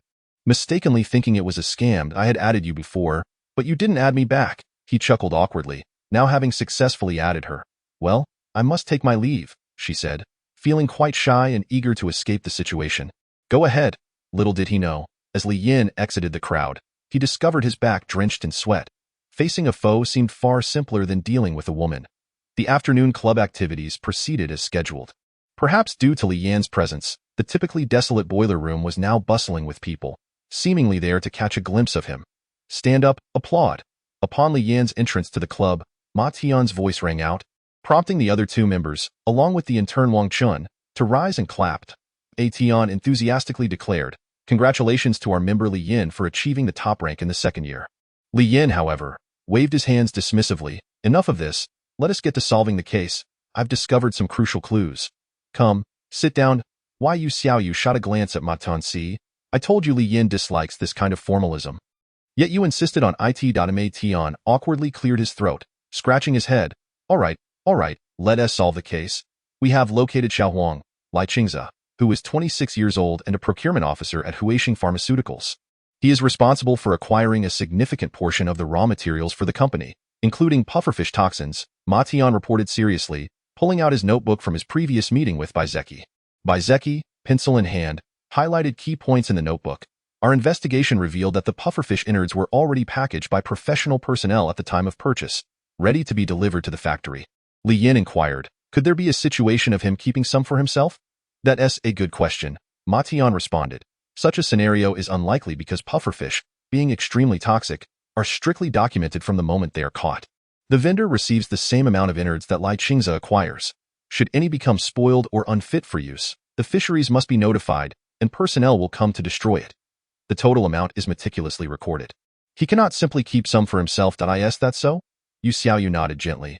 But do the factory workers ever have a chance to come into contact with it? Li Yin asked. Baizeki replied. That is precisely what I was about to explain. When entering the operational workshop, all personnel wear sterile suits. After finishing their work, they undergo sterilization before removing their suits to exit. The entire process is under constant surveillance, meaning they have no opportunity to take any toxic substances. Any remaining residues are immediately detoxified and sent directly to an incineration facility. Once the pufferfish leaves the store, no one can come into contact with it. Li Yin furrowed his brows. Tian and Baizeki nodded, albeit reluctantly, as the strict regulations surrounding such a deadly substance exceeded Li Yan's expectations. Silence enveloped the group, if their investigation held true. Li Yan's earlier conjecture that Yu Shaoxian had perished due to pufferfish toxins was indeed erroneous. For now, this avenue had reached a dead end. Let us set that aside for now. Should we add this person? Li Yin retrieved his phone. Could it be? Ma Tian raised his brows. Indeed, the individual who purchased the red hairpin, Li Yin stated seriously. This is his WeChat ID. Have you truly found him? Ma Tian and Baizeki tensed, their anticipation palpable, while Wang Chun, who had been quietly listening, held his breath in suspense. Yes, Li Yin confirmed. Previously, he had considered using a divine code to hack in but soon realized it was futile without adding the individual, making it impossible to pinpoint his IP address. The prerequisite for hacking was to first add the person. Fearing a sudden intrusion would alert the other party, he decided to consult with Yu Xiaoyu and refrain from taking action until they had deliberated within the club. Ma Tian and Baizeki concurred with Li Yin's reasoning. The group began discussing the best rationale for adding this individual. The worst outcome would undoubtedly be a message that vanished without a response. So they needed to devise a reason compelling enough for him to respond. How about we write, I know your secret, Baizeki suggested. The others found that suggestion ambiguous and continued brainstorming. The earnest Ma Tian suddenly proposed. What if we send, I have liked you for a long time? The group exchanged odd glances at him, and he awkwardly scratched his head. Half an hour later, the drafting paper was filled with dozens of potential messages, their expressions reflecting their frustration as they tugged at their hair. Let us eliminate some options, Yu Xiaoyu said wearily, resting her head on the table. None had anticipated that merely crafting a verification message could be so taxing. And an hour slipped by. At that moment, Wang Qin cautiously asked, may I see the WeChat ID? Li Yin handed his phone to him. After a moment, Wang Qin's brow furrowed deeply, resembling a deep trench. He looked up and declared, I know who this person is. The four stared in astonishment, nearly shouting in unison. Why didn't you say so earlier? Wang Chun, looking aggrieved, explained, I haven't formally joined the detective society, so I didn't feel it was my place to ask. Besides, you didn't let me see it sooner. This individual goes by the name Su Yanting and is a classmate of Wang Chen's. According to Wang Chen, he is quite exceptional, quiet, and wears glasses. While he may not rank among the top 10 in their year, he is still above average with a score of 185. Particularly, he excels in academic subjects, frequently placing first in class, and maintains a low profile. I can't believe it's him. Wang Chen trembled, his fists clenched tightly. Truly, one can know a person's face, but not their heart. Ma Tian stated solemnly. What should our next step be? Yu Xiaoyu asked cautiously. What else? We'll capture him and give him a good beating until he confesses. Wang Chen seethed in frustration. I understand your feelings, but that approach is rather extreme. Nonetheless, the red hairpin serves as solid evidence, and we do need to interrogate him, Li Yin pondered. What should we do then? Wang Chen asked impatiently. Don't rush. There is strength in numbers. Let us formulate a strategy to ensure we strike decisively, Li Yin proclaimed confidently. After an hour of fervent discussion, they decided to hold off on any immediate action. Given Wang Chen's close proximity, he could conduct discreet surveillance to gain the upper hand. With the investigation progressing, the detective society clenched their fists, the truth tantalizingly close. Yet they knew they must exercise patience, as the weather grew colder. The first snow of the year fell, signaling that the winter break was just 2 weeks away. While students faced the impending rigors of final exams, it was inevitable that many became restless, daydreaming of leisurely escapades during the holiday. Adding to this anticipation were enticing entertainment programs that further heightened the festive atmosphere of the upcoming break. This particular entertainment event featured Guan Tianhao. Ranked second in the second year, challenging Li Yin, the current top student. School regulations permitted students to engage in noble martial arts exchanges under the supervision of the physical education teacher, fostering camaraderie through friendly competition. After class, rather than dispersing, most students filled with excitement made their way to the playground, chattering and laughing as if attending a grand competition. The once desolate ice rink transformed into a bustling arena, with seats overflowing with students, all eager to witness the pinnacle showdown between Li Yin and Guan Tianhao. Despite the biting cold and fierce winds, their enthusiasm remained undeterred, eyes ablaze with anticipation. Nearly all members of the martial arts club were present, along with Li Yan's classmates, friends, and even Xue Xian, who considered herself a prospective romantic interest of his. The atmosphere was electric, and enterprising students in the front row began selling sunflower seeds in the center of the playground. One of the protagonists, Li Yin, shivered and tightened his clothing, urging, "Let's finish this quickly and go home. It's freezing." Most of the classmates seated in the front row shook their heads and chuckled at his words, finding him overly arrogant, dismissive of his opponent. Some were eager to witness Li Yin being thoroughly defeated. Hearing this, Guan Tianhao smiled slightly, sharing the same sentiment, and vowed to conclude the match swiftly. The physical education teacher, Wang Henyu, wasted no time to ask the referee. He instructed the two to stand face to face, attentively meeting their gazes, and stated, during the sparring, "Strikes to the eyes and other vital areas are prohibited. Use restraint." At that moment, Li Yin and Guan Tianhao locked eyes, the air thickening with tension. Wang Henyu elaborated on the rules before signaling them to return to their positions. The match was about to commence, and the onlooking students were abuzz with excitement, cheers echoing throughout the field. Their eyes fixated on the two combatants. It was evident that Guan Tianhao had the majority of supporters. After all, since high school, he had become synonymous with excellence. As a seasoned competitor, his prowess was widely recognized, with many viewing him as a role model, essentially, a sycophant. Furthermore, he had publicly accused Li Yin of previously sabotaging him to secure a narrow victory, leading most to believe Guan Tianhao's claims, branding Li Yin as a despicable character. They had come today to witness how Guan Tianhao's fearsome iron fist would deal with this purportedly contemptible Li Yin, restoring his reputation as the top student in his second year. Conversely, a small faction maintained a skeptical stance, perceiving the two to be evenly matched, concluding that any disparity in strength would render any underhanded tactics futile. A mere handful were supporters of Li Yin, consisting of his friends, fellow detective society members, and classmates. Nonetheless, they were internally anxious for him. Sitting beside Wang Yu, Xue Xian expressed her concerns. What if Li Yin gets hurt? Having openly confessed her feelings for him, her demeanor was less discreet. In contrast, He Pongpong, seated behind, appeared optimistic, reassuring, "Don't worry, sister. Li Yin is a miraculous boy. He always surprises us." The term sister left Xue Xian speechless. Yet the thought of her ideal partner in the ring dampened her spirits. Wang Yu, with a furrowed brow, silently cast worried glances toward the duel. Although sparring among classmates does not usually result in fatalities, injuries can occur, with some requiring hospitalization for weeks. As long as injuries do not lead to disability or death, minor scrapes and bruises fall within acceptable limits. These minor injuries can include anything from head trauma to broken noses and internal bleeding. As Wang Henyu raised his hand, the crowd fell silent in anticipation. With the drop of his hand, the match commenced, and the cheers erupted. Guan Tianhao initiated the bout with a surge of energy. His feet firmly planted like ancient trees.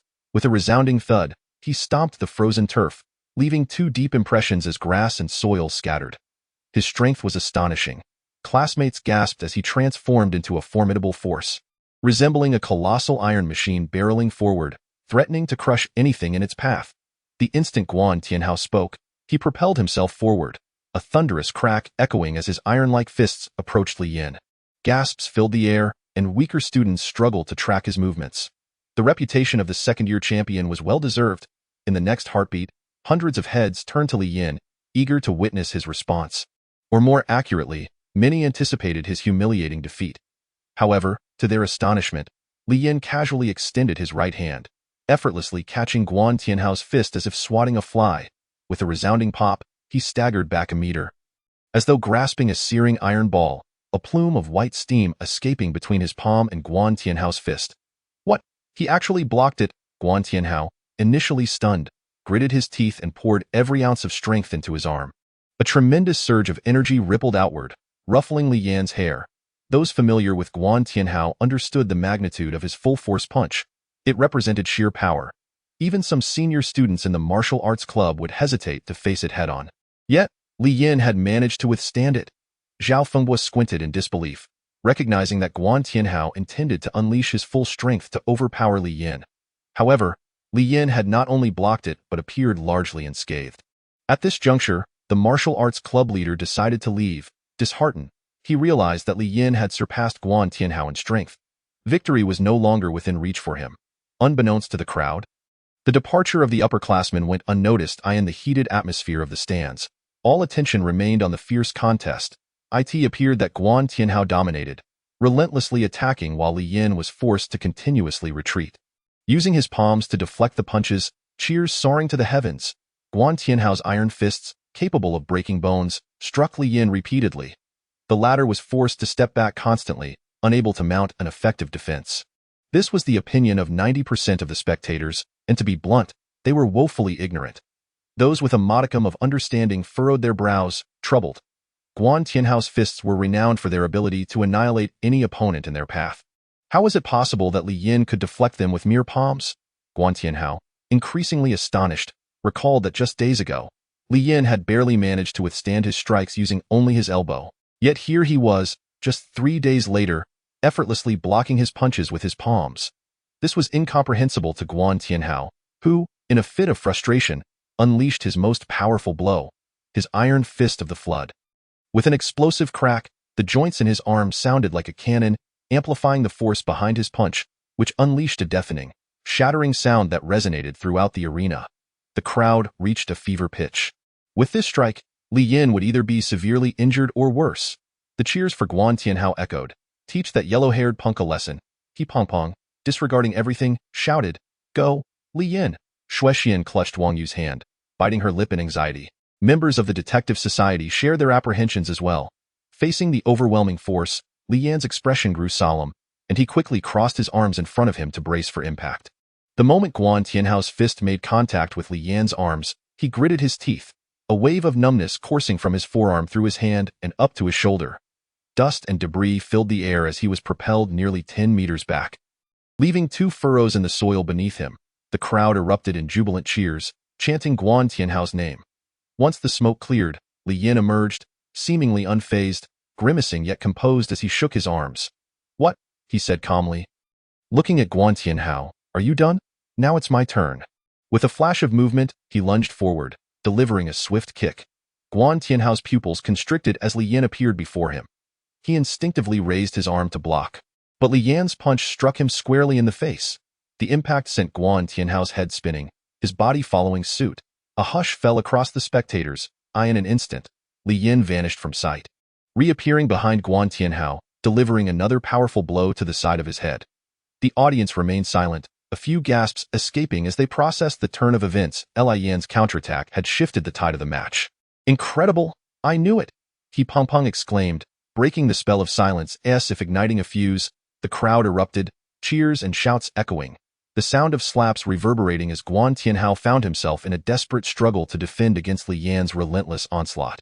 Despite his previous dominance, Guan Tianhao could barely keep up. Li Yan unleashed a flurry of punches, and Guan Tianhao could only block a fraction, with the remainder crashing into his face, chest, and abdomen. Although Li Yan's punches lacked the sheer power of Guan Tianhao's full-force strikes, they were still solid and impactful. With each blow, Guan Tianhao found himself unable to counter effectively, ultimately resorting to shielding his head with his arms, resembling a punching bag. For many students, their worldview shattered. Their admiration for Guan Tianhao crumbling as they witnessed his unexpected and humiliating defeat. In a state of astonishment, Wang and Niu swiftly approached, almost gliding across the surface of the lake with one hand. He grasped Li Yan's wrist, while the other seized Guan Tianhao's, and with a graceful twist of his waist, the two were effortlessly separated. The spectators gasped in disbelief, questioning whether this was the power of spiritual energy and the prowess of the transcendence realm. Li Yin, equally astonished, gazed at Wang and Niu, having just felt the gentle yet unyielding force emanating from him. It was surprising to realize that their seemingly disheartened physical education teacher possessed such strength. Perhaps a testament to the might of spiritual energy, Li Yin stood to Wang and Niu's right, while Guan Tianhao slumped to his left, a look of profound significance passing between them. It was hard to fathom that the once underperforming student with a score of 168 had transformed into a fledgling dragon. Echoing the words of a venerable elder, one must never underestimate anyone in this world. Guan Tianhao, battered and bruised, appeared utterly defeated, unable to rise. With no capacity for further action or retaliation, Wang and Niu called an end to the match. Raising Li Yan's hand in triumph, proclaiming loudly, "Li Yin wins," the thunderous applause reverberated into the sky, drawing curious glances from passers-by outside the school who speculated about the commotion within. This world knows no eternal victors. Yet the victor embodies the truth. Human nature inclines towards following the triumphant while resenting the defeated. With Li Yin standing tall and Guan Tianhao in disarray, the distinction was stark, except for a handful of Guan Tianhao's devoted fans. 95% of the students rose to applaud. He Peng Peng shouted, "Li Yin, Li Yin, Li Yin." And soon, friends and classmates echoed his chant, "Li Yin, Li Yin, Li Yin." Like a wildfire, the crowd united in their fervent cries, "Li Yin, Li Yin, Li Yin." Observing the throng, a warm current coursed through Li Yin as he listened to their collective call of his name, prompting a smile to break across his face. Although he had anticipated such a narrative upon his arrival, the actual experience proved to be rather addictive to Li Yin. The first in his sophomore year at Siping No. 2 High School had solidified his place at the top after this victory. What he did not expect was the tangible rewards that followed. Previously oblivious, he now learned of a new policy offering scholarships to top students, amounting to 3,000 yuan each month. For previous top scorers, or for Guan Tianhao, who came from a privileged background, this sum may have seemed trivial. However, for Li Yin, it felt like a divine blessing, free money that brought him immense joy. To put it in perspective, his mother toiled tirelessly to earn approximately 1,500 yuan a month. Li Yin was particularly elated. If this continued, he could relieve his mother of her burdensome job. The day after Li Yan's victory over Guan Tianhao, the school staff conducted a power assessment, revealing Li Yan's strength to be 196, thereby surpassing Guan Tianhao's 195 to secure the official top spot and eligibility for the scholarship. They even took a photograph of him for the school's chronicle. Now, a glance at the Siping High School website would reveal Li Yan's face as the top sophomore. In all honesty, it was not an extraordinary achievement, yet it was undeniably honorable. Upon returning to the classroom, Li Yin was met with enthusiastic applause, and the blackboard bore the words "warm congratulations to Li Yin for becoming the first." With even their homeroom teacher, Lu Yang, joining in the celebration in a joyous atmosphere, Lu Yang forewent the lesson, allowing students to showcase their talents, and Li Yin, basking in the moment, found that sharing joy was far superior to solitary enjoyment. Meanwhile, within the martial arts society, the atmosphere was laden with tension, as if an unwieldy weight had been placed upon them. The strongest members of the society had convened to devise a plan, ominously dubbed the Fire Extinguishing Plan, aimed at quelling the threat posed by Li Yan's unexpected emergence. This plan was bifurcated into two strategies: Plan A, to recruit Li Yin, and Plan B, to eliminate him if recruitment failed. Simultaneously, Wang Chun continued his covert surveillance of Su Yanting, yet he found nothing of particular note. Su Yanting appeared to be an exemplary student, maintaining a facade of normalcy with no visible flaws. Wang Qian, known for his fiery temper, struggled to contain his impatience, often on the verge of confronting Su Yanting directly, yet he restrained himself, adhering to the prearranged strategy of the detective society. Upon hearing this news, Li Yin made a point to encounter Su Yanting subtly, not in a direct confrontation but rather by passing his classroom and discreetly observing him. Su Yanting left a strong impression of intelligence, sporting frameless glasses and narrow, calm eyes that sparkled with keen insight. Reflecting on this, Li Yin pondered the possibility of Su Yanting's involvement in the death of Yu Shaoxian. If true, he would likely possess a meticulously cautious nature. Leaving no traces behind, Li Yin had intruded upon Su Yanting's phone using his divine code, discovering it to be impeccably clean, with only his parents as frequent contacts and no questionable browsing history. Sometimes, an overly pristine exterior conceals the most insidious of secrets. During the society's activities, Li Yin suggested that to ascertain Su Yanting's guilt, they needed to alter their approach and employ some cunning to see if Su Yanting would reveal his true nature. Not long after ascending to the top of his high school, Li Yin received the 3,000 yuan scholarship for the month, prompting a wave of reflection. He had often heard elders equate academic success with financial gain for the family, and now he experienced it firsthand. "Mom, you won't need to work anymore. My scholarship covers our monthly expenses," he declared as he retrieved the scholarship from his backpack, feeling as if this moment marked his first significant achievement since arriving in this world, even more so than defeating Guan Tianhao. Hao Chunhua, caught off guard while chopping vegetables, smiled broadly, though tears soon welled in her eyes. She wiped them away with her rough hands, turning to gaze lovingly at her son. Noticing how his youthful face seemed to have matured overnight, "Son, keep this money. I've heard that the path of cultivation requires substantial expenditure. I still have my job. Don't worry, I'm accustomed to working. Staying idle at home would be more difficult for me," she insisted. "Mom, you should work fewer night shifts," Li Yin responded, aware that it would take time to change her mindset. Hao Chunhua nodded, acknowledging his words, but then lowered her gaze. "Son, I'm sorry for you."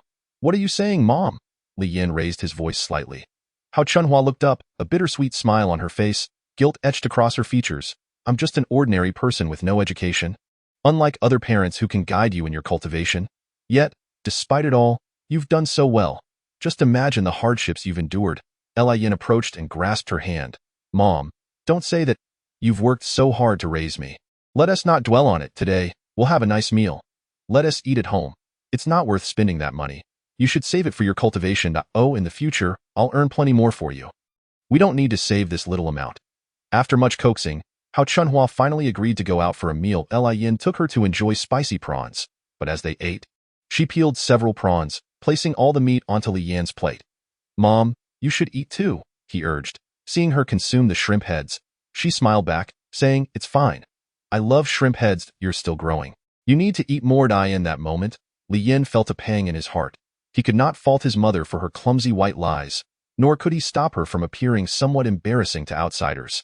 This, perhaps, is the warmth of a mother's love for her child. Li Yin secretly vowed that although his current achievements were commendable, holding the title of the top student in his second year was insufficient to transform his family's circumstances. He was determined to continue growing stronger, striving for an unparalleled strength. On the first weekend of being the top student, Li Yan's schedule was packed. In the morning, he played online games with He Pong. Adhering to the belief that life should not consist solely of training and studying, it must also include the internet and gaming for a balanced mental growth. He recorded a commendable 3 wins and 1 loss that morning. In the afternoon, after bidding farewell to He Pong, who was off to a photography session, Li Yin gathered with members of the detective club, including the aspiring agent Wang Chun, to further discuss the plan he had proposed earlier. The group dispersed before dinner, and Li Yin did not return home at 6 in the evening. He was about to embark on a date, albeit one that was not quite a date, with the girl known as the school beauty, Xuexian. She had invited him a few days prior, and feeling it would be rude to ignore her after sharing their WeChat contact, he accepted. They agreed to meet at Tianhe Square in the city center, a hub of shopping malls, a street filled with delicacies, and upscale restaurants, an ideal spot in SP City. Suddenly, a melodious female voice called out from behind him. Turning around, Li Yin was greeted by a playful smile. Xuexian, with her radiant grin revealing a set of pearly whites and crescent-shaped eyes, exuded an infectious charm, reminiscent of a neighborly younger sister. Upon seeing her, Li Yin felt a warmth wash over him, prompting an involuntary smile as he exclaimed, "When did you arrive?" They had agreed to wait at the entrance of KFC, and Li Yin had been there ahead of time, waiting for 3 minutes past their agreed-upon time when Xuexian made her appearance. "I just got here. Sorry for being late," she said playfully, sticking out her pink tongue, her demeanor adorably mischievous. Li Yin's eyes darted around as he reassured her, "It's fine. It's fine." Dressed in a white sweater and light-colored jeans, with white sneakers adorning her feet and her hair styled in a high ponytail, Xuexian presented a polished image that accentuated her delicate features and slender physique. A striking figure at 1.68 meters tall, with a slim waist and long legs. "Stop staring at me. Am I really that pretty?" Xuexian teased, feigning annoyance yet clearly enjoying the attention. "No, not at all," Li Yin stammered, hurriedly averting his gaze. This interaction echoed the sentiment that a man's composure has little to do with his life experiences, but rather hinges on the beauty of the person before him. Not pretty," Xuexian pouted, feigning anger. No, you're beautiful," Li Yin replied, bemused by the playful banter. He found himself relishing this awkward tension between them, marveling at the innocent thrill of young love. Recently, A new movie had premiered, and they decided to watch it together. In the dimly lit theater, they sat side by side, but those newly in love know that they were not merely watching a film. They were savoring a delicate intimacy in the dark. Occasionally, their shoulders or arms brushed against each other, igniting a wave of nervous excitement. The most electrifying moments occurred when their hands, resting on the armrest, would fleetingly touch, sending shocks of exhilaration coursing through them. Throughout the nearly 2-hour film, they remained enshrouded in this delightful tension, yet they did not manage to hold hands. As they exited the cinema, Xue Xian's forced smile masked a hint of disappointment. But she still remarked, the movie was quite good. Indeed, it was better than I anticipated.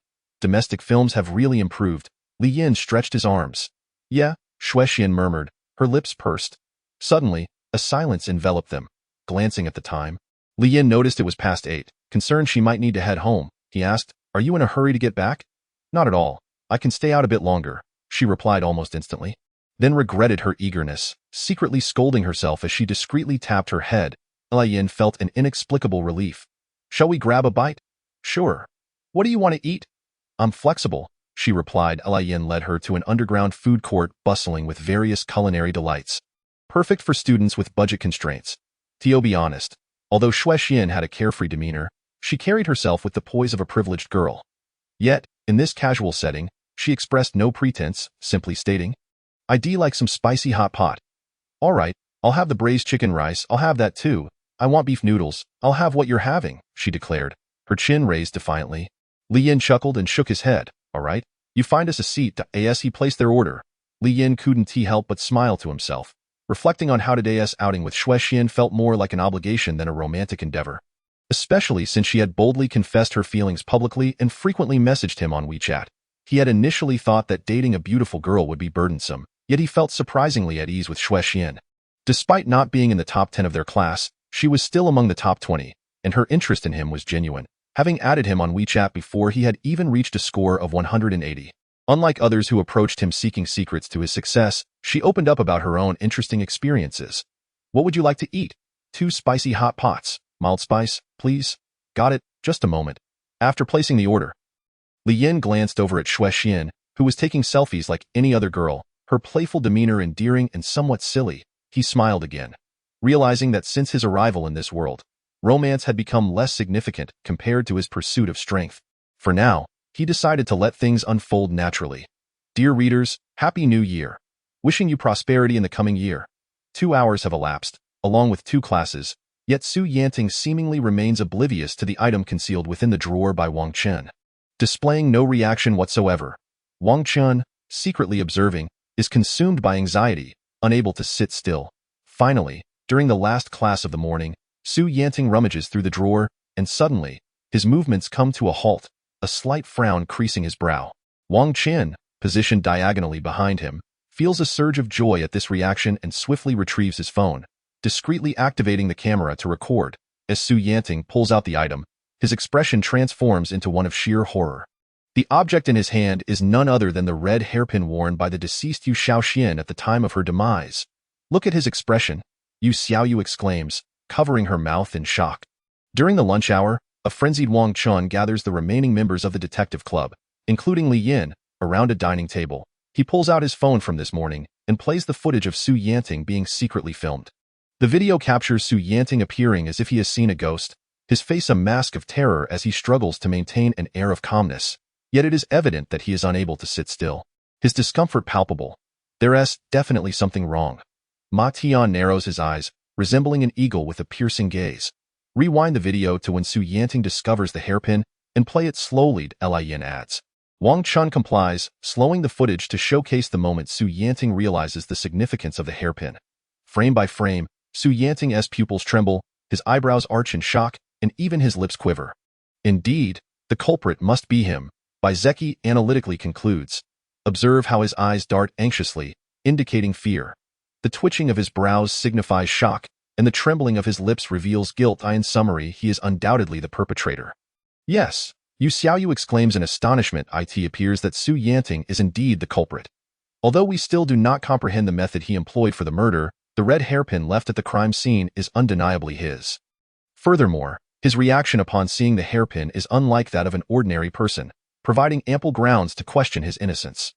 The group exchanges glances, a shared delight illuminating their eyes. After nearly a month of arduous efforts, will they finally reap the rewards? Setting aside the contributions to the club, the prospect of vindicating Yu Shaoxian's unjust fate brings immense joy to the members. The pressing question now is how to compel Su Yanting to confess and disclose his method of murder. Let us confront him directly, Li Yin boldly proposes. Even Wang Chen, typically impulsive, stares at him wide-eyed. We have amassed substantial evidence. We can confront him head-on, Li Yin asserts. He believes that while the path may have initially been unclear, now that they are on a straightforward trajectory, they must proceed swiftly to seize their target. However, fate intervenes when, during the concluding discussions, Ma Tian suddenly receives a message. His expression tightens, beads of sweat forming on his forehead as he appears alarmed. His complexion paling. What is wrong? Li Yin looks up, and the others also gaze at him in surprise. What is going on? Ma Tian, without responding, silently turns his phone screen towards them, his demeanor flat as if his soul has been drained. Our club has been disbanded. What? The group exclaims in unison, rising to peer at Ma Tian's phone. They read a message from the club management, indicating that the detective club lacks sufficient members and has not made significant contributions to the school, resulting in the decision to dissolve the club. What? 3 days to vacate the activity room. Yu Xiaoyu reads the critical message with hands on her hips, visibly infuriated. The detective club members, including prospective member Wang Chen, are rendered speechless. How could such a calamity occur at this critical juncture? While their club may not have made significant contributions, they have not violated any serious school regulations, so why the sudden dissolution? Li Yin's gaze deepens, sensing that this matter is far from simple. Let us go and seek clarification. Ma Tian leads the members towards the club management office. Upon arrival, Ma Tian attempts to negotiate with the administrator, but the latter appears indifferent, dismissing their concerns. It is only when Li Yin arrives that the management begins to take their club seriously. The staff, initially viewing the directive as a mere formality, suddenly recognize Li Yin, the top student of the second year, and realize that he is not someone to be trifled with. The club management head hesitates, assessing Li Yin's significance, and makes a phone call to higher authorities. The conclusion drawn is that if the detective club does not make significant contributions within 3 days, the dissolution will proceed as planned. Despite their dissatisfaction, the members recognize that the 3 days Li Yin has secured are invaluable. They must utilize this time wisely. 3 days. The future of the detective club hinges on this decisive moment. P.S. Everyone, please remember to wear masks when going out. Avoid crowded places. Happy New Year. Wuhan, 41. Interrogation. Brother Chen, are you really calling for me? Su Yanting expresses surprise, as he and Wang Chen, despite being classmates, share little interaction. Today, however, the usually serious Wang Chen has sought him out. Yes, stay after school today. Wang Chen replies curtly. All right, but may I ask what this is about? Su Yanting's face stiffens in a nervous smile. Why are you asking so many questions? Just do as I say, Wang Chen retorts. Reverting to his usual devil-may-care demeanor.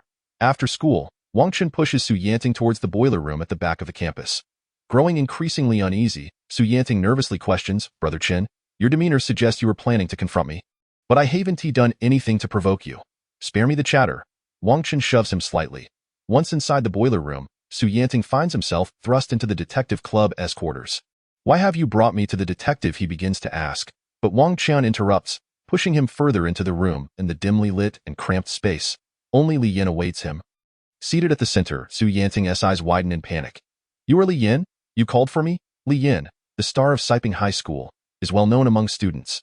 Please, take a seat, Li Yin says coolly, his expression inscrutable. Su Yanting is forcefully seated by Wang Chen, panic rising within him. What are you planning to do? Surely you know what is about to unfold. Wang Chen exclaims, I in this room, reminiscent of a courtroom. The pressure mounts on Su Yanting, who feels like a frightened rabbit. He glances at the stern Wang Chen, then at the impassive Li Yin. I truly don't know. You killed Yu Shaoxian, didn't you? Li Yin states nonchalantly. Su Yanting's pupils constrict, his heart nearly stopping. He feels as if he might leap from the chair in protest. What nonsense are you spouting? He shouts, disregarding the pressure. Be quiet. Wang Chen firmly restrains his shoulders. Li Yin smiles. Am I speaking nonsense? Let me show you something. Before Su Yanting can catch his breath, Wang Chen produces a tablet and places it in front of him. Pressing play. The following content may disturb you, Li Yin adds. Su Yanting's heart races with inexplicable dread as he stares wide-eyed at the screen. The image reveals a vivid red hairpin, dominating the frame. In an instant, he recalls the events of the classroom earlier that day, and a realization dawns. He begins, but Wang Chun interrupts, demanding, "Keep watching." The video showcases Yu Xiaoxian in life, first as she enters the school on the day of her death, adorned with a red hairpin. The following images, however, are jarring. They depict her lifeless form, devoid of the hairpin. The stark inconsistency is highlighted for clarity. The video shifts again, revealing a flurry of chat records documenting Su Yanting's purchase of the very hairpin, along with transaction details, irrefutable evidence. In less than a minute, the video concludes. After viewing the footage, Su Yanting appears utterly transformed, slumped back in his chair, eyes vacant, lost in thought. He is engulfed by a mix of fear and shock. Trembling as if submerged in icy water, Lin, devoid of expression, retrieves a sealed plastic bag, stating calmly, "This red hairpin was discovered at the crime scene. If I am not mistaken, it is the very one you purchased and the one Yu Xiaoxian was wearing at the time of her death. Perhaps you could clarify your relationship with the deceased and why she was found with a hairpin you gifted her." "I don't know what you're talking about." Su Yanting grits his teeth. "Don't you know?" Lin raises an eyebrow, feigning disinterest, and turns to Wang Chun, saying, "All right, let him go." "What?"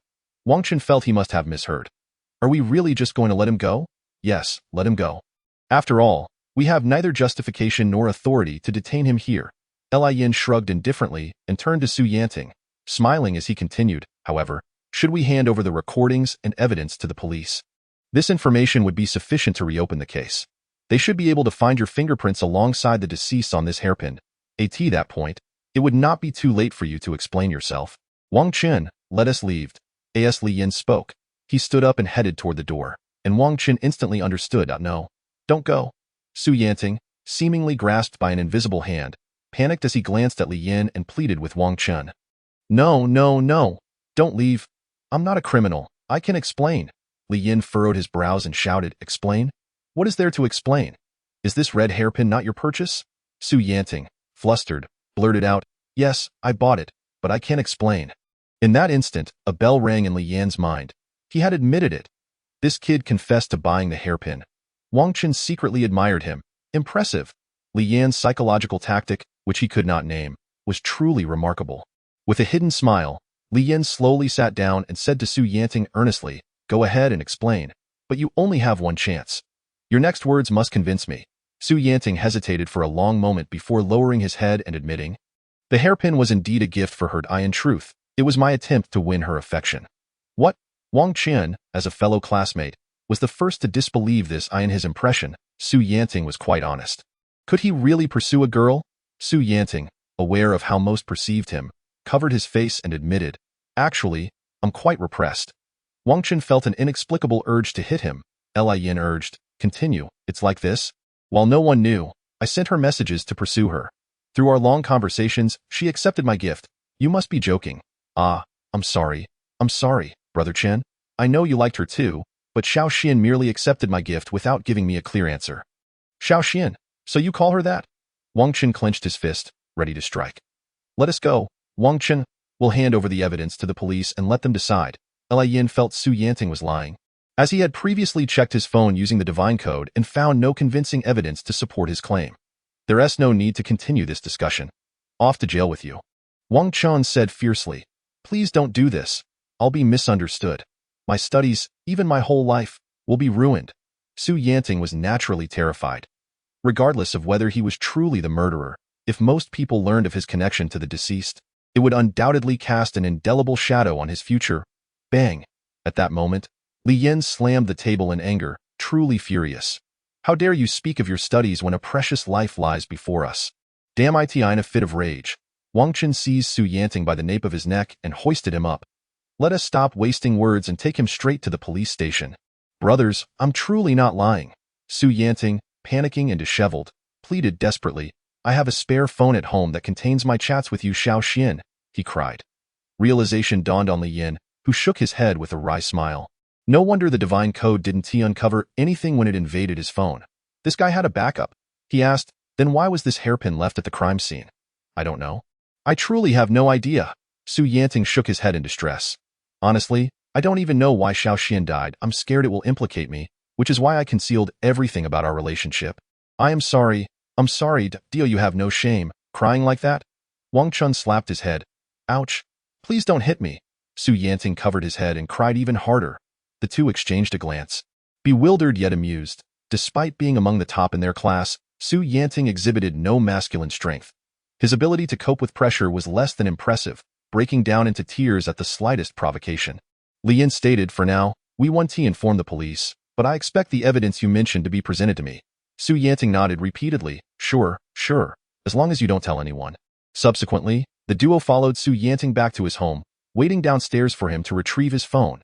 Li Yin warned him against entertaining any thoughts of deleting information from that spare phone. Of course, you can delete it if you wish, but it would be futile, Li Yin informed him. I have a friend who specializes in data recovery. If we discover you've deleted anything, we will still expose this matter. You think that guy won't come back? Wang Chen inquired. He wouldn't dare. Li Yin saw through Su Yanting. Sure enough, within 10 minutes, Su Yanting reappeared with his phone, handing it to Li Yin with a conflicted and grave expression, akin to someone unbuttoning their trousers before an audience. All right, you can go home now. Li Yin accepted the so-called spare phone from Su Yanting. Big brother? You're not going to keep this phone for yourself? Just take a look at it, please, big brother. Su Yanting scratched his head, his voice dwindling in strength. Once the investigation is complete, you'll get it back, huh? You talk quite a bit, don't you? Wang Chen, feeling exasperated by his chatter, rolled up his sleeves and glared at him, ready to settle the score. Startled, Su Yanting quickly raised both hands in retreat. Okay. I want to take it. You investigate it. I'll leave now. I'll leave now. Just give it back to me after the investigation is complete. After bidding farewell to Wang Chun, Li Yin returned home, eager to investigate.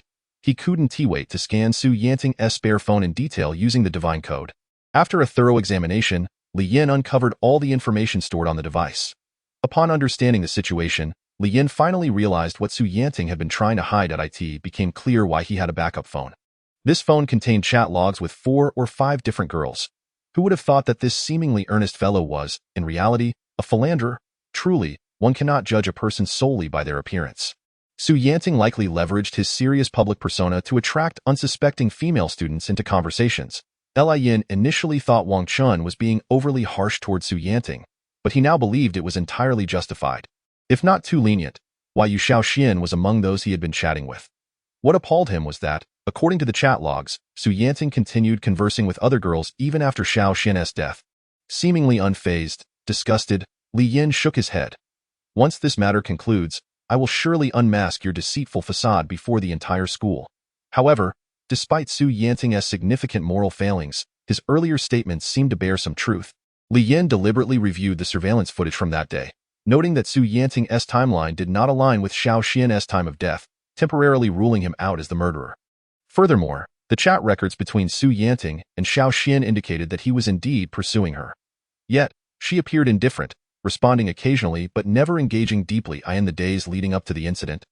Their conversations unfolded as follows. Su Yanting, today, while passing by a shop, I saw a hairpin that I thought would suit you perfectly, so I bought it. Shaoxian, what does that have to do with me? Su Yanting, I'm sorry. I acted without consulting you. I've secretly placed it on your desk. Shaoxian did not respond. A couple of days later, Su Yanting, are you there?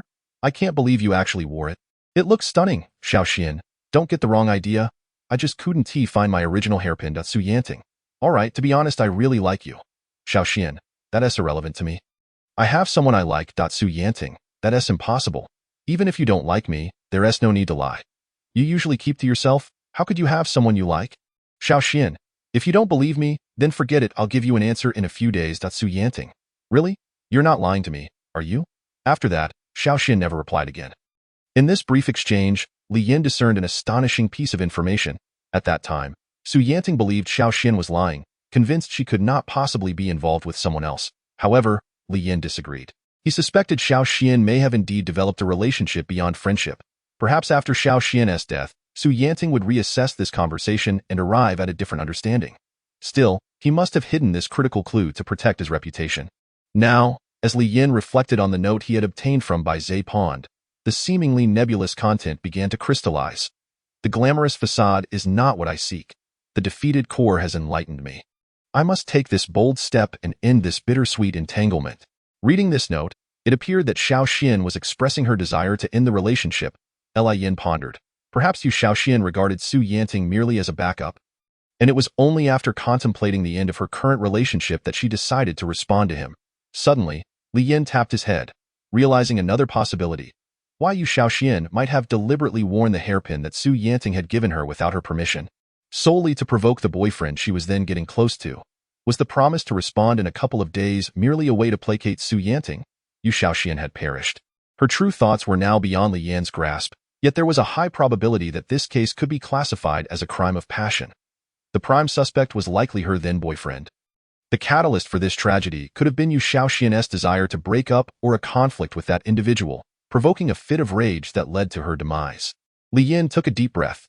Now that the case was categorized as a crime of passion, a shift in strategy was essential, starting with those close to Yu Shaoxian.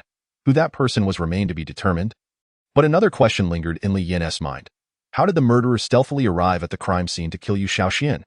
In the aftermath of Yu Shaoxuan's death, Li Yin thoroughly examined all surveillance cameras within a 10-mile radius of the campus. Yet no suspicious individuals appeared. It was as if Yu Shaoxian had entered the teaching building alone and had inexplicably met her end. On a new day, in the early morning, before the teaching building of Siping High School, a throng of hurried students suddenly halted, gazing at a particular spot. Look, the first of the senior year is meeting the first of the sophomore year. It's a historic moment, the students whispered amongst themselves. While teachers and students nearby turned to look, Luo Fenghuang, the captain of the martial arts club, stood nearly 6 feet tall, blocking Li Yin's path like an impenetrable wall. Li Yin was not taken aback. Instead, he looked up at him. For the first time since arriving in this world, he felt the true meaning of the term profound. No classmate could evoke such a feeling in him anymore. Without much thought, he deduced that the person obstructing his way was of the same caliber as Zhao Bolong, but a notch higher. You're the captain of the martial arts club, aren't you? Li Yin inquired. Observing the uninvited guest who had suddenly blocked his way to school, Luo Fenghuang, towering over Li Yin, smiled down and nodded. Indeed, that is correct. What brings you here? Li Yin casually asked, feeling a twinge of nervousness. Luo Fenghuang responded, I don't usually make personal appearances. Li Yin squinted and tilted his head slightly. So? You certainly possess a unique character, Luo Fenghuang continued. Some time ago, there were misunderstandings between some members of our club and you. I have heard about those matters, and I have decided that those spirit crystals shall serve as an apology to you. Upon hearing this, a smile that did not reach his eyes appeared on Li Yan's face as he replied warmly, I am unaware of what you speak. Internally, however, he cursed, thinking it was absurd for the captain to be unaware of the schemes against him. Perhaps he was the mastermind behind it all, having experienced many events. Li Yin had learned to navigate social interactions well and had no intention of tearing his relationship with Luo Fenghuang apart. Luo Fenghuang remarked meaningfully, you are indeed a clever individual. I shall not waste time with frivolous talk and will get straight to the point of my visit. Please, Li Yin gestured. Before the winter break, SP City will hold a martial arts competition, and I hope you will represent our martial arts club. Following this, our club will be recognized as the best in the school, and you will receive a substantial share of the spirit crystals. Besides sustenance, many seniors in the club, including myself, will offer guidance. Are you suggesting that I join the martial arts club? Li Yin frowned. Indeed, and furthermore, Luo Fenghuang raised an eyebrow. I have heard that your current club is on the verge of dissolution. Luo Fenghuang believed that given Li Yan's impending crisis of his club's disbandment, he would inevitably choose to join the martial arts club for his own benefit, whether for glory or resources. It was the best choice for him. How do you know our club is about to be disbanded? Li Yin countered, causing Luo Fenghuang to falter for a moment before responding. No news within the school escapes my notice, It is highly probable that you are the one orchestrating this behind the scenes. Li Yin mused inwardly, while maintaining a smile on his face. Thank you for the invitation, but I have no intention of joining your club. Luo Fenghuang squinted one eye. I thought you were a wise person. Precisely because I am wise, I have made this choice, Li Yin replied with a subtle smile. Luo Fenghuang's smile faltered, his eyes becoming hollow, indicating that he was displeased. So, you refuse to give me this courtesy despite my personal visit? I am merely a sophomore. I cannot afford to give you such courtesy. Moreover, respect must be earned. Li Yin continued to smile at quite sharp-tongued. Luo Fenghuang remarked as he approached, placing a hand on Li Yan's shoulder and leaning close to whisper. You should not refuse a toast and instead drink the penalty wine. Surrounding students, unaware of the situation, saw the senior gently patting the sophomore on the shoulder and whispering sweetly, mistaking it for encouragement. As if it were a transmission of school spirit, leaving them inexplicably excited. Li Yin smiled. I apologize. But I am not yet 18 and cannot consume alcohol. You? Luo Fenghuang's smile faltered, but he still forced a grin. Softly threatening, let me tell you, no one will be able to save you next. I have always relied on myself. Li Yin replied with a smile that concealed his underlying sharpness. Luo Fenghuang, twisting his mouth in a smile, stated, well, it seems there is nothing more to say. Even if you were to kneel before me and plead to join the martial arts club, I would not consent. Thank you, that suits me perfectly. Unless the sun rises in the west, I will not join your club. Li Yin subtly nodded. Luo Fenghuang's face twitched in irritation, yet with so many students around, he could not lose his temper. He needed to maintain his grand image. As the year drew to a close, everyone wished for good health. Wuhan, stay strong. China, stay strong. In a computer class, Li Yin casually asked He Pongpong, who sat next to him. How strong is the first of the senior year? He Pongpong, his eyes squinting, was absorbed in whatever was on his screen. Upon hearing Li Yin call him, he jolted, quickly minimizing the small window and removing his headphones. Feigning nonchalance as he responded, huh? You mean the first of the senior year? Yes, indeed. What were you looking at? Li Yin pressed. He Pongpong hastily shook his head. Nothing that of course, I know the first of the senior year. The renowned Luo Fenghuang, a remarkable individual. I heard that when he transitioned from sophomore to junior, his combat power exceeded 200. But I believe you can surpass him. What's up? Why the sudden interest? He Pongpong queried, puzzled. I may have crossed paths with him. Li Yin shrugged. What? He Pongpong exclaimed, eyes nearly bulging. Why such a reaction? Li Yin asked, shaking his head. No, I know you've been rapidly improving, and I'm genuinely happy for you. But as an old saying goes, do not provoke your seniors. He Pongpong cautioned earnestly. What can I do? He restricts my life, plots against me, and has already crossed my bottom line. Li Yin replied innocently, his large eyes wide. What exactly happened? He Pongpong's expression tightened. Li Yin recounted the grievances between him and the martial arts club, omitting some less significant details. After hearing the story, a mix of anger and shock crossed He Pongpong's face, nearly causing him to leap from his seat. Wow, the martial arts club is like a mafia. It's truly alarming. Exactly. Otherwise, how could I defeat Guan Tianhao and become the first of the sophomore year? Honestly, I didn't even want to compete for such titles. Li Yin subtly boasted. It is indeed outrageous. He Pongpong agreed, but I think they are trying to soften their stance and invite you to join the martial arts club. Whether they are softening or not, if I refuse to join, they will threaten me. Li Yin shrugged. He Pongpong hesitated. Let me say this, joining the martial arts club might actually benefit you. After all, you won't be at a loss. I understand that, but I truly cannot abide the martial arts club's practices, and I cannot abandon my current club either. Li Yin replied helplessly. He Pongpong shook his head, then nodded in understanding, patting Li Yin's thigh. Regardless, I support you, even if it means going through fire and water. Li Yin shivered, hastily removing He Pongpong's hand from his thigh, awkwardly saying, come on, it's not that serious. Everything will be resolved. Hopefully. Though he spoke with confidence. As Li Yin turned back to the computer screen, his expression grew somber. The most effective and direct solution to his problems was violence. However, the violence Li had in mind was not the conventional kind. It was akin to the path to sudden wealth. He believed that as long as he became significantly stronger than those who troubled him, the so-called troubles would dissipate on their own. But this time, Luo Fenghuang's combat power was already over 200, presenting a considerable challenge to Li Yin. After the computer class concluded, as Li Yin returned to the classroom, a sudden shout from behind sent an ominous chill down his spine. Turning around, he inadvertently forced a smile and said, Ah, Xuexian, what brings you here? Even though Xuexian donned the same uniform as most students, she stood out in the crowd, her face and figure remarkable. Akin to the brightest star in the night sky. If you can be here, why can't I? She teased. What's going on? Xuexian pouted, expressing her discontent over his lack of response to her messages these past few days. The surrounding classmates passing by cast knowing glances at Li Yin, witnessing his interrogation by the campus bell. He Pongpong, with a whisper of encouragement, slipped away with nonchalance. You little rascal, Li Yin muttered under his breath before scratching his head and smiling at Xuexian. Look at these people, always causing a ruckus, he then explained. It's not that I ignored your messages. I've genuinely been busy these past few days. I understand you're busy. I haven't bothered you either, but you must eat, right? Let us have lunch together, Xuexian insisted, her hands on her hips. Let me think about it. Before Li Yin could respond, Xuexian noticed Wang Yu hurrying past them and quickly said, All right, it's settled then. I am off with that. Her face lit up as she dashed after Wang Yu, calling out, Sister Yu, Sister Yu. Li Yin was about to turn to respond when he noticed her linking arms with Wang Yu, who was already quite a distance away. She playfully stuck out her tongue and waved, saying, See you at the school gate after class. It dawned on Li Yin. Ah? She actually knows Wang Yu, Pong, about lunch. He pong, not allowing Li Yin to finish, wore an understanding expression. Bro, news of Xue Xian inviting you to lunch has spread. Go on. Fulfill our duty as men. Are you out of your mind? What duty? Li Yin jested. Haha, we all understand. Just go.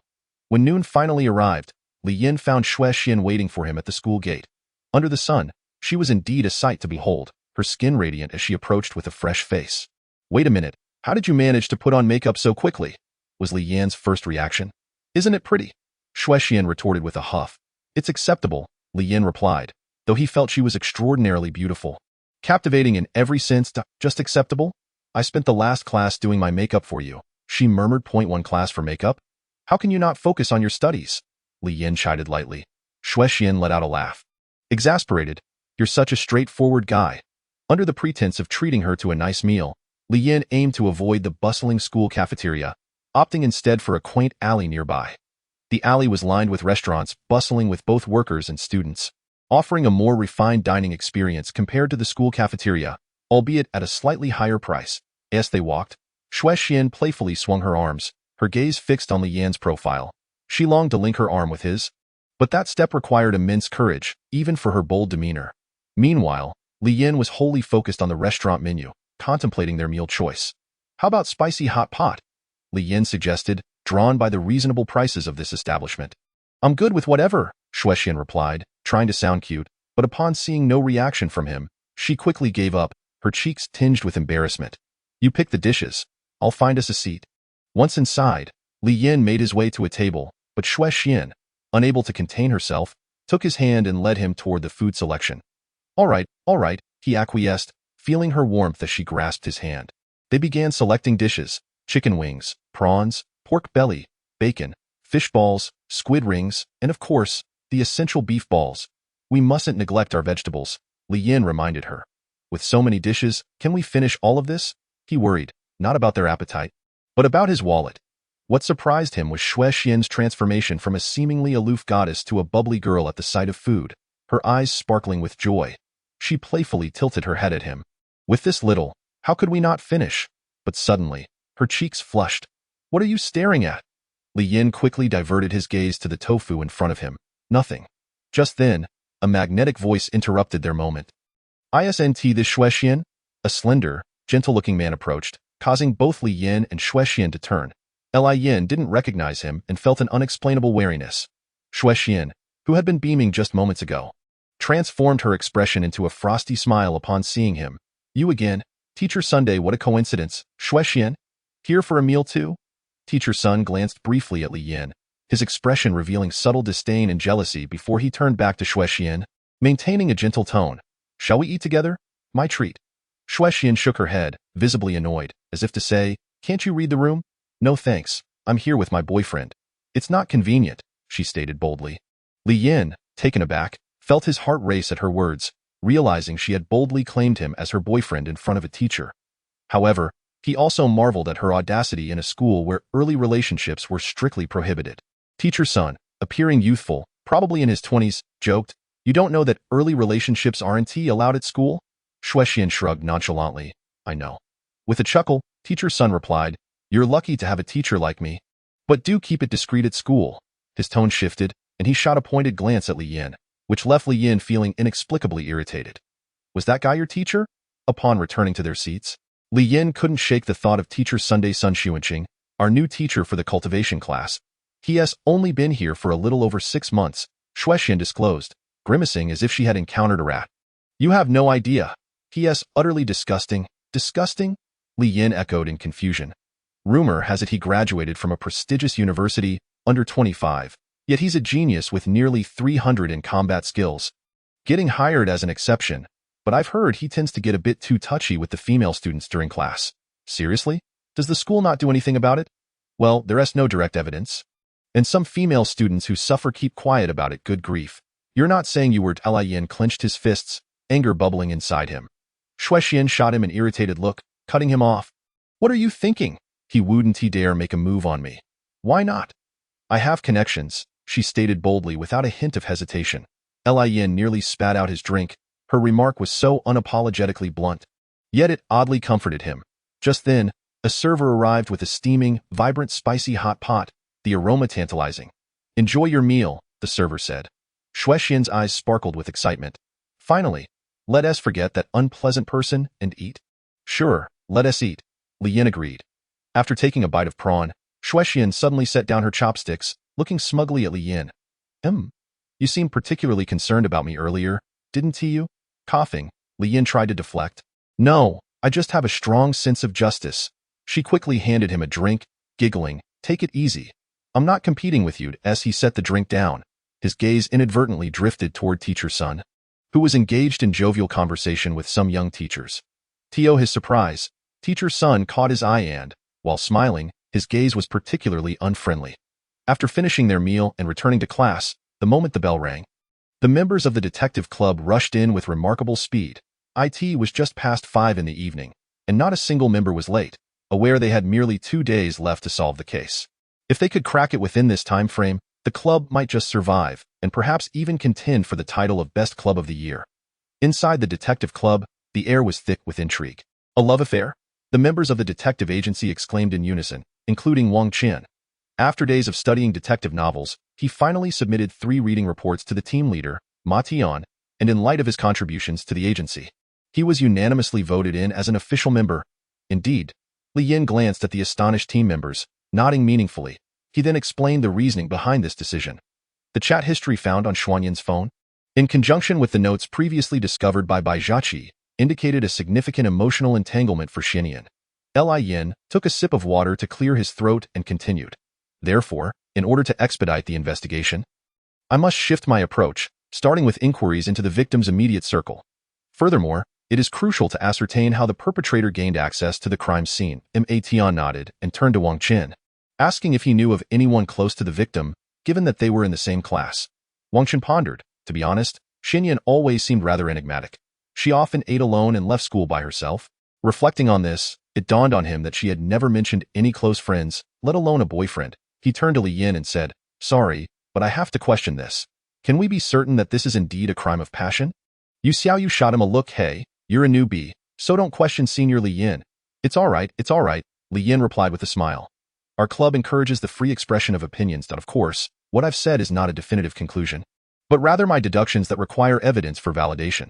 Simultaneously, the atmosphere in the martial arts club grew increasingly tense as they prepared for the upcoming 4-Ping High School student competition in a week. The members intensified their training, aware that victory would not only enhance their prestige within the school but also legitimize their claim to the title of the Best Club of the Year. After some deliberation, the detective agency assigned tasks to its members. Naturally, Wang Chun would investigate Xuanyan's social connections, given that he was her classmate and held some influence among his peers, making the investigation easier. Bai Zhiqi and Ma Tian were tasked with visiting Xuanyan's home to seek clues among her belongings. Meanwhile, Li Yin and Yu Xiaoyu would conduct inquiries on campus to explore possible ways to bypass surveillance and access the teaching building. All 3 groups would proceed concurrently. I have a strong feeling that the perpetrator likely resides on campus, Li Yin remarked as he and Yu Xiaoyu walked through the school grounds. Occasionally, someone would approach them for autographs or photos. Are you suggesting that the culprit is a staff member on campus, including the teachers? Yu Xiaoyu's large eyes sparkled with admiration, and she felt a sense of pride walking alongside Li Yan. Li Yin nodded. Yu Xiaoyu shivered slightly, realizing that if Li Yan's hypothesis were accurate, the perpetrator would be someone closely connected to their school life. Siping High School operates as a boarding school without student dormitories. However, there is a 5-story red brick apartment building that provides accommodation for teachers and staff from out of town.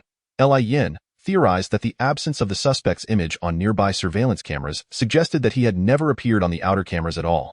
It was highly probable that the criminal resided within the campus. They observed that while there were cameras monitoring the route from the staff dormitory to the teaching building, there were blind spots that could be exploited. Look, if we cross through this flower bed, we can avoid detection by the cameras on this main road, Li Yin noted, crouching down to peer at the area. Indeed, if the perpetrator traversed the flower bed to access the teaching building, he would remain unseen by the cameras. Yu Xiaoyu, leaning on her knees with a serious expression, shared Li Yan's gaze toward the flower bed. Let us go check it out. All right. The two entered the flower bed and walked toward the teaching building, As they progressed, they kept their eyes peeled for any valuable clues, but unfortunately found nothing. After about 3 minutes, they reached the end of the flower bed and stepped onto the main road. Approaching the teaching building, Lian surveyed the surroundings, noting that cameras were positioned along the roads encircling the building, making it seem impossible to enter without being recorded. He rubbed his chin in confusion, pondering how the suspect could have entered the building. Yu Xiaoyu shook her head in bewilderment, mimicking Li Yan's contemplative demeanor. It's strange. Isn't it? Could it be that he flew in with wings? There must be a loophole, something we are missing. Yu Xiaoyu nodded firmly. Yes, there has to be. Li Yan and Yu Xiaoyu resumed their examination of the area around the teaching building. Simultaneously, he hacked into the school surveillance system through a back door, continuously shifting his position to identify visual blind spots in the cameras. As time passed and darkness enveloped the surroundings, just when they were about to give up, Li Yan suddenly realized that he had vanished from the surveillance feed. "I found it!" he exclaimed. This blind spot was located at the window of the second-year class 3 on the first floor. The suspect must have entered through here. However, he soon became ensnared in a web of doubt and confusion. This blind spot was merely half a person's width, around 20 to 30 centimeters, resembling a dog door. Anyone attempting to climb through the window would surely be captured on camera, regardless of whether they were an adult or a child. Yet, perplexingly, this was the only blind spot. Li Yan rubbed his temples, feeling a headache coming on as he closed his eyes in frustration. Yu Xiaoyu quickly stepped forward to support him, concern etched on her face as she asked if he was overthinking it. Li Yan waved his hand dismissively, indicating that he was fine. The investigation seemed to be caught in a cycle of breakthroughs and dead ends, and he felt he had overlooked something significant, yet could not recall what it was. Meanwhile, Ma Tian called him with troubling news. Their investigation had hit a snag. Xuanyan's family was uncooperative and had verbally assaulted them, claiming they were meddling and even threatening to report them to the school. Upon hearing this, Li Yan felt a pang of frustration, muttering that these two would never make things easy. However, he understood their plight. Ma Tian and Bai Zhiqi were, after all, high school students and likely lacked experience in handling such situations. Xuanyan's parents were undoubtedly engulfed in grief over the loss of their daughter. After the police investigation concluded, they were left with only the passage of time to soothe their irreparable wounds. At that moment, 2 half-grown students appeared, seemingly to initiate another round of questioning, reopening old wounds and inviting scorn in the process. I can only imagine their words were anything but gentle. Yu Xiaoyu sighed. This matter requires Li Yan's intervention. He and Yu Xiaoyu quickly made their way to Xuanyan's home. They did not reveal their investigative intentions, but instead presented themselves as friends of Xuanyan. Wishing to pay their respects to her memory, they subtly expressed their lingering doubts about Xuanyan's death, emphasizing that in their recollections, she had always been a healthy student, and it was perplexing how she could suddenly have passed away from cardiac arrest. Most importantly, Li Yan earnestly stated that they were serious about their concerns. After this heartfelt appeal, it was evident that Xuanyan's mother visibly softened, her tears glistening as she looked at Li Yan and the others. "I never expected my Xianer had so many friends who cared for her. She must be comforted in heaven. Please, come and I in truth. I also struggle to understand the circumstances surrounding my daughter's passing." "Thank you, Auntie." The group entered Xuanyan's home, with Ma Tian and Bai Zhiqi trailing behind, calming their anxious breaths. They found reassurance in Li Yan's presence. As though they had been rescued from despair, it was clear that Xuanyan's mother bore the weariness of someone far older than her years. Her empty gaze filled with sorrow. Yet, the visit from Xuanyan's friends brought a long-lost smile to her lips. All 4 of them were children of mothers themselves, and witnessing Xuanyan's mother's suffering tugged at their hearts. In that moment, the members of the detective agency felt an unprecedented resolve to capture the hidden murderer. Xuanyan's mother led them to the room where Xuanyan had lived. "Please, take a seat and feel free to look around. I'll go fetch some fruit for you. It's all right, Auntie. You don't need to trouble yourself. Please, don't mind me. Take your time." The room, with its half-open window, felt a bit cold. Though unoccupied, it was meticulously organized, with not a speck of dust on the table. They examined the surroundings and found a photo of Xuanyan smiling radiantly still displayed on the desk. "Let's begin," Li Yan declared, breaking the silence. "Okay." Eager to uncover any clues, they began to search Xuanyan's room. Regrettably, the possessions of Yu Xiaoxian appeared to lack any items of significant value. Upon reflection, Li Yan deemed this to be quite reasonable. Had her belongings contained any anomalies, it was likely that her family would have discovered them first. At this juncture, it seemed that Yu Xiaoxuan's parents had tacitly accepted the police's investigative conclusions, indicating that they had not found any objects within her personal effects that could potentially overturn the case. While perusing a textbook on cultivation theory belonging to Yu Shaoxian, Li Yin stumbled upon an unremarkable report card, which, to the casual observer, bore no signs of peculiarity. Why had she chosen to seclude this report card within the pages of her book?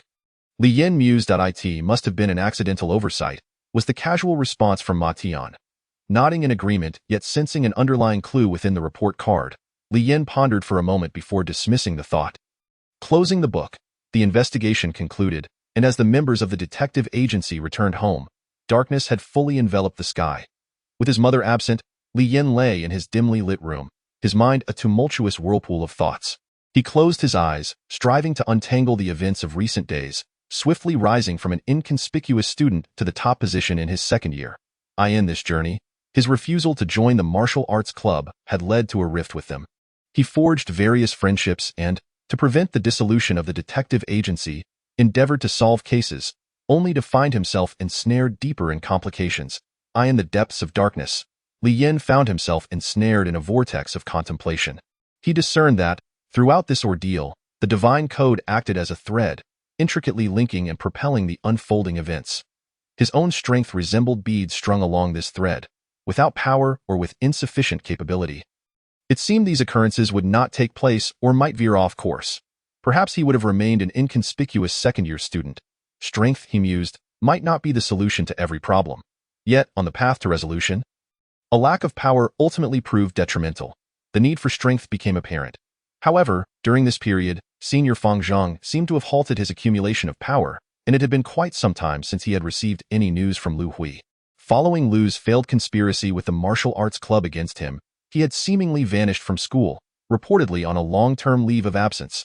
Perhaps he was engrossed in training, plotting a fervent revenge. Li Yin gently contemplated the idea of a subtle harvest. Should he attempt to access the system he had breached previously? He opened the divine code and searched for the list of systems he had infiltrated. Clicking on Lu Hui's, to his dismay, the divine code prompted, "Target not found." What could this mean? Li Yin furrowed his brow. Incredulous that the divine code could falter, he attempted to reconnect, but the same message echoed back to him. Was it possible that the distance between them had rendered him powerless to connect? That seemed implausible. After all, Fang Zhang was also far away, yet Li Yin could still view and manipulate his system. Confounded, Li Yin sighed heavily. Today was destined to be a day of misfortune. The investigation yielded no substantial progress, and his attempts to enhance his strength were inexplicably thwarted. Feeling somewhat melancholic, he swiftly adjusted his mindset, reminding himself that reliance on the divine code was not the sole path forward. Perhaps he should commence his own cultivation. SP City. All high schools uniformly practiced the middle school body refining fist, a fundamental method of body cultivation. This technique could strengthen one's physique and enhance bodily vitality, consequently elevating one's realm. Variations in cultivation methods might exist between provinces depending on their status, yet in a fourth-tier city like theirs, the practices remained largely consistent. Suddenly, Li Yin recalled that he need not depend solely on the divine code for his advancement. He remembered consuming that exceptional marrow-cleansing elixir, which had purified his marrow and substantially improved his aptitude. Thus, he too was a genius, and cultivating should come easily to him. Yet, since arriving in this world, he had not diligently pursued his own cultivation, perhaps exhibiting a tendency towards laziness and an inclination to reap benefits without effort. Seizing this opportunity, Li Yin resolved to exert himself and commenced his training in the stillness of the night. At precisely 2 a.m, he fervently practiced within his room, executing his punches and kicks with vigor. The air around him charged with energy. His heart raced like a motor, and his chest heaved with each breath. Under the body refining method, his blood surged through his veins, his skin appearing as if coated in a layer of deep crimson paint, giving him a rather intimidating appearance. As time passed, fatigue began to set in, yet the singular thought of becoming stronger propelled him to continue. It was not until 4 a.m. that he concluded his rigorous training. Exhaustion enveloped him, rendering even the act of breathing a laborious task. He collapsed onto the floor, allowing himself a brief reprieve of 10 minutes before summoning the last remnants of his strength to drag his weary body to the bathroom. As if traversing the longest distance in the world. After a refreshing shower, he collapsed onto the floor, succumbing to slumber. The following day, when Li Yin awakened, he felt invigorated and eager, hastily proceeding to measure his power to ascertain how much he had gained from his grueling training session. As the measuring device beeped, the results displayed 196.56, only a slight increase. No wonder he felt no significant change. Li Yin uttered sincerely, cultivation is indeed no simple endeavor. He distinctly recalled testing his power the day prior, which had registered at 196.54. Thus, after nearly 6 hours of intense training, his innate talent had only yielded an increase of 0.02. While any improvement was a positive development, the increment felt disappointingly meager. Should anyone discover his sentiments, they might be infuriated. The arduous and protracted journey of cultivation often yielded such results. Regardless, Li Yin found himself deeply aware of the challenges inherent in the path of cultivation. Moreover, should he continue training at such high pressure daily, his body would inevitably falter, necessitating an abundance of spiritual energy crystals or rare materials to facilitate recovery. Thus, it became evident that formal cultivation required not only physical endurance but also a considerable financial investment. Li Yin hesitated to admit it, yet infiltrating other systems appeared to be a more straightforward and enjoyable endeavor. However, system hosts were as rare as giant pandas, not easily encountered. With Lu Hui mysteriously unreachable, the only remaining host he could access was Fang Zheng, who seemed to be facing financial constraints as well. Should he consider offering him 1,000 yuan? Perhaps not. He would refrain from complicating matters further. He earnestly hoped for Fang Zheng's financial success. Today was Friday, and tomorrow would herald the weekend. Although the morrow marked the onset of a holiday, it was destined to be a sorrowful day for the members of the detective agency. This particular Friday served as the school's final ultimatum. Should the detective agency fail to deliver any significant contributions, it would face immediate dissolution, rendering their month-long efforts futile and shrouding the truth behind Yu Xiaoshuan's death in obscurity. Solving the case within a single day appeared an insurmountable challenge. The other 4 members, including the newly joined Wang Chun, felt despondent, resigned to the belief that the club's survival was in jeopardy. Their pessimism was understandable. After all, miracles did not occur daily. Nonetheless, Li Yin clung to a glimmer of hope. Even with the clock ticking down, he was unwilling to relinquish the final opportunity. During the second period, he suddenly recalled that Xue Xian was indeed a student from Class 3 of the second year. The location he had investigated yesterday, a blind spot in the teaching building, happened to be the window of Class 3. With this revelation, Li Yin hurriedly descended the stairs after class, seeking out Xue Xian. Xue Xian, someone is looking for you. With this announcement from a messenger, the students in Class 3, including Xue Xian, turned their heads towards the window, where Li Yin stood awkwardly, waving his hand. Truth be told, he felt quite embarrassed. However, this was not the moment to concern himself with appearances. In less than a second, the classroom erupted into a chorus of teasing remarks, playfully urging Xue Xian to embrace her romantic interest. Xue, your boyfriend is calling for you. Hurry up and enjoy the sweetness of love. Xue Xian shot back at her classmates. Stop messing around. Yet, the smile gracing her lovely face betrayed her delight. She was somewhat surprised that Li Yin had taken the initiative to approach her, a rarity indeed. Upon stepping outside the classroom, Xue Xian felt elated, but chided Li Yin in a mock-serious tone. Honestly, why did you come to my class without giving me a heads up? I need to speak with you about something, Li Yin replied, leading her towards the end of the corridor, around a corner that concealed a secluded spot where students often engaged in less than reputable activities. As they traversed the corridor, many classmates looked on with mischievous grins, their laughter echoing around them. Among them were some boys who, despite their smiles, felt a pang of jealousy. Being led by the hand to a shadowy corner made even the extroverted Xue Xian's heart race with shyness. She lowered her gaze, a hint of a blush gracing her cheeks as she remarked playfully, "What are you doing? So many classmates are watching." Unexpectedly, as they turned the corner, Li Yin asked her with a serious expression a question that left her utterly bewildered. Which teacher in your class usually opens the window at the far right against the outer wall? Huh. Xue Xian was taken aback, blinking rapidly, her face a mask of confusion as she replied, "What are you talking about? I am asking which teacher in your class has the habit of opening the farthest right window against the outer wall. Do not question the purpose of this inquiry. The answer is of utmost importance to me. If this matter is resolved, I will certainly remember your kindness." Li Yin, unable to contain his excitement, leaned in closer. Grasping Xue Xian's hands tightly in that instant, Xue Xian felt her breath quicken, her heart race. Although this question was entirely unexpected, she had never imagined Li Yin would be so forward in holding her hand. Their faces so up close, she noticed his pupils were not pure black but a deep brown, and there was a small mole beneath the corner of his mouth. "Xue Xian? Oh," she snapped back to reality. "Oh, you just asked me a question, right? Wait, let me think. You want to know which teacher often opens the window? I think there may be more than one. It's fine. Just tell me." After Xuexian relayed what she knew, Li Yin appeared visibly shocked by her revelations, his pupils trembling with excitement. He even embraced Xuexian for a moment before quickly releasing her, thanking her, and darting away, leaving her dazed and unable to collect her thoughts. She savored the warmth of that brief encounter, her cheeks flushed as she stomped her foot in annoyance, thinking, how annoying. He just knows how to take advantage of people. I really can't tell if he is genuinely naive or just pretending to be. Later, she received a message from Li Yin, asking her to assist him with one final task. During the remaining 2 classes, Li Yin found it difficult to concentrate. He scoured the internet for information while piecing together fragments of evidence in his mind. Constructing a profile of a major criminal. The suspect was likely a school employee residing in the dormitory, possessing unusual habits and exceptional counter-detection skills, coupled with high intelligence. The vague figure in Li Yan's mind gradually became clearer. Through deduction upon deduction, when he opened his eyes, the world unfolded before him. The suspect must be him. However, at noon, he received a message from Ma Tian, stating that the school's club management office wanted to see him regarding the dissolution of the club. The other members felt powerless. Only Li Yin sent a message asking if they could delay the meeting. A glimmer of hope emerged. He planned to search for the final piece of evidence to report to the school or possibly alert the police. Just at that crucial moment, his homeroom teacher, Lu Yang, approached him, informing him that there was something important to discuss. Though anxious, Li Yin could not openly challenge the authority of his homeroom teacher. He felt utterly overwhelmed. Lu Laoshi, what do you need to see me about?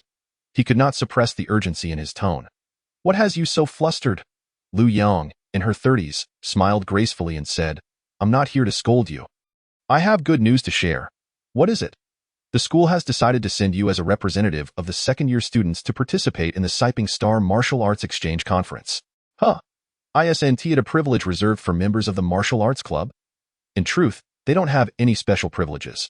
It's just that the strongest students from previous years have all been part of the martial arts club. So it seems that the club represents the strongest force of Siping High School. But then, here you are. Lu Yang spoke with undeniable pride.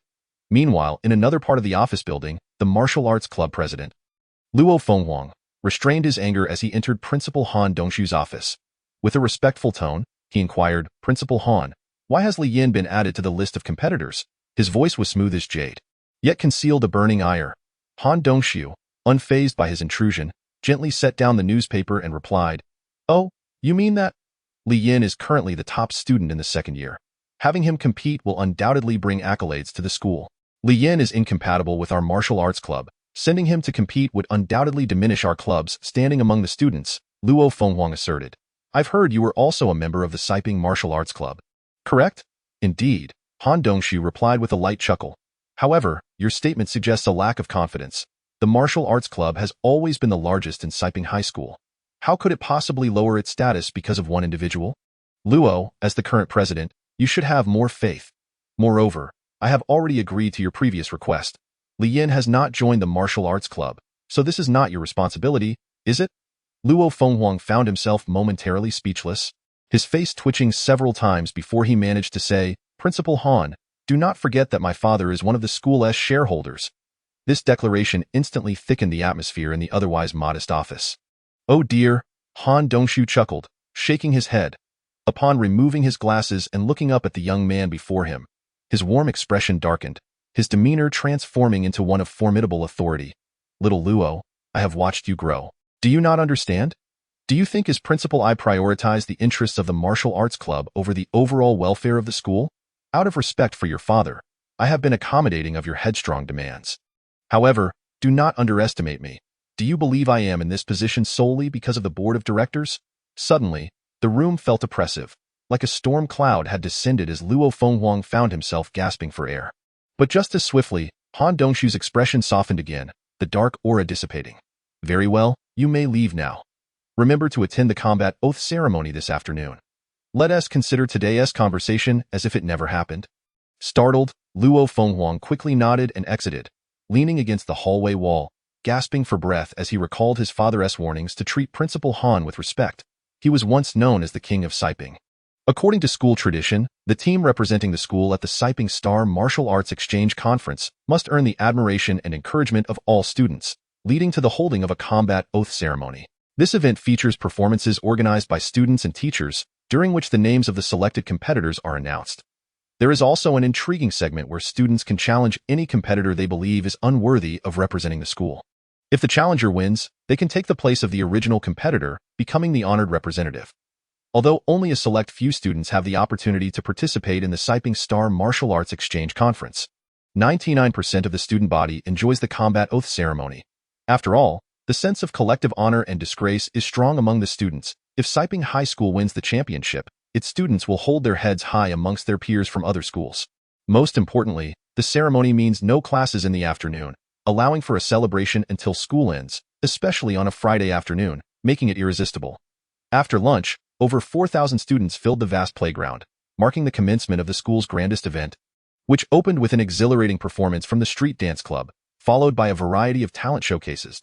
As the festivities were in full swing, the host enthusiastically announced, "Now, Principal Han Dongshu will announce this year's competitors." Amidst the resounding applause, a robust, middle-aged man with half-gray, half-white hair stepped onto the stage. Han Dongshu gazed warmly at the students, raising his hands to calm them. "All right, I will announce this year's list of competitors." Beginning with the first-year group. The students fell silent, eagerly awaiting the names, as each year at this time, they would secretly speculate about the competitors, with some even arguing passionately over who would represent.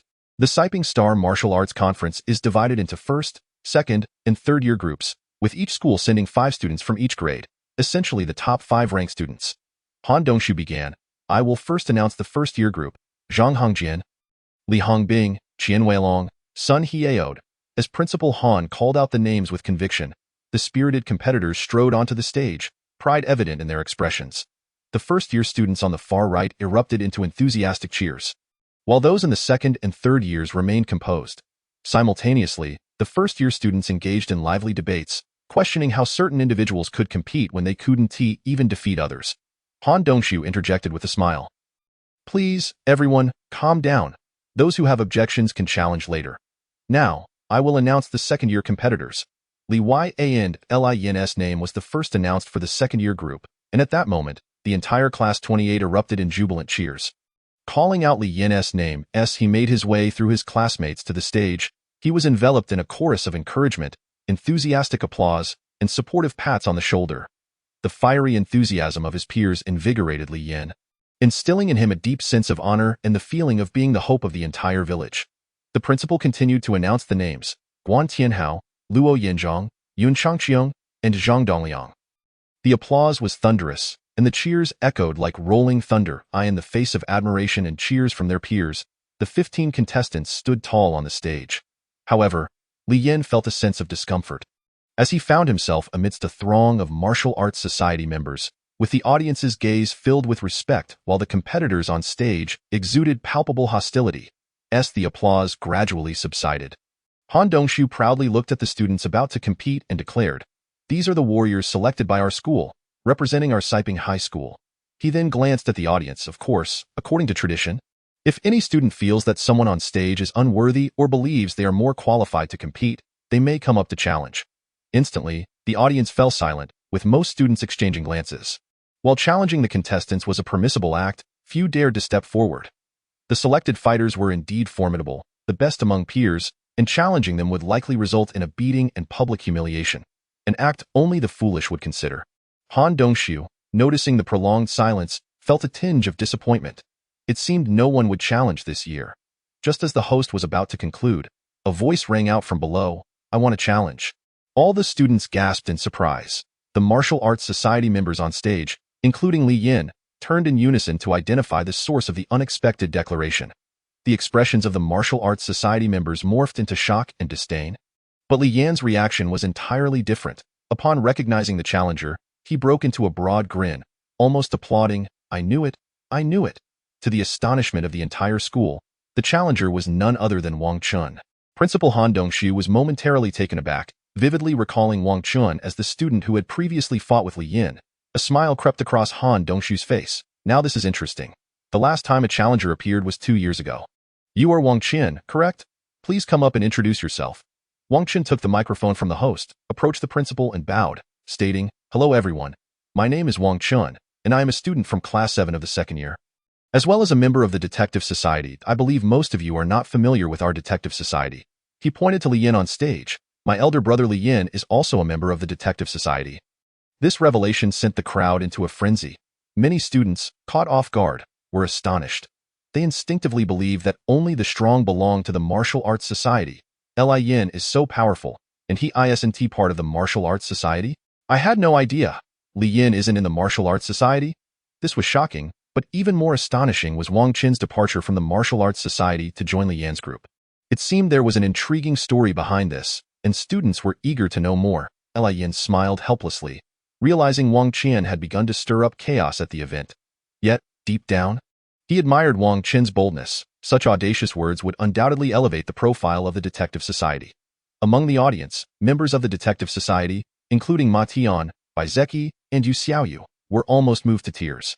In stark contrast, the Martial Arts Society members looked at Wang Qin as if he were a traitor, their expressions laden with disbelief.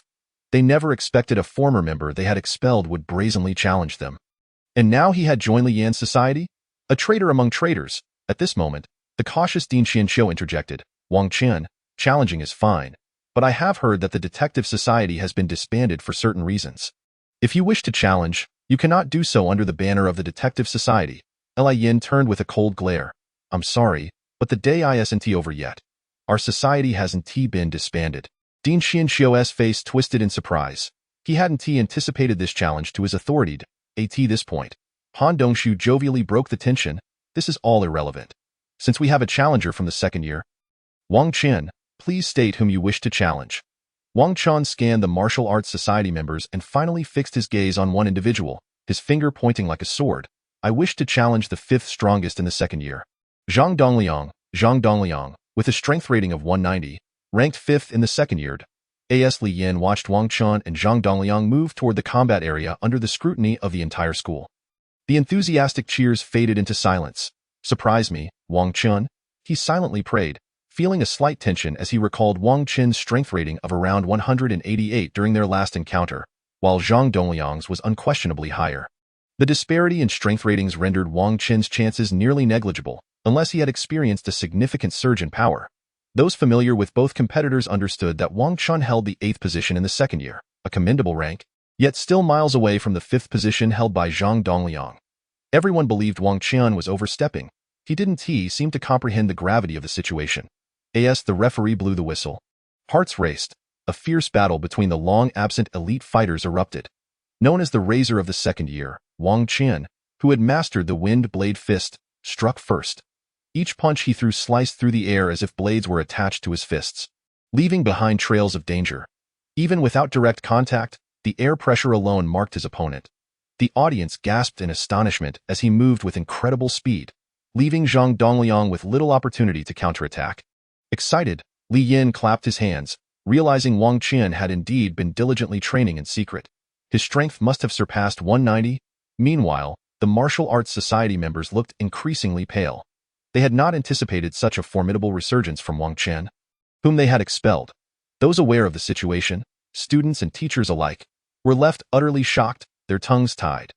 The former 8th strongest was mercilessly dominating the 5th, giving the impression that Wang Qin had undergone a transformation since leaving the Gilded Martial Arts Society. As if he had been reborn through the Detective Society, now adorned with diamond-like resilience. Of course, Zhang Dongliang was not to be underestimated. Clenching his teeth, he retaliated with a powerful air cannon, capable of instilling fear in anyone. As he tightened his fists, it seemed as if he compressed the surrounding air.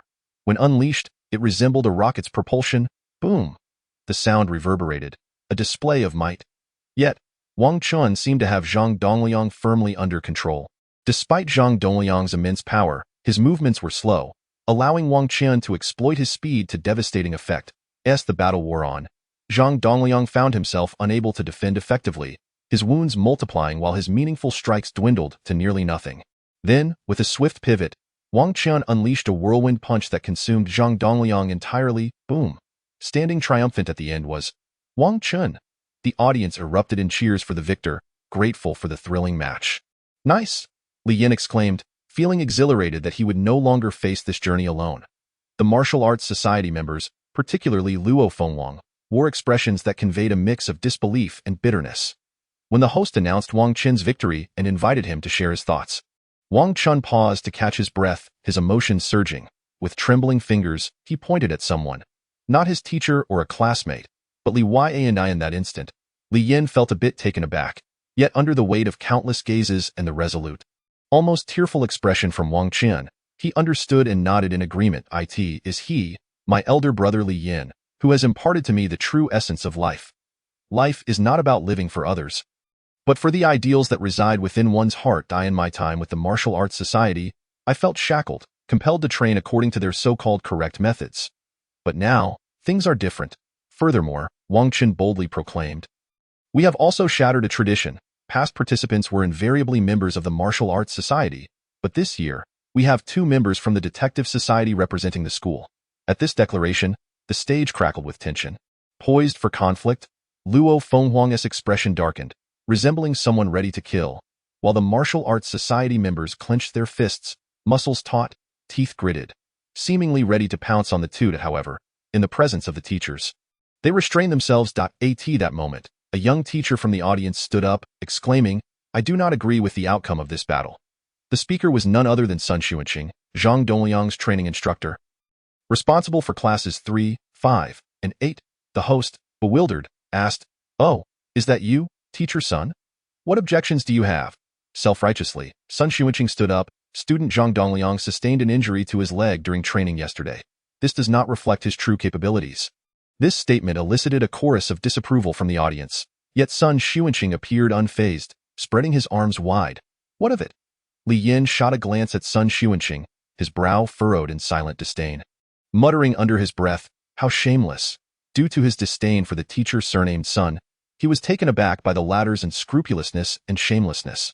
After losing the challenge, to use injury as an excuse? It was indeed consistent with his previous and current thoughts. This fellow was certainly unfit to be a teacher. Because of this teacher's dissent, some supporters of Zhang Dongliang were blinded and foolishly joined in the ruckus. A spectacle both laughable and shameful. However, after the school committee's deliberations, especially with Principal Han Dongshu's emphasis that rules are rules, victory is victory, the original judgment stood firm. Wang Qian, as the 5th representative of the second-year group, was about to take the stage. Just then, the director of education, Ren Qianxiu, stepped forward. His presence was akin to a frigid wind sweeping through the heated atmosphere, immediately dampening the fervor. For the students, they feared the director, who had more frequent interactions with them, even more than the school's highest authority, Principal Han Dongshu. Ren Qianxiu's stern demeanor and sharp tongue had already made a lasting impression. Students avoided him like the plague as he approached. With a glance as cold as a rat's, Ren Qianxiu cast a chilling look at Li Yin and Wang Qian, stating, you may represent the school, but it must be legitimate. Your so-called detective club will be disbanded today. You must participate as ordinary students or under the martial arts club's name.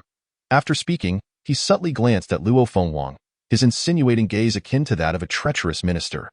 The world ultimately belongs to me. Luo Fenghuang's eyes gleamed with renewed vigor. If Uncle Han couldn't handle it, this Ren would surely come crawling. Meanwhile, the other members of the martial arts club, yet to fight, had already donned victorious smiles. Behind the scenes, Ren Qianxiu was well aware of the conflict between Luo Fenghuang and Li Yin, fully cognizant of the family power backing Luo Fenghuang within the school. If he could curry favor with Luo Fenghuang, perhaps he could gain an advantage in the next principal election. Students in the audience began to murmur. Some were speechless, while others were indifferent. Sun Xuanqing shouted, Director Run is right. Without proper legitimacy, it's disgraceful to participate in battle.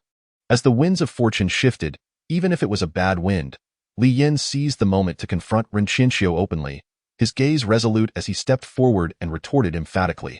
My club cannot simply be disbanded. Ren Qianxiu responded coldly, warning him not to be presumptuous. Although you represent the school as a participating student, you cannot violate school rules. Your club is disbanded immediately. I declare it. Is that so? Li Yin replied with an unperturbed smirk.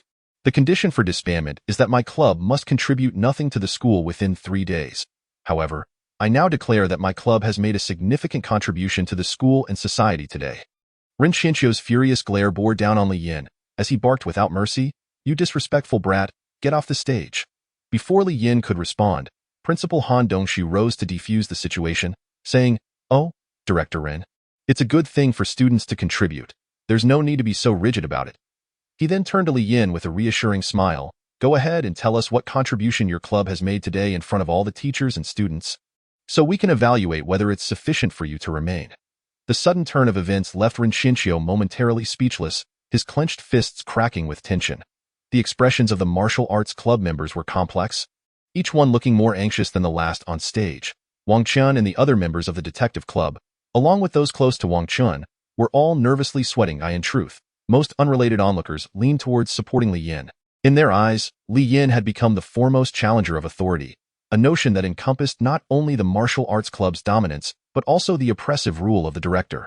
With newfound momentum, Li Yin declared loudly, "Thank you, Principal Han." He then surveyed the crowd with a serious gaze, taking a deep breath before stating, "I wonder if everyone remembers the tragic case of Yu Shaoxian from the second year." The audience furrowed their brows in confusion. He continued, "Although the case was classified as pathological death, our club deduced that Yu Shaoxian was actually murdered." A vacuum of silence followed, quickly erupting into chaos among the crowd.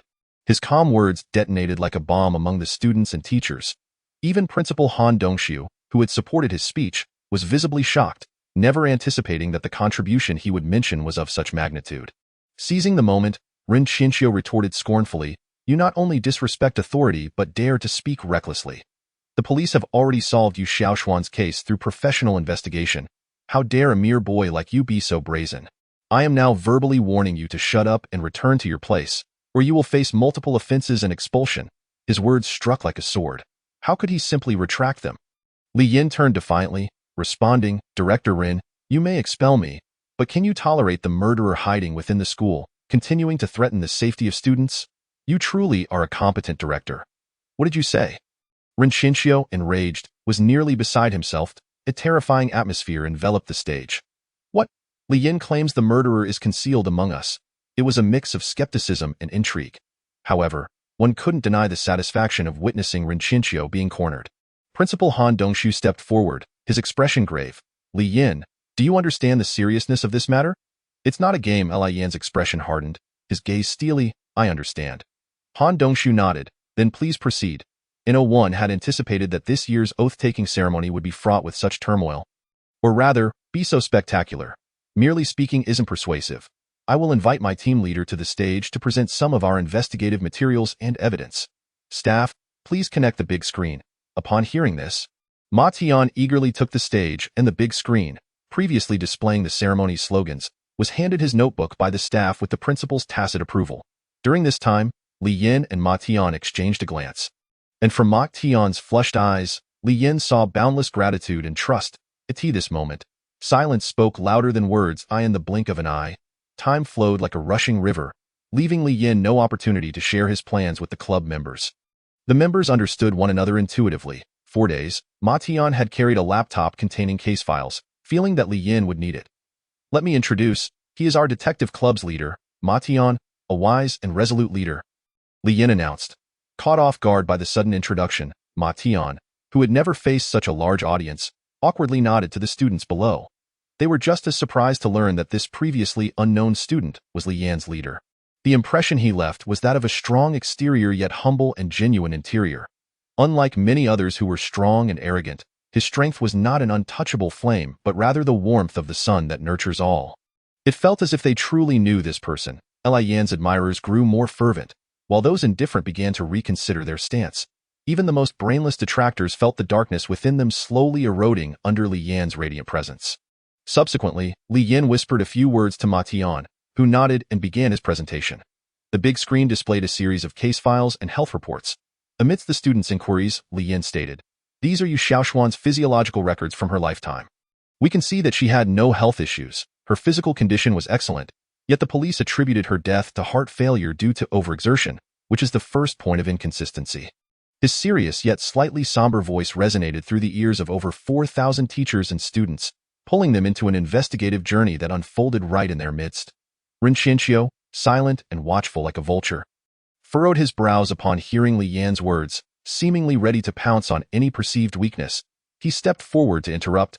"You are shamelessly revealing the deceased's records. This is an infringement of her rights. You disrespect the dead. As the director, I command you to leave this stage immediately."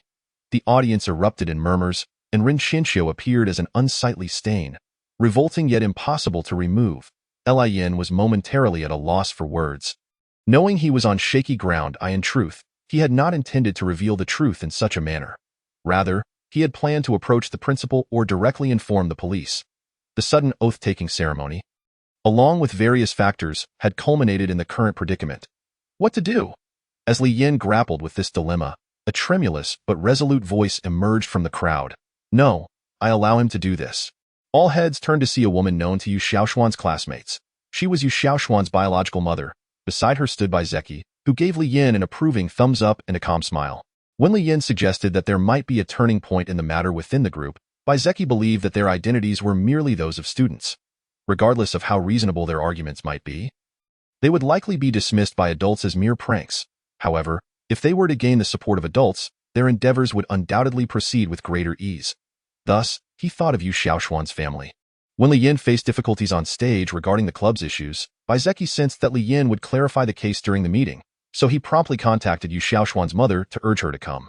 Firstly, to share the truth with those who needed to know it most, and secondly, her presence would serve as a strong support for the detective club. Why Yu Xiaoshuan's home was a mere 3-minute drive from the school. Upon her arrival, Baizeki met her at the school gate and swiftly brought her to the scene. As the saying goes, time is of the essence. Baizeki's series of actions were completed in just 15 minutes, marking a significant achievement. Looking down at Baizeki from the stage, Li Yin felt a slight pang of jealousy, a mix of emotions flooding his heart. This, he realized, was the essence of camaraderie. In times of hardship, one's companions would appear silently, bolstering one's resolve and becoming a steadfast support. But this was not the time for sentimentality. Li Yin sincerely expressed his gratitude to Yu Xiaoshuan's mother for her presence, acknowledging how difficult it must have been for a victim's mother to attend. Then, turning to Ren Xianxiu with a grave demeanor, he stated resolutely, "Director, as I unveil the truth, please do not interrupt me again." Ren Xianxiu, furious and nearly fainting from indignation, had not anticipated such a scene during the meeting. He was enraged, considering taking out his frustration on Li Yin. Yet, confronted by his fellow students, he could only swallow his pride. The audience found it immensely gratifying, akin to the refreshing sensation of sipping ice-cold cola on a summer day. Now, let us return to the first point of suspicion in this case. Why Yu Xiaoxian was in good health prior to her sudden cardiac arrest, which is clearly inconsistent with logic. Li Yin continued. At this moment, teachers aligned with Ren Xianxiu began to counterattack. "Wait," said Deputy Director Wei Guolong in a gentle yet pointed tone. "Li Yin, while your argument is sound, it remains merely speculation, does it not? There are numerous causes for cardiac arrest, some of which may not be evident in medical records. As a student, to disrupt the family of the deceased for the benefit of your club? You are indeed crossing a line." Students murmured amongst themselves, grappling with the ethical implications of the situation. Unperturbed by the criticism, Li Yin did not even glance at Wei Guolong, instead focusing on the case. "I anticipated that many would think this way, so please allow me to present my second compelling piece of evidence." Curiosity stirred among the over 4,000 faculty and students present. Why Yu Xiaoshuan's mother gritted her teeth. Her fists clenched. In her heart, she felt anguish. If her daughter were wrongfully dead, she would never forgive herself. With a knowing glance, Li Yin signaled Ma Tian, who began typing on the keyboard to display the next piece of evidence. A striking yet perplexing object appeared on the large screen. A red hairpin, familiar to the members of the detective club. "What is this?" The audience squinted in confusion, whispering among themselves, their gazes gradually honing in on Li Yan's face. "This hairpin is one of the crucial objects that led me to suspect foul play in Yu Xiaoshuan's death. As for its role in this case, I will now show a video to clarify." Li Yin explained. "The content may be unsettling for some, so please watch with discretion. Mation, please proceed." The audience's focus shifted back to the large screen behind Li Yin. Under Ma Tian's direction, the footage displayed was from the school's entrance, showing the empty gates. Everyone watched intently, and soon, Yu Xiaoxian appeared on the screen, crossing through the school gates. Mation, please pause for a moment. Li Yin continued. As you can see, the date in the lower right corner of the surveillance video is indeed the day of the victim's death. June 6, 2019. It clearly shows her entering the campus at an unusually early hour, around 5 in the morning. Without delving into her peculiar behavior, let us observe that on the day of the incident, the victim was wearing the red hairpin I just displayed. At this moment, the audience collectively held their breath, eager to learn what he would say next. Mation, in sync with Li Yin's cadence, displayed a list of the victim's belongings. "Please examine this list closely," Li Yin urged. This document was compiled by local authorities, detailing the items Yu Xiaoxian had with her at the time of her death. She possessed a total of 45 items, including rubber bands and earrings. Yet this red hairpin was conspicuously absent. Some might question whether the police had made an error during their investigation, misplacing the hairpin. Li Yin countered, such a viewpoint lacks professionalism and validity.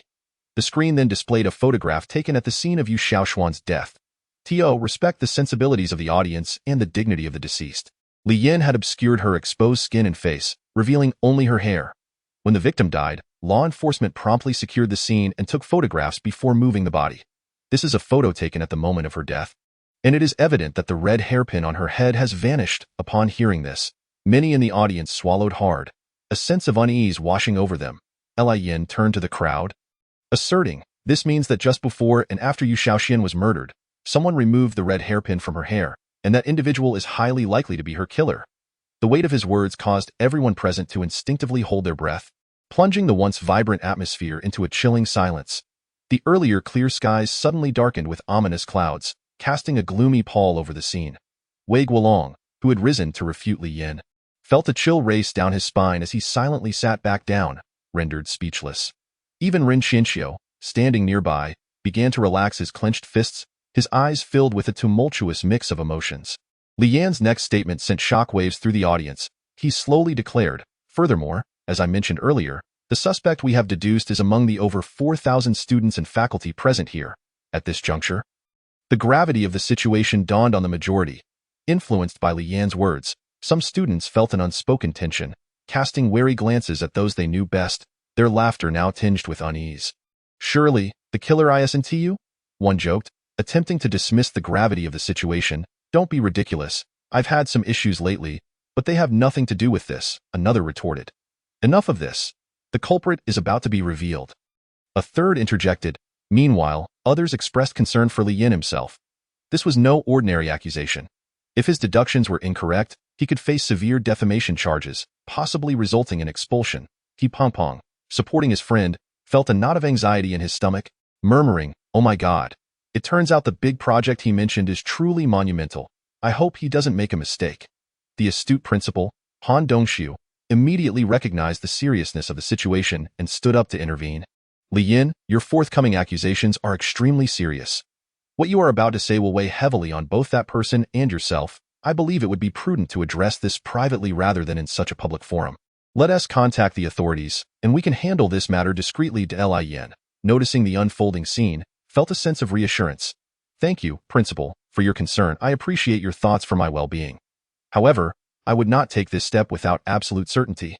I am aware that this matter has escalated beyond what can be resolved within the school, which is why my team has already informed the police." He gestured toward the entrance of the playground, adding, "And they are already on their way." "What? The police are coming." The students and faculty followed Li Yan's gesture toward the playground entrance, where Yu Xiaoyu was leading several officers clad in dark uniforms. Upon Li Yan's revelation, she had promptly contacted the police, understanding that for a resolution to unfold, their involvement was essential. In this age of rapid technological advancement, news spreads across the internet in mere moments. During the assembly, many students had been live-streaming the proceedings, and local law enforcement had quickly tuned in to witness Li Yin unraveling the case in front of the entire school. They struggled to contain their shock and felt an overwhelming sense of embarrassment, their faces devoid of color. What was supposed to be a closed case had been meticulously unraveled by an ordinary high school student, reflecting poorly on the incompetence of the police department. Should this incident gain traction in society, the reputation of the police would undoubtedly plummet. Moreover, how had that high school student managed to obtain internal documents and photographs, just as they were at their wits' end? A phone call from Yu Xiaoyu came through.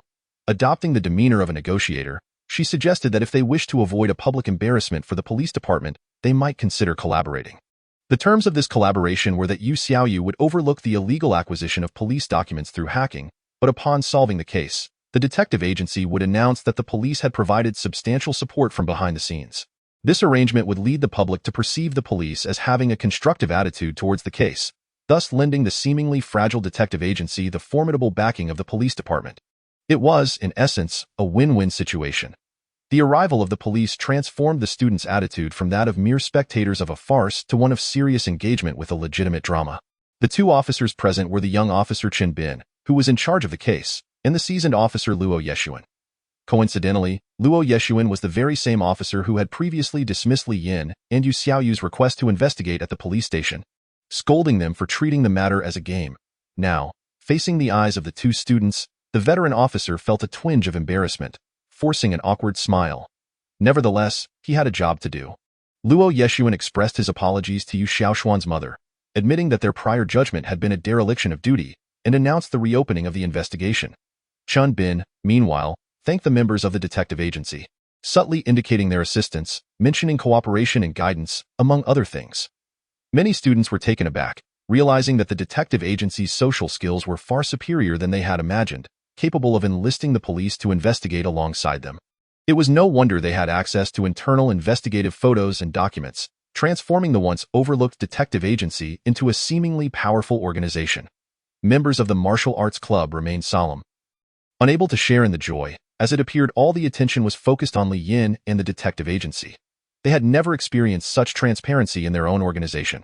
However, Officer Chun Bin curtailed Li Yan's actions, stating that discussing the details of the case in public was inappropriate.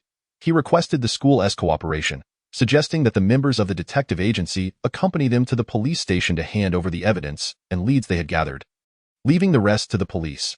Although reluctant, the detective agency members felt an undeniable frustration, akin to having the fruit they had picked taken away by the police.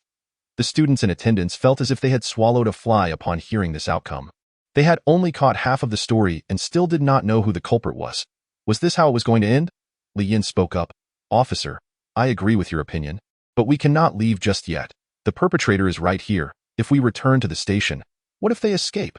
Chun Bin furrowed his brow, exclaiming, what are you talking about? You cannot casually declare someone a criminal. Having learned a lesson, Luo Yeshuan hesitated to dismiss the young man outright. Instead, he waved his hand and asked Li Yin, who do you mean? In that moment, the air became thick with tension as everyone held their breath. Li Yan's gaze swept across the crowd, eventually landing on an unexpected face. He spoke deliberately. The culprit is none other than teacher Sun Xuanqing. He emphasized the title teacher with a hint of irony. As this name left his lips, a profound silence enveloped the room, broken only by the rustling of the wind. Shocked gasps filled the air as the audience struggled to process the revelation. You're talking nonsense. I'll tear your mouth apart, shouted a member of the martial arts club, known to be a student of Sun Xuanqing. Surprisingly, Ren Shinxiu lowered his head, his thin fingers brushing against his sharp nose, remaining silent, for some were aware that Sun Xuanqing secretly supported him. To be honest, most students had a favorable impression of Sun Xuanqing. He was young, capable, and had a modern, friendly teaching style that endeared him to the students. Soon, voices of dissent arose among the students. Li Yin, I respect you as the top student in the second year, but you cannot unjustly accuse Teacher Sun. They felt his words were irresponsible. Wait and see how Teacher Sun responds, they murmured. Anticipating his reaction, Sun Xuanqing stood up with a smile, seemingly unperturbed, and addressed Li Yin, I understand your eagerness to solve the case and protect your agency, but I bear you no grudge. To cast such a baseless accusation upon me is quite excessive. However, considering you are a student and perhaps lack worldly experience, I will give you an opportunity. Apologize to me in front of the entire school, and I shall overlook your slander. Otherwise, he turned to the two officers. Since the police are present today, I will proceed to sue you for defamation. The two officers had come with the intention of taking the members of the detective agency back to the station for further analysis of the evidence and leads they had provided. They planned to approach the situation from a professional standpoint before announcing any results, ensuring that the guilty were apprehended and the innocent protected. However, with Li Yin having already identified a suspect, they could not simply ignore this claim and leave, nor could they take the teacher away based solely on the student's accusation. Sun Xuanqing understood the stakes. If he left today, even if the case were resolved, the detective agency would be perceived as merely a group of students who had stumbled upon a useful clue, with the police taking center stage in the media narrative.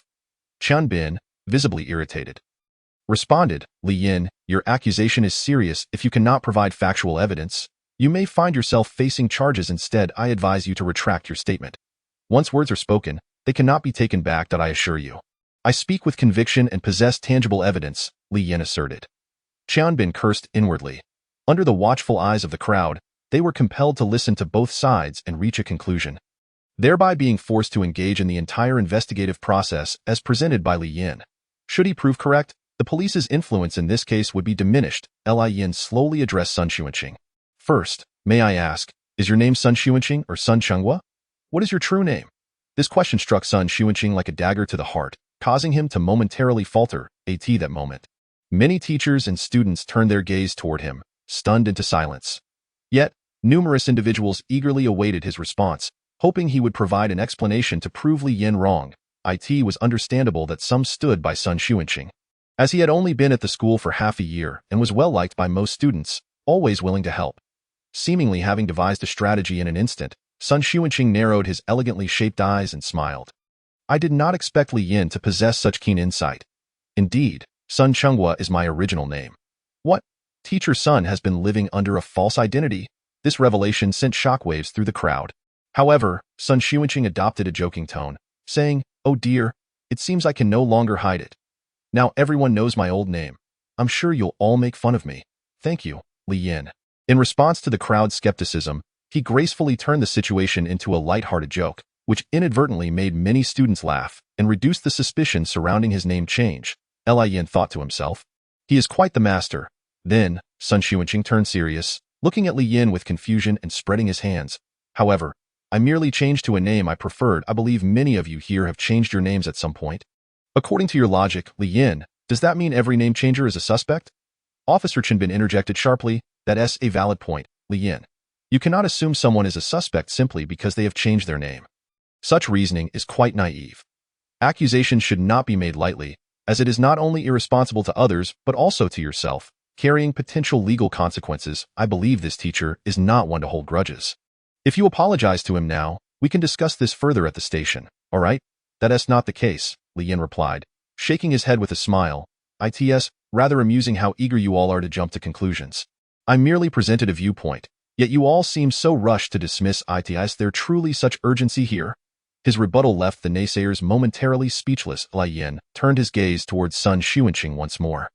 Let us momentarily set aside the matter of names. On the surface, your record appears immaculate. A distinguished graduate from a prestigious university, yet you have chosen to come to our modest fourth-tier city as a teacher.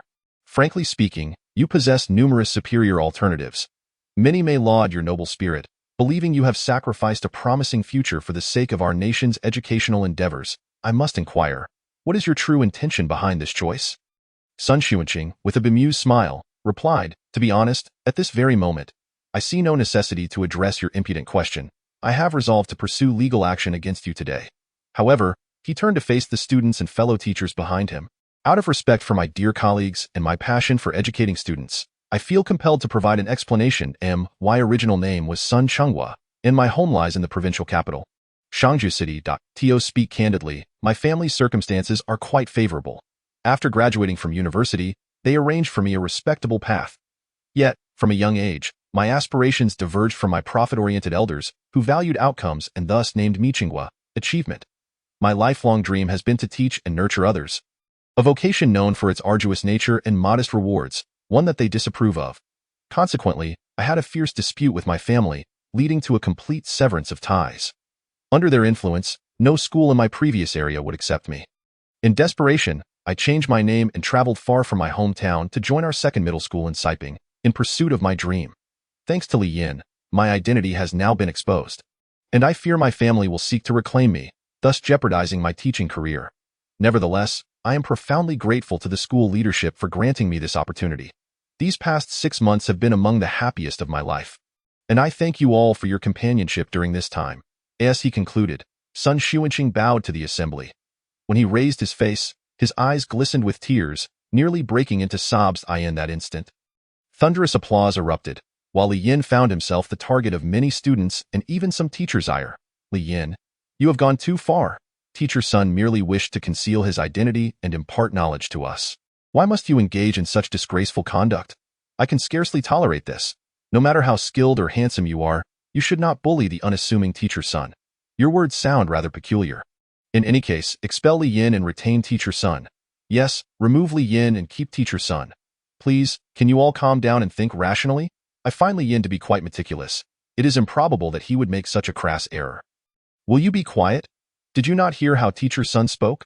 His words were logical and heartfelt, but you cannot prove that what he said is the truth, can you? Personally, I find his narrative riddled with inconsistencies. For instance, enough! Let us disregard this fool who refuses to support Teacher Sun. Teacher Lu, look at the fine students you have raised.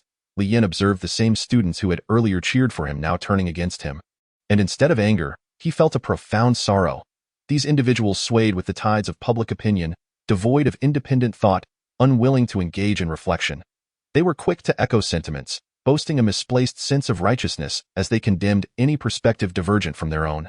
Li Yin understood that while he was pierced by the barbs of malicious gossip, only the truth could vanquish all malevolence. Amidst the rising storm, he raised the microphone, akin to a Damocles sword poised over Sun Xuanqing. Do you truly believe that no one knows your past? Li Yin asserted, why past has been laid bare for all to see. Sun Xuanqing countered, scrutinizing him with a piercing gaze.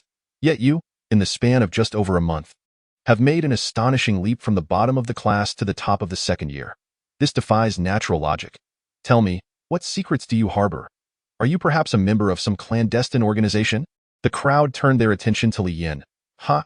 He laughed, tears of mirth streaming down his face. A mysterious organization? Defying logic? Pray tell, what are the standards of logic in this world? If you wish to uncover my secrets, very well, I shall oblige. I am simply exceptionally gifted. Suddenly awaken. Li Yin's expression shifted, taking on a grave demeanor. But you, what is your secret? I know you will not answer. Allow me to respond on your behalf. He inhaled deeply and, with deliberate clarity, recounted, at the age of 14, you were warned by the school for harassing younger students, AT 16. You were expelled for violating a classmate 3 years your junior.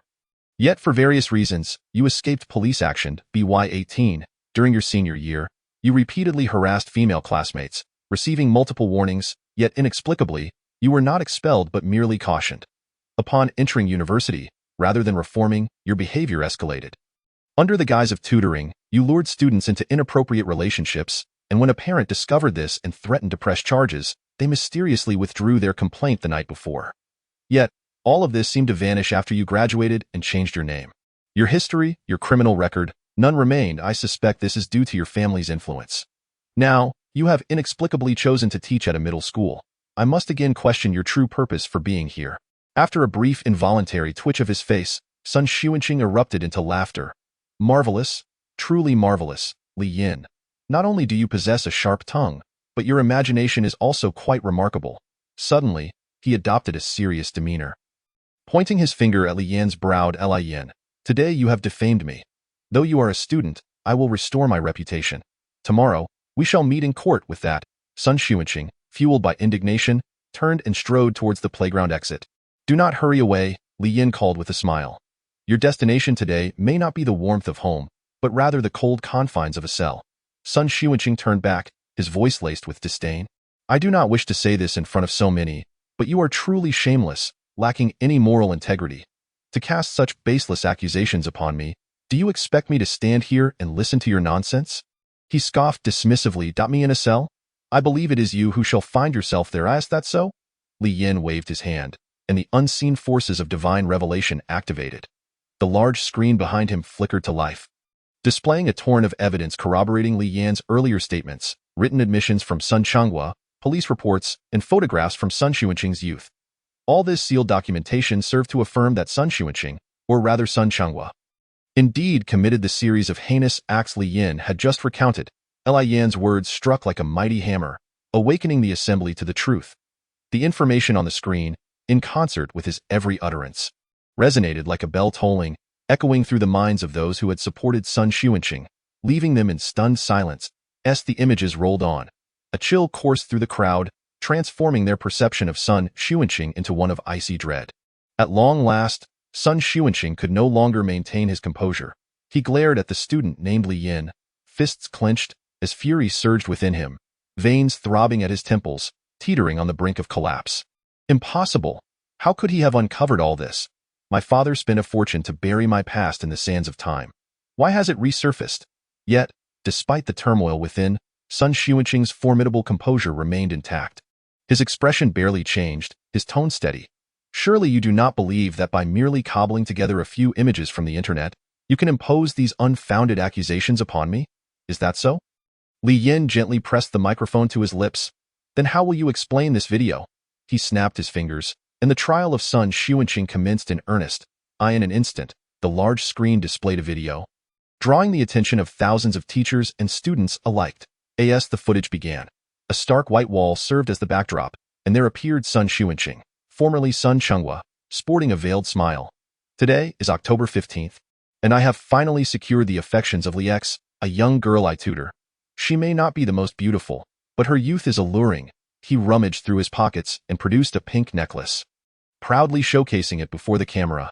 This is the trophy of my conquest. He inhaled deeply, a sickly grin spreading across his face. It still carries her sweet scent. To protect the victim's privacy, Li Yin bleeped out the name. The abhorrent content incited outrage among nearly everyone present, with the collective outcry resembling the thunderous roar of a giant, soaring into the heavens and creating tumultuous waves akin to a tsunami. Those who had previously stood by Sun Xuanqing's side now bore crimson faces, akin to iron heated to a blistering glow, feeling both pain and indignation, and no matter how resilient Sun Xuanqing's spirit was. The exposure of his dark and sordid side before such a multitude was overwhelming. His legs suddenly weakened, and his mind went blank. He stared at the ground, his pupils trembling with unease. Fear gripped him. What is happening? How did Li Yin manage to find my video? My private footage was securely stored on my secret USB drive. How could he possibly access it? Oh, right, a few years ago, in an attempt to view the video on my phone. I may have uploaded it to my personal cloud storage, but I deleted it immediately afterward. Why does he still have it? You believe you've erased all traces of it, but the evils of this world, unless acknowledged by oneself, cling to you like a shadow, impossible to eliminate. Li Yin observed the panicked Sun Xuanqing and spoke with piercing clarity. I ask you again, what is your purpose for attending our school? Noticing his silence, he inhaled deeply and, in front of the entire school, posed the heart-wrenching question. Why did you murder Yu Shaoxian? Simultaneously, aboard a high-speed train traveling from Pingqing to Kyoto, Fang Zheng sat composed in the luxurious first-class cabin. As his vacation drew to a close, he prepared to return to the capital. Sitting on his bunk, he suddenly opened his eyes and took a deep breath, declaring, "Let the game begin." He secured the cabin door and retrieved a bag from beneath the bed, cautiously opening it to be greeted by the pungent scent of copper. This 1 million was the sum he had amassed from visiting various universities in nearby counties during his days away from Pingqing. Intended to bolster his strength with tangible resources, Fang Zheng's eyes sparkled with ambition. With 1,500,000, he believed he could ascend from the second realm of martial arts to the third. However, as he contemplated his goals, an unmistakable sense of melancholy washed over him. His return to his hometown aimed for the fourth or even fifth realm, yet an unexpected system malfunction had reduced his enhancement rate to a mere 20%, drastically stalling his progress. Nevertheless, the system remained a treasure of unfathomable mystery, and there was no one to repair it. Fang Zheng resigned himself to the situation. Forget it, I have the system. After all, though it has lost 80% of its capabilities, I shall simply exert 80% more effort to earn money. On the surface, Sun Xuanqing maintained an air of stoic calm, yet sweat streamed down his forehead like a leaky faucet. His pupils darted. Seemingly formulating a strategy in an instant, his brow relaxed, and he nodded in reluctant admission. Yes, I confess. This declaration sent shockwaves through the crowd. Two police officers exchanged glances, their hands instinctively moving toward the cool metal of their handcuffs. Li Yin frowned, sensing a deception. Could Sun Xuanqing truly admit to it so readily? What was his ulterior motive? Sun Xuanqing, feigning guilt, addressed the students and teachers with a sincere bow, lowering his head to say, I apologize, everyone, I should not have concealed my past. He continued earnestly, his voice tinged with emotion, as Li Yin uncovered. I was indeed a scoundrel in my past, I acknowledge this. However, I have faced the consequences of my previous misdeeds. I swear that my aspiration to be a teacher is genuine. I changed my name to start anew. I hope to contribute positively to society and atone for my past sins. I was once lost in darkness. But now, I only wish to be a good person. Since arriving at Pingqing High School, I have severed my bad habits and dedicated myself to teaching without ulterior motives. Please believe me. The audience was left in a state of bewilderment, staring in silence. Sun Xuanqing paused before self-deprecatingly adding, I understand your skepticism, but I cannot fathom why Li Yin would associate me with Yu Shaoxuan's death, as I truly had no part in it. Nevertheless, this is no longer of consequence. Go avoid further disturbance. I shall resign today. Upon hearing this, students and teachers murmured among themselves, most perceiving his words as deceitful. While few believed in his sincerity, the two police officers exchanged looks, realizing that his admission only pertained to his past, Not to any murder. And Li Yin sighed inwardly, thinking, as the saying goes, a cunning rabbit has 3 burrows. How could a wily person like Sun Xuanqing easily confess to his crimes? How brazen you are, Sun Xuanqing. Suddenly, a melodious voice pierced through the crowd.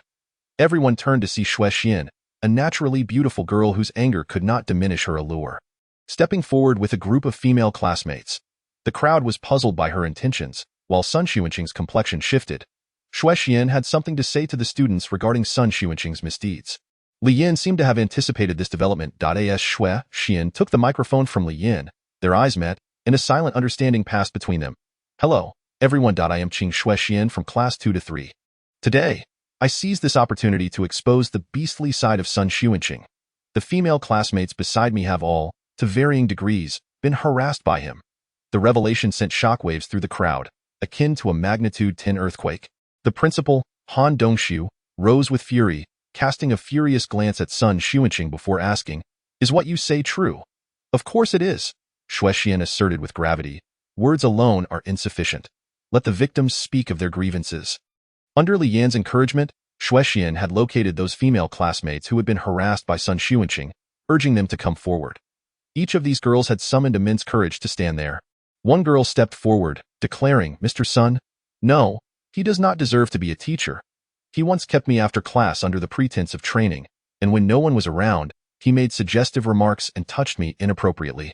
I felt ashamed and remained silent, but he threatened me, saying if I told anyone, he would fail me in my training course. Today, with Xue Xian's encouragement, I can no longer remain silent," another girl joined in, saying, "He called me to his office under the guise of extra tutoring, then took my hand and professed his feelings for me.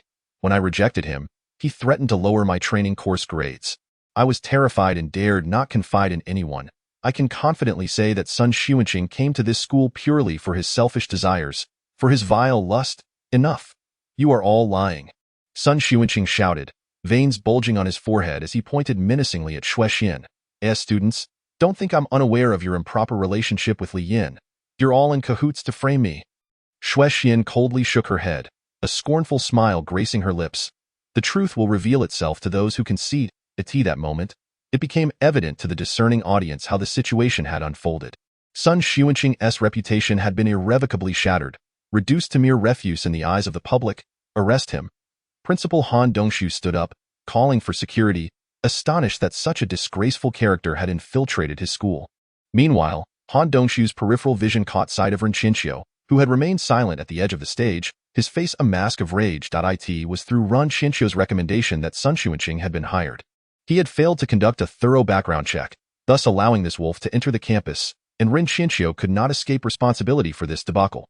As events escalated, the members of the martial arts club wore expressions of disarray. On one hand, they were reluctant to see Li Yin steal the spotlight. On the other, they felt a sense of satisfaction witnessing Sun Xuanqing's disgraceful exposure. Their faces contorted with conflicting emotions, such as the burden of youth. Faced with the collective scorn and condemnation, Sun Xuanqing's hypocritical smile faltered. He lowered his head slightly, but his lips began to curl into a twisted grin, followed by maniacal laughter. Suddenly, as he lifted his head, a malevolent expression marred his previously genteel face. He forcefully shook off the grasp of the security personnel, glaring fiercely as he shouted, "What's wrong? What's wrong? I was merely chatting with high school students about love. Have I committed a crime? Accusing me of murder? Do you have any evidence? Li Yin, do you have proof? Without evidence, how dare you obstruct my freedom? I will leave today, and I challenge any law that can impede my liberty." In truth, although police were present, they seemed powerless against Sun Xuanqing. The students who accused him had only spoken verbally, presenting no tangible evidence. To arrest someone, an official warrant or concrete proof must be provided. The shameless Sun Xuanqing seemed to have anticipated this day. It appeared he had discerned the loopholes in the law in front of everyone. He audaciously proclaimed, "Anyone who attempts to stop me today is openly restricting my personal freedom and undermining the nation's laws." He cast a glance at the nearby police officers and added, "As appointed servants of the public, surely you will not stand by and allow them to infringe upon my liberties." The crowd was nearly driven to fury. Yet, Sun Xuanqing spoke with such apparent reasoning that it left the audience feeling utterly helpless, akin to a fist poised to strike his nose but compelled to withdraw, a most uncomfortable predicament. "Here lies the evidence," Li Yan's words resonated through the air like a divine decree, drawing the gaze of 1,000 eyes toward him. His countenance seemed to exude trust, which, in an instant, calmed the restless hearts of the crowd. I am sorry, if you have evidence, take it to the police station. I have no intention of listening to your drivel any longer. I tire of your antics.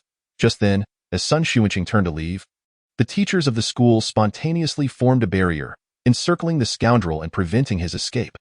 Despite his struggles to break free, he could not navigate through the throng of educators who, in unspoken solidarity, kept him contained without resorting to violence. Sun Xuanqing shouted with indignation, "What are you police doing? Don't you see they are infringing upon my personal freedom? Aren't you supposed to intervene?" The two officers exchanged knowing glances, feigning ignorance as they absently rubbed their noses. Seizing the opportunity, Li Yan began to unravel the ultimate mystery. The deceased had fallen prey to Sun Xuanqing's honeyed words, ensnared in his so-called sweet trap. When the victim finally awakened to the truth and resolved to expose Sun Xuanqing's misdeeds, intending to end their illicit affair, Sun Xuanqing invited her for a final conversation, during which he inflicted harm upon her. As Li Yan spoke, the screen shifted. The academic transcript of Yu Xiaoxian appeared prominently on the display. Li Yan articulated, "As you can observe, Yu Xiaoxuan's performance in her training classes had previously averaged around 70. However, since Sun Xuanqing became her teacher, her scores have inexplicably surged to over 90. The audience gasped in shock, their anger intensifying. Li Yan continued, "Now, let me present the performance of other students in her class, who have not experienced such dramatic improvement. Thus, it is not a testament to Sun Xuanqing's exceptional teaching prowess, but rather a manipulation of the deceased's desire to excel, which led to her growing fondness for him, ultimately luring her into his treacherous web. Why Yu Xiaoxuan's teacher suddenly grasped the situation, lamenting the missed opportunity to investigate the anomalous grades sooner, which might have averted this tragedy. Such a despicable act. Sun Xuanqing, however, dismissed the accusations with a scoff, who says that, since I began teaching Yu Xiaoxian, her performance has been exceptional. Your assertions are merely conjecture. Where's your concrete evidence? The evidence is the red hairpin. Li Yan declared. From the previous footage, it is evident that you have a penchant for collecting trophies. This red hairpin belongs to the deceased and is a trophy you acquired. As he spoke, Li Yan produced the hairpin, encased in plastic, eliciting gasps from the crowd. This hairpin was discovered when I accidentally broke the podium while practicing with Wang Qian in his class. Upon hearing this, Wang Qian immediately stepped forward, affirming, I can attest to that. His followers echoed, we can also testify. Li Yan nodded in gratitude and turned to Sun Xuanqing, stating, why was this red hairpin found beneath the podium? It was because, after the incident last night, you hid beneath the podium during class time, waiting for the students to leave before you hurriedly departed, inadvertently leaving behind this hairpin. If a forensic examination is conducted, your fingerprints should be on it. Sun Xuanqing retorted, go ahead and test it. I told you, I didn't kill anyone. Furthermore, there are not many cameras in the teaching building. None captured me entering. How can you accuse me of murder? This is slander. At that moment, Sun Xuanqing exuded the air of a brazen rogue, adamantly insisting there was no solid evidence against him, thus absolving himself of guilt. He even brandished his phone to capture images of the teachers blocking his path, shouting, you think you're so clever? Watch as I upload your faces online and accuse you of human rights violations. He then directed the camera toward the two police officers, exclaiming how citizens' rights were being trampled while they remained passive. The officers on site accepted the red hairpin from Li Yan, promising to conduct a forensic analysis to check for Sun Xuanqing's fingerprints. They assured that if found, a warrant for his arrest would be issued promptly. However, despite the mounting suspicion against him, there was still no irrefutable evidence to detain him at present. Li Yan, do you have any concrete evidence? Speak up quickly. We cannot apprehend him without it, one officer urged. Aware of the crowd's concern that Sun Xuanqing could vanish under a new identity after today, Li Yan nodded and continued to confront Sun Xuanqing. By the way, you practice the bone shrinking technique? Don't you? Sun Xuanqing's records confirmed that this technique was one of his specialties. Since it was documented, he knew he could not deny it, ultimately conceding with anods. Oh what? How gratifying to see you finally acknowledge a fact. Li Yan continued, previously, when I suggested you might have hidden beneath the podium after harming the deceased, many may have doubted this due to the podium's height of merely 15 centimeters, which a normal person could not enter. Yet, you did not refute me, for what is impossible for an average individual is easily achievable for one skilled in the bone shrinking technique. With that revelation, the crowd experienced a moment of clarity while Sun Xuanqing's breath caught in his throat. Li Yan addressed the audience, It seems there are no blind spots in our awareness. The teaching building is equipped with cameras. It gives the impression that the deceased entered alone, mysteriously meeting her demise without anyone else present, as if haunted by a ghost. However, through our investigation, we discovered a blind spot in the building, at the outer wall of the classroom where the second and third year classes were located. There exists a 20-centimeter gap in the easternmost window. No child could feasibly enter through that opening without being detected by the cameras. But Sun Xuanqing is different. He can evade the cameras and enter the building with ease. Everyone has just heard clearly that Teacher Sun has admitted to practicing the bone shrinking technique, Li Yin declared. This technique is a rare and obscure practice that I have verified. It seems to be a family legacy of the Sun clan. You are likely the only one in this school who possesses it. The moment these words left his lips, the previously arrogant Sun Xuanqing was momentarily stunned, unprepared for such a sharp attack. The students and teachers alike felt a wave of exhilaration. Li Yin was indeed formidable. Sun Xuanqing, caught off guard, eventually managed to retort, "Just because I know the bone shrinking technique does not make me a criminal. Let me share a secret. Years ago, there were many traders in my family, and the knowledge of the bone shrinking technique has long been disseminated in society. It is no longer a secret. Many individuals in today's society practice it. Why do you insist it must be me? Perhaps someone else in SP City knows it." What a baseless assertion, Li Yin scoffed, activating the divine code once more. And the screen displayed the next piece of evidence. This footage, recorded on June 5th, captured the entrance of Teacher Sun Xuejuan into the teaching building at 8 o'clock a.m. and his exit at 6 o'clock p.m. after classes. What I am presenting is a perfectly ordinary sight. After school, the building is empty, and anyone who enters must eventually exit. However, on June 6th, the day of Xiaoshuan's murder, there was one glaring anomaly. I calculated that on that day, 1,325 individuals entered the building, yet 1,326 exited. Who was the extra person? To identify this individual, I developed software capable of facial recognition to eliminate those who entered and exited. As Li Yin explained. Thousands of eyes remained glued to the screen. The footage sped up, with red boxes highlighting those who entered and exited, filtering out the normal entrance. The crowd was left in awe. How could one possess such power and even program? Who exactly was this extraordinary young man, Li Yin? Unbeknownst to many, for Li Yin, these tasks were as simple as a mere flick of his fingers. Possessing the code of the divine, he could implant the desired programming into his target with just a few thoughts. Within mere seconds, the program identified an individual. On the screen appeared a person clad in a cleaning uniform, donning a hat and mask, seemingly attempting to avoid the surveillance cameras, revealing only their silhouette and a fraction of their profile. It was him. At precisely 1:23 p.m., this person blended into the crowd as they exited the teaching building. He was indeed the one who had not entered but had emerged from the exit. Although he had deliberately concealed his face, based on his physique and posture, as well as that partial profile, it was unnecessary to state his identity. Indeed, he was our Sun Xuanqing, Teacher Sun, the crowd gasped. Although the image was blurry, the resemblance to Sun Xuanqing was striking. Based on my conjecture, Sun Xuanqing had been lurking at the podium all afternoon, using the lunchtime to disguise his exit. Li Yin turned his gaze to Sun Xuanqing and continued. However, a person as cautious as you would likely not make such a rudimentary mistake of leaving through the main entrance. I surmise you intended to escape through the window of Class 3. But upon arriving, you discovered that there were students present during lunch. Hence, you resorted to the secondary option of sneaking into a nearby storage room, changing into a cleaning uniform, and after disguising yourself, chose to exit through the front door. Upon hearing this, the crowd suddenly comprehended. Principal Han Dongshu added, "Indeed, I recall that day vividly. On June 6th, Sun Xuanqing, you took a leave of absence. On June 7th, a report was made regarding the loss of work uniforms by the maintenance staff." Sun Xuanqing's complexion turned ashen, and he remained silent, biting his tongue. Li Yan's attention shifted to the lineup of Class 2. I believe that if my deduction is correct, the students who remained in Class 3 must have witnessed our flustered Teacher Sunday. Could someone please step forward and confirm? As he uttered these words, his heart raced with apprehension, for all of this was merely his deduction. Whether anyone would dare to come forward remained uncertain. Sun Xuanqing, sensing the threat, glared fiercely at the students in Class 3. His wolf-like gaze seemed to convey a warning.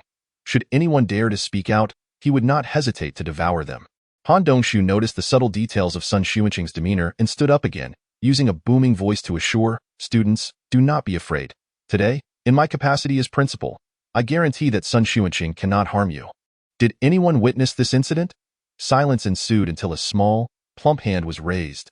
It was a chubby boy, who, trembling, stood up as if summoning all the courage he could muster, exclaiming, "I saw teacher's son at that time." The audience erupted in astonishment. Han Dongshu gave him a thumbs up. "Excellent, continue speaking, do not be afraid." "Thank you, principal," the student gulped and continued. "I was in class eating bread when I suddenly saw a flustered teacher's son appear at the classroom door. It felt as though time had frozen. I was stunned with a piece of bread in my mouth, and he stood there frozen too. He nervously licked his lips and said with a smile, 'Why aren't you going out to eat?' I stammered that I was on a diet. And he then advised me to eat well, nodded, and left. I'm rather introverted, so I never mentioned this to anyone, but I did indeed see teacher's son that day, at this stage of the revelation. The truth seemed to be laid bare before all. Thank you, my classmate, for your testimony. My deductions have concluded." However, Li Yin turned to the two officers with confusion. "Officers, why has Sun Xuanqing not yet been arrested?" The two policemen exchanged awkward glances. Before they could explain, a suddenly enlightened Sun Xuanqing burst into laughter. "Oh, I thought your deductions held some merit, but it turns out they are merely verbal conjectures. You accuse me of murder. Pray tell, how did I commit this crime? What method did I employ?" Li Yin found himself momentarily speechless. Truth be told, he had not yet deduced the method of the crime. He had merely identified the suspect based on the current clues. Sun Xuanqing, reveling in his apparent triumph, continued, "The footage from the surveillance camera is so blurry. There are many individuals of ordinary build similar to mine. What makes you so certain it is me?" He pointed at the chubby boy who had just accused him. "You claim to have seen me that day. Are you not colluding with them to frame me?" The boy flushed. No. Collude? I've never spoken to Li Yin or his group." Sun Xuanqing was clearly well versed in his cunning, scoffing lightly, "On our first encounter, why should I believe you?" The crowd was incensed, clearly recognizing that Sun Xuanqing had a firm grasp of the law. In this world, a conviction required both eyewitness testimony and physical evidence. The witness's account constituted one portion, yet solid physical evidence was necessary for a conviction and authorization for arrest. The red hairpin would need to be retrieved for fingerprint analysis, and the surveillance footage capturing the silhouette and profile would require technical examination. Until results were obtained, the police found themselves powerless against Sun Xuanqing. Evidently, Sun Xuanqing was leveraging this loophole to display his arrogance. Nevertheless, the police made their stance clear. Officer Luo solemnly declared, "Sun Xuanqing, I am officially notifying you of significant suspicion regarding your involvement in this case. For the sake of future cooperation in the investigation, I am issuing a prohibition against your leaving the city and requiring you to keep your phone accessible at all times." Sun Xuanqing nodded nonchalantly, responding, No problem. But could you officers please ensure that these teachers do not obstruct me? I wish to return home to rest. I feel unwell being wrongfully accused like this." He turned to the teachers blocking his path, bluntly stating, "If you do not move, I will truly call the police." "Oh, wait, the police are already here, did I ask? How can you officers ignore the safety of a citizen? I am being deprived of my freedom. Please assist me in resolving this issue." The atmosphere was thick with tension. Everyone recognized that Sun Xuanqing harbored significant suspicion regarding his involvement, yet they found themselves unable to act against him. The two officers felt immense discomfort, having no choice but to insist, "Please, allow us to pass." Li Yin was taken aback by the absurdity of the law in this world. Would they simply watch him walk away without detaining him for even 24 hours? Members of the detective agency clenched their fists tightly, their palms nearly bleeding from frustration. They seethed with anger. Li Yin had naively believed that with this evidence, they could bring Sun Xuanqing to justice today. The so-called physical evidence required analysis by the police and must follow due process before a conviction could even be considered. There was no possibility of immediate sentencing. Were they truly going to watch Sun Xuanqing leave without taking action? A strong premonition gripped Li Yan's heart. He feared that once Sun Xuanqing left today, he would employ various means to evade the law's retribution, a scenario not without precedent. Yu Xiaoshuan's mother suffered a double blow. Without the support of her classmates, she nearly fainted. The students cried out for the police to apprehend him, their hearts collectively aching. Ironically, due to insufficient evidence and regulations against restricting a citizen's freedom, the police were obliged to allow Sun Xuanqing to depart the school. As he watched Sun Xuanqing and the two officers nearing the exit of the playground, a fire ignited within Li Yin, nearly consuming him with rage. What concrete physical evidence could lead to an immediate conviction? Surely there must be something. What had I overlooked? What was I missing? His mind raced, retracing every piece of evidence once more. Suddenly, A silver glimmer flashed in his mind. He recalled that in the previous video featuring Sun Xuanqing, he wore a cross necklace. Today, it appeared he also had a silver necklace at his collar. When he had tussled with the teachers moments ago, the cross had been visible. 5 years had passed, and he still wore that necklace. This indicated its significance to him. Why was it so important? Where did its significance lie? What was this object? In his desperation, Li Yin grabbed his hair, urging himself, think, you fool. I understand. I know. Suddenly enlightened, Li Yin exclaimed joyfully, akin to thunder striking the ground. The surrounding crowd, unaware of his revelation, nonetheless felt the weight of his discovery. Every individual present, even those from the martial arts society who had been his adversaries moments ago, held their breath in anticipation. They hoped Li Yan's sudden insight would lead to the capture of the nefarious Sun Xuanqing. Officers, wait! With newfound vigor, Li Yan called out to the 2 policemen, urgently stating, the necklace around Sun Xuanqing's neck is actually a USB drive. It undoubtedly contains all the evidence of his involvement in Yu Xiaoshuan's murder. Li Yan had uncovered Sun Xuanqing's dark history through the divine code on the internet, yet that was merely the beginning. From the video, he speculated that Sun Xuanqing might possess a habit of recording video diaries. Where had the other videos gone? Li Yin pondered. If they could not be found online, surely they must be stored elsewhere? This necklace, which Sun Xuanqing had worn for over 5 years, demonstrated its importance to him. Li Yin wagered that this necklace was no ordinary piece of jewelry. It likely harbored his sordid secrets. Upon the utterance of these words, both faculty and students of the school experienced a collective epiphany, followed by a palpable sense of relief. 2 police officers came to a halt, with Officer Luo, ever vigilant, firmly grasping Sun Xuanqing's wrist to prevent his escape. He then spoke with gravity. Please cooperate with our investigation and allow us to inspect the necklace around your neck.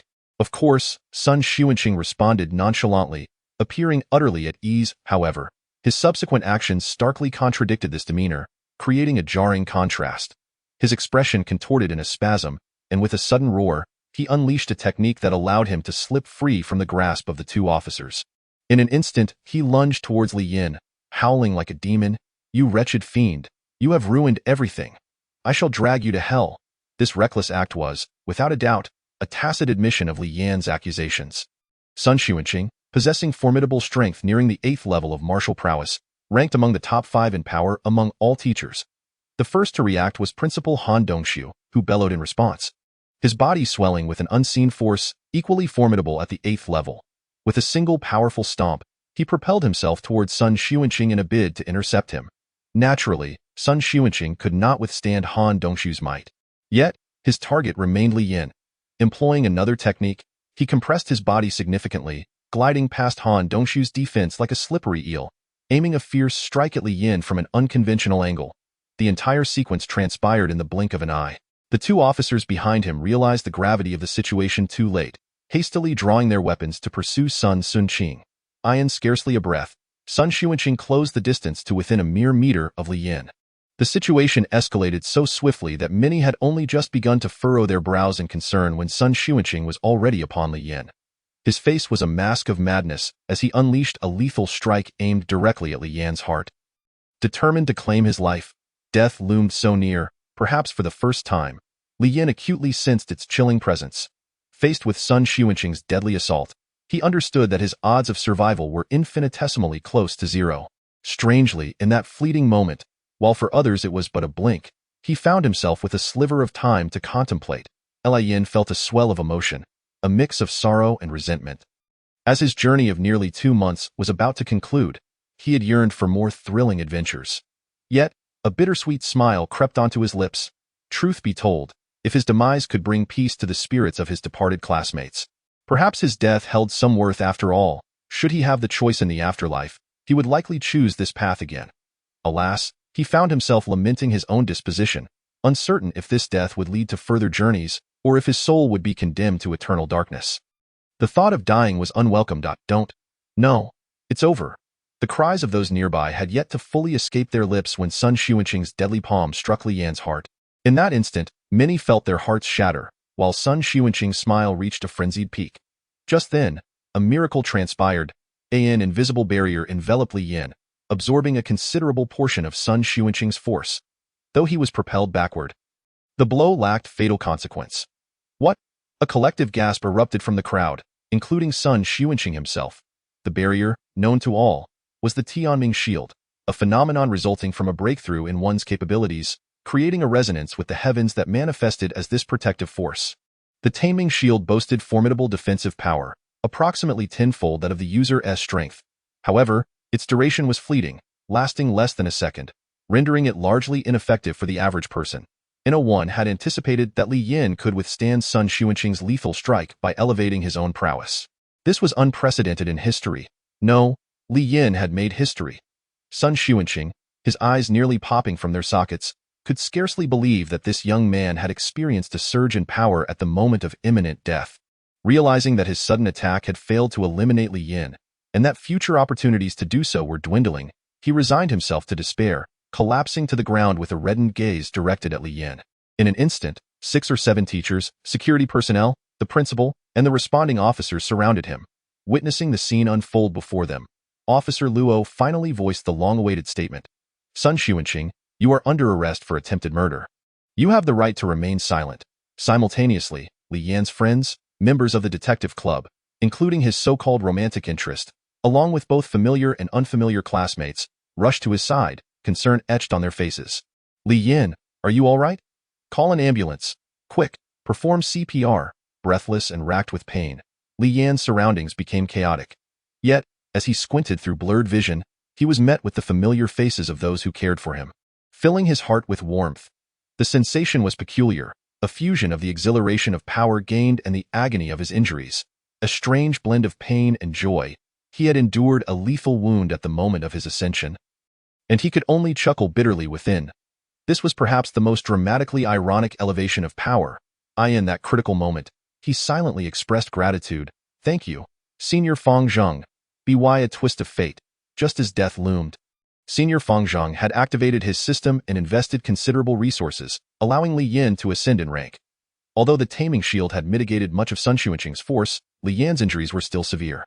Gradually, the sounds around him faded, vision blurred, and darkness enveloped him as he succumbed to unconsciousness, faintly hearing He Pumping's desperate shouts. Call for an ambulance, quickly. A female voice cried out, step aside. I can perform CPR. You can't die. And then, a multitude of voices. 3 days later, at the Central Hospital of SP City, within a private room, the previously tranquil atmosphere erupted with the sound of a television. The broadcast reported a tragic incident. On June 6th, at the local Ping No. 2 high school, a student had succumbed to cardiac arrest due to overexertion. However, subsequent investigations revealed it to be a meticulously orchestrated murder perpetrated by a teacher from the school. Sun Xuanqing, originally named Sun Changhua. The police discovered incriminating evidence on a USB drive he carried, detailing his assaults on numerous underage girls, along with definitive records of the murdered. At his residence, authorities uncovered a vial containing pufferfish toxin, a substance capable of inducing cardiac paralysis, easily overlooked. In this investigation, the detective club from Ping No. 2 played a crucial role, particularly a student named Li Yin, who fearlessly exposed the truth. Li Yin leaned against the headboard. Invigorated by the news, the door swung open with a soft click. It's time for your dressing change. Entered a nurse wearing a mask, her eyes strikingly beautiful. Upon seeing Li Yin awake, she furrowed her brow. Patient, you've just regained consciousness. You need to rest? Why are you getting up to watch TV? Li Yin offered an awkward smile, gesturing towards the screen. They're reporting about me. The nurse approached his bedside, shaking her head disapprovingly as she began to change his bandages. While this incident is commendable, you must prioritize your safety. Though her words held a note of reproach, she gently unwrapped the gauze from his chest. Her touch tender. It's all right. I feel like I'm recovering quickly, Li Yin replied with a grin. But almost immediately, a wave of excruciating pain gripped his chest, causing him to gasp. Hang in there, the nurse said. Her brow knitted in concern. After the dressing change, the nurse offered a few parting words before departing. Li Yin reflected on the news report, recalling how the police had confirmed Sun Xuanqing's use of pufferfish toxin to kill Yu Xiaoxian. This meant that his earlier deductions about the method of Yu Xiaoxuan's murder had been accurate. Yet, he pondered why, despite having investigated every possible source of pufferfish toxin in SP City, he had found no anomalies. Where had the miscalculation occurred? Bathed in sunlight, Li Yin rested his chin on his hand, deep in thought, before sighing and shaking his head. Never mind. If I can't figure it out, I won't dwell on it. Life is too short to get bogged down in details. I've already ensured Sun Xuanqing is behind bars. I'm not an omniscient detective. The task is complete, and any remaining mysteries are best left to the police. During his 2-day coma, many had come to visit. After being gravely injured, Li Yin finally regained consciousness in the early hours of the 3rd day. He noticed the bedside table and coffee table overflowing with flowers, gifts, and cards. Having become a hero at school, the administration had arranged for him to occupy the finest single-patient room, with conditions akin to those of a luxurious hotel. Cautiously, he reached for a card from the bedside table. Noticing it was from Xue Xian, as he opened it, her elegant handwriting flowed like a gentle spring breeze, carrying the faint aroma of jasmine. Persevere in your recovery. You are my great hero. Return to us soon. Another card, written by He Pompong, bore a crooked script that read, Buddy, you truly outdid yourself this time. I am genuinely impressed. Without further ado, I eagerly await your return so we can game together. There were many more cards. From both familiar and unfamiliar faces, all radiating warmth, as Li Yin took stock of his condition, he realized that despite his injuries, his overall physical state seemed slightly improved, perhaps due to the enhancement of his strength. However, he remained cautious, as any deep breath or slight movement still ignited a searing pain in his chest, causing him to involuntarily gasp for air. Curious, he accessed the divine code to check the system records of Senior Fang Zhang, nearly tearing at his wound in shock when he saw the staggering figure of 1.5 million. Goodness gracious! Senior Fang Zhang must have struck it rich, he exclaimed, grinning widely. The increase in his strength must be substantial. He was eager to gauge his own proficiency and noticed he was clad in a hospital gown. I still need my strength tester. By afternoon visiting hours, Hao Chunhua had arrived half an hour early, waiting outside the hospital room. Upon seeing her son awake, she stifled her joyful tears to avoid disturbing his mood. Come on, quickly try the pork rib soup I made for you. Li Yin took a sip and found it exceptionally delicious. Finishing a bowl with a satisfied, it's delightful. Seeing her son regain some color made Hao Chunhua's heart finally settle after days of worry. The moment she learned of his injury, her heart nearly stopped. She had not slept a wink during his 2-day unconsciousness. Son, I know you're doing good deeds, but promise me, don't take such risks in the future. I will definitely prioritize safety next time, he reassured her. Does it still hurt? It only hurts when touched. I feel quite well and expect to be discharged in a couple of days. Don't speak nonsense. Your face is thinned. You need to recuperate. Mom, I'm not a pig. Before long, his classmates and friends arrived, greeting Hao Chunhua politely. He Pumpong, Ma Tian, Yu Xiaoyu, Xue Xian, Wang Qin, Wang Yu, and others gathered around Li Yin, showing concern. Hao Chunhua discreetly stepped aside, her smile reflecting pride in her son's popularity at school. Interestingly, the usually lively Xue Xian appeared particularly nervous and reserved in the hospital room, fussing over tea and water. Upon encountering Li Yan's mother, she seemed to seek her approval, akin to meeting a future mother-in-law. Most touching of all was when Yu Xiaoshuan's mother came in person. Upon seeing Li Yin in his hospital bed, tears of gratitude flowed as she sincerely expressed, Thank you. I am grateful for your help in ensuring my daughter can rest in peace. She bowed deeply to Li Yin and also thanked the detective agency members present. The classmates around them displayed somber expressions, united in their belief that Sun Xuanqing would face deserved punishment. In the following hours, school leaders and teachers visited, some genuinely caring, like Li Yan's homeroom teacher and Principal Han Dongxiu, while others were merely performing public relations duties. Surprisingly, even the police department sent representatives to offer condolences and awarded Li Yin the title of Best Citizen of SP City. Patients and their families on the same floor speculated that a high-ranking official must be residing in this room. By the end of the day, nearly 100 visitors had come, including several prominent figures in the city. Hospital regulations prohibited overnight visitors, and as evening approached, Hao Chunhua said, Son, I must leave now, but I will come early to see you tomorrow. Watching her bloodshot eyes and extremely weary face, Li Yin felt a pang of sorrow. Mom, there's no need to come tomorrow. The nurses are here. I'm fine. You need to rest after all this worry. Don't concern yourself with me. You focus on resting, and if anything comes up, call me. By the way. Mom, I still need my strength tester. Son, just rest tonight and don't look at your phone. Li Yin wore a pitiful expression. Hao Chunhua laughed helplessly. All right, just be careful. Look at your phone for a while and then sleep. Thank you, Mom. Afterward, Hao Chunhua handed him his phone. And my strength tester too, he added, his voice noticeably softer. You silly boy, why bother testing anything when you're injured? Yet, she handed it over regardless. Thanks, Mom, but you're the best. Enough of this. I am leaving now. Okay. As night fell, the hospital returned to a tranquil state. After a day filled with visitors, Li Yin finally had a moment to rest. Eagerly, he donned the strength tester, ready to assess his progress when a knock interrupted him. The beautiful nurse entered, calmly stating, "It's time to change the catheter." Li Yin, taken aback, stammered, "What? Do we have to change that too?" The nurse smirked, "Of course. Don't worry. I helped you with that while you were unconscious." Before he could react, she swiftly pulled back the cover's point. 10 minutes later, the nurse exited, leaving Li Yin feeling inexplicably aggrieved, almost on the verge of tears.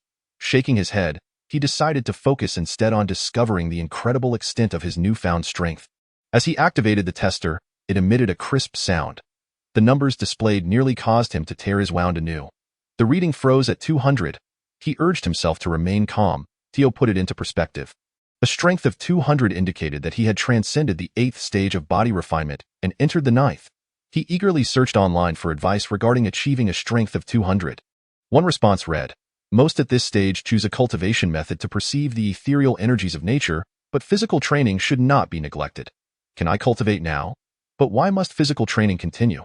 Curiosity piqued, Li Yin delved deeper into his search, uncovering a widely endorsed answer. According to scientific statistics, among the world's 10 billion people, nearly 60 are energy insulated. Research indicates that once a person surpasses the skeletal age of 25 without developing their energy core, their body becomes fixed with no further opportunity for growth. For everyone, becoming a cultivator is uncertain, and one must prepare for the worst.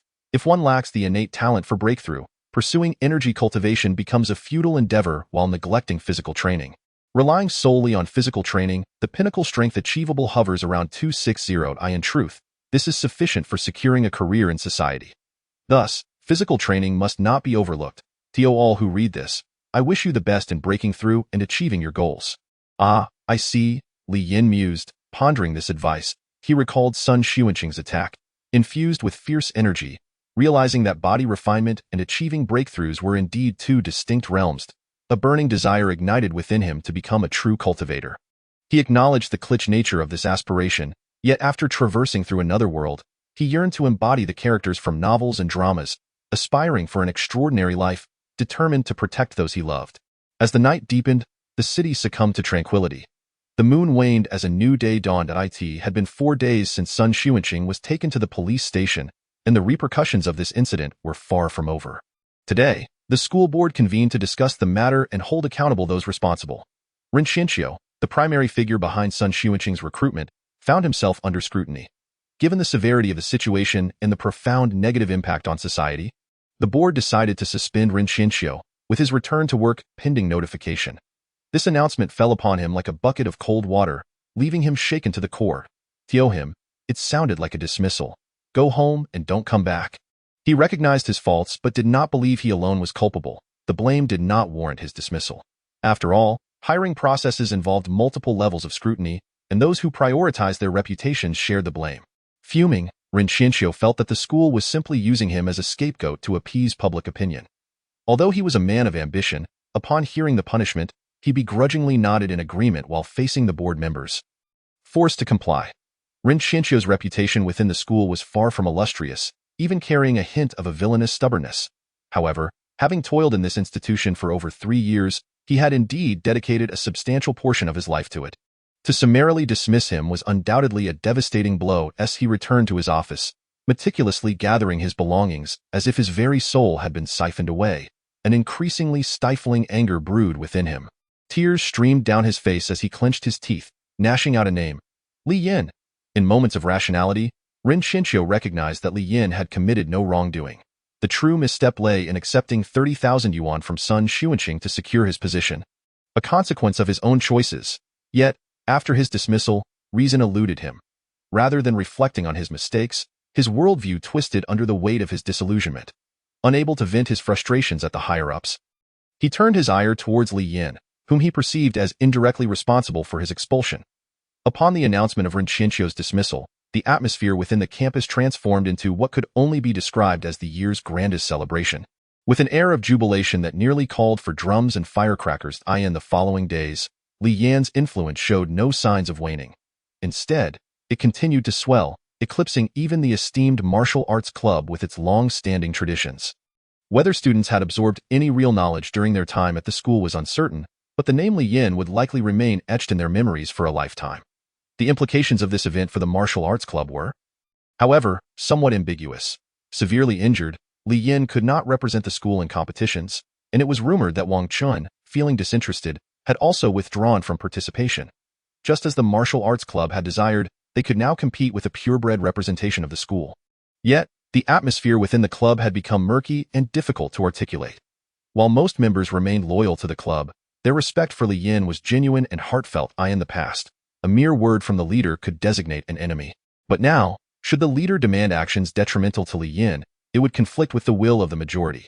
Following these events, Li Yin had transformed from the arrogant figure the leader portrayed into someone many aspired to emulate.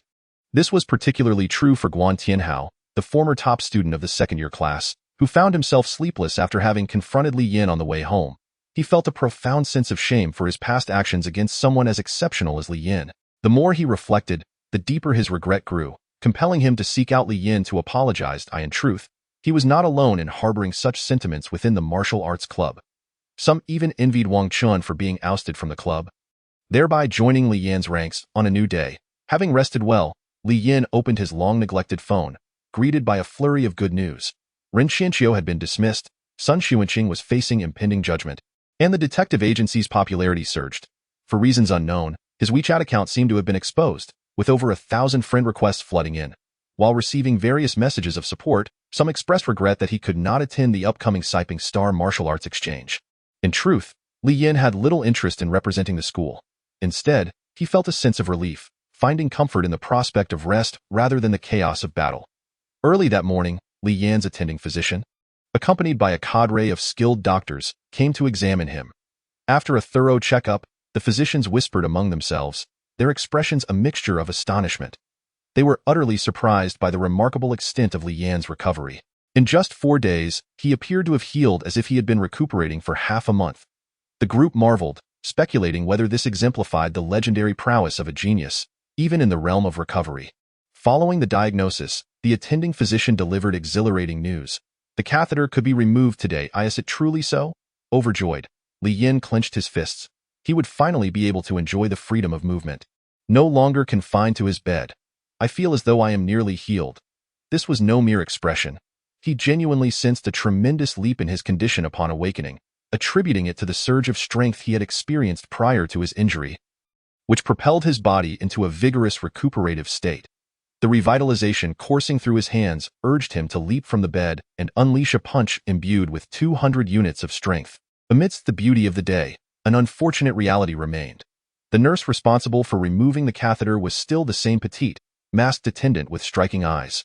The process of removal was difficult to articulate, and once completed, Li Yin hastily covered himself with a blanket, feeling somewhat vulnerable. The nurse's dismissive gaze seemed to imply that there was nothing to hide, as she insisted on helping him down to test his ability to urinate. No need, he replied with an unexpected elegance in his tone. I believe I can manage on my own, and I currently have no urge. The nurse cautioned, if you find it difficult, do not hesitate to press the button to call for assistance. It is nothing to be ashamed of. All right, Li Yin nodded with a faint smile. News of Li Yin's awakening spread rapidly through the hospital. Media outlets, akin to scavengers, clamored to report the story as quickly as possible. Soon, Li Yin's phone was inundated with messages. He declined several interview requests, but accepted a few out of curiosity. Having arrived in this world, Li Yin occasionally curled up on the sofa, using the television as a window to learn about his surroundings. Whenever he caught a glimpse of the local news program hosted by the charming Chen Zhenjin, he would pause, captivated by her poise, and admire her with a thoughtful gesture, exclaiming, "How exquisite! Hello, classmate. I'm Chen Zhenjin. Oh, greetings, I am Li Yan." Li Yin was taken aback to find her standing before him that day, his excitement palpable as he felt a ripple of anticipation in his heart. Chen Zhenjin, with her strikingly sophisticated makeup and alluring gaze, exuded a unique mature charm, her form-fitting black professional attire accentuating her perfect figure. Just relax during the interview. There's no need to be nervous, she said with an inviting smile, her warm tone dispelling any tension. The hospital room was bustling with television staff, including scriptwriters, cameramen, and lighting technicians. As the host, Chen Zhenjin approached Li Yin to ease his nerves with some friendly conversation. Thank you, Li Yin smiled, incredulous that she exuded such warmth and approachability in person. The interview commenced in earnest. Facing the camera, Chan Junjin transformed, reciting her lines with clarity. Hello, dear viewers, welcome to Golden Eye. Today, we have with us a young hero who, through sheer determination, has bravely unmasked a notorious killer, ensuring the safety of his fellow students. As she delivered her steady opening, the camera shifted to Li Yin. The individual I speak of is none other than Li Yin. Please introduce yourself. All right, Li Yin responded. A hint of nervousness creeping into his voice. Hello, everyone. My name is Li Yin, and I am a student in the 27th class of Siping Second High School. I am 17 years old. Truly impressive for one so young. Could you share how this all began? First, I must clarify that it was not solely my efforts. It was a collective endeavor by our detective agency. The story unfolds as follows. An hour later, the interview concluded. Did I perform adequately? Chin Junjin flashed a thumbs up. You did wonderfully. By the way, I heard you were the top student in the second year. Yes. She leaned in slightly, her enchanting gaze captivating him. Actually, I was also a student at Siping Second High School many years ago. Really? Li Yin swallowed hard, leaning back slightly in surprise. Indeed, and if you don't mind, you may call me sister. All right, Li Yin replied, momentarily taken aback. His mouth agape. How about you add me on WeChat? If you have any questions during your training, feel free to ask your elder sister. Sure, Chin Junjin gracefully retrieved her phone. All right, Li Yin quickly followed suit. To be honest, he still felt as though he were in a dream, having appeared on television and exchanged WeChat details with the host. Not only that, but he had also received a 1,000 yuan consolation from the production team. Meanwhile, a news report broke about a collapse at a city bus station, with 15 citizens mysteriously missing. The atmosphere in the previously cheerful hospital room shifted drastically, many students wearing frowns of concern. What do you think caused the collapse? Was it the construction team's negligence, or the designer's fault? Or was it truly an act of nature? One student inquired. Enough of that. Our classmate Li Yin will be out shortly. Exactly. Can't you see everyone else is silent? You really do talk too much. Li Yin reclined on his hospital bed, surrounded by classmates, both familiar and unfamiliar. It turned out they had organized themselves to keep him company, visiting daily after class to chat and alleviate his boredom during his hospitalization. This particular moment, coinciding with the airing of Golden Eye, many individuals were aware of Li Yin's interview, filled with excitement as if they themselves were being interviewed, eagerly waiting for the segment featuring Li Yin. Conversely, Li Yin himself was quite reluctant to watch, especially in front of so many classmates. It felt utterly humiliating, akin to a public execution. It's coming, it's coming. With their voices hushed, a multitude of expectant eyes turned towards the television. Chen Junjin was the first to appear on screen, her expressions exuding an alluring charm. The male classmates were captivated, for it is often said that innocence pales in comparison to sensuality. While they were accustomed to interacting with pretty female classmates, the difference in maturity was palpable. Mature women often occupied the fantasies of many male students during the night. Peng Peng could no longer contain himself and blurted out, Dude, how does Chin Junjin look in person? The other boys joined in the raucous cheer while the girls shot them disdainful glances. All right, quiet down. Can you all behave for once? I'm telling you, she's absolutely stunning. As soon as Li Yin spoke, the boys erupted into an even louder uproar, while the girls regarded them with incredulous expressions. Shoo, this is a hospital. Keep it down, Li Yin quickly reminded them. Hello, everyone. My name is Li Yin, and I am from Siping No. 2 Middle School. When Li Yin's image appeared on the screen, his classmates were ecstatic, but he himself, upon glancing at it, found his face stiffen like a statue. Overwhelmed with embarrassment, Li Yin. Look, you're on TV, dude. You actually look pretty handsome on camera, haha. After what felt like an eternity, Li Yin finally managed to see the visit come to an end, bidding farewell to the noisy crowd of classmates. He smiled helplessly, feeling more exhausted despite their visit meant to uplift him. Yet, deep down, warmth blossomed like the spring sun. Just as he was about to close the door, slender fingers unexpectedly reached through the gap. Huh? Upon opening the door, he found it was Qing Shueshuan. Did you forget something? She asked with her cheeks puffed out, delivering an unexpected line. In the future, I will definitely be even more alluring. After saying this, she turned and walked away, leaving Li Yin dumbfounded, chuckling to himself for quite some time, pondering what on earth she was thinking. T59. The hospital room was still shrouded in darkness as Li Yin awoke drenched in sweat. His muscles taut, breathing heavily, yet his eyes sparkled with excitement. The moment his eyes opened, he felt as if a heavy roar echoed within him, akin to a mighty dragon bound within, calling out to him. He recognized this as his own strength. Having broken through the threshold of 100 to reach 200, the exhilaration had been overshadowed by his injuries. Now, rejuvenated, he finally experienced the overwhelming surge of power at the 200 mark. Remaining in bed? Oh no, that was out of the question. As dawn approached, Li Yin could no longer resist the urge to leap from his bed, executing a vigorous set of middle school physical training punches, followed by an entire sequence of intermediate techniques, showcasing rapid strikes and swift kicks. The improvement was stark. Breathless yet smiling, Li Yin noted that his previous maximum of 8 punches per second had surged to 15, and his kicks had increased from 5 to 10 per second. Moreover, the force behind each punch and kick had risen by more than 30%. His combat prowess had undergone a complete transformation. At 6 o'clock, he turned to gaze out the window as the sun began to rise, a ray of crimson light filtering through the buildings and illuminating his pupils, filling him with an indescribable sense of hope and vitality. Good news continued to flow in. When his attending physician announced that he could be discharged today, Li Yin felt an urge to applaud. After being cooped up in this room for over a week, it felt as though he had been disconnected from the world, and now he could finally breathe in the fresh air outside. The doctors regarded him with a mix of astonishment and admiration, as they had anticipated a month-long recovery for his injuries, yet he had shown remarkable improvement in merely a week. His current state was hardly that of someone recently recovering from a severe illness. Observing his face, the onlookers wondered if this was the brilliance of a genius. The discharge ceremony was far from grandiose. Li Yin emerged with a basin in one hand and a bag in the other, having not informed anyone, including his mother, as he wished to keep this simple matter uncomplicated. Upon arriving home, he found his mother preparing a meal, and her startled expression upon seeing him was one of sheer disbelief. "How did you get out of the hospital?" "I didn't escape. The doctor said I was fine," Li Yin replied with a smile. His mother, Hao Chunhua, was unconvinced and hastily attempted to contact the hospital until Li Yin produced his discharge papers, at which point she finally breathed a sigh of relief. "You really are all right?" "As good as new," Li Yin said, spinning around to demonstrate. "You really should have stayed a day or two longer for safety's sake. Staying in the hospital any longer would be a waste of societal resources," he countered. Hao Chunhua's eyes reflected gratitude. "As long as you're well, that's what matters." Feeling restless, Li Yin disregarded his mother's objections and returned to school in the afternoon. Yet, to his surprise, the campus was eerily deserted. It dawned on him that today was the day of the Siping Star competition, explaining the unusual quietness. The roads adjacent to the gymnasium were all under traffic control for the grand event, as the Martial Arts Exchange Conference was set to take place, with numerous high schools from the city and surrounding counties participating.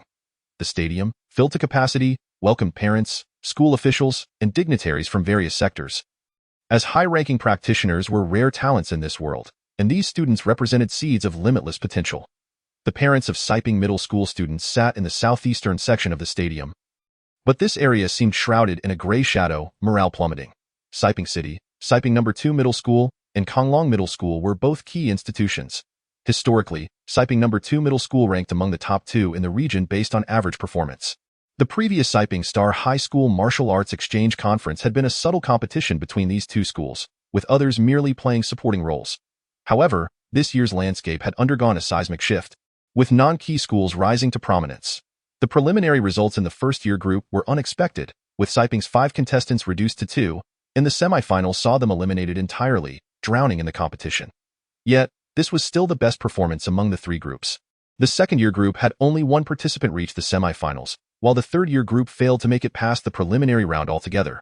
Konglong Middle School remained resilient but was not the sole contender. It was remarkable that despite Siping Middle School's superior faculty and student quality compared to most institutions, such a shocking outcome had emerged. This once mighty entity had lost its former luster. Although the event was not yet concluded, Han Dongshu stepped out of the arena, his face devoid of color, and let out a heartfelt sigh. Clenching his fist, he realized that despite the negative impact on the school, it finally provided a reason for substantial reform within the martial arts club. After all, clubs were voluntary interest groups formed by students during their spare time. Yet the martial arts club wielded an almost distorted influence, coercing all outstanding students to conform to the club, resulting in a complete lack of competition within the school. Without competition, there could be no progress.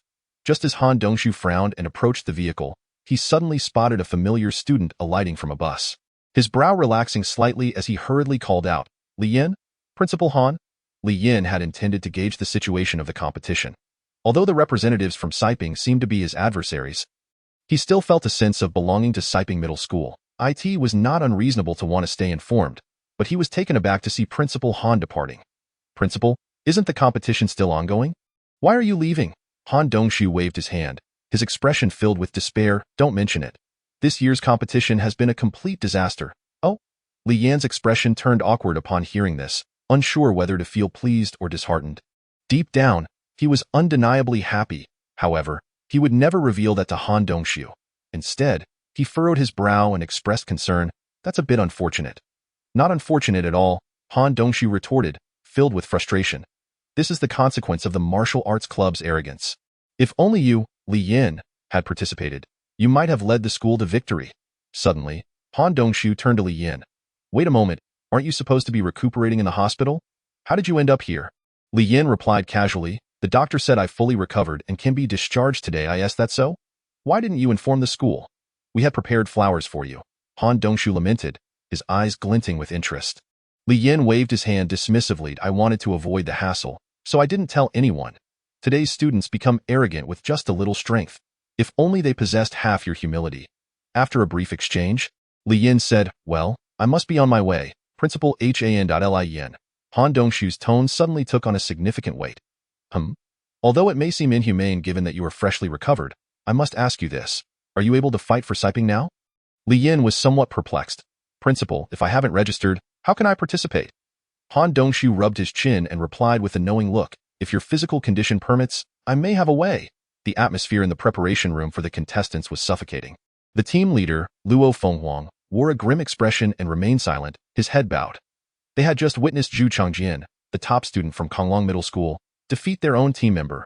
The remaining team members were equally mute, afraid to utter a word. Occasionally, participants from other schools would pass by, their taunts piercing their hearts like daggers. Once a formidable team, they now felt like drowning dogs, subject to ridicule. This is pathetic. It's utterly humiliating. I can't watch this match without my buddy here. Let us just get online instead, said He Pongpong, unable to endure the disappointment any longer as he stood up with his entourage. Indeed, He Pongpong had gathered a following, as everyone knew of his close ties with Li Yan. Disheartened, most of the students from Siping No. 2 High School began to rise from their seats. Nearby, students from Jinbei Middle School in Longping County were exuberant, celebrating their unexpected victory as their dark horse, Ma Feiping, easily defeated Siping's only seed, Guan Tianhao, advancing to the finals. The Jinbei students relished this moment, having previously been overshadowed by Siping. Amidst their cheers, taunts were hurled at the Siping students. What happened to your bravado? Seated at the junction between the two schools, He Pongpong retorted to the Jinbei crowd's jeers. Our true ace is absent. What are you so proud of, fatty? I'll knock you out with one punch. Who are you cursing? The sense of rivalry between the schools was palpable, prompting a heated exchange that nearly escalated into a brawl. Narrowly averted by vigilant teachers and security personnel, even when they resumed their seats, tension simmered beneath the surface. As the cheers and groans intermingled, champions emerged from various categories. The champion of the first-year group was Zhang Donghe from QH County No. 1 High School, the second-year champion was Ma Feiping from Jinbei Middle School, and the third-year champion was Zhu Changjian from Konglong Middle School. Historically, the champions had been evenly split between Siping and Konglong. But Konglong managed to secure the prestigious third-year title, preserving its esteemed reputation. It had been 12 years since Jinbei Middle School last claimed a championship title in 1992, and now they celebrated this momentous occasion with fervor. The crowd chanted Ma Feiping's name, second-year champion, Ma Feiping. This chant ignited anger among the Siping students, who were acutely aware that their ace, Li Yan, had been unable to compete due to an injury sustained while apprehending a criminal. The majority of students from other schools were unaware of Li Yan's exceptional abilities. To the Siping students, he remained the true champion. When they heard the Jinbei crowd heralding Ma Feiping, one student shouted, Ma Feiping is nothing. Our Li Yan is the real second-year champion. This outburst landed squarely in the midst of the Jinbei crowd, igniting a furious response. What are you talking about? Li Yan is a nobody. He didn't even show up. Even if he did, he would be defeated by our Ma. Laughter erupted from the Jinbei students. Unable to contain his frustration, He Pongpong cursed and stormed forward, fists raised. Attention, students from Jinbei and Shiping Middle Schools. Please mind your behavior and refrain from leaving prematurely. A stern voice echoed from the main stage, belonging to a high-ranking official from the Education Bureau.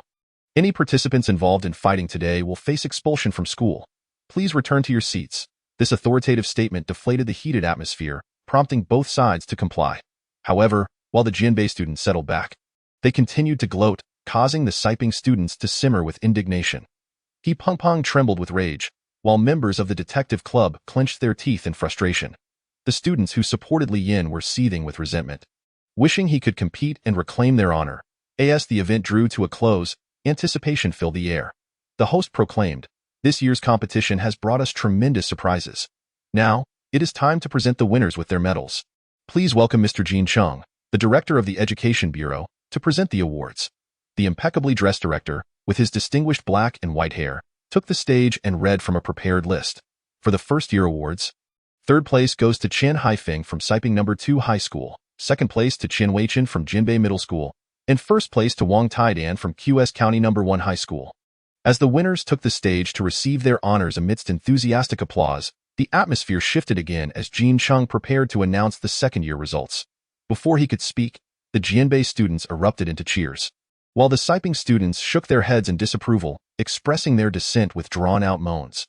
When Jin Chung finally announced Ma Feiping as the second-year champion, the Jinbei contingent erupted into a celebration. Ma Feiping, clad in black, strode confidently to the podium, his fiery demeanor evident as he waved to his peers, boldly declaring, "The future belongs to us." The crowd erupted into a frenzy, chanting, "Second-year champion, Ma Feiping. Siping is nothing. Ma Feiping." Their cheers drowned out the voices of the Siping students, who had little justification for their anger. Ma Feiping had shattered the long-standing record for the second-year segment, achieving an unprecedented score of 198. He was hailed as a prodigy, the most gifted student in the SP district. If he continued to excel at this rate, he would dominate the third-year segment as well. As Jin Chung concluded the announcements, he encouraged the audience to give the winners a resounding round of applause. While the applause continued, the voices of the Siping students grew fainter, many bowing their heads in despair. The realization that no student from Siping No. 2 High School had received an award left a profound emptiness within them. As the winners shared their acceptance speeches, fireworks erupted, showering the venue with colorful fragments. Amidst a mix of nostalgia and excitement, the host delivered the closing remarks. "Good times are always fleeting. The days of reunion are particularly moving. Today, we celebrate and dream of the future. Let us remember today, look forward to tomorrow, and strive harder. Perhaps next time, it will be you standing here. Now, I declare the 4th Siping Star Martial Arts Exchange Conference successfully concluded." Before the host could finish, a loud voice interrupted, "I object." Confused murmurs swept through the crowd as attention turned to the source of the disruption. A middle-aged man accompanied by a student approached the main stage, exuding an air of mystery. The audience, numbering over 80,000, furrowed their brows in curiosity, many straining to get a glimpse. Who were these individuals daring to interrupt at the end of the event? On stage, the champions looked on with narrowed eyes, feeling affronted. However, when the students from Siping No. 2 High School recognized the two figures, many held their breath, their hearts igniting with disbelief. It was him, Li Yin. The host quickly identified the authoritative figure as Han Dongshu, the principal of Siping No. 2 High School. Out of respect for his position, the host refrained from having security remove them immediately and asked politely, "Principal Han, is there an issue you would like to address?" Han Dongshu produced an aged document and spoke with conviction. "I fear everyone has forgotten an old rule of the Siping Star Martial Arts Exchange Conference. The champion school from previous competitions is granted a right of exemption for their next match, allowing them to appoint a representative to challenge the champion directly." Upon hearing this, a wave of excitement coursed through the audience, igniting a glimmer of hope in the eyes of the Siping students. In an instant, the referees appeared flustered as they exchanged hurried words, sifting through the thick tome of regulations. After meticulous examination, they nodded repeatedly, as if they had unearthed a particular stipulation. This rule, albeit somewhat trivial, dictated that during contests, each school would dispatch its utmost combatant. To lose was to lose. Even the so-called exemption rights, which allowed a school to send a student to battle the reigning champion, were merely a means of self-humiliation. Over time, this regulation faded from public consciousness, lost in the annals of time. After conferring with the judges, the host confirmed the veracity of Han Dongshu's claim, asserting that it was no mere trickery. Han Dongshu nodded and stated, "Last year, Siping High School was the champion of the sophomore category. Therefore, we are qualified to send a contestant to challenge the current sophomore champion. Are we not?" Indeed, it was Luo Fenghuang who had secured the championship for Siping the previous year. a time when he was still exuberant and not yet entangled in the corrupting grasp of power. The mention of challenging the sophomore champion ignited a stir among the crowd. Such audacity. Everyone was aware that Jianbei High School had produced a prodigy, the formidable Ma Feiping. His prowess was evident. The top sophomore from Siping, Guan Tianhao, had already fallen to him, rendered a mere plaything. The onlookers wondered if he intended to humiliate Guan Tianhao once more. Seeking to further tarnish Siping's reputation, on stage, Ma Feiping himself could not suppress a laugh, a display of typical arrogance and scorn. The students of Jianbei High School harmoniously jeered, emitting prolonged sounds of mockery. Their laughter echoing through the venue. In stark contrast, those from Siping High School maintained an air of calm. The silence spoke volumes. They were collectively united, their focus resting on the steadfast figure of Li Yin. He was a sight to behold, having defied expectations by emerging from the hospital to uphold the honor of Siping. He had disregarded his injuries for the sake of their collective pride. Upon this realization, He Pengpeng's jaw clenched, tears brimming in his eyes. Then may I inquire, Principal Han, who shall be excluded from the challenge? The host asked. Han Dongshu cast a glance at Li Yin, paternal affection evident as he patted his back, declaring, "It is he, Li Yin." The moment those words fell, the hearts of every student at Siping High School raced in unison, pounding heavily in their chests. Excitement coursed through them, sending shivers down their spines. Even the despondent members of the martial arts club, who had been awaiting the outcome with bated breath, clenched their fists, their breaths stifled with exhilaration. Who is he? Many wondered, slowly putting the pieces together. Ah yes, it was indeed Li Yin, the hero student reported in the news for apprehending a criminal, despite suffering injuries in the process. Most students were reasonable. Upon seeing Li Yin in the flesh, they felt a flicker of reverence. Yet they were puzzled as to how he had appeared on the battlefield when he was supposed to be recuperating in the hospital. Some mischievous classmates jested. Is he insane? Did he come here just to offer himself as a sacrifice? Ha ha ha. The news had only reported his heroic actions, failing to mention his status as the top sophomore at Siping. Outside of Siping, many were unaware that the title of top sophomore had already been claimed by another. The host, taken aback, looked at Li Yin with concern. Aren't you the student who recently apprehended that vile criminal? Li Yin smiled and nodded affirmatively.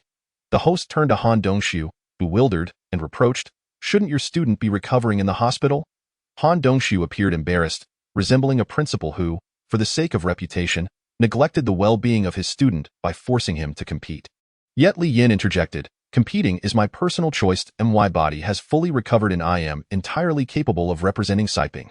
Gratitude shone in Han Dongshu's eyes. At that moment, the students of Siping, who had been tense and anxious, erupted into thunderous cheers as Li Yin's declaration invigorated their spirits. The uproar was so intense that it resonated through the venue, echoing down the streets, a testament to their admiration for Li Yin and their resolve to reclaim their honor. The students of Jianbei, startled, shook their heads in disbelief. One remarked, "Li Yin's character is indeed commendable, though he seems a bit like a headless chicken, unaware of the gravity of the situation. All we can do is pray for him." Another chimed in, "Poor fellow, just out of the hospital and he's bound to return soon. But no matter, I shall send him a fruit basket." The sharp exchanges reverberated around them, yet the students from Siping remained undeterred, their gazes resolute and spirits unwavering. The arrival of Li Yin acted as a stabilizing force, calming their frayed nerves. In an instant, the atmosphere that had once been relaxed morphed into a tempestuous battle cry, as if a deluge of explosive energy had surged into the arena. Well then, the host began, regaining composure. "In 30 minutes, the challenge will commence." His shout ignited the crowd's fervor, an invisible flame of excitement igniting within each heart, compelling them to roar with primal desire for victory. Yet, in the minds of many, a singular image prevailed. Ma Feiping, the first to shatter a 50-year record, a genius unmatched. How could there be another like him? As for Li Yin's motives for entering the fray, myriad theories circulated. Some speculated that Principal Han aimed to enhance the school's moral standing by showcasing Li Yin. Others suggested that Li Yin simply relished the spotlight, perhaps even seeking attention by risking himself in front of the masses. As the competition drew near, when Li Yin entered the preparation room, he found the martial arts club members visibly tense, their faces ashen. Yet in this peculiar atmosphere, there was an unexpected absence of conflict between individuals and the group. Many within the club gazed at Li Yin, their previous animosity dissipating, replaced by a mix of guilt and respect. Some even stood to offer him a seat, indicating their willingness to support him. "Thank you," Li Yin said, settling into the chair, the room falling into an eerie silence. As he prepared, he ignored the others, stretching his limbs and loosening his muscles. The members of the martial arts club watched, some wishing to speak or offer assistance, but hesitated. Unexpectedly, as the staff called for Li Yin to take the stage, Luo Fenghuang stopped him. "Li Yin," he said succinctly, a note of encouragement in his voice. Li Yin, taken aback, nodded appreciatively as he stepped out. The martial arts club members were left in stunned silence, unable to believe Luo Fenghuang had spoken. He shot them a glance as if to say, "What's the matter?"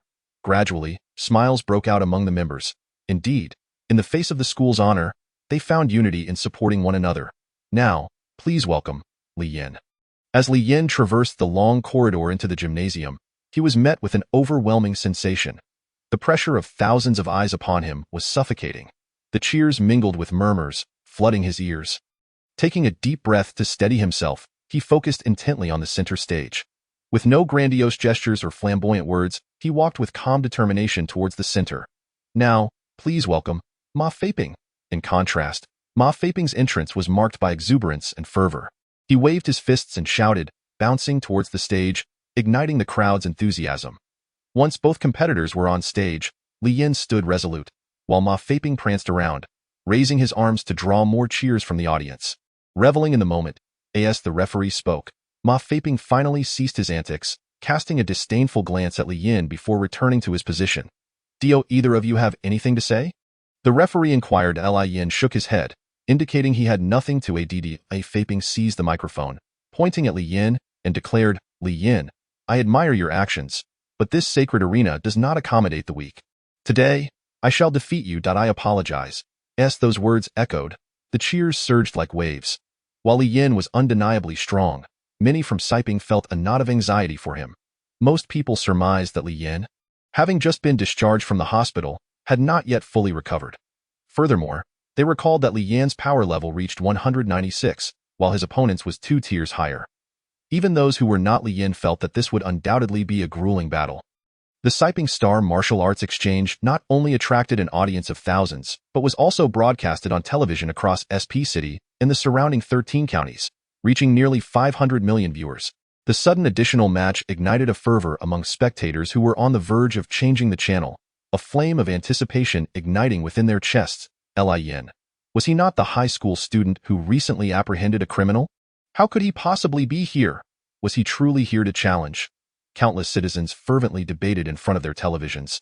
How Chunhua had just finished mopping the floor and, during her brief respite, turned on the television only to be astounded to see her son on screen, standing on the martial arts platform, nearly fainting from shock. What was this boy up to? Just as she uttered her thoughts, a loud knock echoed from the door. Upon opening it, she found her neighbors, each carrying small stools, smiling as they declared, "We are here to cheer for Li Yin." As the battle drew near, the wind stilled. The arena fell silent for a moment, and the instant the referee announced the commencement of the match, a tempest roared into the venue, the explosive cheers reverberating throughout the hall, rattling glassware in nearby homes. Ma Feiping, unwilling to dawdle or to merely showcase his formidable strength, ignited the crowd with an immediate offensive. With a power level of 198, he could effortlessly overpower 5 robust men.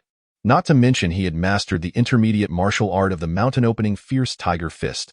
He lightly lifted his foot and set it down, soundlessly, akin to a tiger stealthily stalking its prey. In an instant, he lunged forward, claws extended, a ferocious roar erupting from his very being, resembling a resplendent meteor tiger pouncing upon Li Yin. The onlookers gasped in astonishment. Those familiar with Ma Feiping knew he intended to finish Li Yin with a single strike.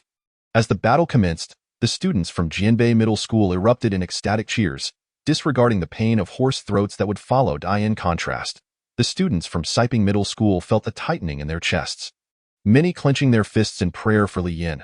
However, those who truly understood Li Yin remained relatively calm. They knew he would not engage in a futile endeavor. His presence here was undoubtedly justified. Even if they could not predict his next move, their faith in him was unwavering. The neighbors gasped in horror, and how Chunhua covered her eyes, unable to witness the unfolding scene. Ma Feiping, with blinding speed, had closed in on Li Yin before his hair had even settled from his initial attack, his hands spread wide. resembling lethal tiger claws aimed at Li Yan's chest. The referee, sweating profusely, kept a vigilant eye on Li Yan's safety, ready to call for mercy at any moment. Yet, unexpectedly, Li Yan sidestepped, akin to a nimble cat, effortlessly evading the attack. An eerie silence enveloped the arena, the air thick with tension. Li Yan had managed to dodge, appearing almost effortless, creating the illusion that Ma Feiping's strike was alarmingly slow. However, this was not the case. In previous matches, Ma Feiping's strikes had been swift, precise, and devastating, often resulting in immediate knockouts. What had transpired? Ma Feiping's pupils trembled with disbelief, his heart racing with unease as a potent force emerged behind him. In that moment, Li Yan's power level of 200 was unmistakably revealed. Erupting forth, panic surged through Ma Feiping as he sensed imminent danger while passing Li Yan. Instinctively adjusting his stance to face him, arms crossed defensively at his chest, moving with utmost speed. Alas, he heard Li Yan's murmured "I." In an instant, countless shadows of fists materialized at Li Yan's waist, ready to unleash a tremendous force. As Li Yan's gaze met Ma Feiping's in midair, the latter's heart momentarily halted, and Li Yan's voice resonated. Returning to the sect fist, Li Yan extended his arms, as if pushing a mountain. In that moment, Ma Feiping was thrown into a state of panic, as innumerable fists rained upon his body like a torrential downpour from the heavens, striking his face, chest, and abdomen. The indescribable pain left him gasping for breath, his mind blank, teetering on the edge of consciousness. The arena fell into an utter silence, akin to a deserted city on the brink of annihilation. Only the sound of the wind remained. Not only the arena, but it felt as if the entire city had muted by several decibels, leaving the audience speechless. Most students from Jianbei Middle School rose in jubilant cheers, yet their expressions froze, faces vacant as if struck by a 100-kilogram hammer. In stark contrast, the students from Siping Middle School transcended into exaggerated expressions of surprise. Their inner flames reignited. Principal Han Dongshu was nearly beside himself with excitement. In reality, this moment transpired in the blink of an eye. Ma Feiping unleashed his full strength in an attack. Li Yan deftly dodged, and then swiftly retaliated with a punch. This punch, however, exceeded everyone's expectations. Li Yan's strike amalgamated the force of 1,000 fists into one immense blow. Visually explosive, Ma Feiping was launched into the air by this force. Blood spewed from his mouth as his eyes lost focus, consciousness slipping away, his body arcing through the air like a charred shrimp. In that instant, a dark figure surged from the crowd, catching Ma Feiping and landing steadily on the ground. This figure was Ma Feiping's teacher, who examined him with a furrowed brow before shaking his head in despair to the referee. The referee, recovering from the shock of the events, swiftly donned a professional and serious expression, declaring, "Ma Feiping is out of bounds. Li Yan is the victor." Upon hearing this, the stunned audience gasped, their mouths agape as they unleashed the loudest cheer of the match. All students from Siping Middle School stood in unison. Their cheers, cries, and applause harmonized into a resplendent anthem. He Peng Peng even screamed in a pitch never before reached, his face trembling with excitement. On the other hand, no one from Jianbei Middle School smiled. They appeared lost and despondent, as if they had lost their nation. In front of the television, Hao Chunhua, amidst her friends' congratulations, kept her eyes glued to the screen, tears of joy streaming down her face as she repeatedly nodded, "My son, you are amazing." The referees exchanged incredulous remarks, whispering in astonishment, "He can perform advanced techniques?" Gazing upon this young man, they felt a sense of hope that the once overlooked city of Siping might rise due to his presence. The roaring crowd momentarily distracted Li Yan, but after a brief pause, he smiled faintly, surveying the surroundings, and in a tone only he could hear, he mused, "Victory is quite delightful." He glanced at his enormous fist, calmly reflecting. This power level of 200 was indeed formidable. Previously, the maximum force of the returning to the sect fist was merely a few hundred punches, yet he had seemingly struck with over 1,000 punches, each one approximately 30% more potent than before. Li Yan shyly complimented himself, "It seems I truly am quite strong." 10 minutes later, as Li Yan and the champions of the first and third year classes received their trophies simultaneously, the audience began to recover from their earlier shock. They pondered the question, why was Li Yan so powerful? Hadn't the news reported that he was hospitalized after apprehending a criminal? Logically, he should have been injured. How could he so easily dominate Ma Feiping? Many students who had witnessed the arrest of the criminal suddenly recalled that during Sun Xuanqing's attack on Li Yan, he seemed to have been shielded by some force. As if Li Yan had conjured a temporary protective barrier. It dawned on them that he had enhanced his strength even then. True strength is characterized by the precision of timing, down to the millisecond. Next, let us invite our second-year champion, Li Yin, to say a few words. The host exclaimed excitedly. Li Yin took the microphone, gazing at the sea of faces, listening to the deafening cheers. The flashing lights in the crowd reflected in his eyes. A wave of emotion washed over him, and he found himself at a loss for words, simply speaking from the heart. Today, I stand here thanks to the support of my classmates, parents, and teachers. Thank you for your encouragement.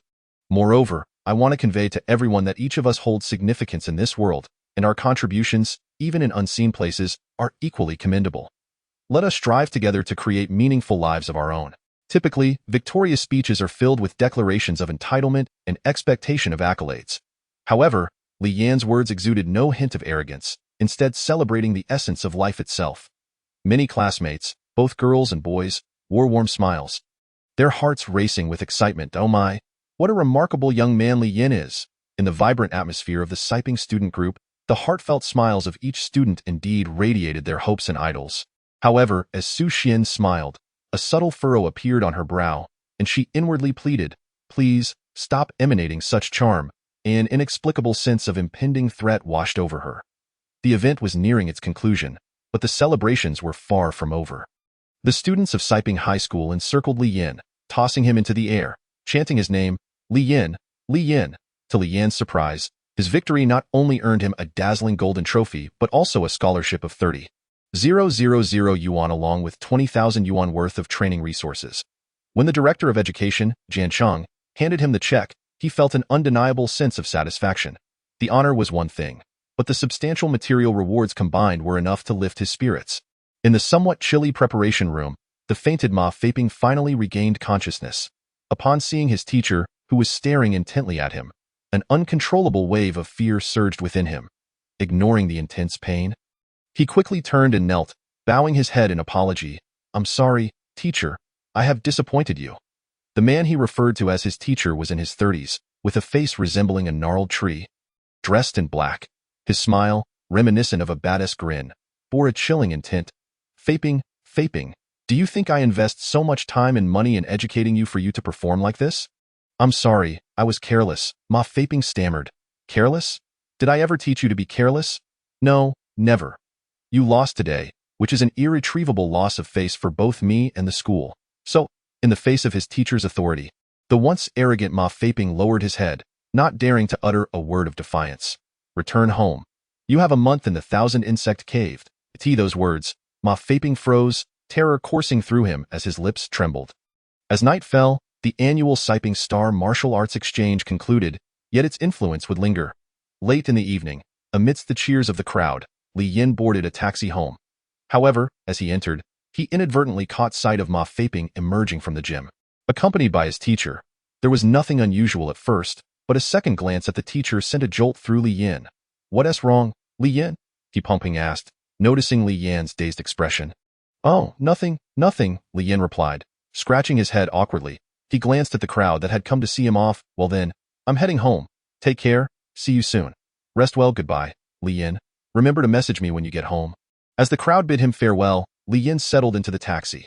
The driver, having heard the announcement about Li Yan's victory, was exceptionally enthusiastic, chatting away about his son. Yet, Li Yan's thoughts remained fixated on the teacher-S system. To avoid further conversation, he closed his eyes and feigned sleep, his mind racing with thoughts and calculations. While maintaining an outward calm, he felt the God code in his mind surging fiercely. Li Yin had pinpointed Ma Faping's teacher's system and was preparing to infiltrate it. However, he encountered unprecedented obstacles. During the infiltration, he experienced sharp pangs in his head, causing his complexion to pale rapidly, cold sweat pouring from every pore. What was happening? Just as he was about to give up, the God code indicated a successful breach. Afterward, Li Yin gasped for air, feeling utterly drained, as if he had just climbed an 8,000-meter peak and descended multiple times, too exhausted to move a finger. What was this? He had never encountered such a phenomenon during previous infiltrations. Was it due to the vast difference in strength between him and the opponent? "Are you all right, Li Yin?" the taxi driver inquired. Noticing Li Yan's unusual state in the back seat. "I'm fine, just a bit tired," Li Yin quickly responded, trembling that it must be from the match. "I'll drive slowly. Thank you, driver." Regardless, he needed to uncover the truth behind this mysterious individual system. Upon opening the system, a bold title greeted him, Dark Education System.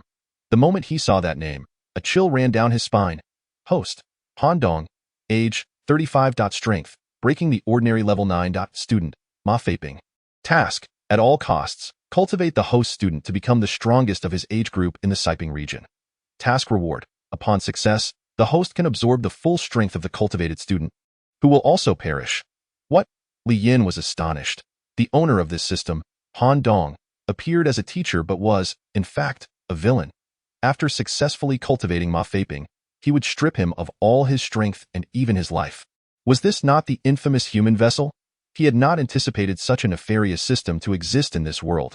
In contemplation, Li Yin furrowed his brow. This meant that by defeating Ma Feiping, he had inadvertently saved his life. Since he was not the strongest of his age in the Siping region, Han Dong could not fulfill his task and thus could not absorb Ma Feiping's strength. Suddenly, a wave of danger reverberated within him. If the condition for completion was for Ma Feiping to become the top second-year student in Siping, would Han Dong harbor murderous intent towards him? After all, if he killed Li Yin, Ma Feiping would then be the strongest second-year student in the Siping region. The mere thought sent chills down his spine, leaving him feeling icy and fearful. Upon arriving home, Li Yan's strength had slightly recovered, and he intended to rest well. However, as he pushed the door open, he was greeted by a raucous gathering, resembling a lively mahjong parlor, filled with both familiar and unfamiliar neighbors, all celebrating together. These individuals chattered incessantly in his ear, while his mother, Hao Chunhua, had no opportunity to converse with her son. They made various requests, from asking Li Yin to tutor their children to offering to adopt him as their own. Even proposing to arrange marriages for their daughters, Li Yin felt a throbbing headache, truly embodying the saying, when poor, no one asks. When rich, distant relatives come knocking. Where were all these well-meaning neighbors when he was struggling with a mere strength of 168? Now that he had leaped over the dragon gate, they clung to him like stubborn gum. After dismissing them casually, Hao Chunhua finally said, "Child, come eat at the dinner table." She no longer scolded Li Yin for participating in the competition without permission, but instead gazed gently at his slightly fatigued face. In that moment, she realized her child had grown. He had his own opinions and would eventually carve out his own world. Li Yin, meanwhile, buried himself in his meal, feeling utterly drained from the endeavor to infiltrate Han Dong's system. He wished for nothing more than silence. After dinner, he took out the 30,000 yuan check he had received and handed it to his mother, saying, "Mom, you can spend this for now." Hao Chunhua refused. "Son, this is all your hard-earned money. If it stays with me, it'll just sit in the bank. In your hands, it will have greater value." Li Yin nodded, accepting her decision without further argument. That night, he found it difficult to sleep. As thoughts of Han Dong's system haunted him like a nightmare, he attempted to modify the contents of Han Dong's system, but the sharp, stabbing sensation returned, overwhelming him with dizziness. He quickly stopped. Why was this happening? Was the power of the God Code linked to his own strength? Was it that Han Dong was simply too powerful, creating an insurmountable gap? As he pondered this, he recalled how easy it had been to infiltrate Lu Hui's system the first time, and how modifying it felt seamless. Later, when he infiltrated the system of Senior Feng Zhang, who was at the breaking the ordinary level 2, it had not been particularly difficult, but he sensed a slight resistance. As if he were trying to penetrate a sheet of paper. To validate his thoughts, Li Yin sprang up and opened his backpack, and a blue light flooded his vision. Inside were the 20 newly acquired level 1 energy crystals. Glistening enticingly before him, he laid them out on his bed, along with a few he had previously collected. Li Yin had a bold idea and decided to absorb them all that night. With a sense of ritual, he stripped down and lay atop the crystals, allowing his skin to make contact with their surfaces as he absorbed their energy. The 20 crystals resonated, humming gently, like fairies singing in his ears. The sensation was exquisite, akin to lying in a warm, enchanted pool. Every inch of him enveloped in comfort. Even the breath he exhaled was fragrant. At 1 in the morning, Li Yin consumed all 20 level 1 energy crystals, an amount that would typically last a normal student several months, in less than an hour. His audacity was reckless. Teachers prohibited such frenzied absorption, as it could lead to vascular swelling or even rupture, resulting in lifelong disabilities. However, Li Yin was different. His body had been reinforced, making it more resilient than most. Moreover, he has just elevated his strength to 200. Although this level remains somewhat unstable, with this absorption, His power has solidified within the mid-range of 200, instilling a sense of stability in his heart. At the same time, the fatigue from invading Han Dong's system dissipated entirely. Let us give it a try. He once again attempted to manipulate Han Dong's system, but the pain still rendered him breathless. Even though Li Yin gritted his teeth and persevered, enduring the agony allowed him to complete merely 2 of the modification progress. However, as his stamina rapidly depleted, nearing faintness, he resolutely chose to abandon the task. Li Yin collapsed onto his bed, gasping for breath, yet joyously exclaimed, "It works, it works!" If the previous pain was at a level of 100, the recent pain felt like 99, a slight alleviation.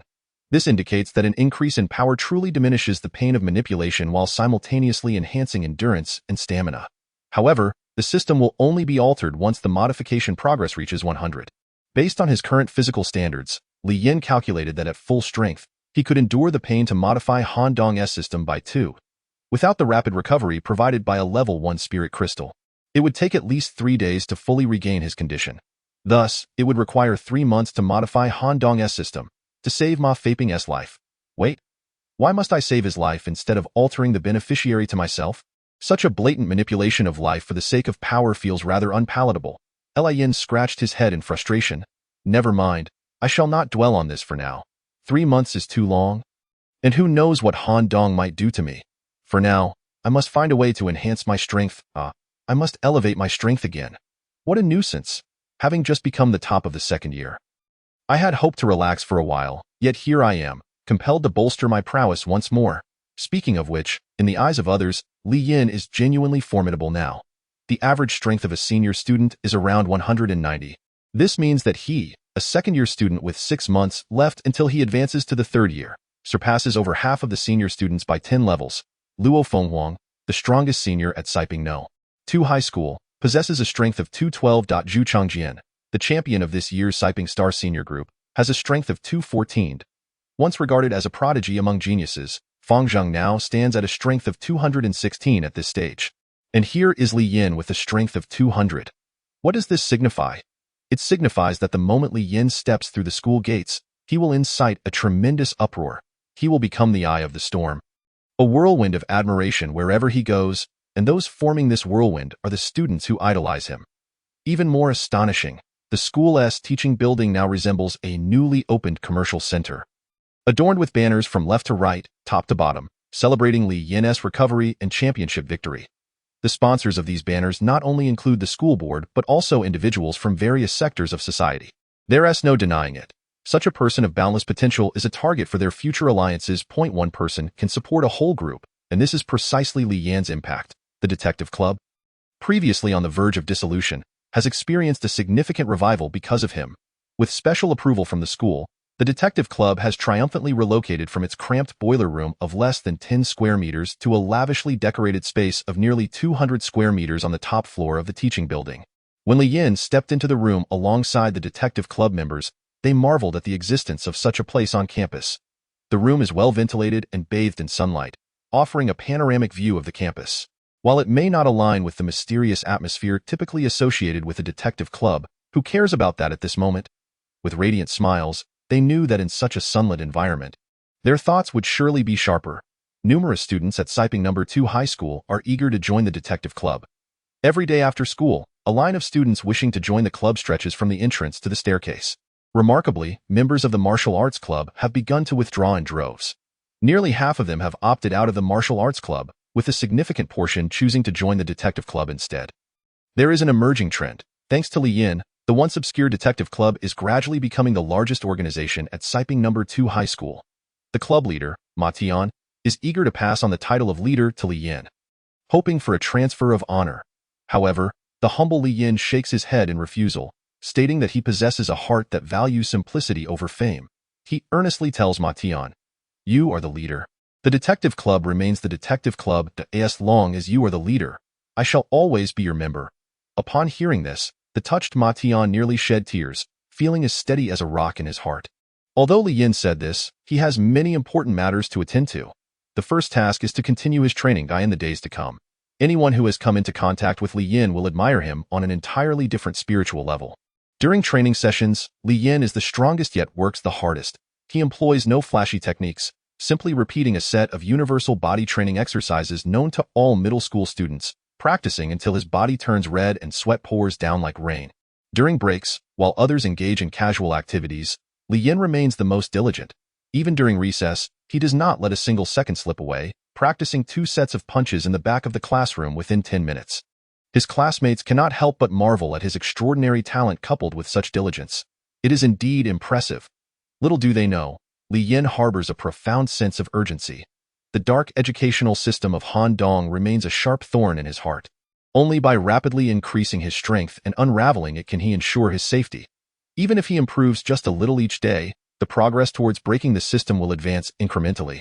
Thus, the earnest Li Yin refuses to waste a single second, dedicating himself to relentless training. Truth be told, when life is threatened, it seems people instinctively summon an effort they never knew they possessed. Li Yin occasionally chuckles at himself. Once a worthless individual, he now strives diligently and has gradually become the genius in everyone's eyes.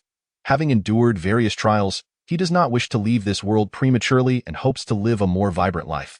The second task is to seek out a suitable cultivation method, aiming for the breakthrough realm. Through continuous exploration and understanding of this world, Li Yin has learned an important piece of information online. When a person's strength reaches 200, they must begin to attempt cultivating a method. Should they succeed in breaking through, it would be a tremendous gain. The data online indicates that approximately 90% of cultivators break through around a strength of 230, ascending to the first stage of the breakthrough realm. Whether at a strength of 200 or 230, the difference in power post-breakthrough is negligible. During the process of breaking through the body refinement realm, spiritual energy will enhance the body to the initial point of around 300 strength in the breakthrough realm, thereby mitigating prior individual disparities. Thus, it is crucial to pursue the breakthrough realm as soon as possible. After all, cultivating for an hour as a breakthrough realm practitioner yields far greater benefits than as a body refinement practitioner. Some may wonder, if becoming a breakthrough realm practitioner offers so many advantages, why not focus solely on overcoming the method once the threshold strength is achieved? This leads back to the original concern. What if one lacks the innate talent to become a breakthrough realm cultivator? During the most precious time for cultivation, if one fails to achieve the breakthrough realm and neglects physical training, it becomes exceedingly difficult to establish oneself in society. Consequently, most individuals at this stage will continue to refine their bodies while studying methods. As a form of insurance, Li Yin shares this perspective, training his body while contemplating the method.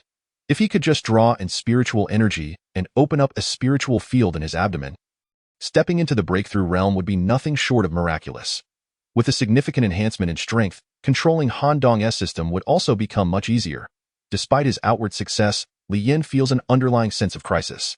As the saying goes, the higher one stands, the harder one falls. While most recognize his exceptional talent and believe that reaching the breakthrough realm is merely a matter of time, the nagging thought persists. What if he lacks the aptitude for cultivation?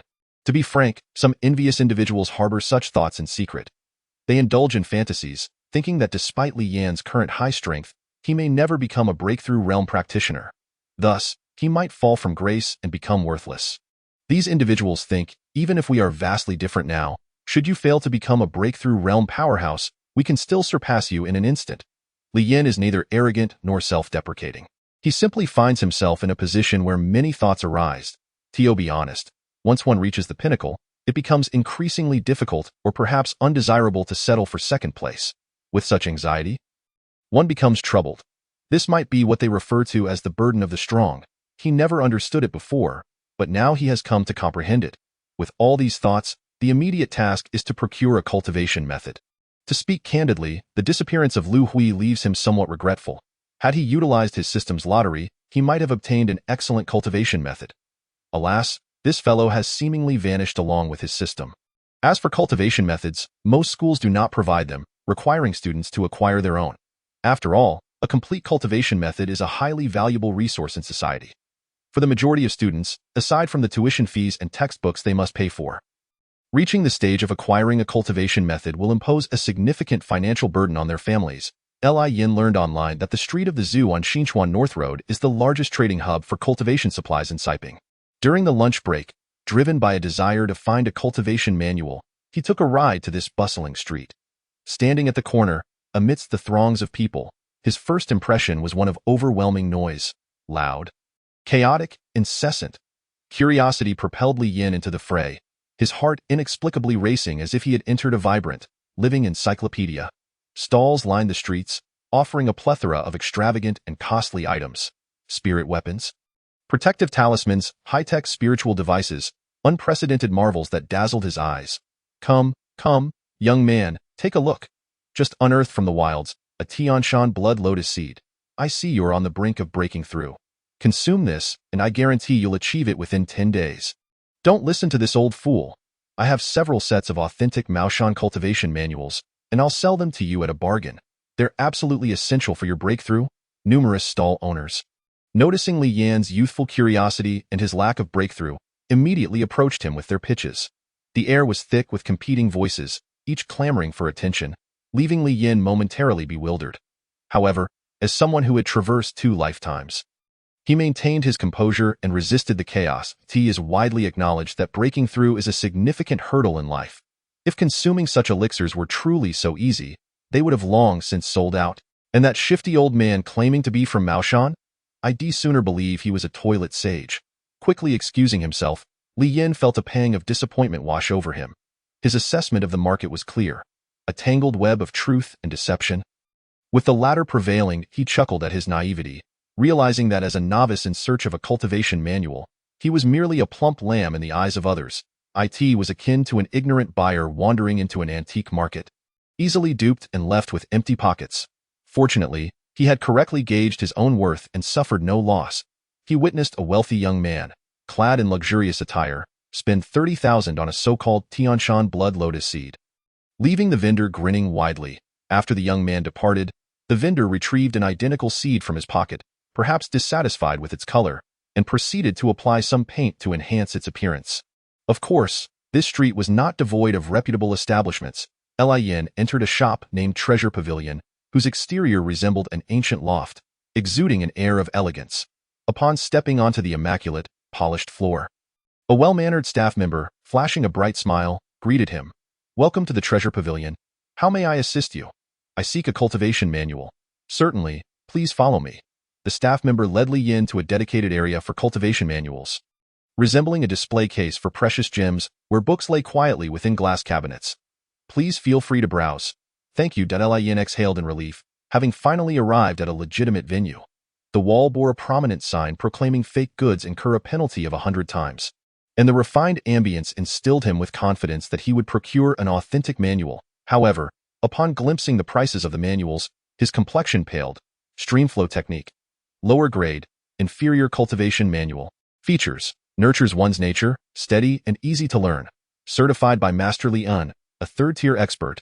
Purchase includes a personal guidance video from the master. Price, 88,888. Flickering clouds technique. Lower grade, medium cultivation manual. Features. Strong spiritual essence, explosive power, high aggressiveness.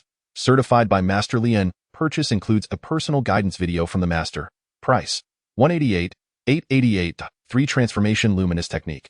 Lower grade, superior cultivation manual. Features. Comprehensive attributes, versatile in offense and defense. Rapid enhancement. Certified by Master Li Yan. Purchase includes a personal guidance video and 3 personal guidance sessions. Price, 388,888. Cultivation manuals, like most techniques, were categorized into 3 levels, each divided into 3 grades. This was knowledge Li Yan possessed. What he did not anticipate was the exorbitant pricing. This was merely the lower grade manual section. The mid-grade manuals, adorned with even more lavish decor, and the high-grade manuals, displayed as prized possessions in their own exhibition cases, awaited him. Dear guest, have you found something to your liking? The staff member's melodious voice broke through his thoughts. Li Yan turned with a gentle smile, shaking his head with a hint of regret. Unfortunately, it seems I have not found what I need. My apologies. With that, he made his way to the exit. Please take care. One must concede. While the service staff's quality was not exceptionally high, they maintained a radiant demeanor throughout. Little did they know, as they watched Li Yan's retreating figure, one staff member mused gleefully, "Surprised, are you, little pauper? I relish seeing your astonished expressions." Upon stepping outside, beads of sweat formed on Li Yan's forehead, and the weight on his shoulders dissipated significantly. Just moments ago, upon viewing the prices, he had felt completely paralyzed, nearly unable to move. These prices are utterly outrageous. Truth be told, Li Yan had believed himself fairly affluent. As a high school junior, the money he had accrued from various sources, including scholarships and prize winnings, amounted to nearly 50,000, certainly a respectable sum. He had assumed purchasing a cultivation manual would be a straightforward endeavor. Yet here he stood, confronted with the reality that even the most basic manuals started at 80,000. Sure, there were cheaper options at the stalls, ranging from 10 to 30,000, but he dared not buy them. Who could guarantee that what he brought home wouldn't be a mere imitation or worse, lead to his demise? Feeling dejected, he trudged toward the market exit, grappling with the disheartening sensation of returning empty-handed. Stung by reality, later, after school, he was summoned to the principal's office. What could the principal want with me? Curiosity piqued. Li Yin entered the office, uncertain of what awaited him. As Li Yin leaned in, Principal Han Dongshu warmly beckoned him. Come, let me introduce you. This is the management team of Wanfeng Group, the largest conglomerate in SP City, truly formidable individuals. Li Yin turned to see 5 middle-aged men seated in the guest chairs, all observing him with keen interest, exuding an air of authority. Wanfeng Group? Li Yin had heard of them. Their advertisements were ubiquitous, appearing on television and bus stop billboards, a massive enterprise spanning numerous industries. Was Principal Han truly about to introduce him to them? What could a mere student like him possibly offer? Despite his internal doubts, Li Yin maintained his composure, greeting them with a smile. Good day? Gentleman. One tall, gray-haired man chuckled softly. Indeed, a fine-looking young man. Another remarked, who would have thought such a talent could emerge from SP City? 17 years old and already at the 200 tier. Impressive even in larger cities. A third inquired, what does your family do? And a fourth chimed in, to produce such an outstanding student, your family must have some pedigree. Nothing special, just an ordinary family, Li Yin replied. The executives from Wanfeng Group exchanged bewildered glances. They had not anticipated that this seemingly unconnected young man would turn out to be such a prodigy. It wasn't that they looked down on ordinary people, but rather that their lofty status led them to subconsciously view the lower classes as weak. Unbeknownst to them, their subtle reactions only served to irk Li Yin. Principal, what is it you wanted to see me about? It turned out Wanfeng Group sought to recruit Li Yin early.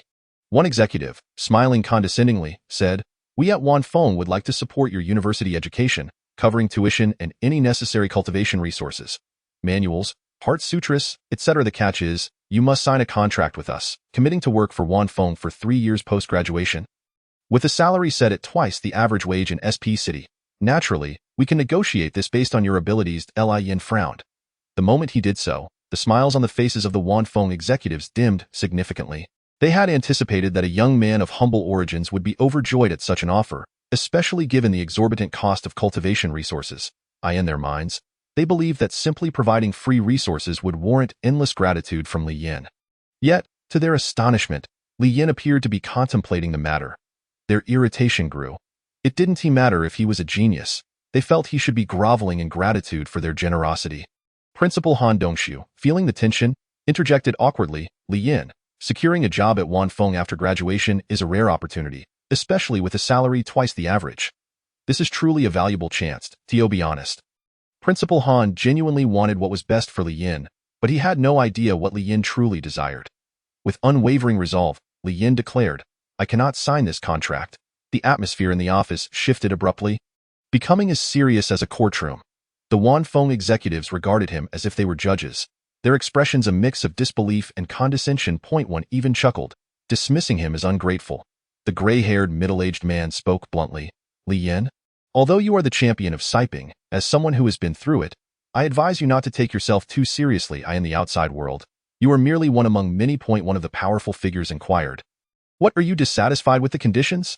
Li Yin replied, signing this contract will indeed alleviate some burdens, but if I am destined to work for your company in the future, what aspirations or excitement can I have in life? A life that can be entirely foreseen holds no meaning. One of the attendees scoffed. That is a misguided notion. Though you may be a genius now, you are still an ordinary person at the end of the day. If, after graduation, you do not turn out to be as formidable as you imagine, signing the contract will still secure you a high salary. This contract is your safeguard. Do not be so self-righteous. Young man, indeed, it is a safeguard, Li Yin retorted, but I do not wish to exchange 3 years of my life for such a so-called guarantee, or rather, a bond of servitude.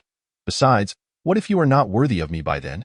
Upon hearing this, the representatives of Wanfeng were visibly irked, yet out of respect for Han Dongshu, they refrained from being overtly disrespectful. One person stood up and said, Principal Han, you have truly done well with this matter. If this student lacks the willingness, we shall not linger any further. We will take our leave. In unison, the management of Wan Feng Group rose and headed for the exit. Han Dongshu, feeling embarrassed, could only force a smile and say, "Do take care, I will treat you to drinks in a few days." Once they departed, Li Yin began to express his remorse, but before he could finish, Han Dongshu offered an apologetic smile. No, this was my misjudgment for not consulting you first. However, Han Dongshu pondered, gazing earnestly into Li Yan's eyes, and continued, "I must tell you something important. While the need for financial support may not be significant during the body tempering stage, once you step into the realm of breaking through, it becomes exceedingly difficult to progress without a solid financial foundation or the backing of a consortium. In short, future cultivation will demand substantial funds. I am aware of your family background, which is why I sought the support of Wan Feng Group, the most powerful consortium in SP City. From a rational standpoint, I advise you to reconsider." Li Yin responded, "I understand your words, and regardless, thank you." To be honest, he knew he was acting impulsively, yet he could not tolerate their condescending gazes. Money can be earned, but losing one's integrity is far more challenging to reclaim. This was a lesson his father had imparted to him in his past life. After leaving the principal's office, Li Yan's mind was consumed with thoughts of money. As a student, he had yet to grasp its significance until he visited the market and experienced the events of the day. He couldn't help but chuckle. No matter the world, money remains paramount. The initial stage of cultivation requires a starting investment of 80,000. What would be the cost as one delves deeper? I must find a way to acquire funds. As he walked back to the classroom, female students squealed with excitement upon seeing him, akin to encountering a celebrity, while male students approached to shake his hand in admiration. Yet, who could have imagined that he was currently troubled by financial woes? Could it be true, as the principal suggested, that a strong backing is necessary? With furrowed brows, Li Yin silently pondered. Suddenly, a brilliant idea struck him. A dual-purpose plan. Over the next 3 days, Li Yin continued to enhance his strength. While simultaneously undertaking an unexpected endeavor, he invested all his resources, spending 50,000, to purchase 50 Grade 1 energy crystals. He rigorously trained his body, replenishing his stamina, which also significantly accelerated the progress of modifying the Handong system. If anyone were to witness his actions, they would undoubtedly deem him foolish, as he could have saved up to buy a cultivation manual. Most Grade 1 energy crystals primarily restore stamina, not directly enhancing the user's power limit. Such lavish expenditure on a one-time use crystal would indeed baffle many. However, Li Yin seemed to have his own plan. Under the high-intensity training, his strength advanced further, and the progress of the Handong system modification reached 60%. As the winter break approached, not only was Li Yin working hard, but his classmates were also feeling the pressure. The school rules were stringent. If students did not meet the standards in both cultural studies and cultivation, they risked being held back, possibly losing the entire holiday to remedial classes, a nightmare for most students. Faced with the impending exams, Li Yin relished the sense of ease, free from worries of failure, and even aimed for the top of his class. Yet, a sense of unease began to intensify. It had been half a month since the Siping Star Martial Arts Exchange, and Li Yin speculated that Handong would undoubtedly conduct urgent training for his students or tools to fulfill his tasks. However, my strength has not diminished. If Handong had not received a successful system prompt, he might resort to extreme measures, such as attempting to assassinate me, thereby facilitating his task's success. Handong would then be able to eliminate Ma Feiping, gaining formidable power. The longer time drags on, the more I fear Handong's impatience. Should he realize that no matter how he nurtures Ma Feiping, he cannot surpass me, he might take drastic steps. Li Yin considered another approach. He could deliberately slow his own progress, allowing Ma Feiping to surpass him, thus ensuring his own safety. However, this would inevitably lead to Ma Feiping's demise. Perhaps out of reluctance to compromise, a sense of pity for the underage Ma Feiping, or a desire to dismantle Handong's malicious system, or perhaps Li Yin had other plans at play, he refrained from taking such actions. The cost of not doing so was undeniably steep, even life-threatening. The impact of Sun Xuanqing's strike at the 5th realm of breaking through still lingered in Li Yan's mind. It would be all too easy for Handong, at the 9th realm, to extinguish his life. Therefore, the immediate priority is to gain control over the winter system. Fortunately, during the annual club evaluation held at the school, Li Yan's club triumphed over the long-standing champion martial arts club, earning the title of the best club of the year.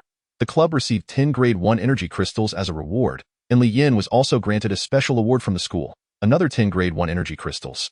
This timely reward was a godsend for Li Yin, akin to a timely rainfall in a drought. He continued to utilize the energy crystals to replenish his stamina, achieving an 80% progress in modifying the Han-Dong system in the shortest possible time. During this process, Li Yin experienced a surge of strength. Breaking through to an impressive 2.0 IT was somewhat embarrassing to admit that this was his first achievement solely through his own efforts. He felt that his talent was commendable. With adequate financial resources and diligent effort, progress should come swiftly. Calculating, he realized that at the 201 stage, in a fully energized state, he could advance the modification progress by 3%. Shortening recovery to 2 days, in other words, in less than 2 weeks, he could completely modify the Han-Dong system's content, a significant acceleration from the previously estimated timeline. Yet, he still needed to hasten his pace. A sense of urgency loomed. One day, Han Dongshu summoned Li Yin to the principal's office again, likely for another private discussion. On his way, Li Yin sighed, feeling as though the principal's office was the second classroom within the school. Upon seeing Li Yin, Han Dongshu was momentarily taken aback, then began to lavish praise. My goodness, in just half a month, you have advanced from 200 to 201. Truly a chosen one. A prodigy. Li Yin, feeling awkward, scratched his head. Please, Principal Han, can we skip the flattery? Just tell me what you need. Han Dongshu chuckled like a friendly neighbor, but suddenly raised an eyebrow, his expression suggesting he had something significant to share. The atmosphere grew tense as he retrieved a file folder from his desk and slid it across to Li Yin, as if delivering a confidential document. What is this? Li Yin furrowed his brow in confusion. Han Dongshu gestured for him to open it.Li Yin complied, extracting a document that bore the bold heading, Seed Plan for the National Youth Training Camp of Zhongchu Country. The National Youth Training Camp? Li Yin was filled with curiosity. What is this? The principal, momentarily at a loss for words, exclaimed, You do not know about this? The National Youth Training Camp is the ultimate destination for nurturing talented youth across the nation. It is the pinnacle of talent cultivation. If you can enter, your future will indeed be limitless. This training camp is reopening after 5 years, a rare opportunity for meteoric rise, to match Han Dongshu's fervor. Li Yin feigned a shocked expression. So, you want me to apply? Han Dongshu nodded vigorously. Yes, because you are the only genius in SP City with this opportunity. However, I must tell you bluntly, the educational resources in larger provincial cities are far superior, resulting in many more geniuses. To compete for this spot, you must strive even harder to achieve that moment. Han Dongshu seemed to notice something, frowning as he scrutinized Li Yin. That's not quite right, he remarked, sensing only the fervor of your enhanced abilities. Without detecting any residual spiritual energy, you haven't begun to practice any cultivation methods yet? Li Yin nodded and admitted, I can't afford it. Han Dongshu sighed. How about this? Tomorrow, I'll provide you with a foundational cultivation technique. Although it's not of high grade, you must start practicing at your level. Transcending the mundane is a gradual process. Thank you, Principal, but may I ask if it's possible to switch to another cultivation method midway through? Li Yin understood the profound impact that cultivation techniques have on practitioners. Higher-grade methods significantly surpass lower ones in terms of speed and quality.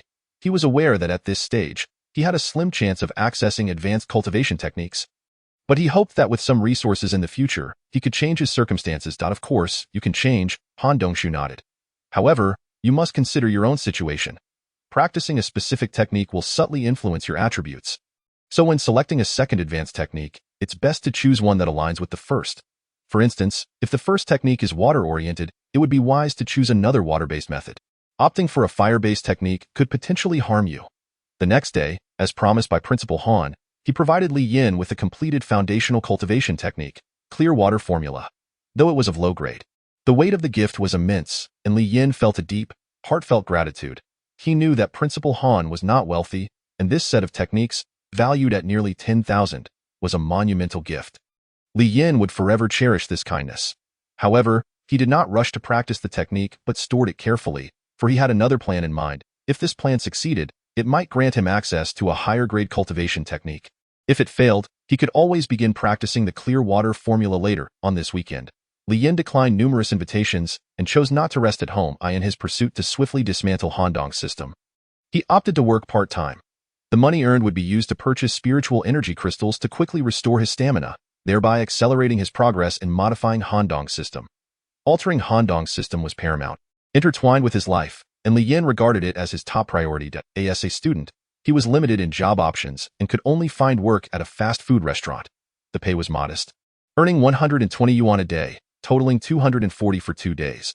While the sum was not substantial, it sufficed for Li Yin, who had a few hundred yuan left. Working over the weekend would allow him to save enough to purchase a Great Eye spiritual energy crystal, which, though modest, would expedite his goal of successfully modifying Han Dong's system. Li Yin was tasked with frying chicken, facing the scorching oil, his face glistening with grease. The relentless work was a true test of endurance. When some co-workers recognized the new fry cook as the genius from Siping, they were initially astonished and then skeptical. Who would have thought that the champion would be working in a fast food joint? Some gossipy colleagues whispered among themselves, deriding, "What does it matter if he's a genius? He's still laboring like us." Yet, others viewed him as a diligent student, balancing work and study. During a break, Li Yin noticed a few colleagues whispering amongst themselves, casting glances in his direction, clearly discussing him. He could easily guess their conversation, but chose not to care. The money he earned through his own efforts was his to spend, regardless of their opinions. His choice to work at a fast food restaurant in the city center was driven by a significant motive. The high foot traffic allowed him to potentially identify other system bearers and reap considerable benefits. After a day of frying chicken until dusk, Li Yin vowed never to eat fried chicken again. Exhausted, he received his crumpled, greasy 120 yuan from the manager with mixed feelings. On his way to the bus station, a light rain began to fall, blurring the neon lights as he tightened his jacket while waiting for the last bus. He sighed, reflecting on the day, realizing he hadn't encountered a single system bearer. He chuckled softly. Of course, there can't be that many systems. This reminded him of what Principal Han had told him about the National Youth Training Program. Suddenly, a glint of ambition sparked in his eyes. As the country's top gathering of geniuses, there must be many system bearers among them. How he longed to be part of that world, however, he self-deprecatingly thought, "I mustn't get ahead of myself. I need to focus on the present." On the bus, he contemplated earning another 120 yuan the next day to purchase a Great Eye spiritual energy crystal. Finally, the modification of Han Dong's system was drawing closer to fruition. Due to the rain, the night felt darker and colder. As Li Yin rode home, his demeanor was far from the confident champion cheered by the crowd at the martial arts star competition. Instead, he appeared somewhat desolate and melancholic.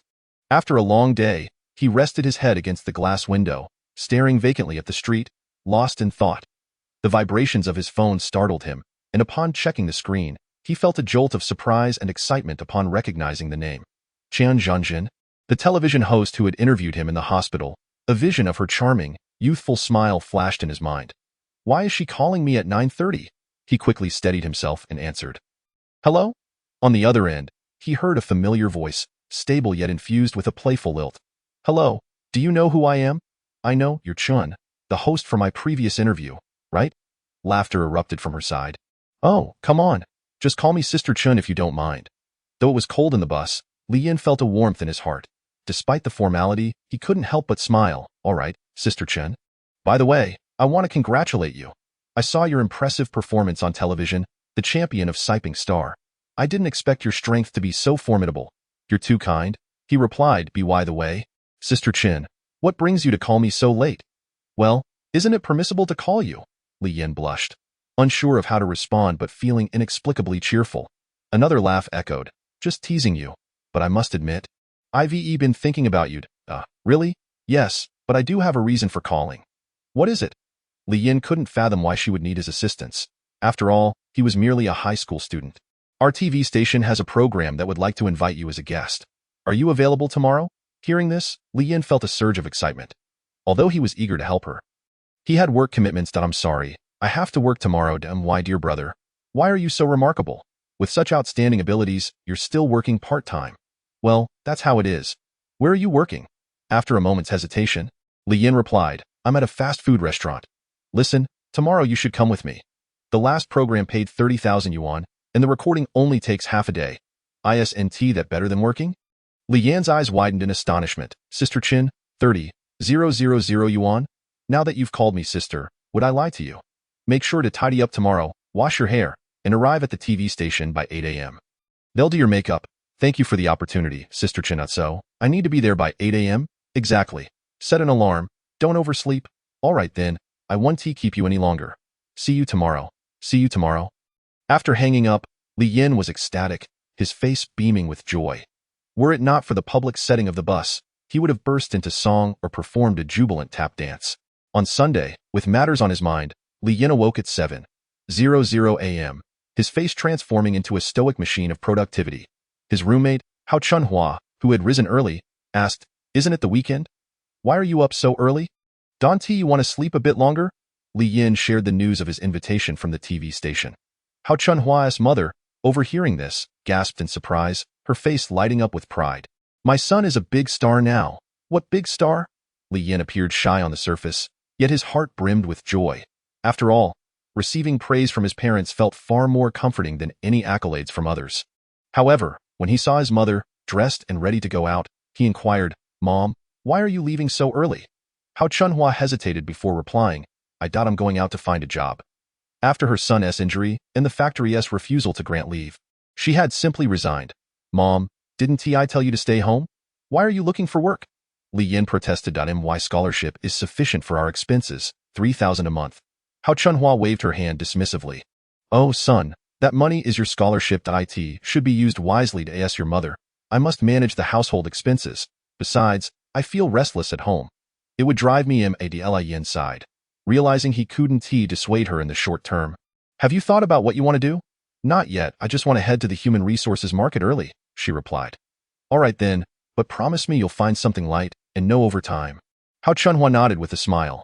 "Okay, I promised. I'll be off now. Breakfast is on the table. Heat it up before you leave." "Okay, take care on the way," he said. As she turned to leave, she couldn't help but add, "You truly my pride. Go for it." Li Yin smiled broadly, feeling warmth in his heart. After finishing breakfast, he set off at 7:10 a.m., boarding the bus to the television station, expecting to arrive by 7:30. The weekend morning felt languid. The streets were devoid of hurried pedestrians, everything seemed to slow down, and the bus was nearly empty. Leaning back in his seat, Li Yin yawned, recalling the restless night he had. The thought of participating in a show for a payment of 30,000 yuan, along with the prospect of meeting Chen Zhenjin, stirred excitement within him, dispelling any drowsiness. No wonder celebrities were wealthy. He mused, as an ordinary person, receiving such a sum for merely participating in a program seemed unbelievable. While not an avid fan, he was aware of the existence of stars within this structured society. After returning home the previous night, he had stumbled upon a fantastical historical drama on his phone, where characters wielded swords with astonishing effects. Suddenly, it dawned on him that, for him as a time traveler, it was mere fantasy, but for the people of this world, it might be a genuine historical portrayal. He chuckled at his own foolishness. The SP City television station resembled an imposing high-rise, and Li Yin thought perhaps this was the aesthetic of the affluent. Upon arriving at the entrance, he nervously dialed Chen Zhenjin. "Sister Chen, I'm at the front door." "Great, just head in, go to the registration desk for a temporary ID. Tell them you're a guest for the Today's Fresh News program. After registering, take the elevator to the 3rd floor and go to the 2nd room on the right." "Got it?" "Yes, I remember," he replied. "Did I speak too quickly? Let me repeat." Entering the television station for the first time, Li Yin felt a surge of excitement as he observed his surroundings, spotting familiar hosts, including one from a culinary show and another from a pig farming segment. It was all quite novel and enjoyable. Following Chen Zhenjin's directions, he arrived at the designated room on the 3rd floor and knocked to enter, discovering it to be a waiting area. He greeted each staff member politely, and they responded favorably to the courteous young man. Soon, a stylist helped him with his hair and attire. After the transformation, the female staff members couldn't help but exclaim in awe, with his bangs swept aside and attired in a sharp suit. The latent charisma of youth radiated from him. He gazed at his reflection, momentarily taken aback by his appearance. Once preparations were complete, a person wearing headphones briskly entered. Clearly someone of importance, Li Yin quickly stood to greet him. "Wow, what a handsome young man. You must be Li Yin," the individual said, extending a handshake. "Hello, I am. May I ask who you are?" "I'm the director for Today's Fresh News." "Oh, nice to meet you." The director handed Li Yin a script. "Here's the program script. Take a look. It contains potential questions from the host and some answers for your reference. Feel free to improvise, but remember the core essence." "Understood," Li Yin nodded, realizing that many interview shows, though seemingly spontaneous, often had predetermined responses. Don't feel pressured. There will be guidance during the live show, the director reassured him before departing, giving Li Yin an encouraging pat on the back. Li Yin was there to earn that 30,000, and he intended to fulfill his duties. He settled on the couch, diligently reviewing the script when the sound of high heels echoed in the corridor, growing ever closer. A flutter of anticipation surged within him as he turned toward the door. The heels halted at his threshold, followed by a series of precise knocks. "Come in," he called out. The door swung open to reveal Chen Zhenjin. Upon seeing her, Li Yin's breath caught. Today, she wore a striking crimson, knee-length, form-fitting dress that accentuated her perfect figure. Despite the risk of appearing vulgar, she exuded elegance. Much like a princess at a grand event, Li Yin felt momentarily breathless. Chen Zhenjin's eyes widened upon spotting him, and she exclaimed, "Wow, little brother, you're incredibly handsome. I bet you have plenty of admirers at school." She adjusted his collar and hair, her enthusiasm palpable. "Oh no, not really," he stammered, scratching his head, feeling the heat of her proximity and unable to meet her gaze. "Are you nervous?" she teased, narrowing her eyes at him. "Not really," he replied, turning his head to take a deep breath. In a sisterly manner, Chen Zhenjin asked if he was thirsty or hungry. By the way, have you looked at the script? Just a bit, he admitted. She tossed the script onto the table. Its just for reference. Audiences today prefer authenticity. Is that so? By the way, did the director mention anything to you? He just came in and said I should look over the script. I knew it. She crossed her arms, feigning annoyance. He didn't inform me when he asked me to invite you to the show. What? Li Yin was taken aback. The director had apparently also invited Ma Feiping, his rival, to appear as a surprise guest, aiming to heighten the show's ratings. Can you believe it? She exclaimed, incredulous. Truth be told, Li Yin was indifferent to Ma Feiping's participation. As long as his payment remained 30,000, he couldn't care less. Yet, feeling somewhat guilty as the inviter, Chen Zhenjin clasped her hands together, apologizing. I'm really sorry. Little brother, I genuinely didn't know the editor was inviting Ma Feiping. They say the condition for his appearance is that you two must duel again on the show. It's all right. By the way, can I ask you something? Sure. Ma Feiping's teacher is also here, right? Chen Zhenjin furrowed her brows, puzzled by his inquiry, but nodded hesitantly. He should be here. Why do you ask? Li Yin shrugged, just curious. All right then, I'll go prepare. Remember to use the restroom before the show, she said, gently patting his shoulder. Don't be nervous. I'm here for you. Go for it. Thanks, you too. However, before Chen Zhenjin could exit, another series of knocks resounded at the door. That must be the staff notifying me to prepare for recording, Li Yin thought, wiping his sweaty palms and taking a deep breath as he approached the door. But when he opened it, he was taken aback to find Ma Feiping standing before him, his face stern as if chiseled from stone. What do you want? Li Yin challenged, refusing to back down. Ma Feiping suddenly bowed deeply, exclaiming, I'm sorry. Li Yin narrowed his eyes, taken aback. Why are you apologizing? Ever since our last battle, I've realized I'm not your match. However, my teacher insists that I must defeat you. As if it were his mission, and I apologize for our meeting under these circumstances. This was never my intention. You are the champion, and I concede that you are indeed the rightful victor. As Li Yin gazed at Ma Feiping before him, he set aside any doubts regarding the veracity of his words or the intentions behind his plans. Ma Feiping's eyes, once brimming with defiance, now seemed to reflect a hint of sincerity. Li Yin understood the situation with his mentor and nodded, acknowledging the urgency with which Han Dong sought to overcome him after Ma Feiping's intensive training, aiming to fulfill his mission.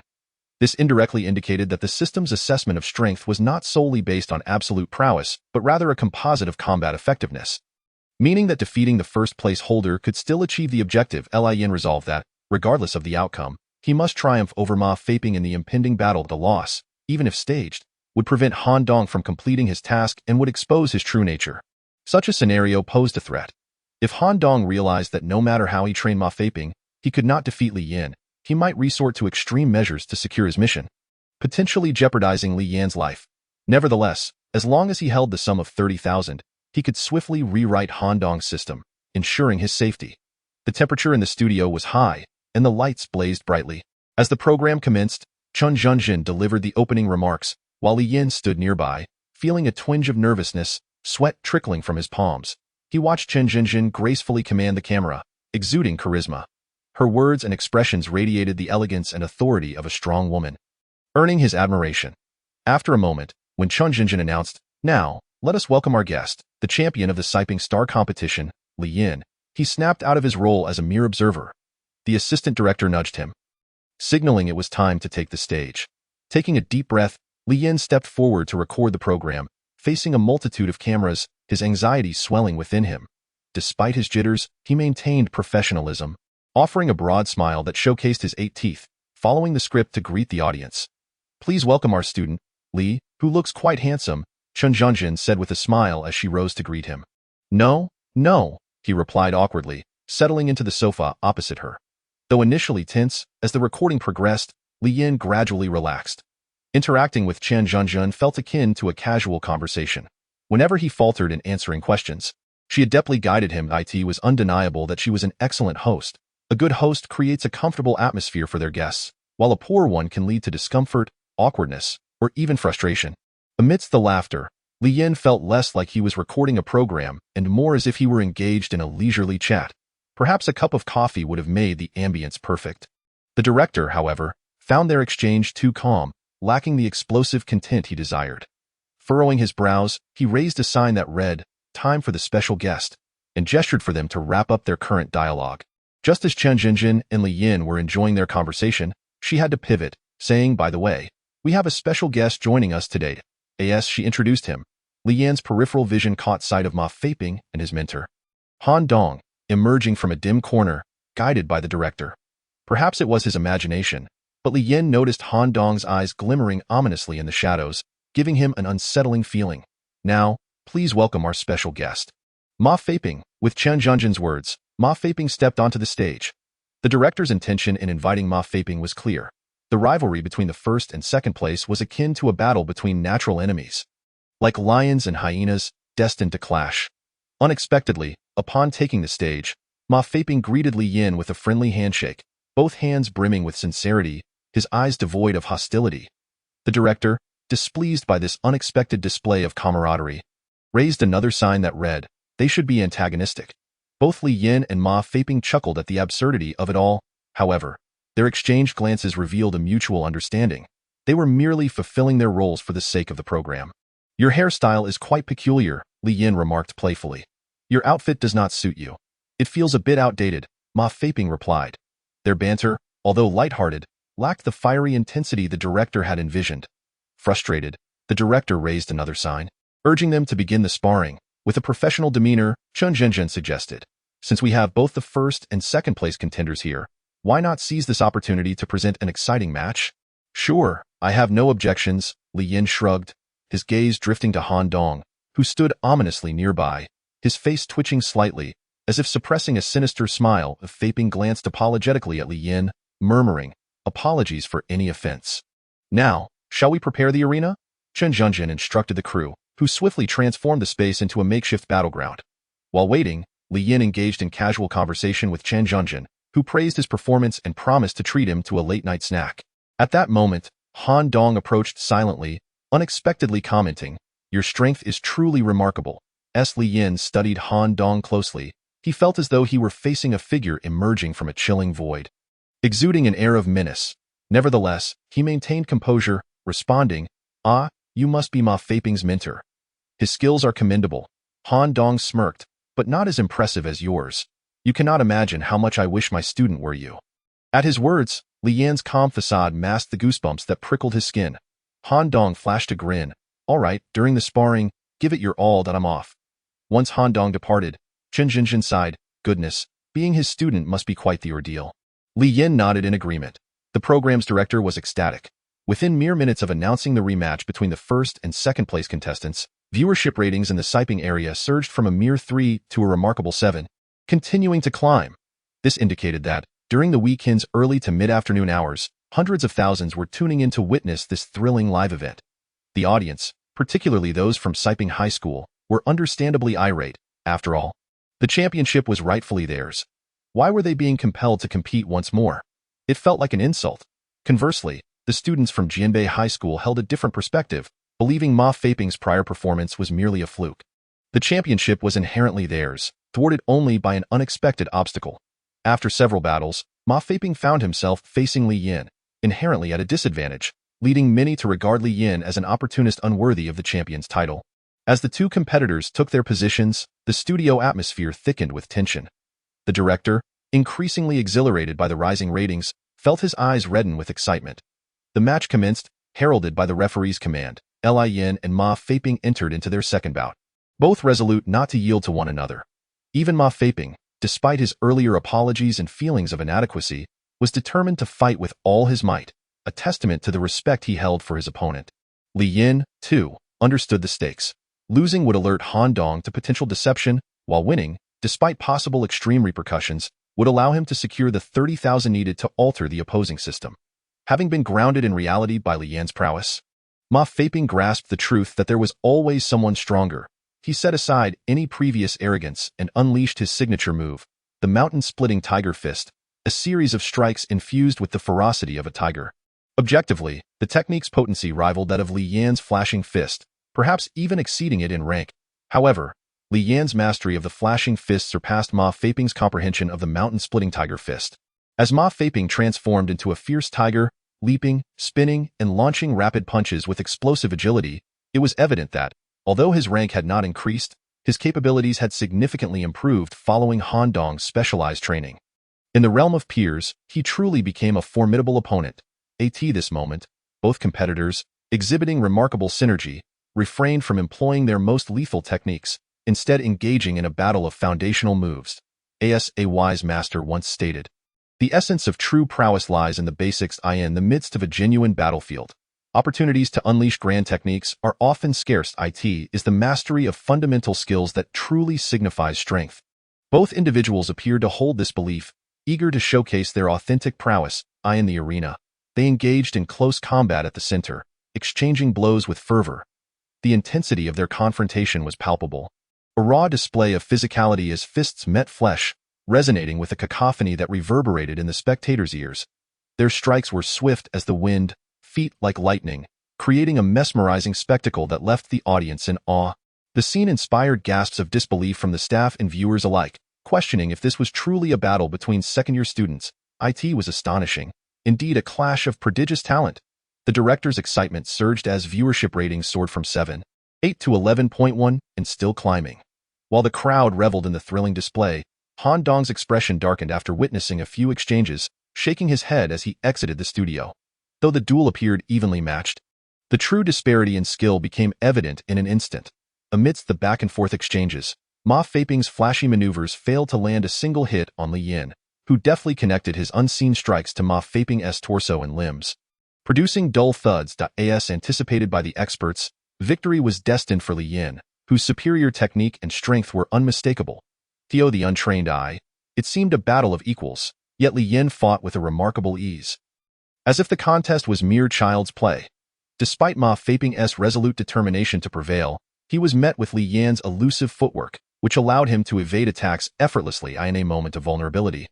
Ma Feiping was sent sprawling to the ground by a swift kick, only to find Li Yan's fist poised dangerously close to his face. In that fleeting instant, time seemed to freeze as Ma Feiping felt the rushing wind from Li Yan's punch, rendering him momentarily breathless.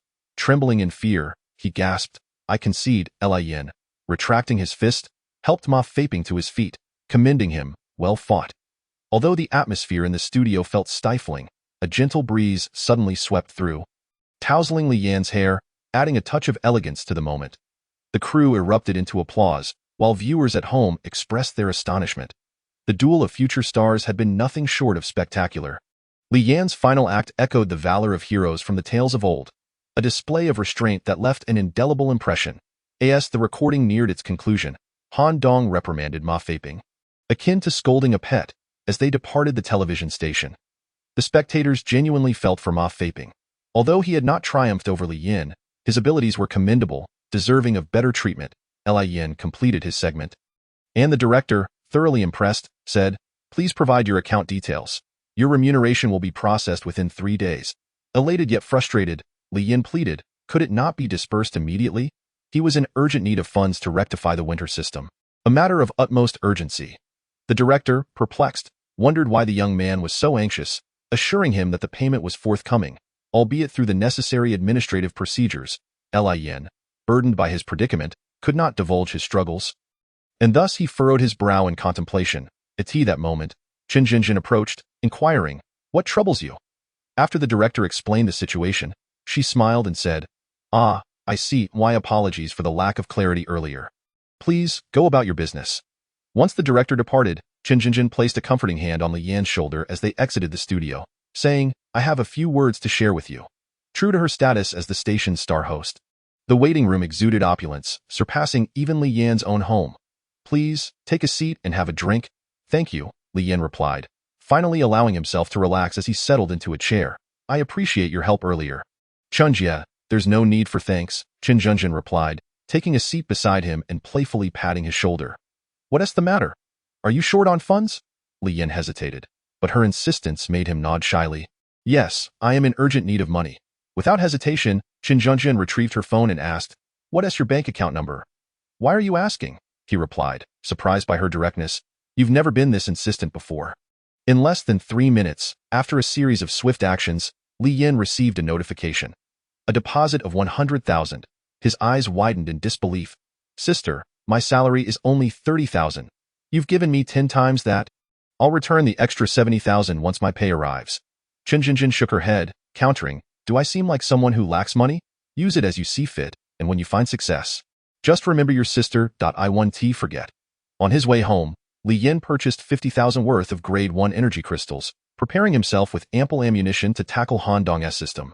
Yet, even with the infinite stamina provided by the crystals, this relentless cycle of exertion and replenishment inflicted a profound toll on his mental state, one that would be arduous to recover from.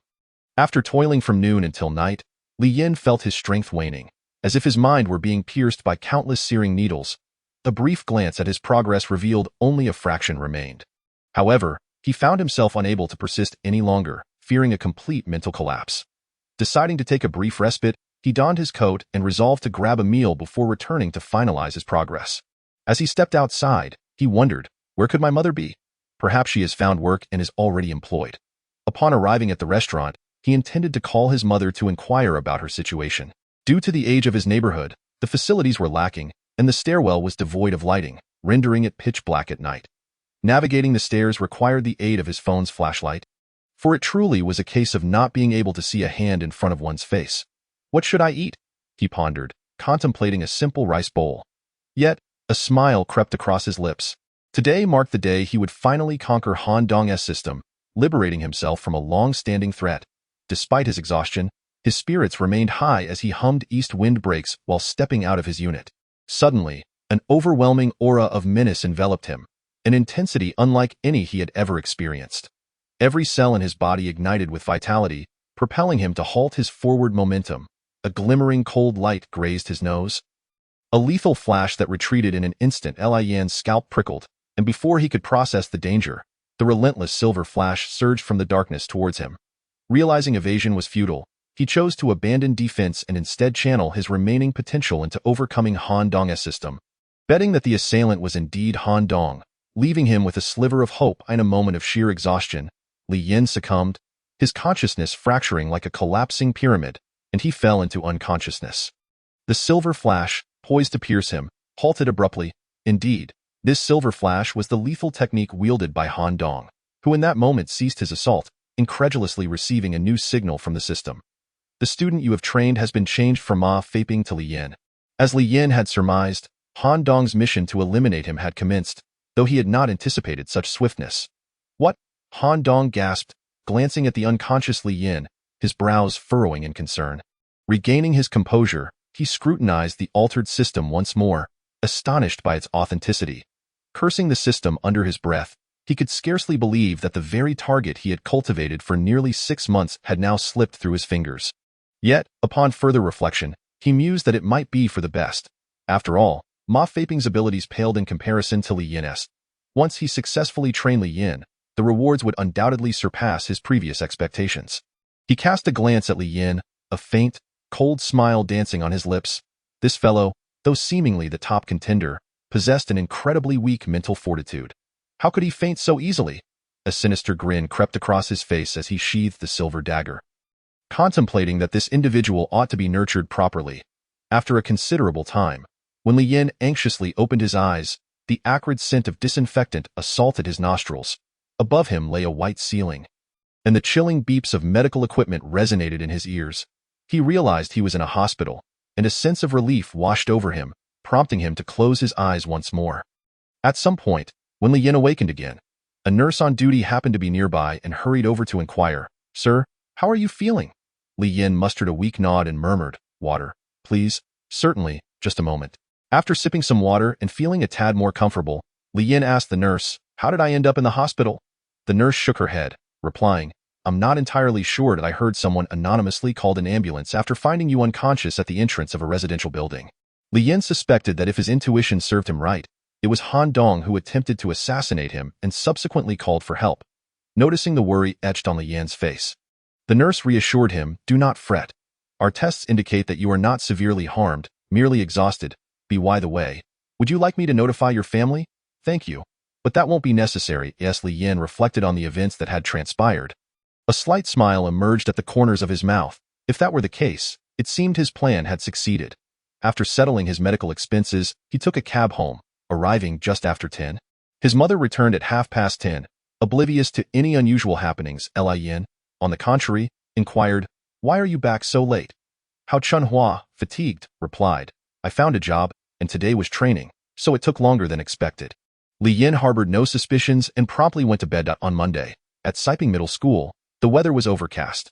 During the routine flag-raising ceremony, as it neared conclusion, Principal Han Dongshu announced, now, let us welcome our new teacher. Mr. Han Dong, to share a few words. Han Dong ascended the stage slowly, a rare smile illuminating his face. The student stared in astonishment. Was this not the famed Mr. Han Dong, who had nurtured the second-best student at Siping? It was widely acknowledged that Ma Feiping's excellence stemmed from having an extraordinary teacher. Rumor had it that this individual was legendary. Before the age of 25, he had remained obscure, but post-25, he soared to prominence, rapidly progressing through the ranks of cultivation. In contemporary parlance, one might call it a late-blooming genius. In the midst of the crowd, Li Yin remained composed, a knowing smile gracing his lips. He was acutely aware of Han Dong's sinister secrets, understanding that the accumulation of his power had come at the cost of many young lives. He recognized Han Dong's purpose for being there. His heart growing cold as he thought, he believes he has come to reap what he has sown. On stage, Han Dong proclaimed, though the winter break is approaching, signaling our imminent separation, worry not. Even during the holidays, students may come to seek my guidance. In the days to come, I shall devote myself entirely to imparting what I have learned, helping each of you reach greater heights. As thunderous applause erupted, Han Dong's eyes scanned the audience, subtly glancing toward the back where Li Yin stood, his smile growing even brighter. After the morning assembly, Xue Xian observed Li Yin from a distance amidst the crowd. She contemplated approaching him but was at a loss for words. Frustrated by his rejection of her weekend invitation, she was taken aback to see him on television. Everyone witnessed his triumph over Ma Feiping once again, solidifying his reputation. Naturally, Xue Xian felt joy for him but also noted another detail. Li Yin had not approached her. Instead, he conversed animatedly with the charming and mature host.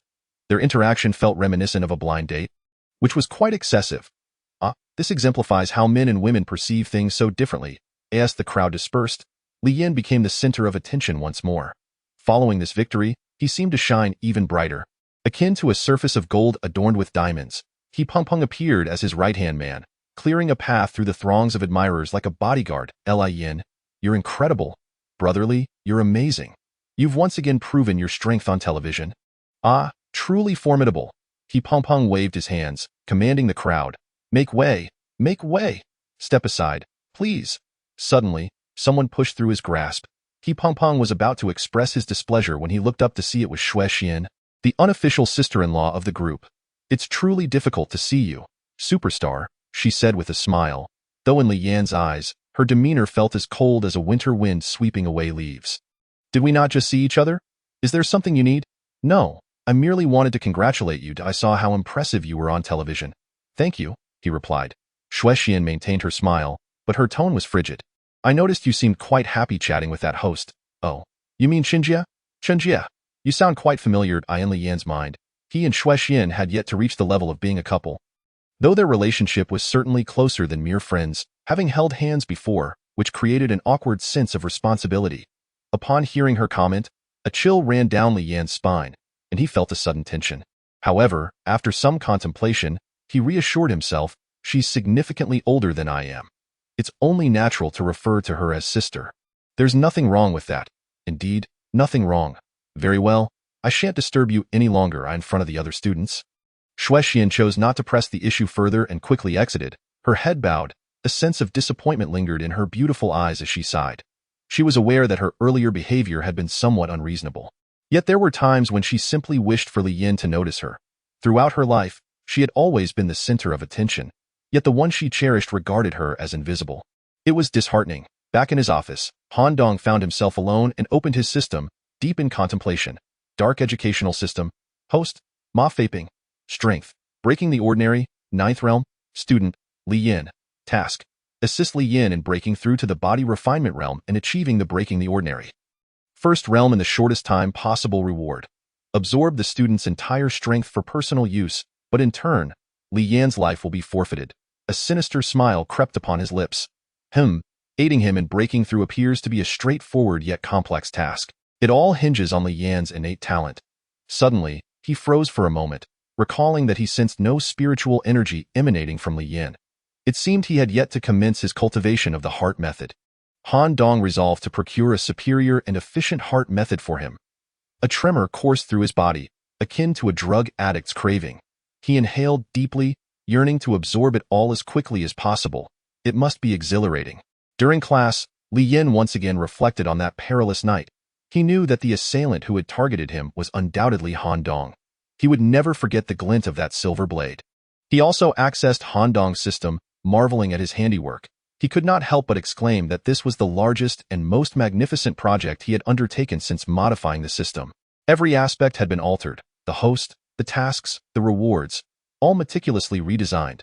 Given Han Dong's formidable strength, the modifications had been particularly challenging. Recalling the arduous weeks of labor, he had nearly risked his life in the process. I truly have it tough, Li Yin mused. When formulating tasks, he was meticulous. He prioritized his immediate needs while ensuring they were neither too difficult for Han Dong nor overly simplistic, enabling him to commit fully to their completion in a short time. Thus, facilitating his breakthrough was undoubtedly the best choice at present. However, he pondered the implications of the reward. Would he, like Ma Faping, become a source of sustenance for Han Dong? Cautious by nature, Li Yin refused to allow such a scenario to unfold. Therefore, he added a countermeasure to the conditions of the reward. The countermeasure entailed swapping the positions of the benefactor and the beneficiary in essence. Upon the task's successful completion, all of Han Dong's strength would revert to Li Yin. This was the hidden explosive device of interest Li Yin embedded within his system modification, a revelation that left him breathless. Concurrently, he felt a twinge of apprehension. When Han Dong absorbed the strength of his students, he was significantly stronger, making it easier for him to digest their power. Conversely, could he, being the weaker party, reliably absorb Han Dong's strength without being overwhelmed? Would it be a case of the serpent swallowing the elephant, resulting in a disastrous outcome? This posed a formidable challenge. In the days following Han Dong's arrival at Siping Middle School, he refrained from directly seeking out Li Yin. His meticulous nature made him wary that approaching Li Yin too directly would raise suspicions, especially since he was the teacher of his former rival, Li Yin, in the meantime, enjoyed his time at school, blissfully unaware of the underlying tension. With the impending final exams, most extracurricular activities had been suspended. Leaving him with ample free time, he anticipated Han Dong's thoughts and remained patient, observing the situation. On the 5th day of Han Dong's employment, the principal unexpectedly sent a student to find Li Yin. Stating that Han Dong wished to speak with him, upon entering the office, Li Yin was greeted by the composed figure of Han Dong, who was seated and sipping tea. It was evident that Han Dong had finally decided to make his move. Upon encountering Li Yin, the principal greeted him with the warmth of an affectionate uncle, exclaiming, "Come, come. Allow me to introduce you to Han Dong, Mr. Han. You two have met before, so I need not elaborate further." Li Yin, appearing somewhat bewildered, nodded silently and turned to Mr. Han, greeting him politely. "Hello, Mr. Han." He then glanced back at the principal, puzzled, and asked, "Is there something I can assist you with?" The principal chuckled. "Rest assured, it's good news. Mr. Han will personally convey the details to you." Mr. Han then rose slowly and, with a serious yet warm demeanor, announced to Li Yin, "I would like to serve as your personal tutor during the winter break, and I will fully sponsor your participation in the training camp." Li Yin feigned surprise, his eyes widening as he murmured, "Is this really true, teacher?" The principal chimed in, "Indeed, it is true. After conversing with Mr. Han over the past few days, I've discerned that he is a true patron of talent. It is well known that Han Dong has gained renown in the region of Siping, having successfully nurtured a student from a county school to achieve the remarkable distinction of second place in Siping. Thus, when he applied to Siping No. 2 High School, the administration eagerly approved his hiring without hesitation. However, the principal, being a man of keen insight, harbored some reservations about Han Dong's sudden appearance. Yet, he could hardly fathom that Han Dong possessed a dark educational system. At most, he merely suspected that Han Dong was a man of vanity, seeking to enhance his influence through the cultivation of Li Yin's exceptional talent. Han Dong smiled at Li Yin and inquired, "So, do you have the desire to accept this offer?" Naturally, for a student, such an opportunity was too good to pass up, Li Yin eagerly replied, displaying his excitement. Han Dong continued, "It appears that what I previously stated has come to fruition. You are indeed my student now, and I will cultivate you diligently." Only Li Yin, who truly understood Han Dong's ulterior motives, could perceive the insatiable greed lurking behind his teacher's smiling eyes. He returned the smile, saying, "Then I shall entrust myself to you, Mr. Han." The principal clapped his hands in approval, exclaiming, "With a masterful teacher and an exceptionally gifted student, the two of you will undoubtedly elevate Siping No. 2 High School to new heights." Within the room, they all laughed, yet each harbored their own secret intentions. Soon after, Li Yin received the first significant gift from Han Dong. The latter's objective was to assist Li Yin in breaking through to the body refinement stage and reaching the profound realm. However, he discovered that Li Yin was at the second level of body refinement and had yet to commence his cultivation of the mental techniques. The immediate priority was to find a suitable mental technique for him. When Han Dong broached the topic, Li Yin refrained from mentioning that he had received a mental technique from the principal and instead implored his teacher, Han Dong, to help him select a good one. Han Dong, appearing agreeable on the surface, harbored darker thoughts, silently vowing, "I have just taken this boy under my wing. I will indulge him for now, sweeten him up, and gradually tame him to ensure he abides by my guidance. Once he breaks through, I will absorb his abilities." He led his teacher, Han Dong, to the treasure pavilion where they had first met. By coincidence, the attendant who had previously served Li Yin was there to greet them. She recognized Li Yin immediately, recalling the poverty etched onto his visage. Reluctant to assist him again, her professional demeanor compelled her to maintain a smile, revealing 8 pearly white teeth. Han Dong wandered through the lower-tier technique section, contemplating a suitable mental technique for Li Yin, knowing he would eventually absorb that individual. Seemingly decisive, he addressed the attendant, "Please bring me the book titled Juchi Luoyun Ju to examine." "Certainly, sir," she replied. This was a lower tier. Mid-grade technique priced at 188,800, quite expensive. The attendant was taken aback, thinking, "I never expected this young man to have such a wealthy benefactor." Instantly, she regarded Li Yin with newfound respect, even finding him somewhat more handsome. As Han Dong perused the preview of this technique, nodding in satisfaction, he turned to Li Yin and said, "This technique is very suitable for you. Let us purchase it." The attendant was impressed by his decisiveness. But Li Yin coldly pointed toward the area housing mid-tier techniques, stating, "Teacher, I do not wish to practice lower-tier techniques." Han Dong felt a surge of frustration but maintained his composure, explaining gently, "Li Yin, as a beginner, it's perfectly acceptable to start with a simpler technique. In the future, you can always upgrade to a mid-tier technique." Li Yin shook his head, insisting, "But wouldn't it be better to select a mid-tier technique right from the start?" He even asked the attendant for her opinion. She nodded vigorously, adding, "If conditions permit, using a mid-tier technique to break through is undoubtedly the best choice." Noting Han Dong's unwilling expression, Li Yin remarked, "Mr. Han, didn't you promise before the principal that you would fully sponsor me? To be honest, I have many financial backers eager to support me. If you cannot meet my requirements, I can certainly seek assistance elsewhere." Before Han Dong, Li Yin felt entirely unrestrained in voicing his demands, for he was aware of the system that Han Dong had personally modified. Han Dong felt his temper rising, yet he wished to leave a positive impression as a teacher to ensure effective guidance, which would facilitate Li Yin's rapid breakthrough and allow Han Dong to absorb his power. Suppressing his ire, he resolved to let Li Yin bask in his moment of pride. With a benevolent expression, Han Dong nodded, "All right, let us explore further." The distinction between mid-tier and lower-tier techniques was glaring. Nearly 20 lower-tier techniques lined the shelves, while only 6 mid-tier techniques were available, each a prized possession with prices ranging from 500,000 to over 1 million. Upon seeing the prices, Han Dong's face paled. As Li Yin excitedly exclaimed over the mid-tier techniques, Han Dong, nearly choking on his disbelief, whispered to him, "Perhaps I could impart my own technique to you?" In this world, if an individual obtained and cultivated an entire rare technique, it was rarely shared unless with their offspring. A technique formed the foundation of one's cultivation. Sharing it with others revealed one's secrets and vulnerabilities. The techniques available for sale were often unearthed through archaeological means, with vendors assuring customers that these were techniques no one had previously cultivated, thus granting them exclusive rights to the secrets therein. What grade is your technique, teacher? Li Yin inquired. It's a mid-grade technique, Han Dong replied. But this is a mid-tier superior technique. I want this one. Surprised by Li Yin's obstinacy, Han Dong feigned calmness. Though beads of sweat betrayed his composure, at the age of 25, after acquiring the dark educational system, his abilities had risen rapidly. Each successful cultivation of a student felt like ingesting a potent elixir, rapidly enhancing his strength.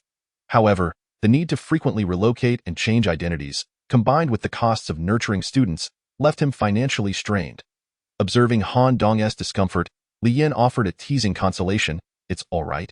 If you are having difficulty, I can seek support from that financial group that wanted to sponsor me. Han Dong felt an urge to slap Li Yin, yet he could not forfeit this lucrative opportunity.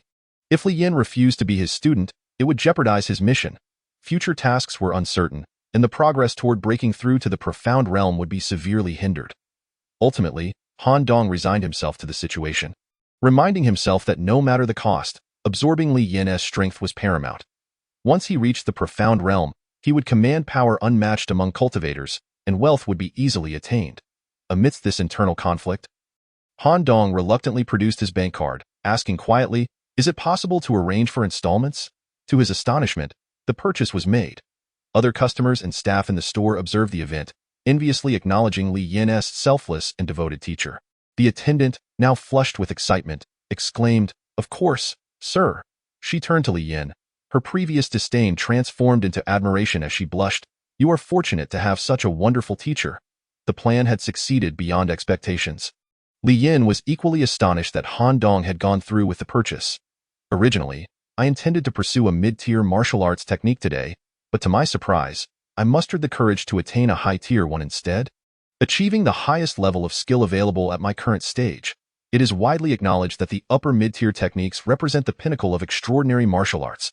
The advanced techniques beyond this level are inaccessible to novices, as they demand a greater physical prowess, meridian strength, and control to harness the corresponding energy." Li Yin chuckled to himself. "Certainly, my instructor Han is exceptional." Having paid, Han Dong watched as Li Yin excitedly tucked away the high-tier manual, 9 turns thunder technique, and felt a surge of envy, wishing he could tear Li Yin's mouth apart right then. Han Dong silently vowed, "This little rascal is draining my energy, huh?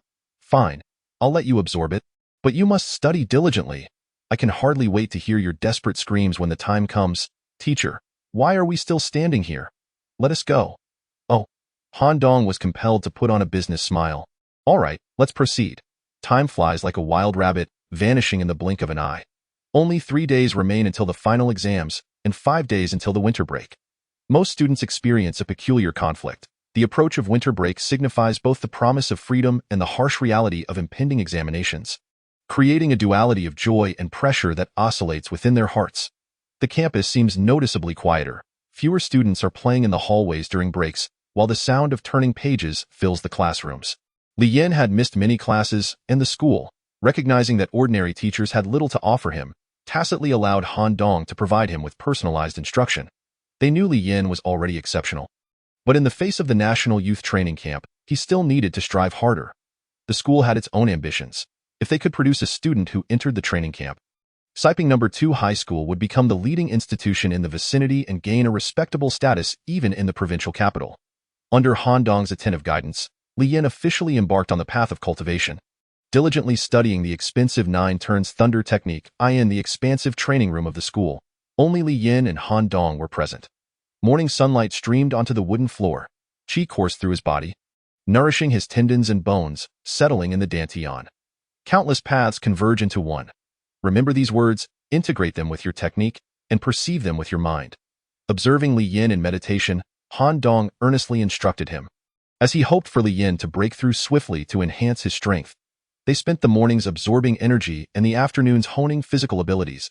By afternoon, Li Yin was half squatting in a horse stance, arms extended forward, each bearing a weighty hammer of 200 pounds. He had maintained this posture for half an hour, gritting his teeth as his body trembled uncontrollably, beads of sweat pouring down. Han Dong stood nearby, sternly watching. "Hold on, just 10 more minutes. The body is the foundation of cultivation. The higher the strength level, the greater the chance of transcending the ordinary.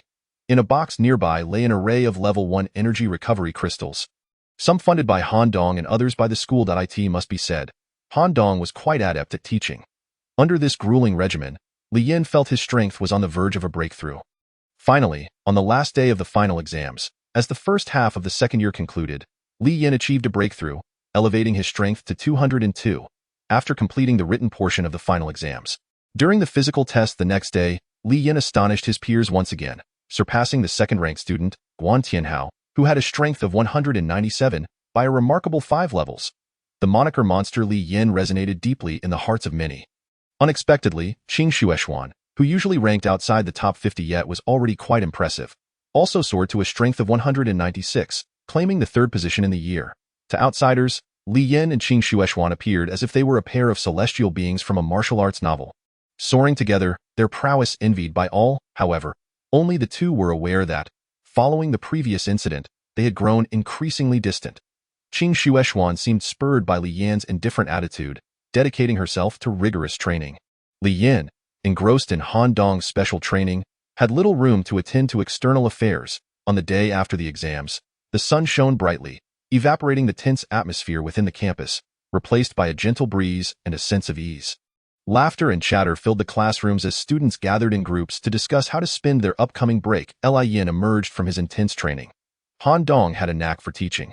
He recognized that this young man had endured considerable hardship and made significant progress. He understood that one should not push too hard. Adolescents are like bows, too much tension will cause them to snap. A slight release fosters resilience. Currently, Han Dong was immensely satisfied with Li Yin's progress, secretly rejoicing at the successful shift in focus. Li Yin was indeed a promising talent. At this rate, he would likely transcend the ordinary within half a year.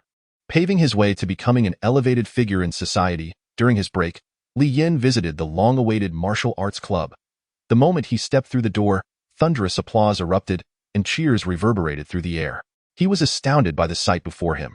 The once small detective club of 4 had burgeoned into a large group of over 50 members, surpassing the martial arts club to become the largest club at Siping No.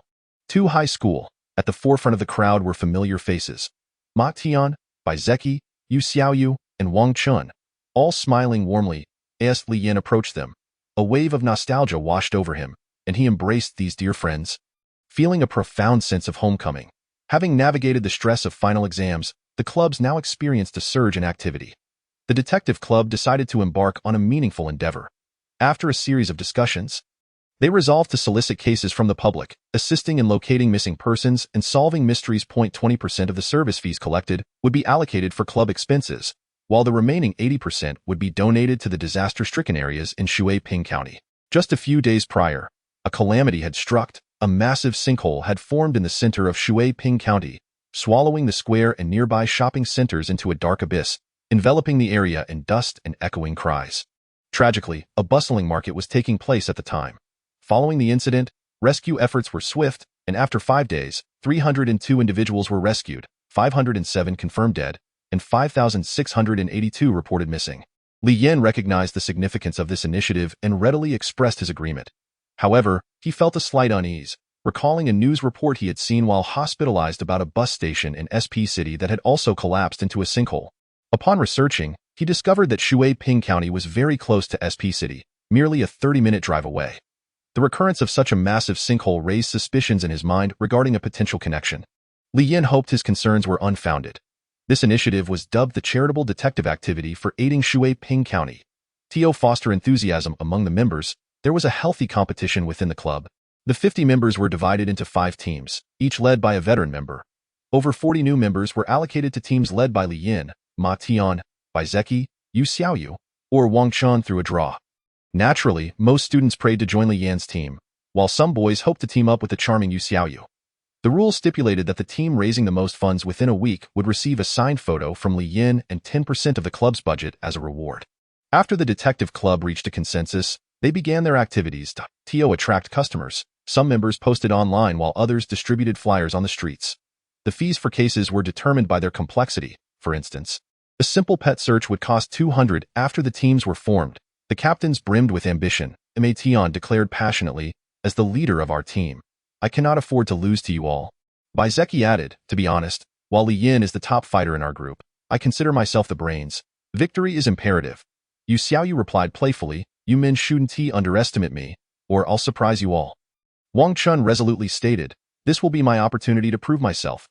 Though it was a friendly competition, Li Yin, accustomed to being first, was determined not to lose. In Li Yan's team, there were 7 girls and 3 boys, with the girls idolizing him while the boys were equally smitten.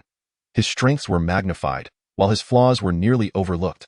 Whenever Li Yin casually uttered a phrase, the reactions were almost Hollywood level. For instance, when he remarked, "Since the weather is a bit chilly today, make sure to dress warmly," one girl's eyes lit up with enlightenment. Captain Li's words, though few, are so profound. It seems simple, dress warmly because of the cold weather, but it embodies the principle that every cause has an effect and every effect has a cause, enlightening me while warming my heart. Another girl's eyes glistened with tears as she expressed, "How could someone so seemingly indifferent say such a caring thing to me? I am truly fortunate to join Li Yin's team." There was even a designated recorder, jotting down every word Li Yin said, planning to compile a collection of his quotes later. Initially, the unique attention made Li Yin feel awkward, even amused, but he eventually found it somewhat enjoyable. Trivial matters can often be resolved with a mere word from someone. This what power tastes like. In the pursuit of first place and the acquisition of more donations, the initial step naturally involves attracting a greater number of customers. Li Yin meticulously assigned tasks to each member of his team. Some were responsible for posting online, others distributed flyers on the streets, while a few set up small booths in areas with high foot traffic. By the end of the day, all the cases handled by the team were compiled for Li Yin's reviewed. To his surprise, there were indeed quite a few cases, 10 in total. Honestly, he initially believed that the outside world would regard their efforts as a joke, dismissing them entirely. However, Li Yin did not expect the team's capabilities to be so commendable. Unbeknownst to him, many were inclined to trust them largely because of his own reputation. Li Yin had previously secured Sun Xuanqing, who was considered a genius high school detective. Yet, the brilliance of his later achievements overshadowed this, causing many to overlook the matter. With the cases in hand, Li Yin decided to halt any new case solicitations for the time being and focused on resolving the existing ones starting the next day. 6 of the cases were relatively straightforward, involving the search for lost pets. To the astonishment of his team, Li Yin effortlessly maneuvered through his computer, accessing the nearby surveillance cameras to locate the missing cats and dogs. The team was left speechless. Li Yin seemed almost superhuman. In truth, he had discreetly utilized the God code. The footage revealed a cat hiding in a concrete pipe, a dog following a nearby stray, and another loitering at a butcher's shop, all successfully located. When Li Yin turned to his team, he found their gazes akin to devout followers admiring their leader, their expressions tinged with fervor. Feeling an unexpected weight of pressure, he cleared his throat and said, all right, you can put away those adoring looks. It's time to get to work. You, A Jiao and A Mei, go find this calico dog. Xiao Li, you, stop drooling and clean yourself up. Go with Man to catch this teddy bear." After dispatching his team, Li Yin took a deep breath and sat alone, perusing the remaining 4 cases. The first 2 he encountered involved lost items. The first item belonged to a victim who had misplaced a psionic weapon valued at over 300,000. This case served as another eye-opener for Li Yin, revealing the existence of various formidable weapons in this world, which could be legally owned and strictly registered for personal protection. Psionic weapons are crafted from special materials designed for practitioners, capable of amplifying the wielder's strength to varying degrees. Both psionic weapons and techniques are categorized into levels and grades. The higher the grade, the more expensive the weapon. However, for the general populace, psionic weapons are considered luxury items, with even the most basic models priced at nearly 100,000. Returning to the matter at hand, the lost weapon, named the Chilling Ice Jade Sword, was a lower middle grade one-handed short sword, capable of freezing opponents upon attack, and valued at over 300,000. According to the victim's account, it was lost on the 5th of last month at the Underground Entertainment Center in People's Square. He had been playing billiards with friends at 3 in the afternoon, and the weapon, secured at his waist, vanished by 6 when he left. Li Yin found it perplexing that a weapon worth 300,000 could simply go missing, akin to carrying around a chest of gold. The individual may have had some local influence, prompting a thorough police investigation that included reviewing nearby surveillance footage and interviewing people present that day, but no trace of a suspect was found. It was as if the weapon had simply evaporated. This weapon was not only valuable, but also held significant sentimental value for the owner, who had offered a 10,000 reward externally, yet to no avail. The second lost item was equally precious, a psionic protective gear. Unlike psionic weapons, Protective gear serves the opposite function, providing extraordinary defensive capabilities and enhancing survival odds in combat. The lost item was a lower middle-grade heart shield mirror, valued at over 500,000. What struck Li Yin as particularly odd was that the original owner had forgotten where it was lost. She had worn it closely, like a talisman, and one day simply discovered it missing. An exceedingly strange occurrence. The police investigated the area she had frequented but yielded no results. Upon examining these two cases, Li Yin noted a significant similarity: the absence of any suspects and the seemingly magical disappearance of the items. Even more astonishingly, when he reviewed the police records, he discovered that within the past few months, there had been as many as 18 reported cases of lost psionic protective gear and weapons in the area. Li Yan's eyes narrowed, emanating a glint of cold determination. He was convinced that a hidden secret lay within. He resolved to link these two cases together for a joint investigation. He speculated that the ability to steal without detection might be the work of an exceptionally powerful individual. To explore this notion, he researched online discussions, where experts noted that only a practitioner at the 100 Army realm could achieve such stealth, capable of evading even surveillance cameras. However, even that was exceedingly difficult and required specialized speed training. The 100 Army realm practitioners were a rare breed, even within an entire nation. Their names alone could reverberate through the political, commercial, and military spheres. It seemed illogical that such beings would concern themselves with stealing items of such trivial value. The situation was undeniably peculiar. With his brow furrowed, Li Yin felt an inexplicable itch within. Setting aside the substantial rewards for these two cases, totaling over 180,000, he found himself deeply intrigued. Eager to unravel the mystery. While his teammates busied themselves, Li Yin commenced his own investigation, first meeting with the individual who had lost the psionic weapon. The first victim was an unremarkable scion of a wealthy family. Dressed in designer attire, he exuded a carefree demeanor, appearing in his 20s with moderate strength, having barely broken through to the mortal realm. However, he had stagnated at this level for 3 years, seemingly indifferent as he indulged in a life of leisure. Upon seeing Li Yin, he reacted as if he were meeting a celebrity. "Oh my, it's you? The high school genius from television. I'm so ashamed. My strength barely reaches 200, yet you've accomplished that in your second year. Can I have your autograph? A photo?" The enthusiasm of the victim belied the gravity of having lost something worth over 300,000. He seemed more like a fan meeting a star. Yet, when the discussion turned to the lost item, genuine sorrow and anger flickered in his eyes. Though his family was well off, losing 30,000 was still painful, especially since the weapon had been a cherished heirloom from his mother.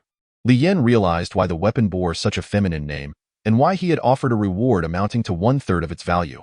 Li Yin then took out a notebook, prompting the young man to recall the details of that day. The young man frowned, saying, "As for specifics, there really aren't too many. That day, I played billiards with friends from around 2 until 6. I distinctly remember my weapon being there at the start, but by the end, it was gone. I checked the surveillance, and I didn't come into contact with anyone while playing. The weapon just vanished into thin air." After listening to the account, Li Yin jotted down a note: "Criminal suspect, capable of theft without contact." Once he had finished his inquiries and was about to leave, the God Code seemed to detect something from the young man, not that he possessed a system, but rather residual traces of other systems having invaded. Li Yin had an epiphany. It was highly probable that the suspect was a system owner who had employed their abilities to steal the item from the victim, leaving behind traces of their own information. Seizing this lead, Li Yin utilized the God Code for counter-invasion, hoping to uncover information about the system owner, the suspect in this case. Ultimately, the God Code revealed a fragmentary image, a glimpse of a person's hairstyle. Resembling a crew cut, Li Yin felt a pang of disappointment. Perhaps due to the passage of time, most of the information left on the victim had dissipated, leaving only the hairstyle of the system owner. However, other victims might retain additional information. Hastily bidding farewell to the young man, Li Yin sought out the second victim. This individual was a woman in her 20s. Her account mirrored that of the previous victim. The heart shield mirror had been securely fastened to her chest, only to suddenly disappear. Given the item's intimate location, it seemed implausible for anyone to have stolen it. As she spoke, the woman shyly lowered her gaze. This admission further corroborated Li Yin's earlier hypothesis. The two cases were indeed perpetrated by the same individual, who must be a system owner. Employing the God Code, Li Yin scanned the woman, and it appeared that, given the timing of her theft, more information lingered than with the previous young man. The scan revealed features of the thief's ears and nose. The suspect is described as having a close-cropped hairstyle, prominent ears, and a flat nose. Although significant progress has been made in the case, it still fails to reveal the suspect's true appearance. However, Li Yin recalls that there are other victims connected to this incident. He feels akin to someone assembling a jigsaw puzzle. The information left on the victims is largely incomplete, but if he can piece together every fragment of information from each victim, he might be able to construct a complete image of the suspect. Excitedly, Li Yin remembers that he had seen several cases of missing psychic weapons and protective gear in the police database, with 8 individuals even posting urgent reward notices online.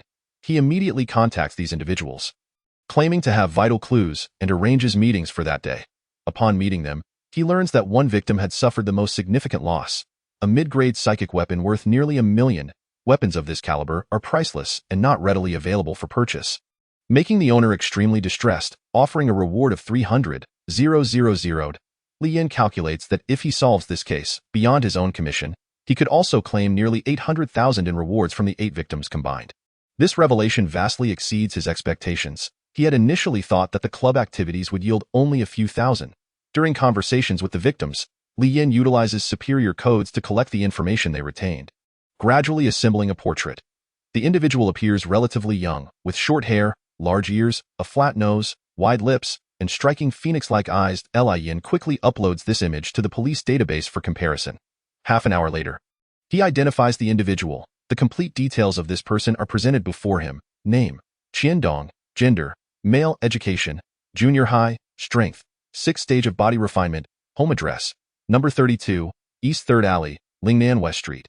By the time he finishes this, it is already 5:30 in the afternoon, and night is approaching. Determined to crack the case that day, Li Yin decides to visit Qiandong's residence. To avoid alarming anyone, he does not approach the house directly but instead discreetly uses superior codes to scan the property. If the code indicates an option for intrusion, it would mean that Qiandong is home. However, after scanning for a long while, he detects no sign of life. The man not home. Li Yin waits in a secluded corner, but by 9:30, he has yet to see anyone return. During this time, several team members have completed their tasks of searching for lost pets and return to inquire about his whereabouts. Li Yin instructs them to head home and postpones further discussion until tomorrow. Deciding to wait a little longer, if Qiandong has not returned by 10 o'clock, he will leave. At that moment, an elderly woman walks into the alley. Li Yin quickly approaches her and inquires, "Excuse me, do you know where this resident has gone? I am a friend." The elderly woman turns to scrutinize him for a moment. "Oh, you mean Dong Zhe? I haven't seen him in 3 days. I don't know where he might be." Not knowing his whereabouts, Li Yin frowns slightly and replies, "Thank you, Doc." He then approaches Qiandong's door. Given that he believes Qiandong may not be as strong as he is, he knocks gently. To his surprise, the door swings open. At that moment, he senses something is off. Cautiously stepping inside the yard, he is hit by an unbearable stench. The odor is profoundly unpleasant. As it is getting dark, he turns on his flashlight and enters the room, where he discovers a body lying in the center. It appears to have been dead for 2 to 3 days, emitting a foul odor. Seeing a corpse for the first time sends chills down Li Yin's spine, and he instinctively retreats into the yard, his pupils trembling with anxiety. What happened? He's dead? He gasps, his teeth chattering in disbelief. Li Yin forces himself to suppress his discomfort and steps back into the room, frowning as he looks at the corpse on the ground, confirming that it is indeed the system owner he was searching for, Qiandong. Although he lacks knowledge in forensic science, he can tell from the stench that the body has been dead for several days. Using superior codes, he scans the body and finds that he can still access Qiandong's system. The system indicates host, Qiandong, abilities, telekinesis, warehouse. Perhaps due to the host's death, the information displayed by the system has become alarmingly incomplete, as if the system would gradually fade away with the host. Yet, this does not impede Li Yin from taking control. He opens the warehouse and is astonished. Inside, he finds numerous psychic weapons and protective gear. The pure eye sword, heart-guarding mirror, short blade of the warhorse, volcanic rock forged axe, silk garment, and a crystal energy AK-47. All the items he had stolen, lying intact in the warehouse. By selecting and extracting them, the corresponding weapons would manifest beside Qiandong's corpse. Using the system to collect these items would return them to the warehouse. Realizing that Qiandong has died under mysterious circumstances, Li Yin knows he cannot linger here long. The pressing issue now is how to transfer nearly 20 weapons without being seen. For if caught, he would likely be mistaken for a thief. If people discover the deceased Qiandong, the ensuing investigation could lead to trouble for him. It seems the system is on the verge of dissipating. And if he does not extract all the items, they may vanish along with it. After some contemplation, he attempts to use superior codes to infiltrate Qiandong's system, trying to modify the crucial host option. If he could simply change the host to himself, he could take the warehouse along with him. He had done this before with Lu Hui's and Fangzheng's systems, but the framework of the system and the host option seem locked tight, with no exploitable vulnerabilities. With a discerning mindset, Li Yin considers that the previous failures could have been due to the hosts still being alive, rendering them immutable. But what about a deceased host?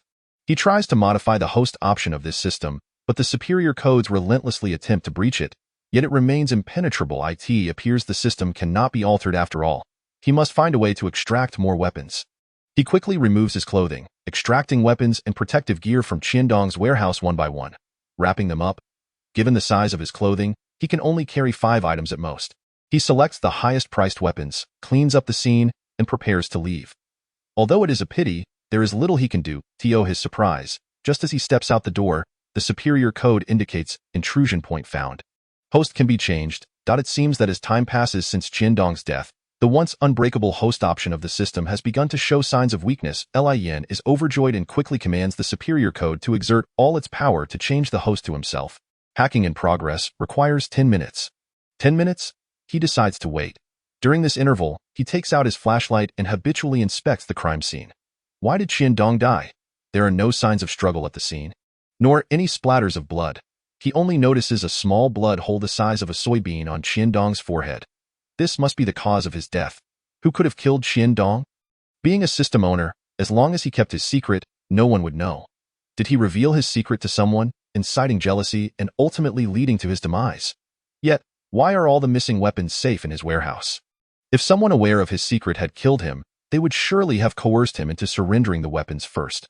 Regardless, the killer must possess considerable strength, delivering a fatal blow with a slender weapon. Having spent too long in the presence of a corpse, Li Yin decides to wait in the yard. Before leaving, he murmurs to Qiandong, "Alas, I cannot guarantee that I will find your killer, but I will do my utmost to assist you. Rest in peace." Suddenly, a noise emerges from the front door. Someone is coming. In an instant, Li Yin feels his blood run cold, and his breath catches in his throat. His first instinct is to hide, so he quickly retreats into the house, turning to slip into a side room, concealing himself behind the door and holding his breath. After a while, the outside falls silent. Then, with a creaking sound, the main door swings open, and Li Yin nearly faints, the sound of heavy boots striking the ground echoing like hammers on his heart. "Go check that room for signs of life." A low voice commands. Upon hearing this, Li Yan's taut muscles are like a leopard poised to pounce. He glances sideways at the window, ready to leap out at the first sign of discovery. A female voice retorts, "Ha, who could possibly be here? Hurry up and clean up. There's still much to do." Accompanied by the sound of a body being moved, the boot steps gradually fade away, eventually disappearing.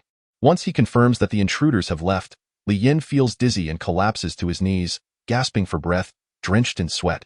Slowly, he peeks out to survey the main hall, where the silver moonlight spills across the smooth floor, revealing nothing. The corpse has vanished? Li Yin was oblivious to the events that had transpired. At that moment, he only yearned to escape this place. He cautiously exited the living room, made his way through the courtyard, and fled down the alley, only to break into a frantic run after hailing a taxi. "Where to, young man?" the driver inquired. "Just go," Li Yin replied hoarsely. Time seemed to stretch until the vehicle entered the bustling city center, where the streets were alive with vibrant lights and sounds. Only then did his racing heart begin to settle. "Driver, let me off here," he instructed. Instead of returning home directly, Li Yin sought refuge among the throngs of people on the lively street. Sometimes, a crowd could indeed provide a sense of security. The events of that evening had surpassed his understanding. Who had killed Qiandong? Who had disposed of his body? His mind was a tumult of confusion and inexplicable fear, as if an invisible hand lurked behind the world he inhabited. His sole means of self-preservation and protection of his loved ones. To grow stronger, regardless of the circumstances, the only solace he found that night was the acquisition of a system. Li Yin activated the divine code, eliciting the system he had inherited. The system belonging to Qiandong had been recompiled into Li Yin's own A fragmented thief system. Host: Li Yin. Functions: telekinesis, 3 uses. Cooldown of 1 week. Warehouse. Perhaps due to Qiandong's demise days prior, the system Li Yin obtained was incomplete. The telekinesis ability, which was originally meant for unlimited use, was now restricted to 3 applications. However, this did not trouble him. The warehouse function was what he valued most. This warehouse represented a dimensionally transcendent space, capable of storing significant items. Upon opening it, a smile crept across his lips. All the psionic weapons and protective gear stolen by Qian Dong were there. One crucial reason for Li Yan's hesitation to return home was his cautious nature. He feared that he might have unknowingly attracted the attention of that mysterious figure, and he did not wish to bring disaster upon his family. It was not until 2:45 a.m. that Li Yan finally returned home, where his mother, Hao Chunhua, lay fast asleep. After witnessing her son's growth, she understood that he was no longer the child he once was, capable of making better choices, and thus she had let go of many trivial matters. Back in his room, Li Yan remained shaken, the image of Qian Dong's corpse and the mysterious corpse disposers haunting his mind. Although he had not seen their faces, their conversation indicated there were 2 individuals, one male and one female. He could not comprehend what had led Qian Dong to incur such terrifying consequences. What chilled him further was that while he hacked into the surrounding surveillance systems to erase any record of his visit to Qian Dong's home, he found no trace of those 2 individuals in the footage. The hairs on the back of his neck stood on end. The mantra echoed in his mind. He must grow stronger, strong enough to disregard all uncertainties in this world. With a sigh beneath the moonlight, he momentarily set aside this troubling matter and turned his thoughts to another that vexed him. How to return these weapons to their rightful owners? He could not simply hand them over. The process of locating the owners would feel like a fantastical tale to them. It was imperative that he kept his possession of the divine code and the thief system a secret. Currently, the warehouse contained 25 weapons, most of which belonged to individuals he had encountered, along with a few unknown items, none of which had been reported to the police. He had no idea where Qian Dong had acquired them. After quickly calculating, he estimated the total value of the items in the warehouse to be nearly 8 million. With a gulp, Li Yan felt a surge of temptation creep into his thoughts. Alas, due to the necessity of keeping his secret hidden, he had no choice but to privately retain these psionic weapons and protective gear. The following day, Li Yan's team reconvened. The members reported their achievements from the previous day. They had rescued 3 dogs and 2 cats. Raising a total of 1,000 yuan. One dog remained unaccounted for, as it was a poodle that refused to return home, having followed its mother. They anticipated resolving this matter that day, asked the captain. Li Yan recounted his own experiences from the previous day, mentioning an investigation into a theft case, but he informed them that there had been little progress. The team decided to set aside these 2 theft cases and focus on resolving the remaining ones. One case involved locating a missing child. The client reported that their child had run away from home after an argument and had not returned for over a month, leaving the family deeply worried about his safety. The child was not particularly young, being 14 years old. Through the divine code, Li Yan discovered that the boy had taken refuge in the chaotic Anjia cemetery village. The challenge lay in how to bring him back. At that age, children often entered a rebellious phase, and Li Yan feared the boy would refuse to listen to him. If he directly informed the parents, it might backfire, prompting the child to run away again.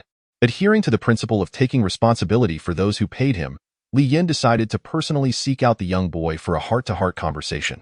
He knocked on the door. The boy, clearly on high alert, opened it, and upon recognizing Li Yan, his pupils trembled with excitement. You are Li Yan, right? Li Yan furrowed his brow. Oh, you know me? Of course. You're the prodigy of Siping. Li Yan, please, come in. The boy appeared quite nervous. I apologize. My little place is a bit messy. Upon entering, Li Yan noticed the boy evidently had little money. He rented a room for 300 yuan a month, barely large enough for a bed. To his surprise, a poster of himself adorned the wall, causing him to feel bashful. The photo depicted him at the Siping Star competition, radiating confidence and vitality. But how did he have a poster? Li Yan wondered if this could be considered copyright infringement, as he had never received any licensing fees. The boy, feeling embarrassed, admitted, "You are my idol." Li Yan smiled and shook his head. That's wonderful to hear. He then expressed his purpose for visiting, and the boy, namely Tiehu, seemed apologetic that I'm sorry for the trouble. Seeing the boy's remorseful expression, Li Yan sensed he was not a bad kid. Can you tell me why you ran away from home? Li Tiehu lowered his head and sniffled. Actually, my dream is to become an excellent practitioner like you. I don't need to be number 1, but I want to pursue the path of cultivation. However, my family arranged for me to work in a factory, telling me I shouldn't go to school for the second half of the semester, so I thought this resonated with Li Yan, reminding him of his own past. When he first arrived in this world, his mother had also tried to arrange a factory job for him due to his perceived lack of strength, driven by excessive concern for his well-being. What is your current cultivation level, and what is your ranking in class? I'm in the second year of junior high, with a cultivation level of 120. I ranked 8th in the last test. Li Tiahu replied shyly, impressive. That's much better than I was at your age, Li Yin exclaimed, patting his head earnestly. First and foremost, I support your desire to continue cultivating. I will do my best to persuade your family. Li Tiahu looked at Li Yin with fervent admiration, as if a devoted follower had emerged. But this place you live in is chaotic and crowded, with no locks on the doors. Even I wouldn't dare to stay in such a place. If something were to happen, it would be terrible. Come, let's go back to your home, and I will speak with your parents that I'm sorry for causing you trouble, Li Tiahu said, standing up and bowing deeply. In front of Li Tiahu's parents, Li Yin assured them that their child exhibited considerable talent. If he wished to pursue cultivation, they should support him. He understood that nurturing a practitioner could be a significant burden for a family. But regardless of the difficulties, a child's education should never be neglected. He also warned Li Tiahu that from that moment on, he must work diligently and not disappoint them. Upon hearing the words of Siping's prodigy, Li Tiahu's parents realized their previous stance was indeed misguided and abandoned any thoughts of allowing him to drop out of school. After resolving the matter, Li Tiahu's mother pulled Li Yin aside and handed him an envelope, expressing her gratitude. Here, this contains 3,000 yuan. In that warm moment, Li Yin felt somewhat embarrassed to accept it, but he could not refuse such heartfelt generosity and accepted the commission. As he departed, Li Tiahu looked at him with determination, saying, Li Yin, I will work hard. You must wait for me. Li Yin smiled and patted his shoulder to go for it. I'll be waiting for you. As the Qingming rains fell, they all paid tribute to the souls of the martyrs. Just returned from a business trip, Li Yin apologized for the lack of updates over the past 2 days and promised to resume posting soon. Upon successfully earning the 3,000 yuan commission, Li Yin was met with enthusiastic applause from his team members, who admired him sincerely. Indeed, those who were strong excel in all endeavors. During the investigation led by Li Yin, his team members accompanied him, perceiving him as a figure of exceptional prowess in both intellect and problem-solving skills, qualities they believed were beyond their reach. However, despite earning 3,000 yuan, Li Yan's thoughts were far from the case at hand. The events of the past lingered vividly in his mind. He felt a surge of excitement upon realizing that the system could indeed be usurped, but only under the condition that the host was on the brink of death or had already succumbed. Yet, a sense of dilemma gnawed at him regarding the weapons he had acquired. How should he handle them? Ethically, he yearned to return the weapons but found no appropriate means to do so, as revealing how he had discovered them or conducted the investigation was simply not feasible. Did this mean that the 2 theft cases he had taken on would remain unresolved indefinitely? Perhaps he would not secure first place in the upcoming club competition? With a sigh, he resolved to focus on the final case at hand. The commission for this case was substantial, amounting to 30,000 yuan. If he completed this task, attaining first place within the club was still a possibility. This was a murder investigation, and the client was a 30-year-old man named Luo Ming. Upon arriving at Luo Ming's residence, they found him anxiously waiting at the door. The moment Luo Ming laid eyes on Li Yin, he rushed forward and exclaimed, "Help me! Someone wants to kill me. He wants me dead." His eyes were frantic, his body trembling uncontrollably, exhibiting signs of acute anxiety. Li Yin and his team were taken aback. They quickly stepped in to calm him down, urging him to breathe and collect himself. Once Luo Ming regained a semblance of composure, he gestured for them to enter. The team exchanged puzzled glances, unsure of what to make of the situation. The room was small and dimly lit. After everyone settled, Li Yin inquired, "Can you tell me what happened and who is trying to kill you?" After taking a sip of water to steady himself, Luo Ming suddenly erupted in anger, proclaiming, "The police are utterly useless." His outburst startled Li Yin and his team. However, upon seeing Li Yan's calm demeanor, he tempered his tone and asked, "What were you saying just now?" Sensing something amiss, Li Yin gently probed, "We are here to help you. Could you share the details of what transpired?" Luo Ming nodded. "Oh, right.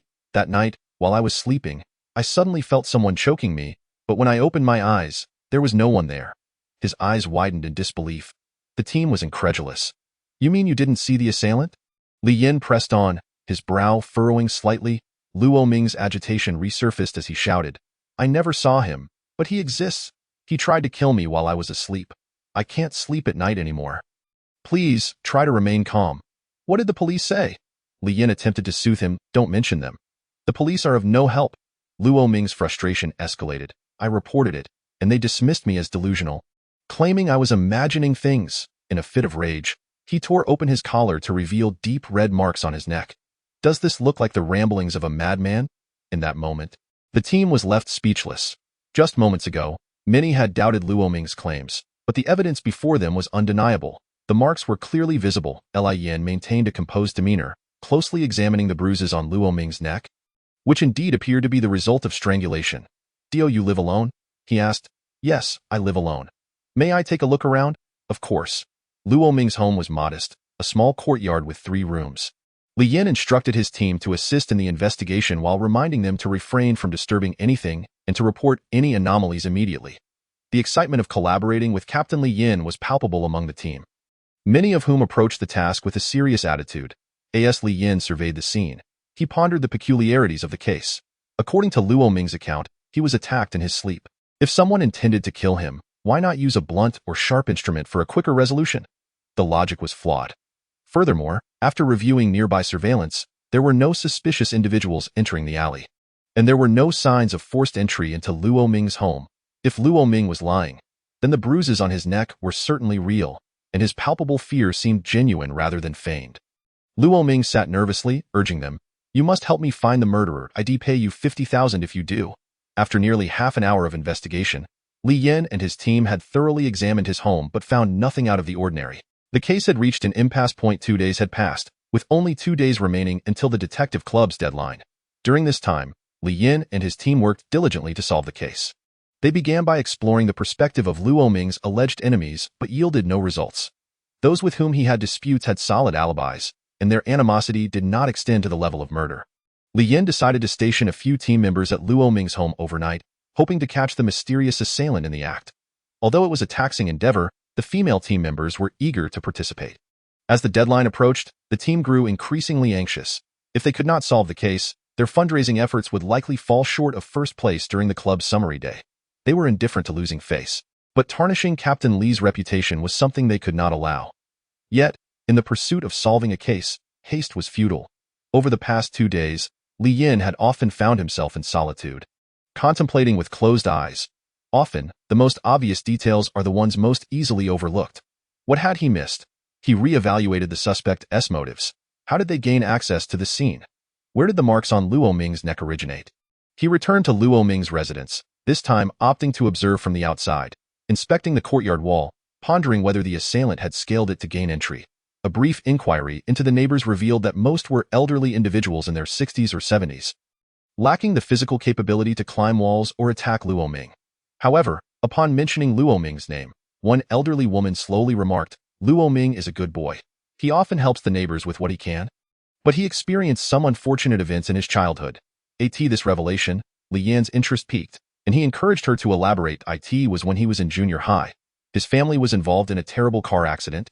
He was the only survivor, while his parents perished in the tragedy. They say that his parents were returning home exhausted from work, but he insisted on going out for hamburgers, and it was during that outing that the accident occurred. At the scene, rescuers found his mother holding Luo Ming tightly, which is why he survived, but tragically, his father and mother both died. Since then, Luo Ming has lived with overwhelming guilt and dropped out of school to work. The driver of the truck that struck them had been fatigued. What a tragic fate. After listening to the elderly woman's account, Li Yin's mind began to form a hypothesis. Upon further investigation of Luo Ming's room, he discovered a book titled Atonement deeply buried in his wardrobe. The cover was curled and appeared quite worn. Li Yin asked Luo Ming, "When did you purchase this book?" Luo Ming looked puzzled. "Where did you find that? Isn't it yours?" "No, I found it in your wardrobe." Li Yin was equally astonished. "Oh? Is that so?" Luo Ming tilted his head in confusion, shrugging his shoulders, unable to recall with this thought in mind. Li Yin proceeded to investigate another matter, and upon seeing the results, his suspicions were further solidified. Another day passed, leaving only 1 day until the deadline. "I'm sorry, but we cannot solve your case," he ultimately confessed to Luo Ming. In truth, although most of the team felt reluctant and put forth a final effort, many harbored the belief that this case might remain unsolved. Luo Ming was deeply disappointed but surprisingly refrained from expressing anger. He had witnessed the diligence of Li Yan's team over the past few days. "Regardless, you all did your best. Farewell." The night was profound. Before going to bed, Luo Ming took the extra precaution of locking all the doors and even barricading his bedroom door with a table. Taking a deep breath, he resolved, "I refuse to let that person harm me." Tossing and turning in bed, he endured until 3:30 in the morning, when fatigue overwhelmed him, and he finally succumbed to slumber. In the stillness of the early hours, strange noises began to echo in the distance. In the dimly lit room, Luo Ming, still in deep sleep, suddenly sat upright, his expression twisted in terror, as he instinctively grasped his own neck with an alarming force.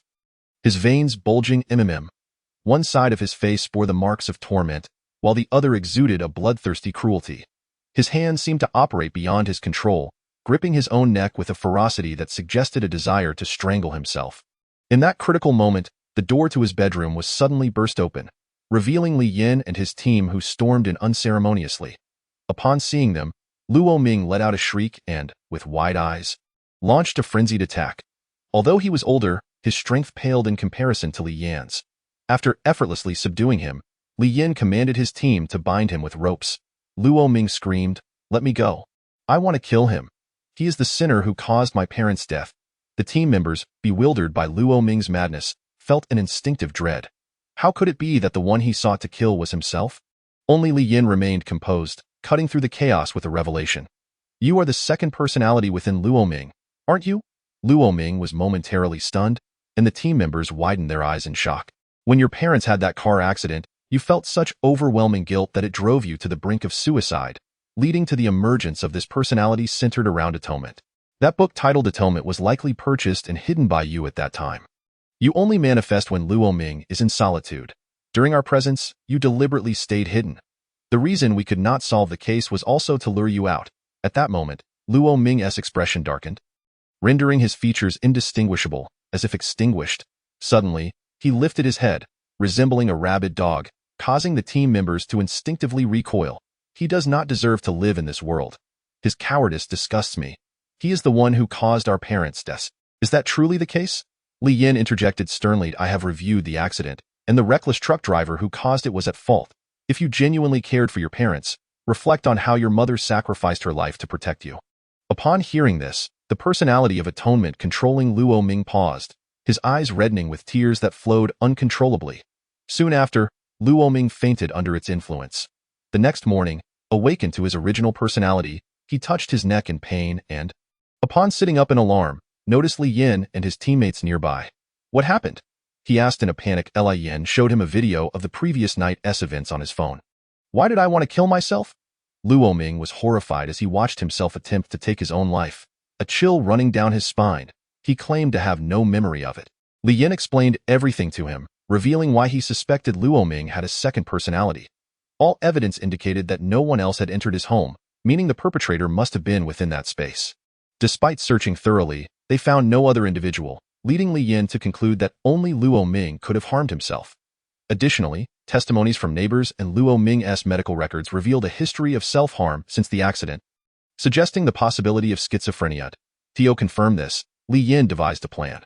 Their previous departure was merely a ruse to coax the hidden personality of atonement into revealing itself. Li Yin speculated that this personality hid to protect Luo Ming from outside scrutiny and would only surface when he was alone to inflict harm upon himself. Why has this personality only recently sought to end his own life? Li Yin pondered. It seemed that over the years, resentment had accumulated, evolving from self-harm to suicidal thoughts. However, Li Yin theorized that the personality did not genuinely wish to die but aimed to instill fear in Luo Ming, forcing him to live in anguish as a means of atonement. After all, if the split personality truly wished to kill Luo Ming, there were far simpler methods to do so. Strangling oneself would likely result in weakness and failure. "Apologies for not informing you, but I installed a camera. Had I told you, your second personality might not have revealed itself." Upon learning the truth, Luo Ming broke down in tears, exclaiming, "It's all right. I am utterly powerless. I have been evading this matter for so long, perhaps giving rise to the personality of atonement. I am indeed a sinner. I deserve to die." The team members felt their hearts twist in empathy. At that moment, a ray of morning light streamed in, dispelling the coldness of the room. Li Yin placed a reassuring hand on Luo Ming's shoulder and said earnestly, "What sin do you bear? The true culprits have already faced justice. The personality of atonement is merely a reflection of your inner turmoil. You need not atone. The best way to honor your parents' love is to live well and strive forward." Moved by his words, Luo Ming embraced Li Yin and wept. Ultimately, Li Yin called in a psychiatrist for Luo Ming, recognizing that schizophrenia required treatment. Before getting into the car, Luo Ming pressed a thick stack of money into Li Yan's hands. But Li Yan declined. Each case he solved felt like a spiritual elevation, with the rewards of the soul outweighing material gain. Thank you, sincerely, Luo Ming insisted, feeling that refusing the money would betray his conscience. Reluctantly accepting, Li Yan smiled and replied, do not think of anything else. Focus on your recovery. A bright future awaits you. Thank you all, Luo Ming said with determination, his gaze sweeping over the team before he boarded the car with the psychiatrist. Li Yan and his teammates waved until the vehicle disappeared from sight. By the time the case was concluded, it was midday, and the sun shone brightly, causing them to squint. The team felt an extraordinary sense of satisfaction. This was the essence of solving a case. Li Yan, feeling invigorated, turned to them and said, you've all worked hard. Let us celebrate with a good meal. After solving this case, the team felt that their captain, Li Yan, had performed admirably. Yet, he carried a lingering concern regarding 2 theft cases he had been entrusted with. Had he not taken on those cases, he might not have felt the burden. However, now that he had accepted them, he felt a sense of obligation. Until those cases were resolved, he could not shake the feeling of incompleteness. How could he return what was lost and absolve himself of responsibility? The northern suburbs of Siping were chaotic, and it was unwise to walk alone at night.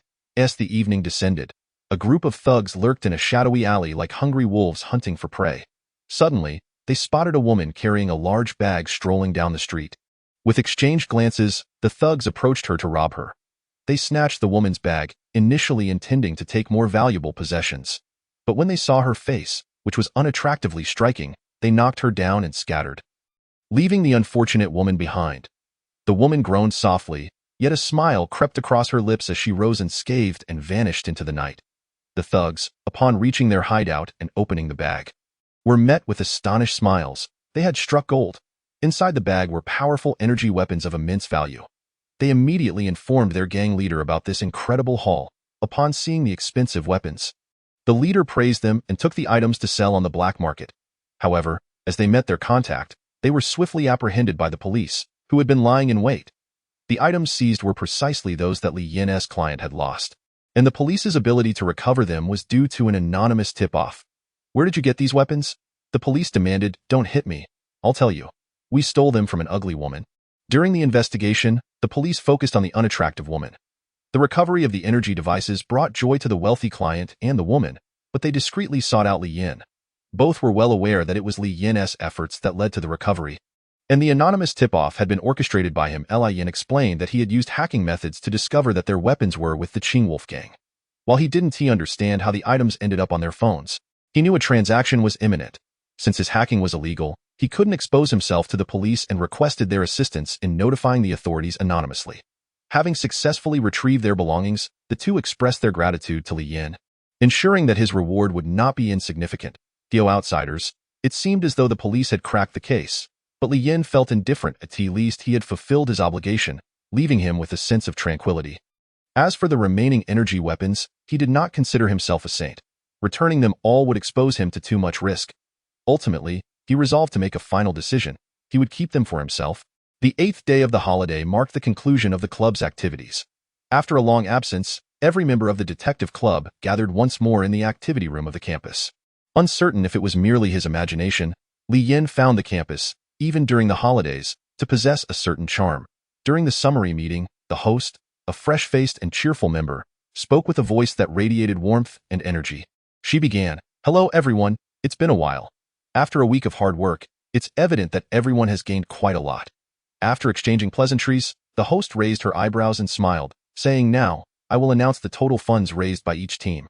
Following the established rules, 80% of the total funds will be donated to the disaster area in the sinkhole, while 20% will be awarded to the team that raised the highest amount." Amidst applause and cheers, accompanied by a hint of competitive tension, she began the announcement. First, the team from Bai Zaiqi raised 8,304 yuan. Let us hear it. Next, our dear Yu Xiaoyu raised 8,560 yuan. So close. Wang Chen's team raised 13,000 yuan. Let us applaud. And then, our Captain Ma Tian's team raised an impressive 27,000 yuan. But the most remarkable is Li Yan's team, which raised a staggering 34,200 yuan. As the crowd erupted in applause, Li Yan and his teammates ascended the stage. When Li Yan spoke, no one beneath him could deny his prowess. They could only sigh. Li Yan truly is exceptional. Upon receiving the 20,000 yuan prize, he declared a decision that left everyone in admiration, exclaiming, "Let us go. It's time for a club dinner." The members of the club rose in applause, and someone began chanting, "Li Yin is amazing. Li Yin is amazing." 50 voices echoed in unison, celebrating their leader. Outside, the gentle spring sun shone, while inside, the atmosphere buzzed with excitement, encapsulating the essence of youth. Subsequently, the Detective Club's donation ceremony created a significant stir throughout the campus and society. Although the Martial Arts Club also conducted fundraising, being primarily students, their contributions were modest. Typically only a few thousand yuan. In contrast, the Detective Club had already established a means of generating income and managed to donate over 80,000 yuan. An impressive sum indeed. This starkly illustrated the disparity in strength among the various clubs. Many began to perceive them as more than just a high school club, arguing that they operated with a professionalism akin to that of some detective agencies. Particularly notable was the genius Detective Li Yin, rumored to have a 100% success rate in solving cases. Even after this event, numerous individuals sought to contact them for case assistance. However, being an interest-based club, their current endeavor was a charitable contribution. Should they operate publicly, the nature of their activities would differ significantly. As the holiday seemed to truly begin, Li Yin received constant invitations from fellow Detective Club members. The only one who ceased to reach out was Qing Shuexian. Occasionally, her smiling face would drift through his mind. At night, he would find himself staring blankly at her number on his phone, yet he never had the courage to call her, fearing he wouldn't know what to say. Days turned into weeks, and gradually, it seemed they had truly lost contact. Li Yin sighed, feeling the bittersweet pangs of youthful affection, bitter yet sweet in memory. Recently, however, a piece of good news brought him considerable joy. Following a series of rigorous examinations, Sun Sunqing was finally sentenced to death after a month of scrutiny, with the execution set for a month later. Additionally, bolstered by the support of surrounding communities, the efforts to rescue those affected by the massive sinkhole were nearing completion, illustrating the solidarity of the Chinese spirit. Nonetheless, the good times were destined to end. Although the holiday was only halfway through, Li Yin's break had already come to an abrupt conclusion. The day had arrived for the registration of the training camp. One night, as Li Yin prepared to destroy a disguise consisting of a female mask, long hair, women's clothing, and high heels, his phone rang. "You've had enough rest? Haven to you, Li Yin." The warm and benevolent voice on the other end belonged to Han Dong, yet it resonated in Li Yin's ears like a death knell. For Li Yin, Han Dong was nothing short of a beast, devoid of redeeming qualities. Perhaps the system's objective transformation had engulfed him in darkness, driving him to commit heinous acts against fellow students. A crime unforgivable in its inhumanity. Nevertheless, Li Yin feigned respect, greeting, "Teacher Han." It's been a while. The following day, the two scheming mentors arranged to meet at the school, accompanied by Li Yin's other teachers and the principal. It appeared that a significant announcement was forthcoming, and Li Yin sensed the gravity of the situation. As anticipated, Principal Han commenced the discussion regarding the training camp, stating that the preliminary selection was about to begin. It was well known that the pathways for high school students were tiered. Below specialized schools were second-tier universities, above them were first-tier universities, which were further divided into ordinary and key first-tier institutions. Those who could gain admission to key universities were indeed fortunate. Above all these stood the pinnacle, the National Training Camp, renowned for its mystery, strength, and invincibility.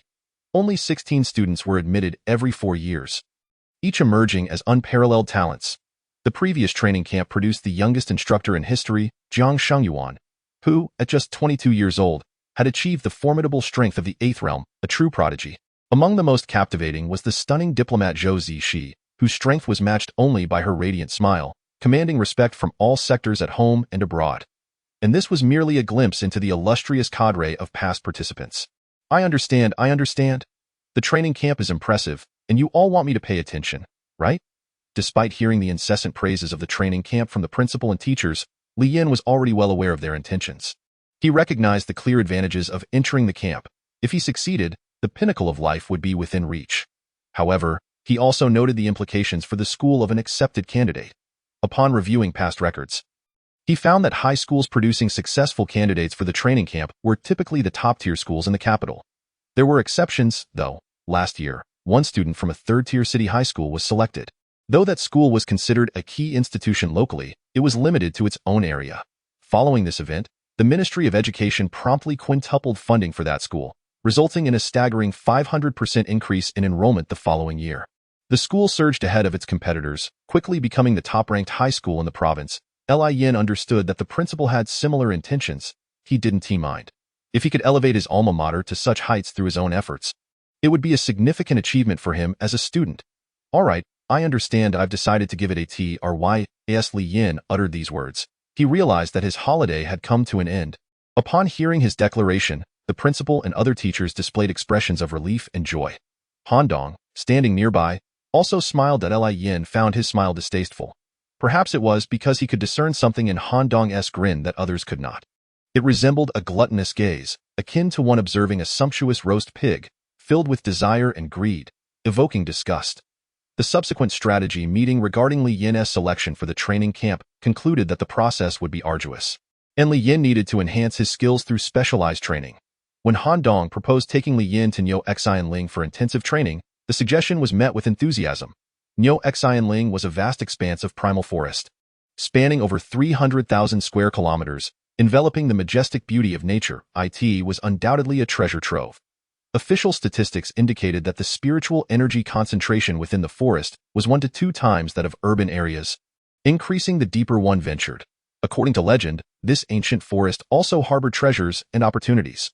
The most famous tale was that of a farmer named Ma Depong, who discovered a moonlight gem within the forest in the 1990s, containing a wealth of advanced mental techniques. This discovery transformed his fortunes, propelling him into the upper echelons of society. However, this land was equally perilous. The authenticity of the myriad tales of opportunity aside, such individuals were always in the minority. The deeper one traveled, the richer the spiritual energy became, but so did the risks. The flora and fauna in the inner regions, having long been immersed in spiritual energy, evolved into formidable beasts. While tigers in zoos typically measured over 2 meters, those in this forest could reach 4 or even 5 meters, with intellect comparable to that of young children. Each year, numerous missing person cases occurred in Niu Xianling, with over 600 recorded fatalities. These alarming figures were not mere exaggerations. They were documented realities. The unpredictable dangers painted this green expanse with a vivid hue of crimson. Yet, even so, each year, fervent practitioners continued to venture into this vast wilderness. Some sought the fabled ancient relics. Others pursued locations rich in spiritual energy for cultivation. And many content creators sought attention through daring adventures.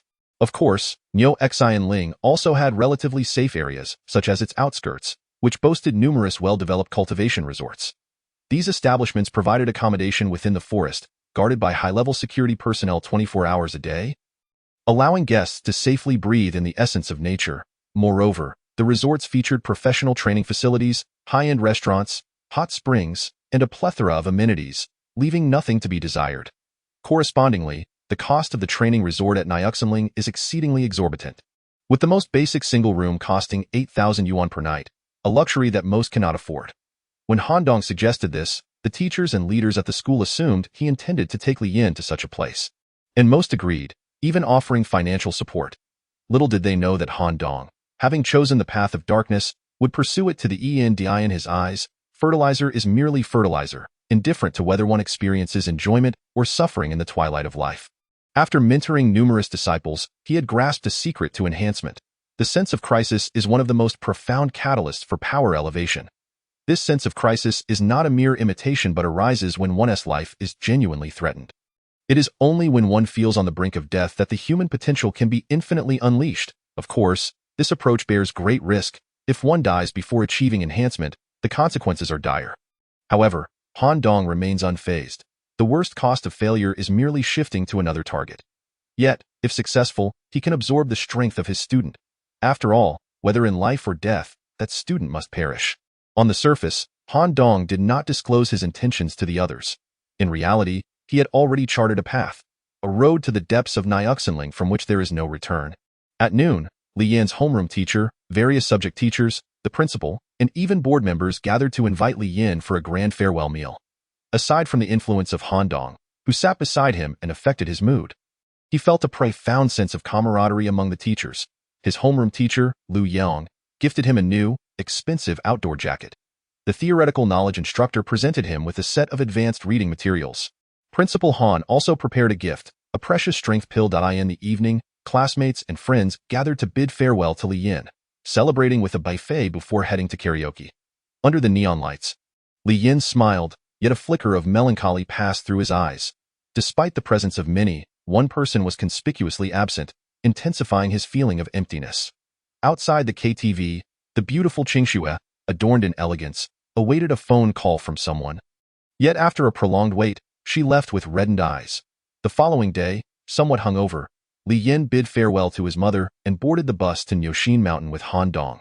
The sky was overcast, and as Li Yin leaned against the window, watching the skyscrapers transform into wild grasslands, an inexplicable heaviness settled in his heart.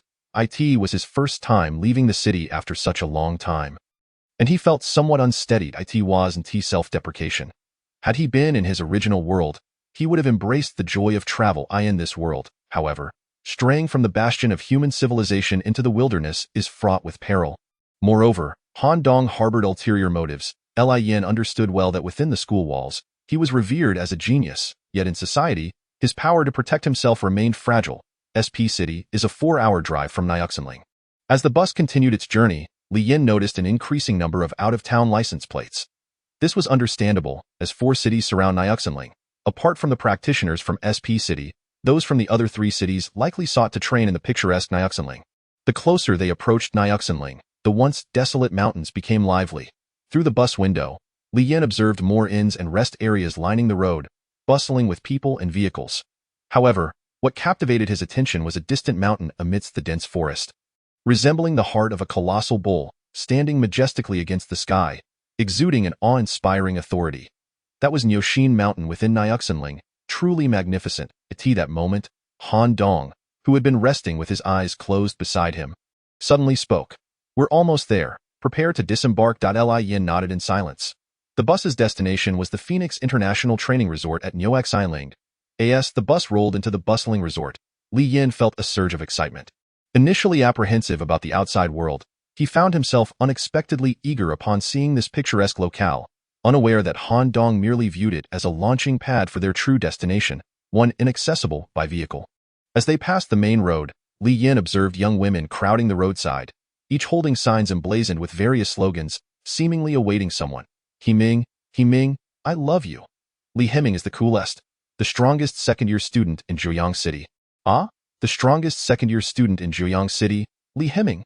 Li Yin silently noted the name. Shortly after their short-distance bus parked, a sleek, energy-driven black Mercedes-Benz S-Class rolled in with grandeur. The girls, already waiting by the roadside, widened their eyes and broke into smiles, brimming with excitement. From the luxurious car emerged a youth, dressed in shimmering silver attire, who was none other than Li Heming. His smile radiated warmth, confidence written all over his face. Following him were several black-clad high-level security personnel, swiftly surrounding him. Li Heming reveled in the cheers, occasionally blowing kisses and casting flirtatious glances, inciting further enthusiasm from the girls, who seemed ready to scream their lungs out. As Li Yin stepped off the bus and stretched, he glanced at Li Heming. Indeed, the youth appeared to be of a similar age, likely there for the training camp as well. Wait here. I'll handle the paperwork. Han Dong instructed. Oh, go ahead, Li Yin replied. Confronted with the potential rival he had imagined or might indeed face, Li Yin had intended to maintain a low profile. However, to his surprise, shortly after Han Dong left, cheers erupted around him as others recognized him. It's really Li Yin. A few girls emerged from an SUV, their license plate from SP City. The excitement was palpable, and they surrounded him, mirroring the scene with Li Heming. Brother Li Yin, I'm your fan. Can I have your autograph and take a picture? Li Yin's emotions were complex. He bit his lip, unable to stifle a smile. I've been exposed, but I do have fans. Although the commotion surrounding him was not as pronounced as that of Li Heming, it was enough to draw attention. Li Heming's fans seemed to regard Li Yin's presence as an intrusion, casting hostile glances his way. Who are they? And who's that ordinary high school student grinning foolishly? Li Heming glanced toward Li Yin, and coincidentally, Li Yin met his gaze. The moment their eyes locked from 100 meters apart, it felt as if steel had collided, sparking intense energy. At that moment, someone whispered in Li Yin's ear. That person is Li Heming, the genius high school student from Zhujiang City, rumored to be a little pop star. However, I believe he pales in comparison to you. Unexpectedly, Li Heming broke free from his security and fans, gesturing for them to stay back, and walked directly toward Li Yin. Striding into the sunlight, his attire shimmered like a reflective panel. Undeniably eye-catching. I've long admired you. You must be Li Yin from SP City. Li Yin was taken aback. He recognized me? Your outfit is impressive. I can hardly keep my eyes open. It's a pleasure to meet you. You must be Li Himing from Zhejiang City. I am Li Yin. Fate has brought us to meet again today, Li Himing said with a broad smile. Indeed, fate, Li Yin replied. As they shook hands amicably, an unspoken contest of grip strength ensued. After a slight probing, Li Himing released his hand with a smile, saying, You have quite a grip, Li Yan. By the way, I'm hosting a party in my luxurious suite tonight. I would be honored if you could grace us with your presence. Li Yin, maintaining his courteous smile, felt his expression stiffen slightly but replied, I'll consider it. Onlookers seemed to hold their breath, witnessing the historic encounter between the top talents from both cities. Han Dong, having completed the formalities, approached Li Yin and noticed the young man opposite him. After a brief examination, he approached with a curious expression. Hello? I am Li Yin's teacher. May I ask who you are? Li Himing appeared quite polite, responding, Oh, hello, I am Li Himing from Zhejiang City. It's a pleasure to meet you. Quite the impressive young man. I believe we will meet again, Han Dong remarked, which irked Li Yin. Was this fellow already seeking his next target before securing him? Of course, I would appreciate your guidance in the future, Li Himing replied. Then turned to Li Yin. I must take my leave. Do remember to come tonight. I'll do my best, Li Yin responded. Currently, they were merely at the periphery of the resort, a mere stepping stone. Yet to truly enter Nyuxinling. Here, they would need to take the resort shuttle to reach the local destination within Nyuxinling. After Han Dong presented the necessary tickets to the staff, he, Li Yin, and other travelers awaited the shuttle. After approximately 15 minutes of waiting, Li Yin and Han Dong boarded the vehicle, which roared to life and plunged into the verdant forest. The road was perilous, and at times, as the vehicle rounded a bend near the cliff's edge, the passengers gasped in alarm, yet the driver, with remarkable skill, navigated the treacherous path without incident. Li Yin calmed his nerves and gazed out the window. The enigmatic veil of Nyuxin Ridge began to lift. Eccentric trees and peculiar flora stood in disarray, while delicate wisps of mist coiled around the trunks like ribbons, creating a scene both magnificent and surreal, yet tinged with an unsettling oddity as they approached the resort. The atmosphere inside the vehicle lightened, with some passengers even breaking into song. Li Yin cracked open the window, and a rush of fresh air, as crisp as ice, invigorated him. He inhaled deeply, feeling his cells awaken. His eyes sparkled with newfound clarity, and a refreshing energy coursed through him. He marveled at the stark contrast between this place and the urban environment he was accustomed to, understanding why the affluent flocked here. However, he was also aware that such indulgence came at a steep price. Nearby, armored SUVs stood sentinel, manned by high-ranking security personnel, ready to thwart any unforeseen dangers lurking in the wilderness. This level of service demanded exorbitant fees, and he recognized that anyone fortunate enough to board this shuttle was likely of considerable means. After approximately 15 minutes, a procession of shuttles struggled up a gentle incline, revealing a magnificent complex obscured among the trees. The main structure resembled a grand castle, exuding an aura of opulence and authority. The tour guide, sitting beside Li Yin, stood up, revealing a broad grin and said, Dear travelers, we are nearly at our destination. Please disembark in an orderly fashion and ensure you have your identification ready for registration. Remember, we are now within Nyuxin Ridge, in the vicinity of our Phoenix Resort. Your safety is our priority. But please do not stray from the resort's boundaries. As the shuttles arrived at the retreat, the colossal dark golden alloy gates swung open, allowing the convoy of vehicles, including an armored SUV, to enter with an impressive flourish. Wow, Li Yin exclaimed upon entering, marveling at the substantial investment required to carve out such a sanctuary amidst the jungle. The thought of venturing alone into the wild would undoubtedly evoke a sense of unpredictable peril, as if lurking dangers could emerge from the gaps between the trees. Yet, upon entering the resort, the lavish architecture and the imposing 5-meter-high metallic perimeter wall provided a grounding sense of security. He began to comprehend the exorbitant costs associated with this place. Once the vehicle came to a halt, Li Yin stepped out, inhaling the increasingly fresh air that even held a hint of sweetness on his tongue. The group of guests made their way to the registration hall, their voices filled with a to their right lay a crystalline, crescent-shaped pool, exuding allure, accompanied by a colossal amusement park and a cinema. On their left was a vast outdoor fitness area, equipped with high-end exercise equipment, alongside an unlimited supply of gourmet buffet dining. The faces of the guests already present radiated joy, as if they had stumbled into a paradise. Li Yin shook his head in disbelief, remarking on the indulgences enjoyed by the wealthy. Eager to register, the guest hurried forward to partake in the amenities. Naturally, the accommodations varied in quality. The main building, the castle at the center, housed over 600 rooms, nearly half of which were standard rooms like those booked by Li Yin and his companions. The other half consisted of business suites, luxury suites, and presidential accommodations, alongside standalone villas. It was true what they said. The only limitation on service was one's financial capability. While awaiting registration, Li Yin was approached by several tourists from SP City who wanted photographs and autographs. A few young women even shared their room numbers, inviting him to visit. Li Yin smiled broadly. He had no particular hobbies, but he enjoyed making friends. At that moment, Han Dong entered, his demeanor cold as he admonished. Stay focused and remember your purpose for being here. He glared at the admirers surrounding Li Yin, warning them to keep their distance before turning to Li Yin, saying, "Let's go."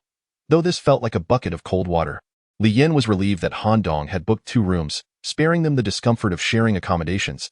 He mused to himself that Han Dong must have his own secrets, hence his willingness to splurge on an extra room. However, Han Dong seemed to have little concern for the expense, as the school had generously sponsored their trip, leaving Han Dong to manage the funds. Take it easy today. We start our intensive training at 6 tomorrow morning. Remember to review your cultivation techniques while you rest, Han Dong instructed as they walked. Sure, you rest well too, Li Yin replied. After parting ways with Han Dong, Li Yin found his room. To be honest, it was unremarkable, resembling a typical standard room, clean and tidy. However, he soon discovered the room's essence, which justified its exorbitant nightly rate of 8,000. The room featured a small balcony that connected him directly to the natural surroundings, allowing him to experience the heightened spiritual energy of Nyo Xian Ridge, far removed from the city. The balcony was equipped with a meditation mat and basic cultivation tools for practitioners to use. Standing on the balcony, Li Yin gazed at the lush wilderness before him, overwhelmed by the vibrant greenery. After a night of karaoke and a few drinks with friends, he felt as if his body were filled with lead, lethargic and heavy. Yet, upon breathing in the air here, his cells seemed to awaken, and his vitality surged exponentially. The richness of the spiritual energy in this place was palpable, and he estimated that training in such an environment could enhance his cultivation efficiency by over 5%. It was no wonder that each year, so many risked their lives to venture into Nyo Xian Ridge. Regardless of the steep cost, Li Yin was determined to pursue strength, just as Han Dong intended. He settled down, retrieving the advanced cultivation technique, 9 Revolutions Thunder Art, which Han Dong had purchased for him at a premium. On the serene balcony enveloped by nature, he sat on the meditation mat, rubbed his hands together, and prepared to cultivate. If physical training was about movement, then mental cultivation was rooted in stillness. Han Dong had previously shared some foundational knowledge about cultivation techniques, emphasizing that there were various postures: standing, sitting, and lying down. While standing involved the Wuji stance, sitting could take the form of the lotus position or the diamond posture, and lying down encompassed the auspicious reclining position. Han Dong explained that the specific posture wasn't rigidly defined. The key was to find a position that felt comfortable and allowed a connection with nature. Li Yin initially considered lying down but feared he might doze off, so he opted for the most common seated posture.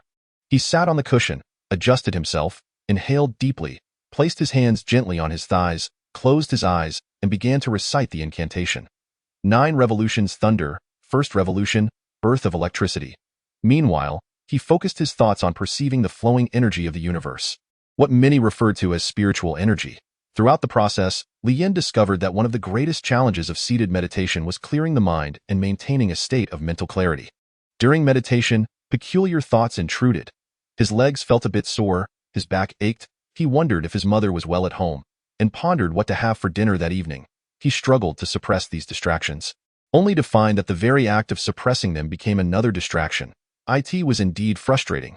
Cultivation was not a simple endeavor, and achieving a state of egolessness proved exceedingly difficult. It was no wonder that people often remarked that transcending the mundane was a significant hurdle in life. If one could not grasp this, they simply could not. Nonetheless, as a novice, Li Yin refrained from pressuring himself.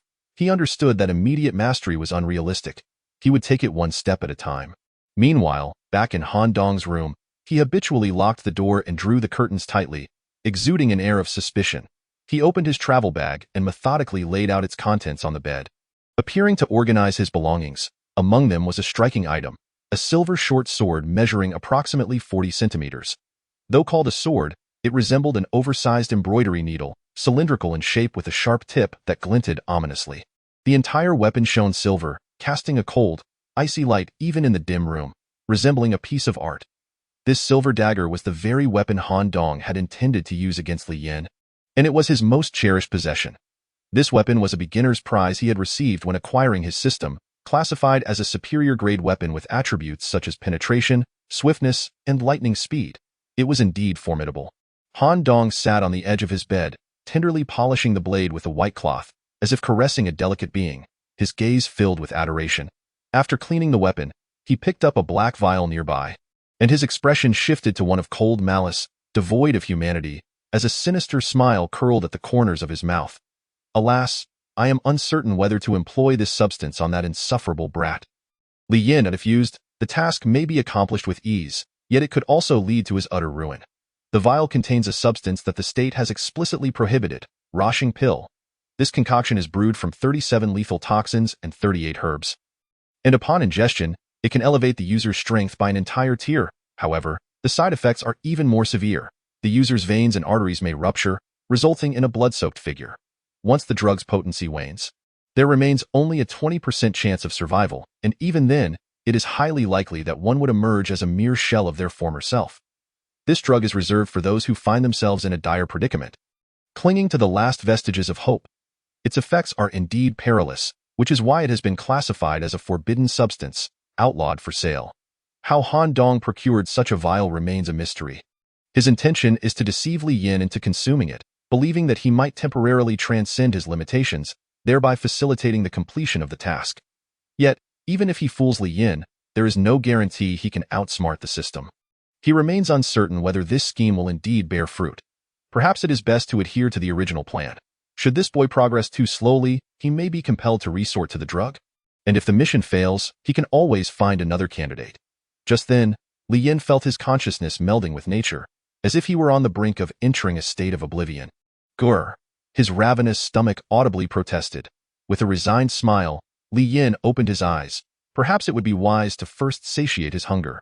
After maintaining a meditative posture for an entire afternoon, he shifted his legs slightly, only to be met with a painful numbness that compelled him to thump the wall in frustration.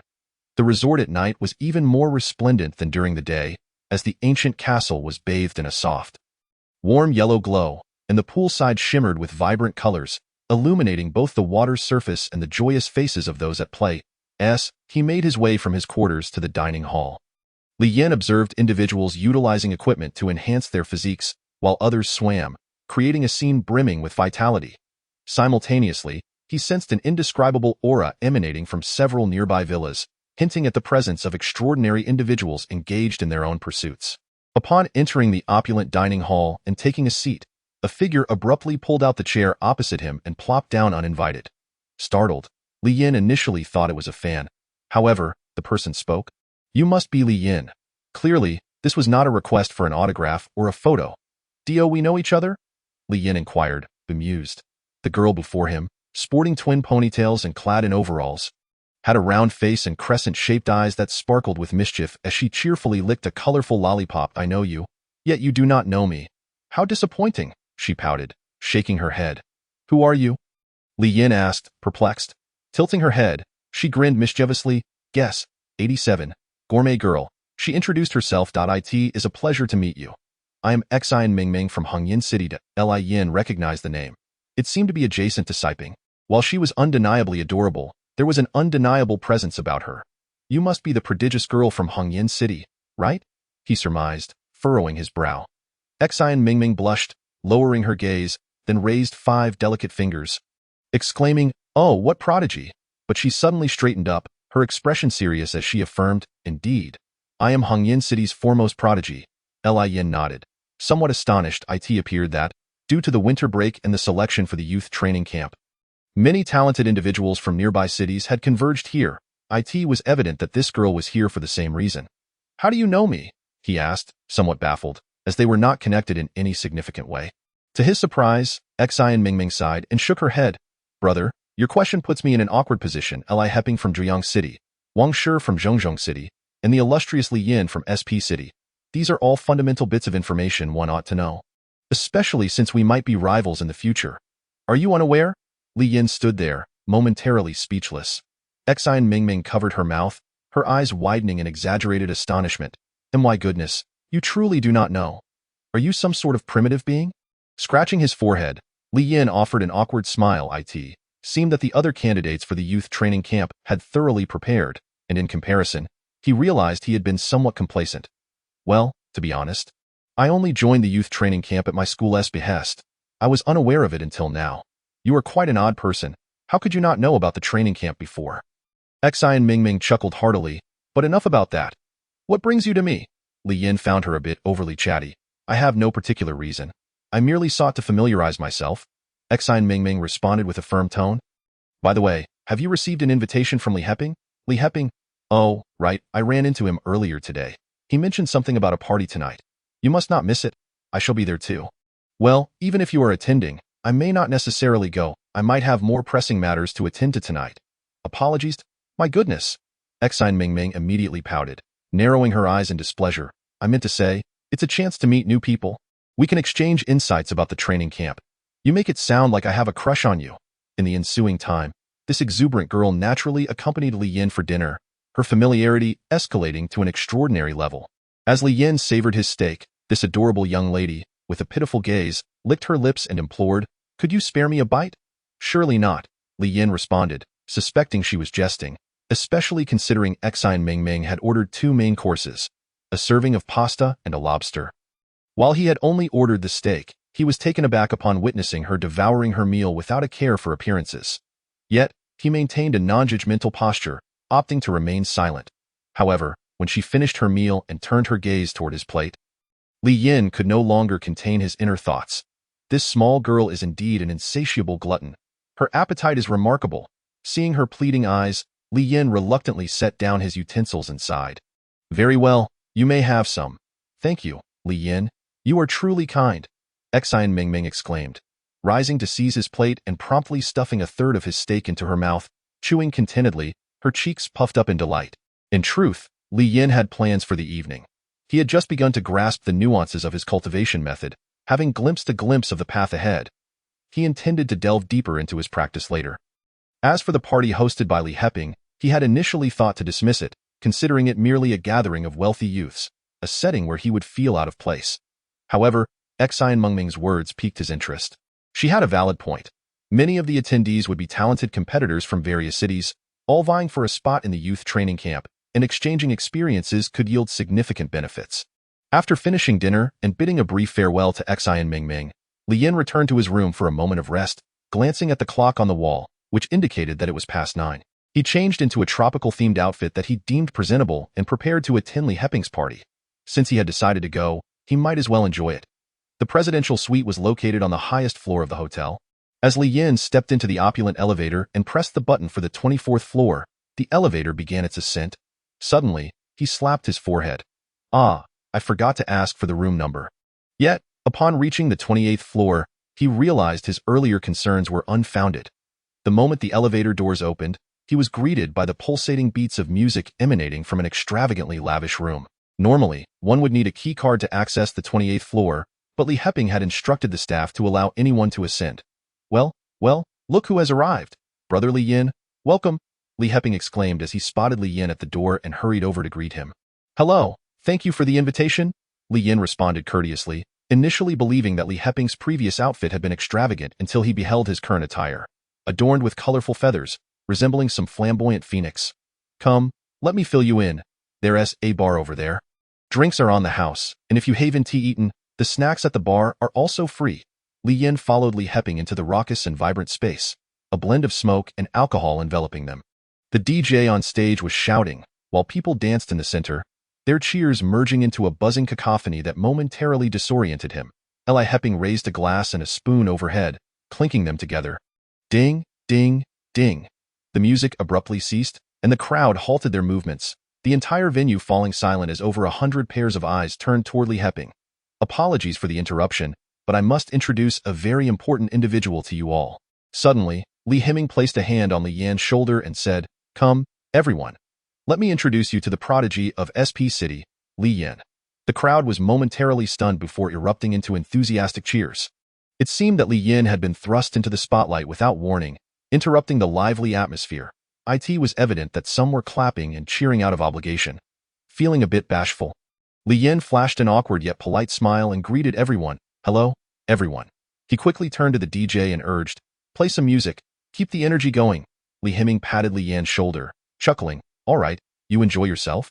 I have something to attend and I'll find you later. Go ahead, don't mind me, Li Yin replied. To be honest, it wasn't too embarrassing.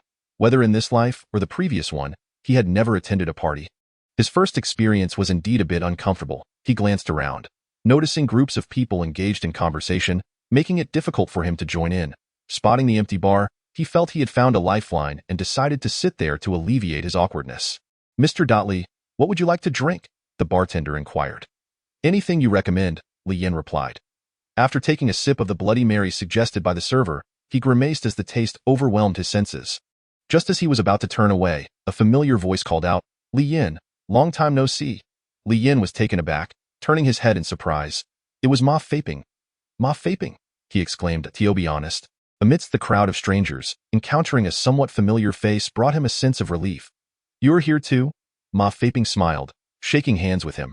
Were you invited by Li Himing as well? Sort of, a friend of a friend invited me, Li Yin replied.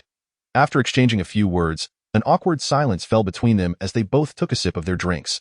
The relationship between them was indeed a bit uncomfortable. Li Yin felt that Ma Faping might resent him for having taken his teacher. Little did he know, he had actually saved Ma Faping's life. By the way, how is Teacher Han doing lately? Ma Faping asked suddenly. He's doing well, Li Yin replied, biting his lip awkwardly. Ma Faping took a sip of his drink, his expression suddenly turning serious. Li Yin, there's something I'm not sure whether I should say. Li Yin, sensing the weight of the moment, prepared himself. I know what you're about to say. Thank you, Li Yin, Ma Faping said earnestly. Huh? Li Yin was genuinely perplexed. Because of you, Teacher Han left me, thank you. Li Yin's heart stirred. Could it be that Ma Faping knew something? It seemed unlikely to be honest. While Ma Faping's teacher was indeed a good one, he was rather obsessive or perhaps a bit mad. Ma Faping downed his drink, suddenly animated. Brother, take your time and tell me everything. He would stop at nothing to help me improve my skills, even disregarding my life. To put it bluntly, under his guidance, I've been in the ICU 3 times and nearly died 5 times, brother. I truly owe you my gratitude. Li Yin nearly spat out his drink in shock. Ma Faping continued, at first, he might have lured you in with sweet words. But I advise you to distance yourself from him. Of course, I acknowledge there are gains from his training, but the risks are too high. You must decide for yourself. Li Yin patted his shoulder. Thank you for sharing this with me. I understand. Regardless, you must give your all in the youth training camp. What is the use of me trying? I surely want to be selected. Ma Faping waved his hand dismissively. This time, the youth training camp is just a trial, a way to gain some life experience. But you are the hope of our Siping, he pointed to the crowd in the dance floor. Just don't lose to those rich kids from other cities. Through his conversation with Ma Faping, Li Yin learned that the gathering consisted of wealthy youths and renowned prodigies from nearby cities. With your good wishes, I'll do my best. Cheers. They clinked glasses, and as Li Yin pondered, his gaze became distant and profound, brimming with wisdom. After Ma Faping had a few more drinks, he could no longer handle it and rushed to the restroom. Li Yin, cheeks flushed, chuckled. You really can't hold your liquor. As soon as Ma Faping left, 2 elegantly dressed young women approached him with drinks in hand, one on each side. Hi, nice to meet you. Hello, Li Yin replied warmly. The blonde woman said, I'm Ailey, and this is Tiawer. The girl named Tiawer smiled. Hello, brotherly, Ailey, with a mischievous grin, remarked, I heard from Himing that you are the greatest prodigy of SP City. I am flattered. Li Yin responded humbly. At that moment, Tiawer leaned closer, lightly brushing her hand against Li Yan's arm, her eyes wide. Wow, the muscles of a genius feel so firm. Ailey inhaled sharply. Tiawer, how can you be so forward? Hee, can I touch them, brotherly? Li Yin was momentarily taken aback. Are young people this direct nowadays? Just then, the crowd stirred, and everyone turned to see Xian Mingming entering. She wore a light pink gown, complemented by black heels. Her playful yet feminine attire accentuated her bright, clear eyes, sparkling like the stars. With every gesture, she exuded grace. Upon seeing Xian Mingming, Li Himing's eyes lit up with admiration, and he quickly signaled the DJ to lower the music, declaring, Please give a warm round of applause for our goddess. Mingming, facing the crowd, Xian Mingming maintained her poise, smiling without revealing her teeth, and gracefully waved her slender fingers, exuding the elegance of a refined lady. Li Yin couldn't help but chuckle silently. Was this the same girl who had once snatched his steak? Li Himing then shifted his tone. All right, now that our most important guest has arrived. Everyone, please quiet down, I have something to say. It's fine. Go ahead, brotherly. Everyone, please be quiet. The boss wants to speak. Thank you for your cooperation. I feel deeply honored. Li Himing suddenly adopted a serious demeanor and said, as we all know, we are situated in the northern part of Xi'an province, and for a long time, we have faced discrimination from the southern cities. They refer to us as the lazy ones from the north, claiming we are uncultured, impoverished, and lacking in strength, as if we reside in a civilization yet to be opened. I gathered you all here for a simple purpose, to uphold the dignity of our northern cities. Although you come from Jiuyang, Zhongchang, Hongyan, and Siping, at this moment, we are one, united as the North. You and I represent the future strength of our region. In this youth training camp as pre-selection, regardless of whether we are selected, our rankings must surpass those from the southern cities, giving them a reason to no longer look down on us. After Li Himing fervently delivered his speech, the crowd erupted into enthusiastic cheers. Li Yin listened intently, surprised to learn that such stories existed between the northern and southern parts of a single province. Why the animosity when they shared the same province? Previously, each city had fought separately, resulting in poor performances. Participants from our district had consistently ranked at the bottom, becoming the subject of ridicule. The young talents present here are the backbone of the northern cities. I propose we establish a Northern Youth Alliance. This will be a mutually beneficial organization where members can assist one another and receive help in return. This way, we can learn from each other's strengths and hold one another accountable. What does everyone think? Let us invite the representatives from each city to share their thoughts. To be honest, Li Yin found himself regarding Li Himing with newfound respect. He was flamboyant on the surface but had depth within. He was a young man with ambitions, and the ability to gather the top talents from 4 cities was no small feat. Wang Shi, the recognized top prodigy from Zhongchang, a nearly 2-meter-tall, muscular high school student, spoke steadily. I believe Himing has made an excellent point. While our 4 cities are interconnected, there is little interaction among us. Establishing this organization will undoubtedly enhance our communication, allowing us to share training experiences and advance together. Well said. Yes, the representative from Hongyan, Xian Mingming, smiled gracefully, her beauty radiating like a refreshing stream amidst the crowd. I think. Before she could finish, the crowd erupted in cheers, knowing that this was a woman they could never hope to possess. Xian Mingming smiled and nodded. All right, I'll speak now. Instantly, the crowd fell silent. I find Brother Himing's suggestions quite astute. Although I do not concur with the notion that the establishment's purpose is to retaliate against the South. As I personally have not perceived any discrimination from the southern cities, it is nonetheless encouraging that our 4 cities can communicate and integrate with one another. This marks progress, and I hope we can create brilliance together on the path ahead. Indeed, the goddess speaks wisely. Applause. Why are you standing there in a daze? Ha ha ha. Of course, with the goddess Xian's beauty, she is bound to be welcomed wherever she goes. However, we men are different. After Himing made a cryptic remark, he turned to Li Yin, saying, Brother Li Yin, what are your thoughts? As for my opinion, firstly, it is a good thing to unite all the youthful blood. It is certainly superior to solitary struggles. As Li Yin spoke, many began to whisper among themselves, and some even laughed. In this dazzling gathering of SP City, Li Yin found himself somewhat overlooked. The prowess of Himing, Xian Mingming from Class 205, Wang Shi from Class 203, and Li Yin from Class 202 appeared lackluster in comparison. To be candid, the overall strength of the students from Siping is the weakest among the 4 cities, placing it at the bottom of Xi'an province. Ironically, this event, which was ostensibly against southern discrimination, saw many attendees looking down on those from Siping, including Li Yue and Li Yin. Not being a fool, sensed the crowd's disdain during Himing's introduction, yet he remained unfazed. Recognizing that others' opinions were one matter, while his actions were quite another, he merely needed to make them regret their judgments in the future. Just as Li Yin finished speaking, the elevator chimed unexpectedly. The crowd turned towards the entrance, puzzled as to who else might arrive. When the elevator doors opened, Himing's expression shifted to one of fear and shock upon seeing the newcomers. 3 individuals stepped out, the foremost of whom burst into laughter, as if witnessing a grand farce. This person, clad in a sharply tailored black suit, sported a buzz cut and wore a bizarre grin. Cousin Himing, what are you doing here? Zhao Kuang, I did not invite you. Please leave, Himing retorted. Hee hee, Just because you didn't invite me doesn't mean I can't come, little country bumpkin, Zhao Kuang guffawed, revealing his gold-capped teeth in a display of madness. Those in the know recognized Zhao Kuang as He Ming's distant cousin, albeit one who was merely a month older. The crux of the matter was that while He Ming had displayed exceptional talent since childhood, Zhao Kuang possessed even greater abilities. Furthermore, Zhao Kuang had grown up in the more developed southern city of Taifeng, looking down upon his northern cousin He Ming since their youth. Li Yan observed the uninvited guest, noting that although Zhao Kuang was of similar age, he exuded a formidable presence that surpassed Li Yan's by several degrees.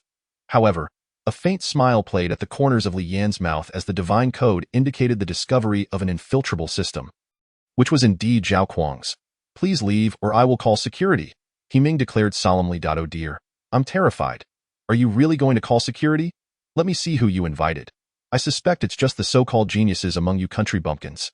The crowd's expression soured, but none dared to retort, for they knew Zhao Kuang was hailed as Taifeng City's foremost talent, with a prowess rating of 210, earning him the moniker of Little Demon King. Li Yan, who remained baffled by the unfolding events, found himself insulted without cause, yet he was preoccupied with deciphering Zhao Kuang's system, his eyes gleaming with determination. He Ming shouted, Zhao Kuang, don't go too far. I will surpass you. The rather melodramatic party came to an abrupt end as many left prematurely. Having achieved his objective, Li Yan had no desire to witness further pointless disputes and decided to depart as well. As he exited, he overheard others whispering about the recent commotion. The person just now, Zhao Kuang from Taifeng City in the south, is a distant cousin of He Ming. Although both are considered geniuses, Zhao Kuang has always overshadowed He Ming, constantly mocking his northern roots. No wonder He Ming harbored such intense feelings towards the north. He yearned to unite the youth of the northern cities. To be honest, Zhao Kuang's behavior was indeed excessive, which was infuriating. Listening to the conversation ahead, Li Yan gleaned much insight into the situation. With the crowd too large to board the elevator, Li Yan opted to wait for the next one. As he prepared to enter, someone called out, Hey! Li Yan paid no heed, assuming it was not directed at him, or perhaps he simply wished to ignore the rude voice. To his surprise, the voice persisted, Hey, I'm talking to you. My brother is calling you. Turning around, he found the speaker to be a rather imposing henchman of Zhao Kuang. I don't respond to hey, Li Yan replied with a slight smile. Another henchman chuckled, Wow, this northern bumpkin has some spirit. Li Yan shook his head, finding the situation tedious. Just as the elevator doors opened, the henchman darted forward, blocking the entrance and yelling, Who said you could leave? Did my brother Zhao Kuang give you permission? In an instant, Li Yan executed a swift strike, aiming for the henchman's wrist, but to his surprise, the man dodged with remarkable agility. Oh, this little temper is quite fiery. The other henchman remarked, stepping forward. Li Yan turned his gaze, his demeanor cold and predatory, choosing to ignore the two minions and focus on Zhao Kuang, stating, If you wish to fight, I am always ready. Zhao Kuang, inexplicably intimidated, glared, You northern bumpkin don't know your place. Prepare to face my fist. However, the henchman who had blocked Li Yan's path trembled, exclaiming, Wait, don't move, boss, help me. Unbeknownst to them, a glimmer of cold steel had appeared in Li Yan's other hand, poised against the henchman's abdomen, suggesting that a mere flick of his wrist could pierce through flesh with ease. No one witnessed how Li Yan had managed this. He had swiftly summoned his plundered thieving system, accessing his inventory to retrieve a top-tier spirit weapon, the explosive dagger. This weapon possessed the ability to cause wounds to rupture explosively, making it a perilous tool for assassination. Zhao Kuang's stern facade cracked into a smirk. Oh, are we getting angry now? My friend was just joking with you. Not bad, not bad. He Ming's friends certainly have ambition, but with my prowess at 210, isn't it a bit unfair to challenge you? Merely in the low 200s. At that moment, others, alerted by the commotion, rushed over. He Ming shouted, Zhao Kuang, are you out of your mind? Don't touch my friend. Zhao Kuang merely chuckled. What are you talking about? We practically brothers. Of course, I need to get to know your friend. He waved his hand dismissively. Anyway, I'm bored now. Just a final reminder. I advise you all against signing up for the youth training camp. It would be quite embarrassing. Each time, you northern folks end up at the bottom of the rankings, like sand in water, making no waves whatsoever. Pathetic. With that, Zhao Kuang and his henchmen stepped into the elevator. As the doors closed, Zhao Kuang wore a satisfied smile, reveling in his perceived victory. Why apologies, brother Li Yan, for dragging you into this trouble, He Ming expressed with sincere regret. Li Yan sheathed his dagger. Seemingly unperturbed by the earlier incident, "It's no issue. You needn't he apologized. I understand you didn't wish for this to happen. Well then, I shall take my leave." As Li Yin entered the next elevator, a smile crept onto his face. Opening the invasion list of the Divine Code, he noted that alongside Senior Fang Zheng's monetary conversion system, a certain individual's arm wrestling system, and Han Dong's dark education system, a new entry had appeared. Zhao Kuang's negative emotion system. Li Yin deduced Zhao Kuang's motivation for coming to mock him was to harvest negative emotions. By examining his system, he realized that the previous altercation had netted him over 1,000 negative emotion points, which could be exchanged for cultivation or items. Reflecting on Zhao Kuang's arrogant demeanor, Li Yin chuckled softly. What a fortunate find. During the winter break, the majority of the visitors to the training resort were students, particularly from affluent families. After a day or two of leisure under the supervision of their parents or guardians, many began to engage earnestly in their training, resulting in a noticeable decrease in frivolity within the resort. Li Yin, too, was occupied with a packed schedule arranged by Han Dong, engaging in physical training in the morning and studying mental techniques in the afternoon. Training in such a high-density spiritual energy environment significantly enhanced efficiency. Normally, after a morning of physical training, Li Yin would feel fatigued. However, here, he awoke each day feeling invigorated, experiencing tangible improvements. Over the course of 6 days, his strength surged, propelling him to the late stage of a 203 prowess rating. As for Zhao Kuang's negative emotion system, Li Yin opted to leave it untouched for the time being. He observed that the other party was likely accumulating negative emotions. The panel displayed 3,000 remaining negative emotions, indicating that over 5,000 more were needed for the next upgrade. Li Yin surmised that the individual intended to gather enough power to elevate his level directly. Thus, he refrained from hastily interfering with Zhao Kuang's system. For Han Dong, the old rogue, was quite vigilant. If his strength were to surge dramatically, it would undoubtedly raise suspicions. Regardless, the Youth Alliance of the 4 districts had effectively been established, comprising 130 members, all scions and prodigies from these 4 cities.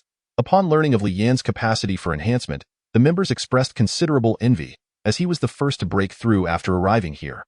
Little did they know that in merely 2 months, Li Yin had escalated from a strength level of 168 to over 200. Comparatively, individuals like Li Himing and Xian Mingming, who had been recognized as geniuses since childhood, experienced a more gradual growth. Having taken over 2 years to progress from the mid-160s to the 200s. In light of this, Li Yin's rate of advancement was truly astonishing. Yet, Han Dong remained somewhat dissatisfied. Despite Li Yin's rapid improvement in strength, he had yielded no gains in his mental cultivation. Han Dong believed that Li Yin possessed no talent for meditation. Observing Li Yin during his meditative practices, he noted that the young man frequently shifted his arms and legs, failing to enter a proper state of focus. Han Dong suddenly felt that achieving the task's objectives seemed distant. Nevertheless, it was fortunate that Li Yin's strength was growing remarkably, albeit still not swiftly enough. The previous night, Han Dong had come across a piece of unsettling news online. A student had gone missing in Pro County, Huaxi Province, with a mysterious teacher under significant suspicion. An uneasy feeling settled in his heart. He was, after all, the one who had acted. The police had commenced their investigations, prompting him to hasten the completion of Li Yin's task and revert to anonymity. It appeared that he would need to venture deep into the jungle to facilitate Li Yin's rapid enhancement of strength. Han Dong later contemplated that even if he were to administer a power-boosting pill to Li Yin, which could potentially be lethal, given Li Yin's current level just above 200, it was likely that he would not break through. Instead, his strength might merely increase to 240 or 250. The margin was so narrow that he might not transcend at all, resulting in a total waste of effort. However, should Li Yin advance further, say to a strength level above 210, he would possess a stronger foundation, and taking the pill thereafter would likely lead to a breakthrough. This, in turn, would significantly enhance the likelihood of fulfilling his own task. That evening, Han Dong, donning a benevolent demeanor, approached Li Yin to discuss the expedition to the depths of Niuxin Ridge, assuring him not to fear, for he had a secret safe location, and he would ensure Li Yin's safety. Following Zhao Kuang's provocation, Li Himing ceased his singing and the party was abandoned, resulting in rigorous training day and night. With merely a month left until the youth training camp registration, Li Himing's goal was not merely to qualify, an arduous task given the myriad of formidable competitors from the provincial capital, but rather to surpass his cousin's strength level of 210. Even this was exceedingly challenging, bordering on the impossible. That night, Li Himing exercised his authority within the Youth Alliance, gathering the foremost prodigies from the 3 cities. Li Yin, Xian Mingming, and Wang Shi, to disclose his true intentions for their journey. He stated, "If we continue at our current pace, our performance in the youth training camp selection will still place us at the bottom of the province. However, there exists a method that may liberate us from this predicament. We must delve deeper into Nyoshin Ridge, to a place with a more concentrated aura." Upon hearing this, Xian Mingming and Wang Shi were taken aback. Li Heming continued, "Regardless of the north or south, we must consider our own development.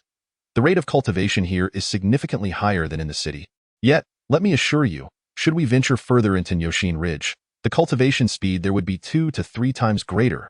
Given our talents, we could elevate our strength by a stage in just a few days." His words were indeed enticing, akin to freshly prepared fried chicken, utterly irresistible. Under Li Heming's fervent persuasion, Wang Shi and Xian Mingming surprisingly nodded in agreement. Li Yin, however, was taken aback by their willingness to take such a risk. It appeared that any risk paled in comparison to the prospect of enhancing their strength. After some contemplation, Li Yin remarked, "Actually, my teacher has already contemplated such a plan." Upon hearing this, Li Heming was both astonished and delighted.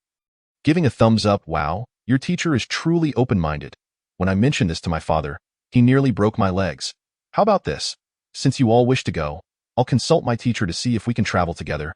Li Yin proposed. "That would be splendid," Li Heming exclaimed, excitedly shaking Li Yan's hand.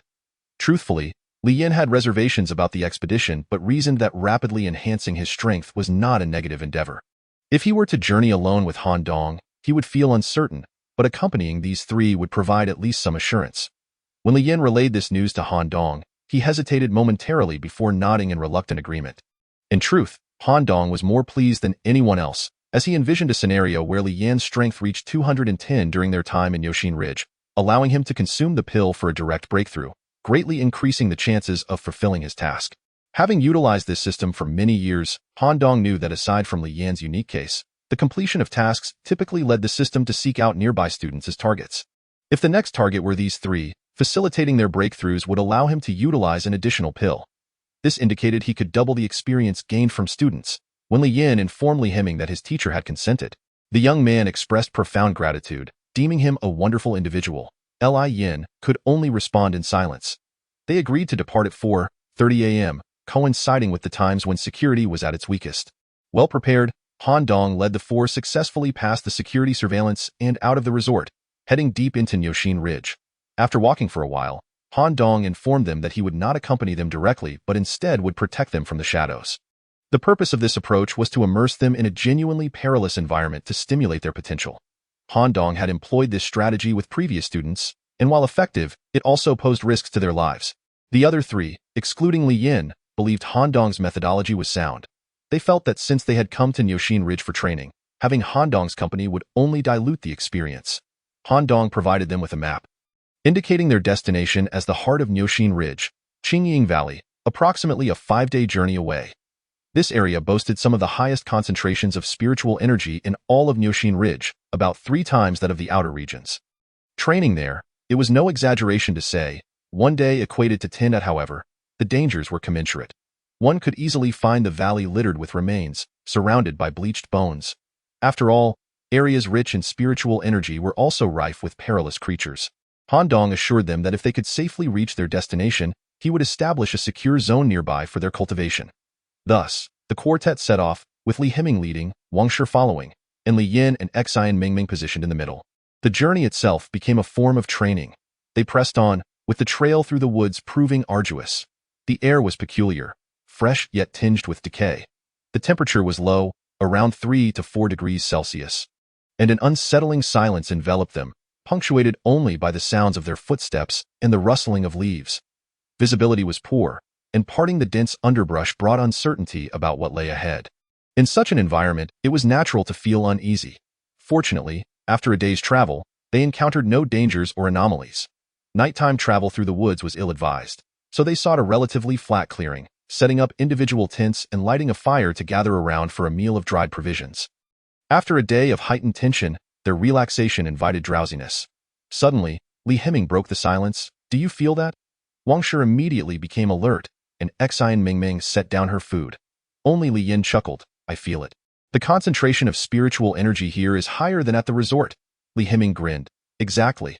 At that moment, Wang Shi and Xian Mingming shared exasperated smiles. "Oh, I thought you were talking about something serious. Turns out it's just this. Can you two refrain from that? You're giving me a scare, Li Himing urged. All right, everyone, hurry and eat. Afterward, we must cultivate a bit. We cannot miss this opportunity. Everyone nodded in agreement, seizing the remaining light. They began to practice martial arts beside their tents. As the waning moon ascended and darkness enveloped the sky, they retreated to their tents, preparing to meditate before resting, for they would need to set off early the next morning. In the cramped tent, Li Yin meditated for a while. Though he had yet to grasp the essence of his training, he sensed an elevation in his understanding, feeling satisfied as he readied himself for sleep. In the dead of night, he was suddenly awakened, his eyes snapping open as he sensed something outside. The faint sounds outside grew ever closer, rustling and whispering, casting eerie shadows in the pale moonlight. Li Yan's heart raced as he spotted a dark silhouette by the tent, evoking a suffocating dread. Yet, before fear could fully take hold, he instinctively retrieved the explosive dagger from the thieving system. He watched in trepidation as an unknown object gradually unzipped the tent from the outside. Tension surged through him. Could this entity possess such intelligence to operate a zipper? Gritting his teeth, he lunged toward the opening. To his astonishment, a cherubic face emerged. He swiftly halted, the dagger hovering perilously close, less than a millimeter from Exine Mengming's pin. Exine Mengming? Li Yin was taken aback. Sure. She urgently pressed her hand over his mouth. It's the middle of the night. You, MMPH. Keep your voice down. He murmured at that moment. Exine Mengming's eyes darted, struggling to articulate her thoughts, before she suddenly turned her head away, blushing and whispered, I'm scared. Can I sleep with you? Though the space was limited, humans are not made of stone. A little squishing creates room. They lay side by side, close enough to hear each other's breaths and feel the warmth radiating from their bodies. The atmosphere inside the small tent became subtly charged. Are you asleep? Exine Mingming whispered. You tell me, he replied, you're not asleep. Though Exine Mingming had initiated the conversation, her heart raced at Li Yan's response. Can you promise me something? She asked. Go ahead. He replied. Don't tell anyone about this, okay? Her voice was barely audible, softer than a mosquito's buzzed. Don't worry. I likely won't say a word. What do you mean by likely? Stop messing around and go to sleep. You're annoying. Truth be told, in this desolate wilderness, Li Yin felt a bit uneasy sleeping alone. The presence of another person was comforting, not only warming his heart but also providing genuine warmth. Externally calm as a seasoned bull, internally, he was in turmoil, finding it even harder to fall asleep that night. It seemed Li Yin had slept for less than 3 hours. Upon opening his eyes, he eagerly glanced beside him, only to be met with disappointment. The space next to him was empty. Apparently, she had left early to avoid detection. Moments later, Exine Mengming's voice drifted in from outside, urging, wake up. Wake up! As Li Yin emerged from the tent, he noticed that Li Himing and Wang Shi were also exiting theirs, both squinting in the light, visibly drowsy. When their eyes met, Exine Mingming quickly averted her gaze, pretending to busy herself with something else. You're up early, Mingming, Li Himing remarked with a grin, scratching his head. Noticing her indifference, he turned to the others, asking, did you all sleep well? Not bad, Wang Shi replied, and Li Yin echoed the sentiment. After a brief preparation, Li Himing confidently stated, it seems that Niuxin Ridge isn't as terrifying as we anticipated. Nothing dangerous has occurred from last night to today. Wang Shi added, let's hope it stays that way. Regardless, we must remain vigilant and not let our guard down. After gathering their belongings and consuming a bit of dry rations, they resumed their journey. 50 meters away in a thicket, Han Dong, who had been observing their departure, awoke with a puzzled expression. According to online descriptions, this path was typically frequented by wild beasts. Yet, they had managed to pass through an entire day unscathed, completely contradicting his intentions. He had wanted Li Yin to experience life-threatening challenges to awaken his potential, thus allowing him to improve rapidly after overcoming such trials. In this relatively lower tier, with a stroke of luck, Li Yin might even ascend a level instantly, expediting Han Dong's mission. But nothing had happened? Han Dong was infuriated by their safety. He contemplated, if necessary, he would attract some wild beasts to attack these 4 students. Such actions, deemed illogical by ordinary folk, were, in Han Dong's mind, perfectly reasonable. Without hesitation, he stretched, cracked his neck, and began darting through the woods, seeking suitable beasts. As a practitioner at the 9th realm of transcending the mundane, Han Dong possessed considerable strength, leaping from one tree branch to another with the agility of a ninja. A long-lost genuine smile graced his face. It had been ages since he felt the refreshing breeze against his skin. Moreover, the thought of soon absorbing Li Yan's experience made his smile grow wider. However, that smile abruptly vanished as he leapt from one treetop to another. His foot unexpectedly sank into something soft, nearly sending him tumbling to the ground. To his horror, he discovered that half of his foot had plunged into a hornet's nest. In that instant, Han Dong's heart sank. He quickly yanked his leg free and fled. Buzzing behind him was a furious swarm of hornets, appearing as a dark cloud of wrath.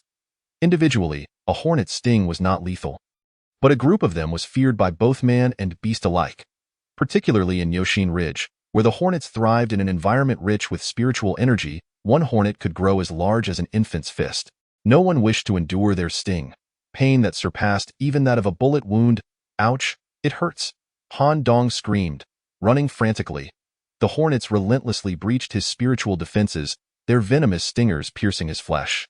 After enduring several stings, the swollen areas resembled small mountains.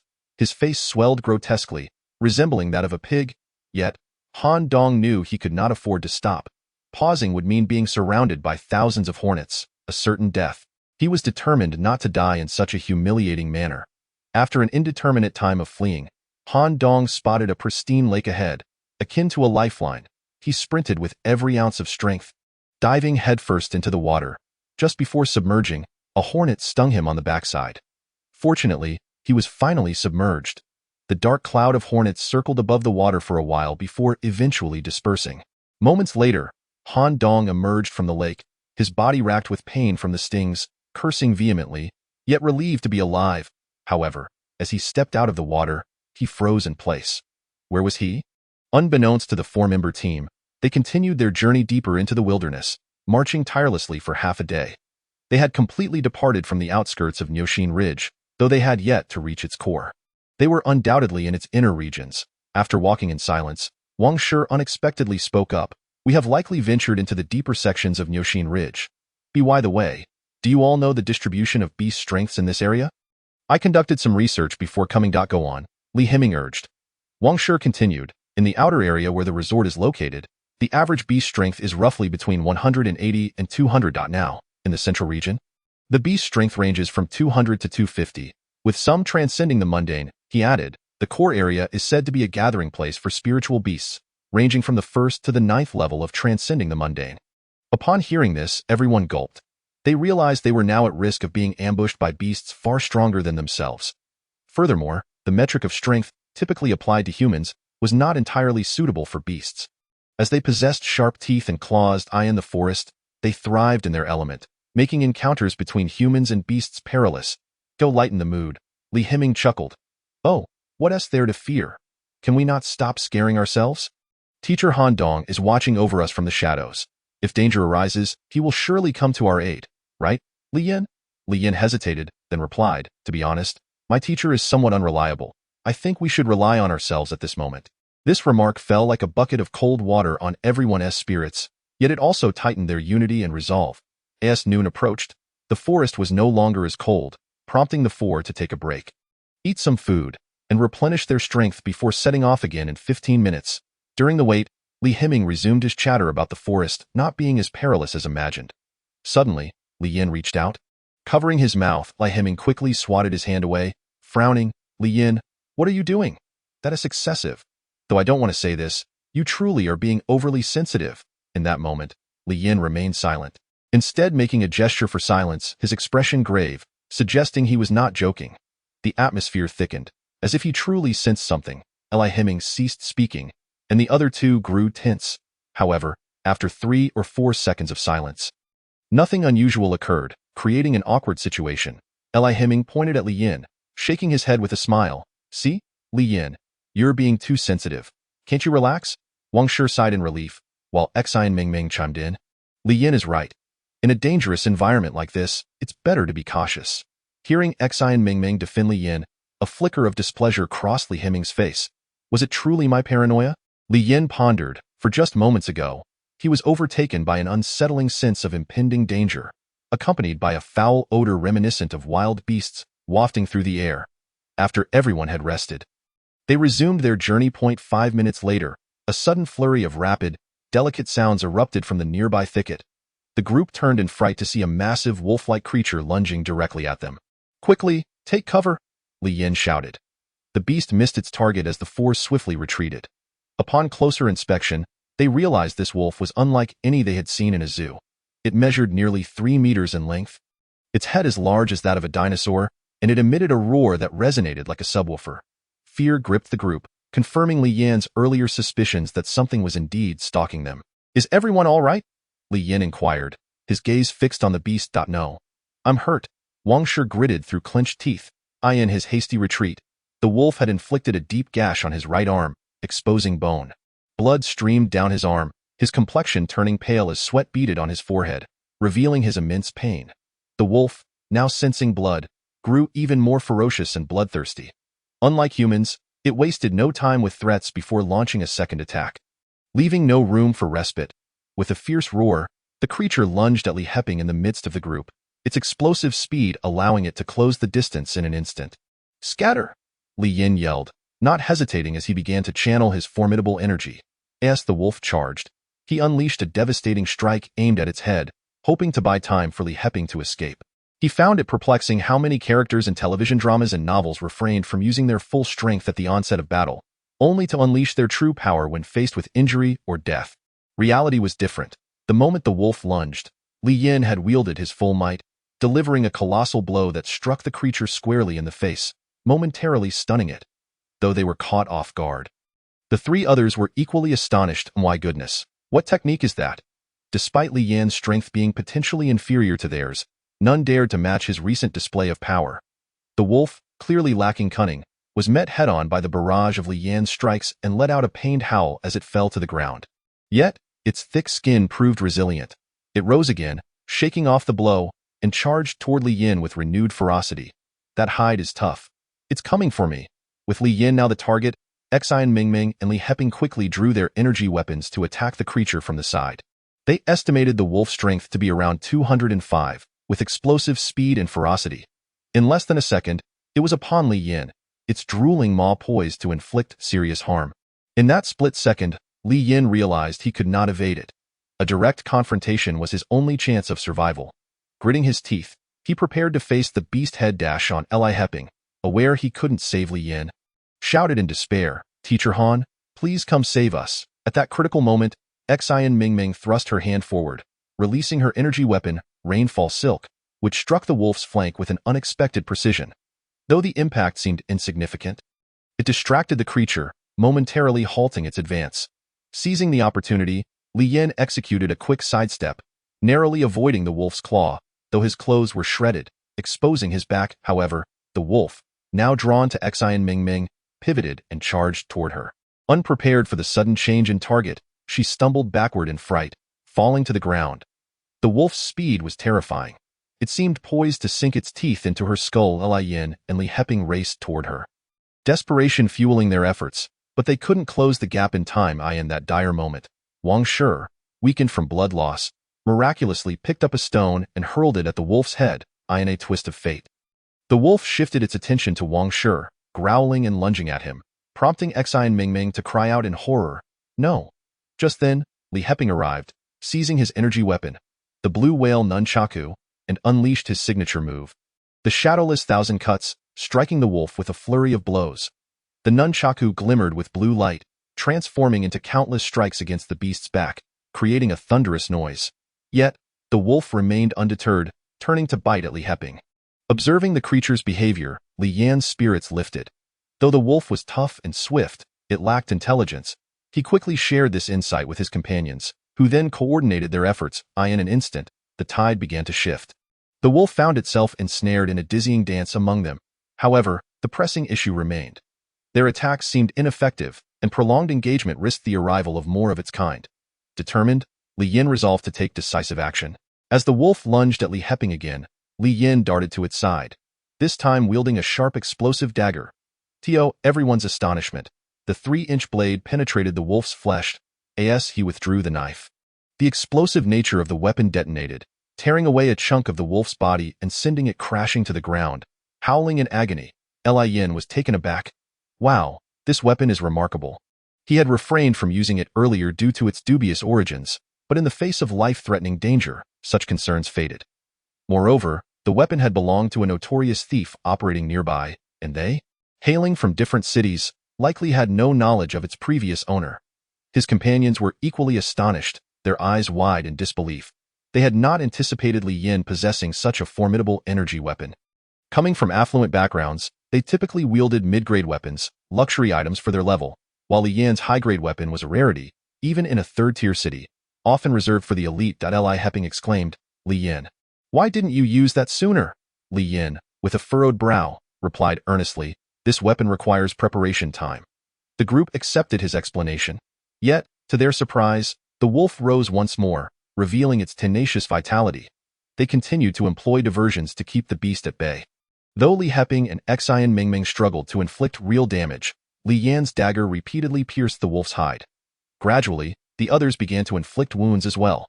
Through human ingenuity, the wolf collapsed mere inches from Li Yan's feet, succumbing to its injuries. After the fierce battle, there was no time for rest.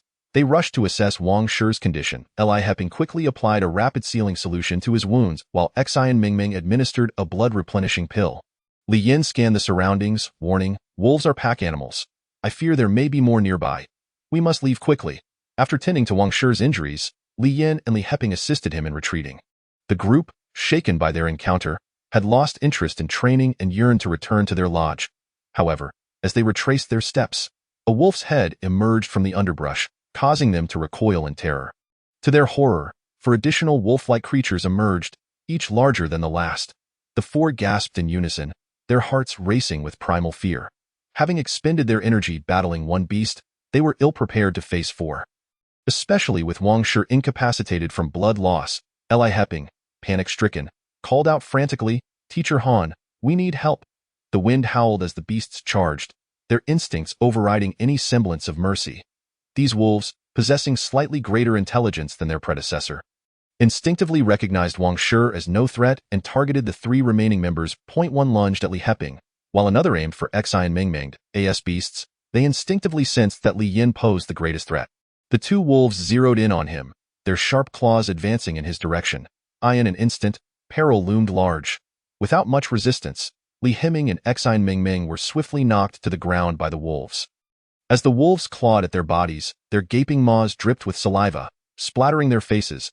Li Heping desperately used his spiritual weapon, the blue whale nunchaku, to fend off the wolf's jaws, while Xian Mingming wedged her hands against the wolf's mouth, regretting her choice of a visually appealing weapon instead of a sword.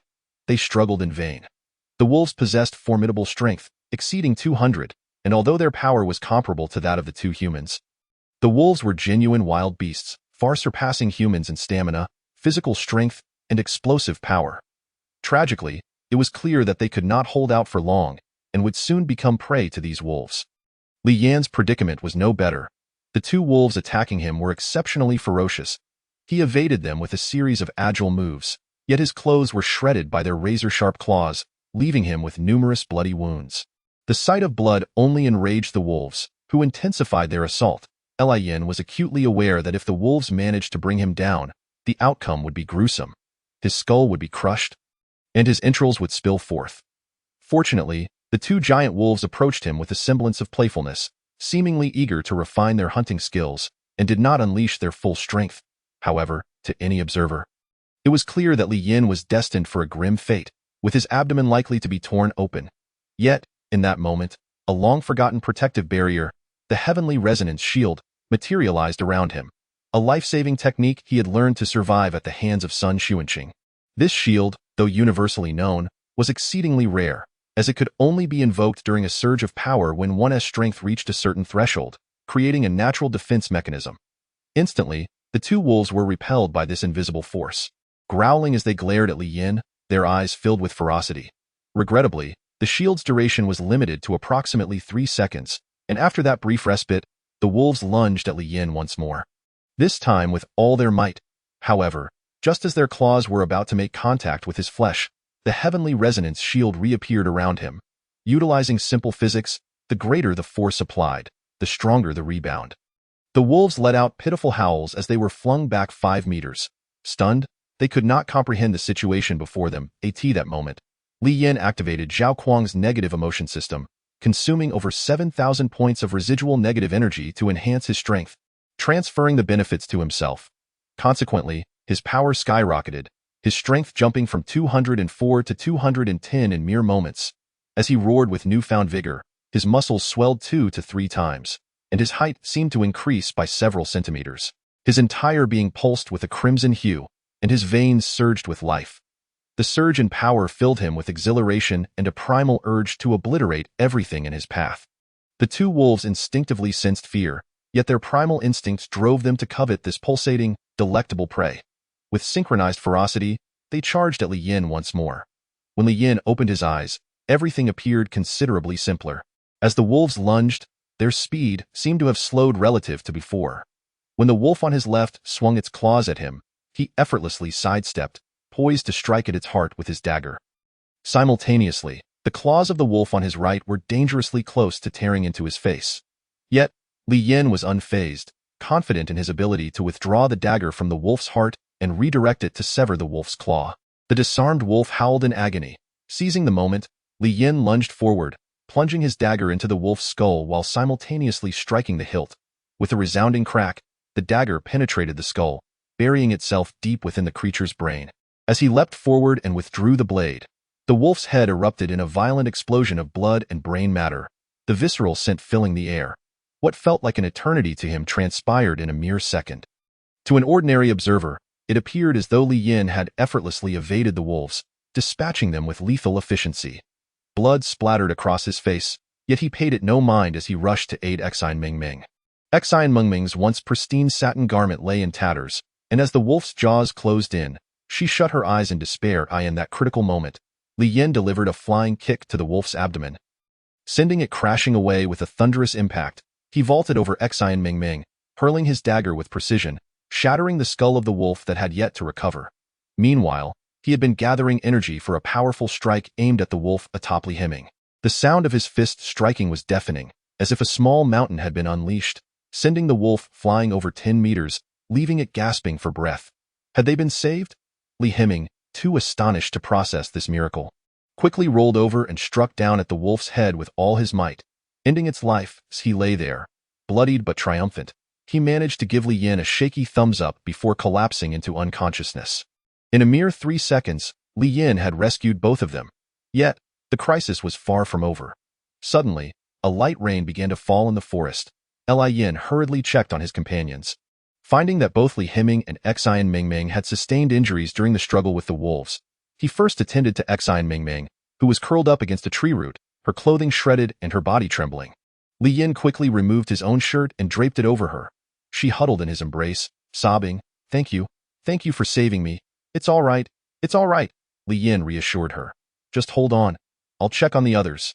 Next, he turned his attention to Li Himing, who was in equally dire straits, with numerous wounds across his body, 2 of which exposed bone. He had lost consciousness, and his condition appeared grim. Wang Shi was similarly affected, having fainted from blood loss. Fortunately, they had prepared well for this excursion, anticipating potential dangers and bringing along ample emergency medical supplies. Preserving their lives was the priority. Li Yin swiftly set up a tent and began administering first aid. Prioritizing the women, he first carried Exine Mingming inside, using scissors to carefully cut away her clothing. What are you doing? She protested weakly. I have to prevent further injury. Bear with me, he replied. Using a portable suturing device, he stitched her wounds, disinfected them, and bandaged her up. She winced, her legs trembling and gripping the edge of the bed until she eventually succumbed to unconsciousness. Afterward, Li Yin retrieved a fresh set of clothes from his pack and dressed her before hastening to tend to Li Himing. Approximately 3 hours later, both Li Himing and Wang Shi regained consciousness, their robust physiques having aided their survival. As they awoke, they noticed the bandages covering their wounds and saw Li Yin busy at work, feeling immense gratitude towards him for saving their lives. Upon awakening, Exine Mingming realized she was clad in Li Yan's white shirt, and while feeling grateful, she also felt an unusual shyness as memories of the recent events flooded back. This journey could not continue. It was already late, and they decided to find a safe place to rest for the night before hastily returning home. The youthful adventurers were sobered by their experience, realizing the importance of life above all else. Curious, the 3 glanced at Li Yin. Li Himing asked, Li Yin, first and foremost, thank you for saving us. However, I must inquire. Your strength seemed to surge dramatically in an instant. allowing you to dispatch those ferocious beasts with ease. How did you achieve that? Li Yin shrugged, admitting, I'm not entirely sure myself. Let me share a secret. 2 months ago, my strength was only 168. One day, I can't explain why, but my abilities began to skyrocket. Today's events were just another manifestation of that. The group fell silent, left in awe. Was this truly a monster among them? They initially believed that they were the brightest talents from various cities, and that Li Yin surely could not compare to them. At this moment, however, these individuals, often referred to as monsters, gazed at Li Yin as if he were the true anomaly. They finally understood how others perceived them. Realizing it felt just like this. Perhaps this was the essence of extraordinary talent, a divine gift from above. Regardless, thank you, Li Yin. I shall remember this kindness for a lifetime, Xia Mingming expressed. Wang Shi nodded in agreement, saying, Brother Li Yin, my life is indebted to you. For anything you need in the future, just give me a shout. Li Yin patted his back, acknowledging, understood. Let us not discuss this further. We should all rest early tonight and hurry back tomorrow morning. You all injured. I'll keep watch tonight. Time rewinds 5 hours to the Phoenix International Cultivation Resort in Yo Xinling. Who would have thought this backward little northern city could be such a treasure? Especially my cousin. He is simply extraordinary. Upon my arrival, a few casual words from me have left them reeling with negative emotions. In the following days, Zhao Kuang refrained from hastily departing the Phoenix Resort. After continuously mocking the local wealthy youth, he amassed a considerable amount of negative emotions. Today, he finally gathered a staggering 8,000 points, sufficient to enhance his power level. As he sat in his car, preparing to leave, he excitedly pounded the steering wheel. I have enough negative emotions to level up again. In just a few days, I've advanced another tier. This is fantastic. Let us maintain this momentum. He then fell into contemplation. The higher his power level rose, the greater the chances of breaking through the ordinary. Alas, if only my system had been acquired sooner, I would have already transcended, he urged himself. I must become a formidable force to compete in the training camp. The goal is still far off. He shook his head. No need to overthink. Let us upgrade first. When Zhao Kuang opened the system panel, he rubbed his eyes in disbelief. Where are my negative emotions? The 8,000 points he had painstakingly gathered over the days had vanished without a trace. He tried reopening the panel several times. Where are my negative emotions? Zhao Kuang exclaimed in shock. The next morning, at dawn, the 4-member exploration team began their return journey. After this experience, the young men's mindsets had shifted somewhat. Eli Hemming no longer wished to argue over trifles due to the grudges with his cousin. His heart had opened up a bit. Cultivation should follow one's fate. Upon returning, he would focus on his beloved singing and performing career. Xia Mingming, following closely behind Li Yin, stole glances at him, feeling an inexplicable sense of loss. She knew that once they returned to civilization, the gap between them would only widen, leading their lives down divergent paths. Perhaps she would merely be a fleeting presence in his life. Nonetheless, Xia Mingming contemplated leaving an indelible mark in Li Yin's life. Wang Shi, too, felt the weight of reality. He had been effortlessly eliminated by these monsters before the battle had even begun. Feeling utterly useless, he felt guilty and self-reproachful, firmly believing in the principle that diligence could overcome inadequacy. He resolved to work even harder, no, threefold, fourfold. As for Li Yin, who led the way, he harbored his own worries. That fellow Han Dong had not appeared since the beginning. His rapid increase in strength was likely to raise Han Dong's suspicions. What? Li Yin has reached a power level of 210? Han Dong saw this notification on his system panel, feeling a mix of surprise and suspicion. This was unusual, even if they encountered some perilous situations. It was impossible to level up 7 tiers consecutively. This brat must have some issues. Could it be that Li Yin possesses a system as well? Han Dong recalled various previous incidents. The first time he attempted to assassinate Li Yin, the latter chose not to report it, a strange occurrence indeed. Moreover, there was something inscrutable in Li Yin's eyes, suggesting profound cunning. Slapping his forehead, he concluded, indeed, this guy is a system owner. What to do now? No, I must eliminate this brat immediately. This was Han Dong's instinctive thought, a certainty in his mind. As a system owner himself, he shared the common belief with all other system owners that he was the only one in the world with such power, considering himself the most exceptional and formidable. Thus, when confronted with another system owner, his instinctive reaction was to eliminate them. Such external enhancements should belong solely to one individual. If everyone possessed them, they would no longer be considered external enhancements. Consequently, the strength of those who possess such enhancements would be correspondingly diminished. Thus, it seemed that Li Yin had attained a power level of 210 through his system, reaching the threshold at which he could consume the pill, resulting in his demise while allowing Han Dong to accomplish his task. Huh? Han Dong chuckled darkly. Kid, systems come in various ranks. I'll gladly feast on you. After half a day, Han Dong retraced his original path and discovered a scene of devastation, with 5 wolf corpses scattered about. Wow, it seems there has been quite a fierce battle here. Gray-bodied giant wolves, power levels ranging from 200 to 210. Remarkable, these beasts are still alive. He deduced from the footprints that the 4 were likely on their way back. After a moment of thought, Han Dong set off on his return journey. The 3 of them, having sustained injuries, traveled noticeably slower than before. However, they were familiar with the route. 18 noon. Li Yin prepared to change their bandages again. Moments later, Xie Mingming emerged from the tent, her head bowed, shyly fiddling with the buttons on her collar. Shortly thereafter, Li Yin exited the tent after tending to their injuries, assuring them, hang in there. We have just 1 more hour to walk. We'll have signal on our phones soon, and we can contact the resort to send someone for you. As Li Heming squatted on a rock, inexplicably feeling disheartened. Suddenly, he looked up and asked, Li Yin, do you think teacher Han Dong has encountered some misfortune? Even though he is powerful, the forest is fraught with danger. Just then, before Li Yin could respond, a dark figure, accompanied by a chilling wind, rushed toward him, swiftly abducting him and vanishing among the treetops. What just happened? Li Heming and Wang Shi dropped their provisions in shock, while Xie Mingming nearly lost her balance from the gust. They all stood, wide-eyed and frozen in fear, staring at the spot where Li Yin had just been, now utterly empty. How could a living person simply disappear? Li Heming and Wang Shi quickly drew their weapons, positioning them defensively. Xie Mingming, regaining her composure, trembled as she called out, Li Yin, Li Yin. Her eyes brimmed with tears as she sprinted toward the place where Li Yin had vanished, only to be pulled back by Li Heming and Wang Shi. Let me go! Let me go!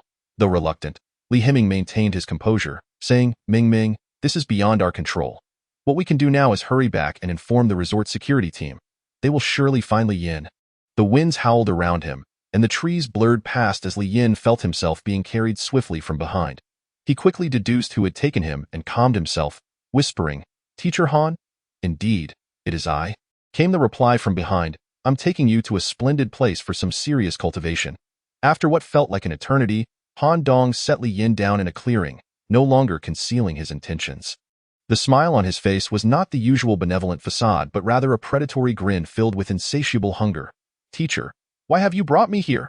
Li Yin asked, genuinely perplexed about Han Dong's next move. Although his power had surged to 210, he had yet to break through the ordinary. Han Dong chuckled as he pulled a small vial from his pocket, producing a pill with a flourish. The time I was absent was spent searching for this miraculous elixir. Take it. You will be pleasantly surprised. Li Yin eyed the pill with trepidation, sensing something ominous in Han Dong's greedy demeanor, indicating that consuming it would serve Han Dong's ulterior motives. He tilted his head slightly. Teacher, this pill, don't you dare hesitate. Just eat it. Han Dong suddenly shouted. At that moment, Han Dong's true nature was revealed as he coldly remarked, You re-quite the actor, aren't you? Let us be honest. You're also a system owner, aren't you? Li Yin first displayed shock, then feigned fear at being exposed. How did you know about the system? Humph, nothing can escape my notice, but that's beside the point. Just swallow the pill. Li Yin felt utterly speechless. Was it too much to ask for a little sincerity and deceit?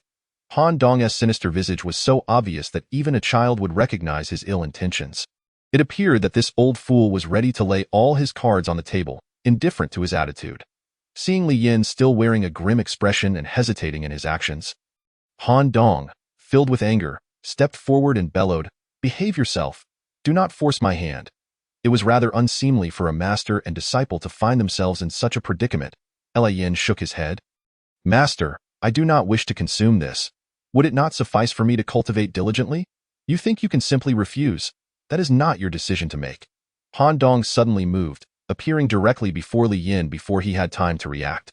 With brute force, Han Dong clamped Li Yin's mouth shut, while his other hand deftly flicked the pill into Li Yin's throat, sending it down into his stomach. Cough. You old scoundrel, Li Yin cursed, no longer holding back. As he instinctively grasped his throat, with one hand, Han Dong seized both of Li Yin's arms. Just stay put and enjoy your last moments of life, shall we? Ha ha ha. A wave of excruciating pain erupted in Li Yin's abdomen. causing the world to spin around him, leaving him dizzy. His blood surged violently, akin to a powerful pump pounding within his heart, thudding like a drum, the immense sound threatening to burst his eardrums.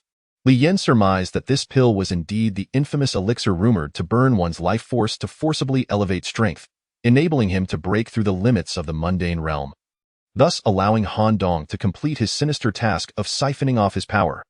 The brutal force spread like a viral infection throughout his body, tearing open his meridians and blood vessels, lifting his strength in a manner akin to pulling up seedlings by their roots, resulting in unbearable agony. This enhancement felt nothing like the natural and effortless elevation he had experienced before. Instead, it was akin to being ripped apart by wild horses, an excruciating sensation that he could hardly control, as if a dam had burst. Suddenly, the solid bottleneck of his cultivation was shattered by the ferocious force. In the midst of this agonizing frenzy, Li Yin sensed a new space opening within his lower abdomen, a place where he could store spiritual energy. He had broken through the mundane realm. Yet, he had no time to relish this newfound ability, for the spiritual energy within his abdomen was chaotically violent, slicing through his veins and mercilessly wreaking havoc. Li Yin pounded the ground in agony, screaming and tearing at his own scalp, his eyes bloodshot. Oh, this drug is remarkably effective, even breaking through the mundane realm, Han Dong observed with delight from the sidelines. Despite his immense suffering, the sight of Han Dong fueled a deep-seated hatred within Li Yin, and disregarding his own pain, he awkwardly summoned the energy within him and, with a shout, swung a fist toward Han Dong. The punch he unleashed, albeit clumsily, was the most powerful strike he had ever mustered. The wind from his punch howled, stirring the air into a whirlwind that sent leaves and debris flying. However, the disparity in their strengths remained insurmountable. Han Dong merely smiled, lifting a finger to effortlessly deflect Li Yin's punch, sending him sprawling backward. Before you die, I'll let you experience the realm of breaking through the mundane. Consider it a completion of your life's journey, Han Dong mused, stepping back as he let Li Yin continue to scream in fury. He knew Li Yin was like a candle about to extinguish. He needed to absorb his power quickly. Just as Han Dong anticipated, his dark educational system chimed in. Congratulations on completing the task. Target Li Yin has achieved the realm of breaking through the mundane. I never expected it to truly succeed. Li Yin, you have provided me with a significant contribution before your demise. How fortunate for you. As he inhaled the sweet air, preparing to absorb Li Yin's strength, his eyes widened in shock. Something was amiss. What is happening? Han Dong realized with alarm that his own power was rapidly dissipating, flowing toward Li Yin instead. In his panic, he turned to see Li Yin turning toward him, sporting a smile that would haunt Han Dong for life. Congratulations, Teacher Han, on completing your task. When Li Yin uttered these words, it felt like a thunderclap to Han Dong. How do you know? What have you done? Desperately, Han Dong attempted to channel his inner cultivation technique to retain the spiritual energy within him, but it slipped away uncontrollably, as if governed by an unseen force, continuously flowing toward Li Yin. Conversely, Li Yin, despite the damage inflicted upon his organs by the pill, found his body gradually recovering under the onslaught of spiritual energy, the searing pain beginning to wane. Stop. What have you done? Han Dong, now gripped by terror, realized that no amount of effort could halt the flow of his power toward Li Yin. In desperation, he clasped his hands over his dantian, as if trying to contain the energy from leaking out. You should check your system, Li Yin suggested. When Han Dong reopened his system, he found that the description in the task reward section had completely changed, clearly stating that upon completion of the task, all his power would be transferred to Li Yin. What? This is impossible. No. He was bewildered as to how Li Yin had accomplished this, but he instinctively knew that it was the boy's doing. Could it be the function of his system? In a fit of rage, Han Dong, devoid of dignity, fell to his knees before Li Yin, pleading, Li Yin, I beg you, save me. Please do not treat me this way. I was blinded by ambition. Have mercy and spare my life. Li Yin looked at him coldly, disgust evident in his gaze. How many students have you harmed? Did any of them plead for mercy like this? He declared, I admit I am no saint, but I would never stoop to sacrificing innocent lives for power. You deserve your fate. Han Dong trembled with rage, a chill coursing through him. His power plummeted from the peak of the realm of breaking through the mundane to the 8th, 7th, 6th, and 5th realms. A sense of despair enveloped him. Damn it, if I must die, I will take someone down with me. In that moment of fury, Han Dong sprang to his feet, launching a fierce attack on Li Yan. A glint of cold light flashing as he thrust the silver lightning weapon toward Li Yan's face. Li Yan was taken aback, recognizing this weapon all too well. It was the same silver lightning that Han Dong had used to assassinate him in the past. Though Han Dong's strength was waning, it was a gradual process, and his power still far surpassed Li Yan's. Is it really going to end here? Li Yan thought, feeling the weight of impending doom as the lightning threatened to pierce his skull. In that critical moment, he remembered he had a life-saving secret technique. Just as the weapon was about to strike, it inexplicably vanished from Han Dong's grasp. What? Han Dong gasped in disbelief as he saw his beloved weapon. The silver lightning, in Li Yan's possession. Was this the effect of Li Yan's system? Seizing the opportunity while Han Dong was momentarily stunned, Li Yan swiftly retreated.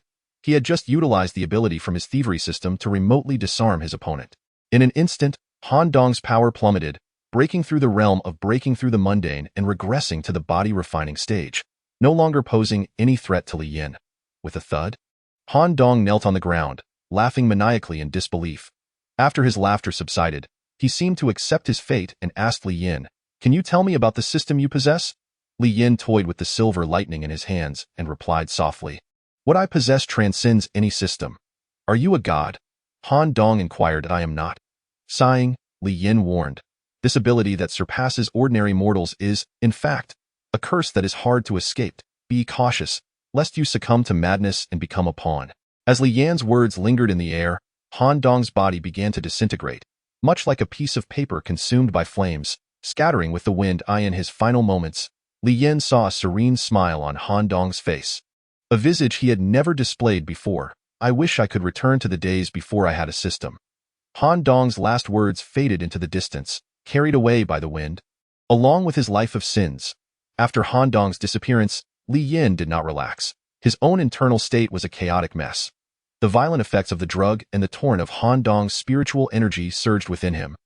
Akin to an overfilled vessel ready to burst, Li Yan quickly began to circulate his inner energy, employing the 9 turns thunder technique to absorb the chaotic energy, sitting cross-legged to refine his state. 3 days later, in the same spot, Li Yan appeared to merge seamlessly with nature as he sat in meditation. A bird alighted on his shoulder, preening itself and chirping in rest. Even a wild animal passing by seemed oblivious to his presence. This scene was the manifestation of the legendary state of unity between man and nature. Should an enlightened being witness this, they would surely exclaim in awe at how Li Yan, a mere mortal, had reached such profound heights. The state of unity between man and nature is a coveted realm of cultivation, representing the pinnacle of selflessness. Within this state, the speed of cultivation accelerates, and the capacity for comprehension is greatly enhanced. 2 more days passed. Regardless of wind or rain, Li Yan remained as steadfast as a rock. Even after a torrential downpour, a vine began to grow up his body. On the 6th day, Li Yan finally opened his eyes. Upon gazing at his soiled visage, it appeared as though 2 luminous windows had opened, bright and pure. With a fleeting flash of blue lightning coursing through his pupils, he slightly parted his lips. A thunderous sound emanated from deep within his throat. The birds nesting above him, bewildered by the sudden vivacity of their surroundings, squawked in alarm before swiftly taking flight. Upon awakening, Li Yan inhaled deeply, and as he opened his eyes, he had never felt such euphoria, as if he was greeted by an entirely new world. He could distinctly sense the presence of spiritual energy, floating amidst the trees like minuscule particles, shrouded in mystery and ethereality. The dewdrops on the leaves sparkled with clarity, revealing hidden rainbows within. The air was infused with a rich bouquet of scents, earthy aromas, the fragrance of leaves, flowers, and fruits intermingled. Invigorating his senses, the once cacophonous bird calls now resonated in harmonious order, allowing him to discern their emotions. "How wondrous this world is," he mused. Yet, upon glancing down at himself, he discovered a comical sight. His body was adorned with fallen leaves and grime. His hair matted into what resembled a bird's nest. He chuckled at his own absurdity, brushed off the detritus, and gradually rose to his feet. Li Yan had not anticipated such a delightful outcome from the unfolding events.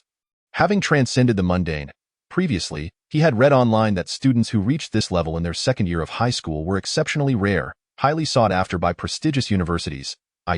Seemed that in the city of Xiping, there had been no one quite like him. Amusingly, upon breaking through, he sensed an additional organ, a newfound pair of eyes. This organ was none other than the core of his spiritual energy, located in his dantian. With a mere thought, he could command this core to activate the spiritual energy, directing it to any part of his body to enhance his physical capabilities. The notion of eyes was rather enigmatic. By closing his eyes and focusing, he could visualize the scene within his dantian. The dantian of someone who had broken through appeared akin to a newly developed area, small yet pristine, surrounded by a white expanse. The core resembled a small white orb, the repository of his spiritual energy. What a remarkable cultivator he had become. No, he was now truly a cultivator himself, and he chuckled heartily. His dantian had formed a solid and stable spiritual core. The requirements for breaking through involved the core descending into the dantian, nourishing it, and the dantian reciprocating the nourishment to the core. This mutual relationship constituted the essence of his breakthrough, which Li Yin had fully achieved. Given that he cultivated a thunder attribute technique, the 9 turns thunder technique, tiny blue electric strands flickered around his core. Unlike others, beside his core in the dantian was a luminous sphere of spiritual energy. Comparable to the sun, this vast energy was drawn from Han Dong, a formidable practitioner at the 9th realm of transcendence, whose immense spiritual energy was overwhelming. Li Yin had only absorbed a small fraction during his meditation. Instinctively aware that attempting to absorb it all at once would disrupt his body's natural equilibrium and potentially inflict irreversible harm, to prevent the massive energy from overwhelming his dantian and meridians. He endeavored to compress it, successfully stabilizing it within. This method allowed him to gradually absorb it, effectively carrying a spiritual energy power bank with him. Li Yin felt he had judiciously managed the situation and was even somewhat proud of himself. Regardless, the joy of becoming a true practitioner at the level of transcendence was beyond expression. Eager to test his newfound strength, Li Yin recited the incantation of the 9 turns thunder technique and, with a mix of excitement and unfamiliarity, operated his core, channeling the energy through his meridians like a high-speed highway, distributing it throughout his body.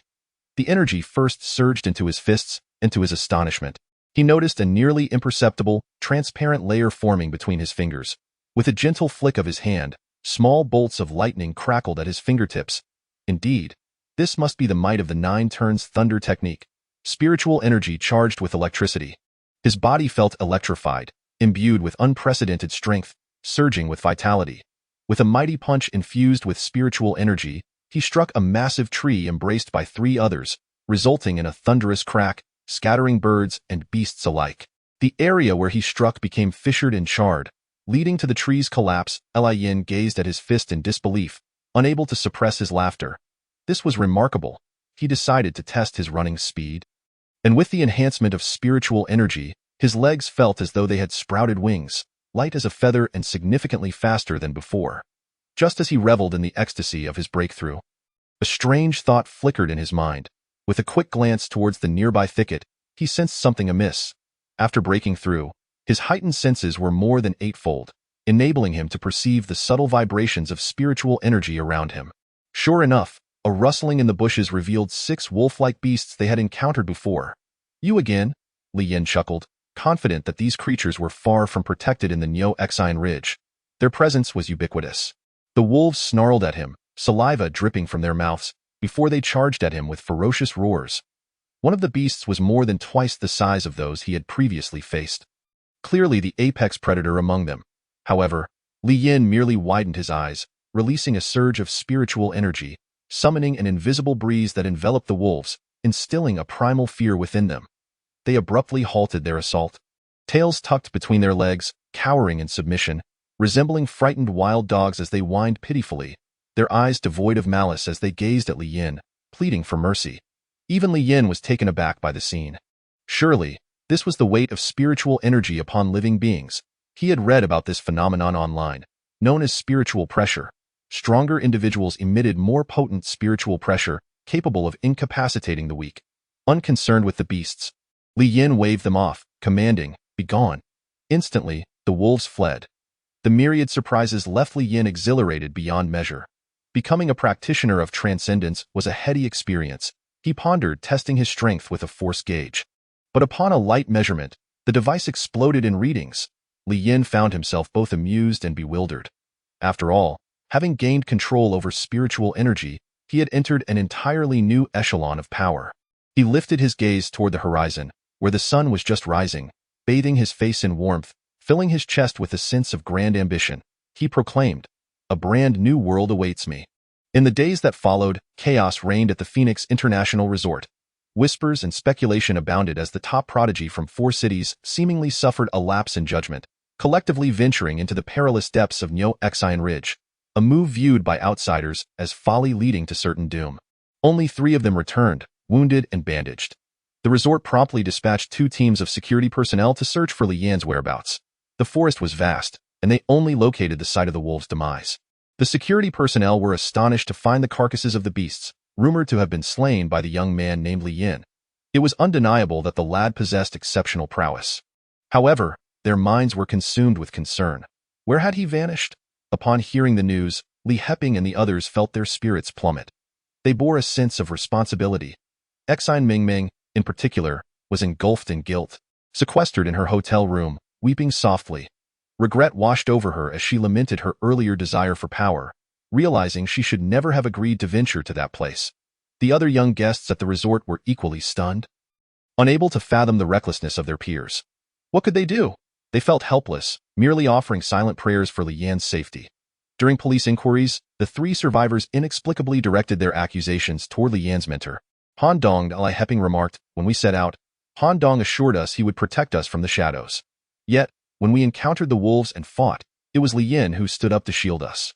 Emotion welled within him, causing his voice to quaver as tears brimmed in his eyes. Indeed, Han Dong had seemingly vanished from the fray, leaving no trace behind. Wang Shiyu spoke with indignation, "I acknowledge our share of the blame." But it seemed as though Han Dong had planned to send Lian into the depths of Neo-Exine Ridge from the very beginning. The moment we mentioned it, he readily agreed. Exine Mingming kept her head down, her eyes hollow and cheeks sunken, clearly having endured sleepless nights. The suspicion surrounding Han Dong had intensified in the testimonies of the 3 individuals. There remains a crucial detail. Upon our return, Lian was abducted by a shadowy figure who moved with extraordinary speed, leaving the trio utterly unprepared to react. The police have surmised that this shadow is likely Han Dong, although his motives remain unclear. Consequently, the pressure has mounted upon the school administration. From Lian's homeroom teacher to the principal and board of directors, all wore grave expressions upon receiving this news, their hearts heavy as lead. It was the higher-ups at Siping No. 2 High School who had made the decision to recruit Han Dong as a teacher and had sanctioned his leadership in Lian's intensive training at Neo-Exine Ridge. Indirectly, their managerial oversights had led to Lian's disappearance, and thus, they must bear corresponding legal responsibilities. Some speculate that Han Dong may have sought to distance himself from the 3, taking Lian away for training, and that his absence during the attack was intended to test their resilience. Perhaps they are still honing their skills somewhere deep within the forest. However, this theory was swiftly debunked by the police from Huaxi Province, who were actively pursuing Han Dong. Reports indicated that the suspect, known by various aliases, had recruited students in several locations, including Pulu County, Zbi City, and Hongmu County, all while maintaining an enigmatic presence. Every student he had taught had mysteriously vanished, with Han Dong himself also disappearing without a trace. The police concluded that if these students were not murdered by Han Dong, they had likely been sold elsewhere. Despite Han Dong's cunning, the long arm of the law would eventually catch up with him. Utilizing technological methods, law enforcement identified a card under one of Han Dong's aliases that had recently made substantial transactions in Siping, traced back to an establishment known as Jubioj. When the Siping police were informed of this development, their hearts sank. It suggested that Lian had likely met with foul play. The Huaxi police, upon learning that Han Dong had vanished along with his student in the vast expanse of Neo-Exine Ridge, lamented the near miss in their pursuit. When the higher-ups at Siping No. 2 High School and Lian's teachers received this dreadful news from the police, they were struck as if by lightning. They had not anticipated the magnitude of the situation involving Han Dong. The probability of Lian having been harmed had soared to nearly 99. Legally, the school must shoulder the blame. They had recruited Han Dong without thoroughly vetting his background. And thus, Lian's misfortune could not be disentangled from their negligence, in a most egregious act. The board had even suppressed the news and failed to notify Lian's mother. During an emergency meeting, discussions turned to how they might absolve themselves of legal obligations and minimize compensation while preserving the school's reputation. Principal Han Dongshu was incensed, questioning whether this was the appropriate moment to debate such matters. When a living student was missing. Have you heard? Lian's teacher is actually a serial killer? How terrifying. I met him once and thought he seemed quite kind. Who would have guessed otherwise? Have you heard? It is said that during the attack, Li Yin exhibited extraordinary prowess, ascending several levels to defeat those wolf-like beasts. What a pity! If only I had such potential. Come on, that's rather unkind of you. Look at these sorrowful faces. Do you think none of them are genuine? I've seen through the facade. Human nature is such that we rarely wish for those stronger than us to thrive. Death seems preferable. You're being rather extreme. At the Phoenix International Training Resort, the atmosphere had shifted, losing its previous mirth and gaining an air of solemnity, as discussions concerning the incident varied in opinion. Several police vehicles had stationed themselves along the main road for days. Within Han Dong's quarters, investigators uncovered numerous forged documents and several unidentified bank cards, leading them to conclude that he was indeed the suspect they sought. Yet, the public remained perplexed. What drove Han Dong to commit such heinous acts? Was it a twisted psyche or something more sinister? If he had murdered the students, what methods did he employ to erase their existence? If trafficking, where were they sent? The enigma remained unsolved. The police, in conjunction with the resort security personnel, resumed their search along the paths previously traversed by the four. However, the dense forest, compounded by the aftermath of a torrential rainstorm, rendered the search exceedingly arduous, complicating any hope of tracing Li Yin and Han Dong. Ultimately, the police concluded that the shadow described by the three students was most likely Han Dong, and that Li Yin had probably fallen victim to his malice. Meanwhile, Han Dong might have already fled or concealed himself within the woods. His documented strength was at the peak of martial prowess, making it nearly impossible for him to have been apprehended in the central region of Nyoshin Ridge.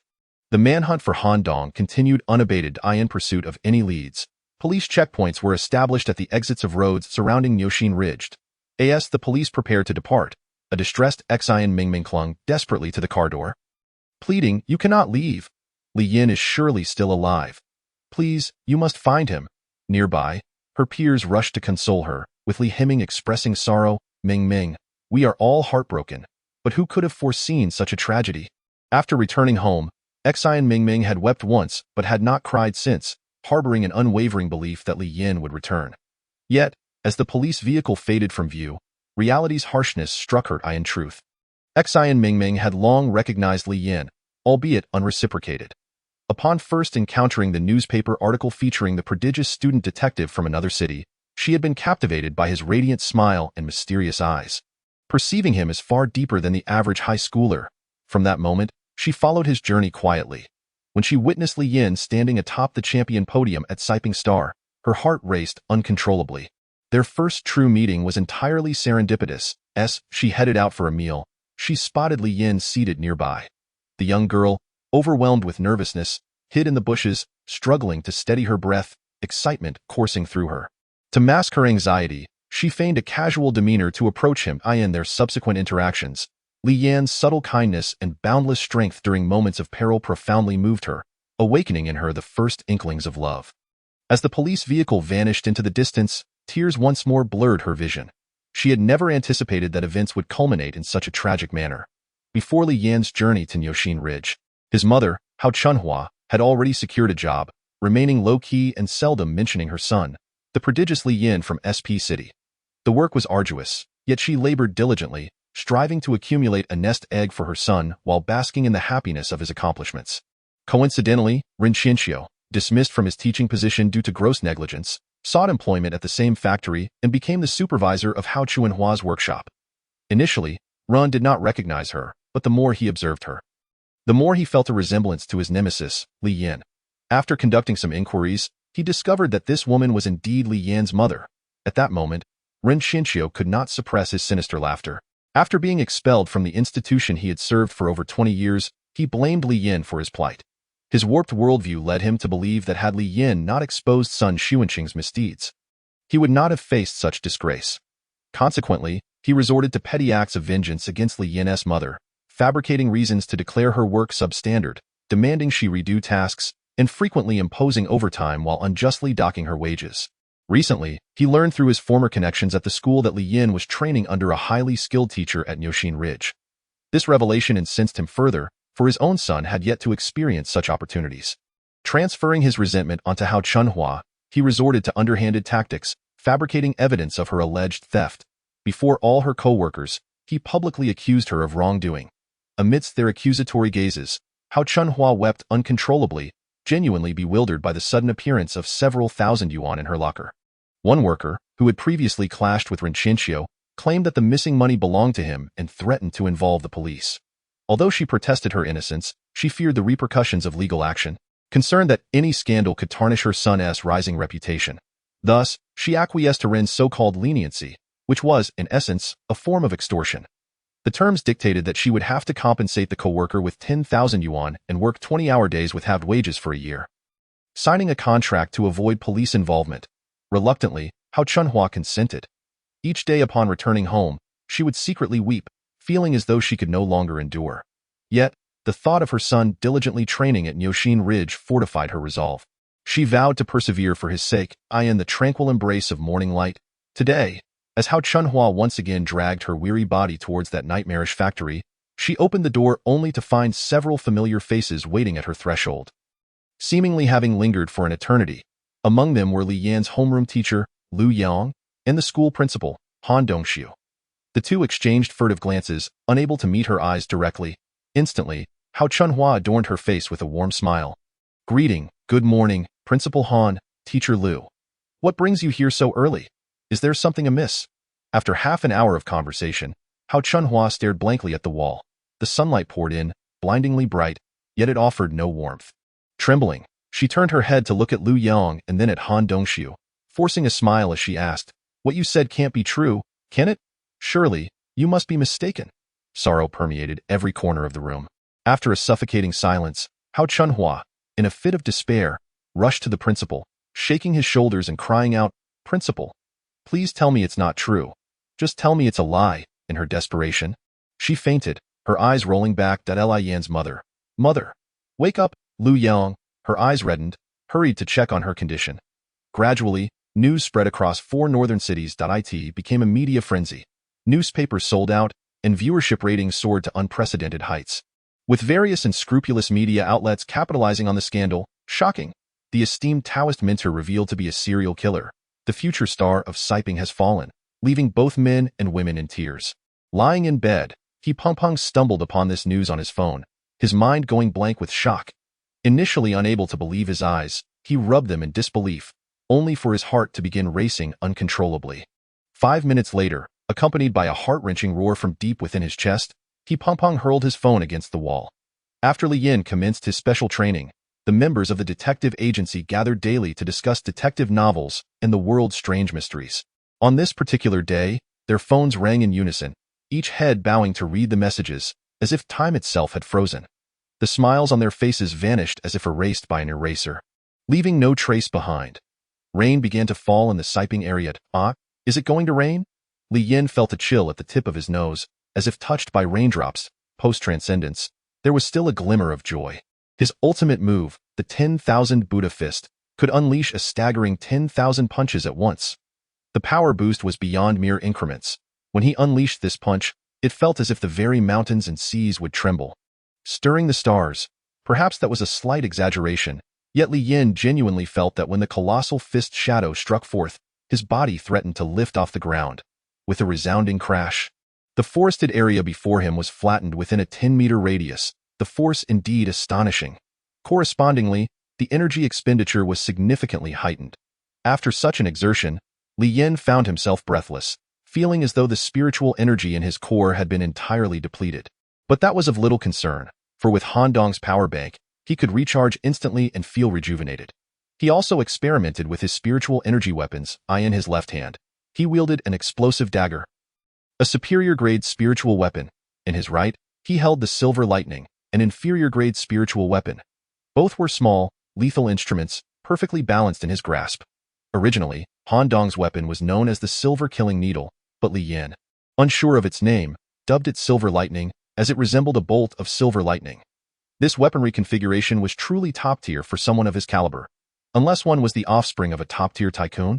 Even the children of ordinary affluent families would struggle to acquire such arms. He conducted an experiment with the ordinary explosive dagger, using it to strike the rock before him without infusing it with spiritual energy. Leaving a shallow mark upon channeling his energy into the dagger, it began to hum with excitement, as if it had come to life. When he struck again, the rock bore a deep gash, illustrating that spiritual weapons indeed required the infusion of spiritual energy to maximize their effectiveness. Enhancing their power by over 50%, With the silver lightning, his delight only grew. He felt his arm grow lighter, his speed increasing by more than 80% with less effort yet greater potency. Before he fully grasped it, the sharp silver lightning pierced the rock as effortlessly as if it were tofu. Li Yan's eyes widened in astonishment, laughter escaping him. He found himself inexplicably enamored with this weapon. Such power surely hinted at an upper-tier spiritual weapon. He swallowed hard, aware of its staggering value, a priceless treasure worth millions. Before departing, Li Yan cast a profound gaze towards Nyo Xian Mountain, deep within Nyo Xian Ridge. Reflecting on the past, he finally comprehended the meaning of the phrase "the young bull is unafraid of tigers," allowing a self-deprecating smile to form, recognizing how foolish their actions had been. Before transcending, he had been oblivious. Now, as a transcendent, he could distinctly sense the strength of spiritual energy. Not to mention the deeper regions of Nyo Xian Ridge, even the area they had previously occupied concealed several menacing presences. The energy akin to a sharp sword warning passers-by to steer clear. He shuddered at the thought of what fate awaited them had they provoked those energies. Even with control over 10 systems, escape would have been improbable in hindsight. Encountering the wolf beasts that drove them back was indeed a fortunate turn of events. I wonder if everyone has been worried about my absence. I should return quickly. In the aftermath, the Phoenix International Training Resort in Nyo Xian Ridge seemed to return to a semblance of tranquility. People resumed their exercises and training. The poolside was again filled with laughter and joy. Yet, some individuals could not find a reason to smile. Xian Mingming glanced around the room, the sunlight flooding the opulent interior, radiating brilliance. Yet, her heart felt increasingly heavy. Life continued unabated. The sun rose the next day as it always did, casting its brilliant rays without regard for the absence of loved ones. This relentless continuity of life, while most carried on, was the most sorrowful truth of all. Xian Mingming could not ignore the ache within her. She sniffled, dragging her suitcase, preparing to depart from this sorrowful place. Oh my goodness, at last, I see it. After a long and arduous journey, Li Yan pushed through the thicket, finally spotting the resort ahead. He had intended to return via the old path.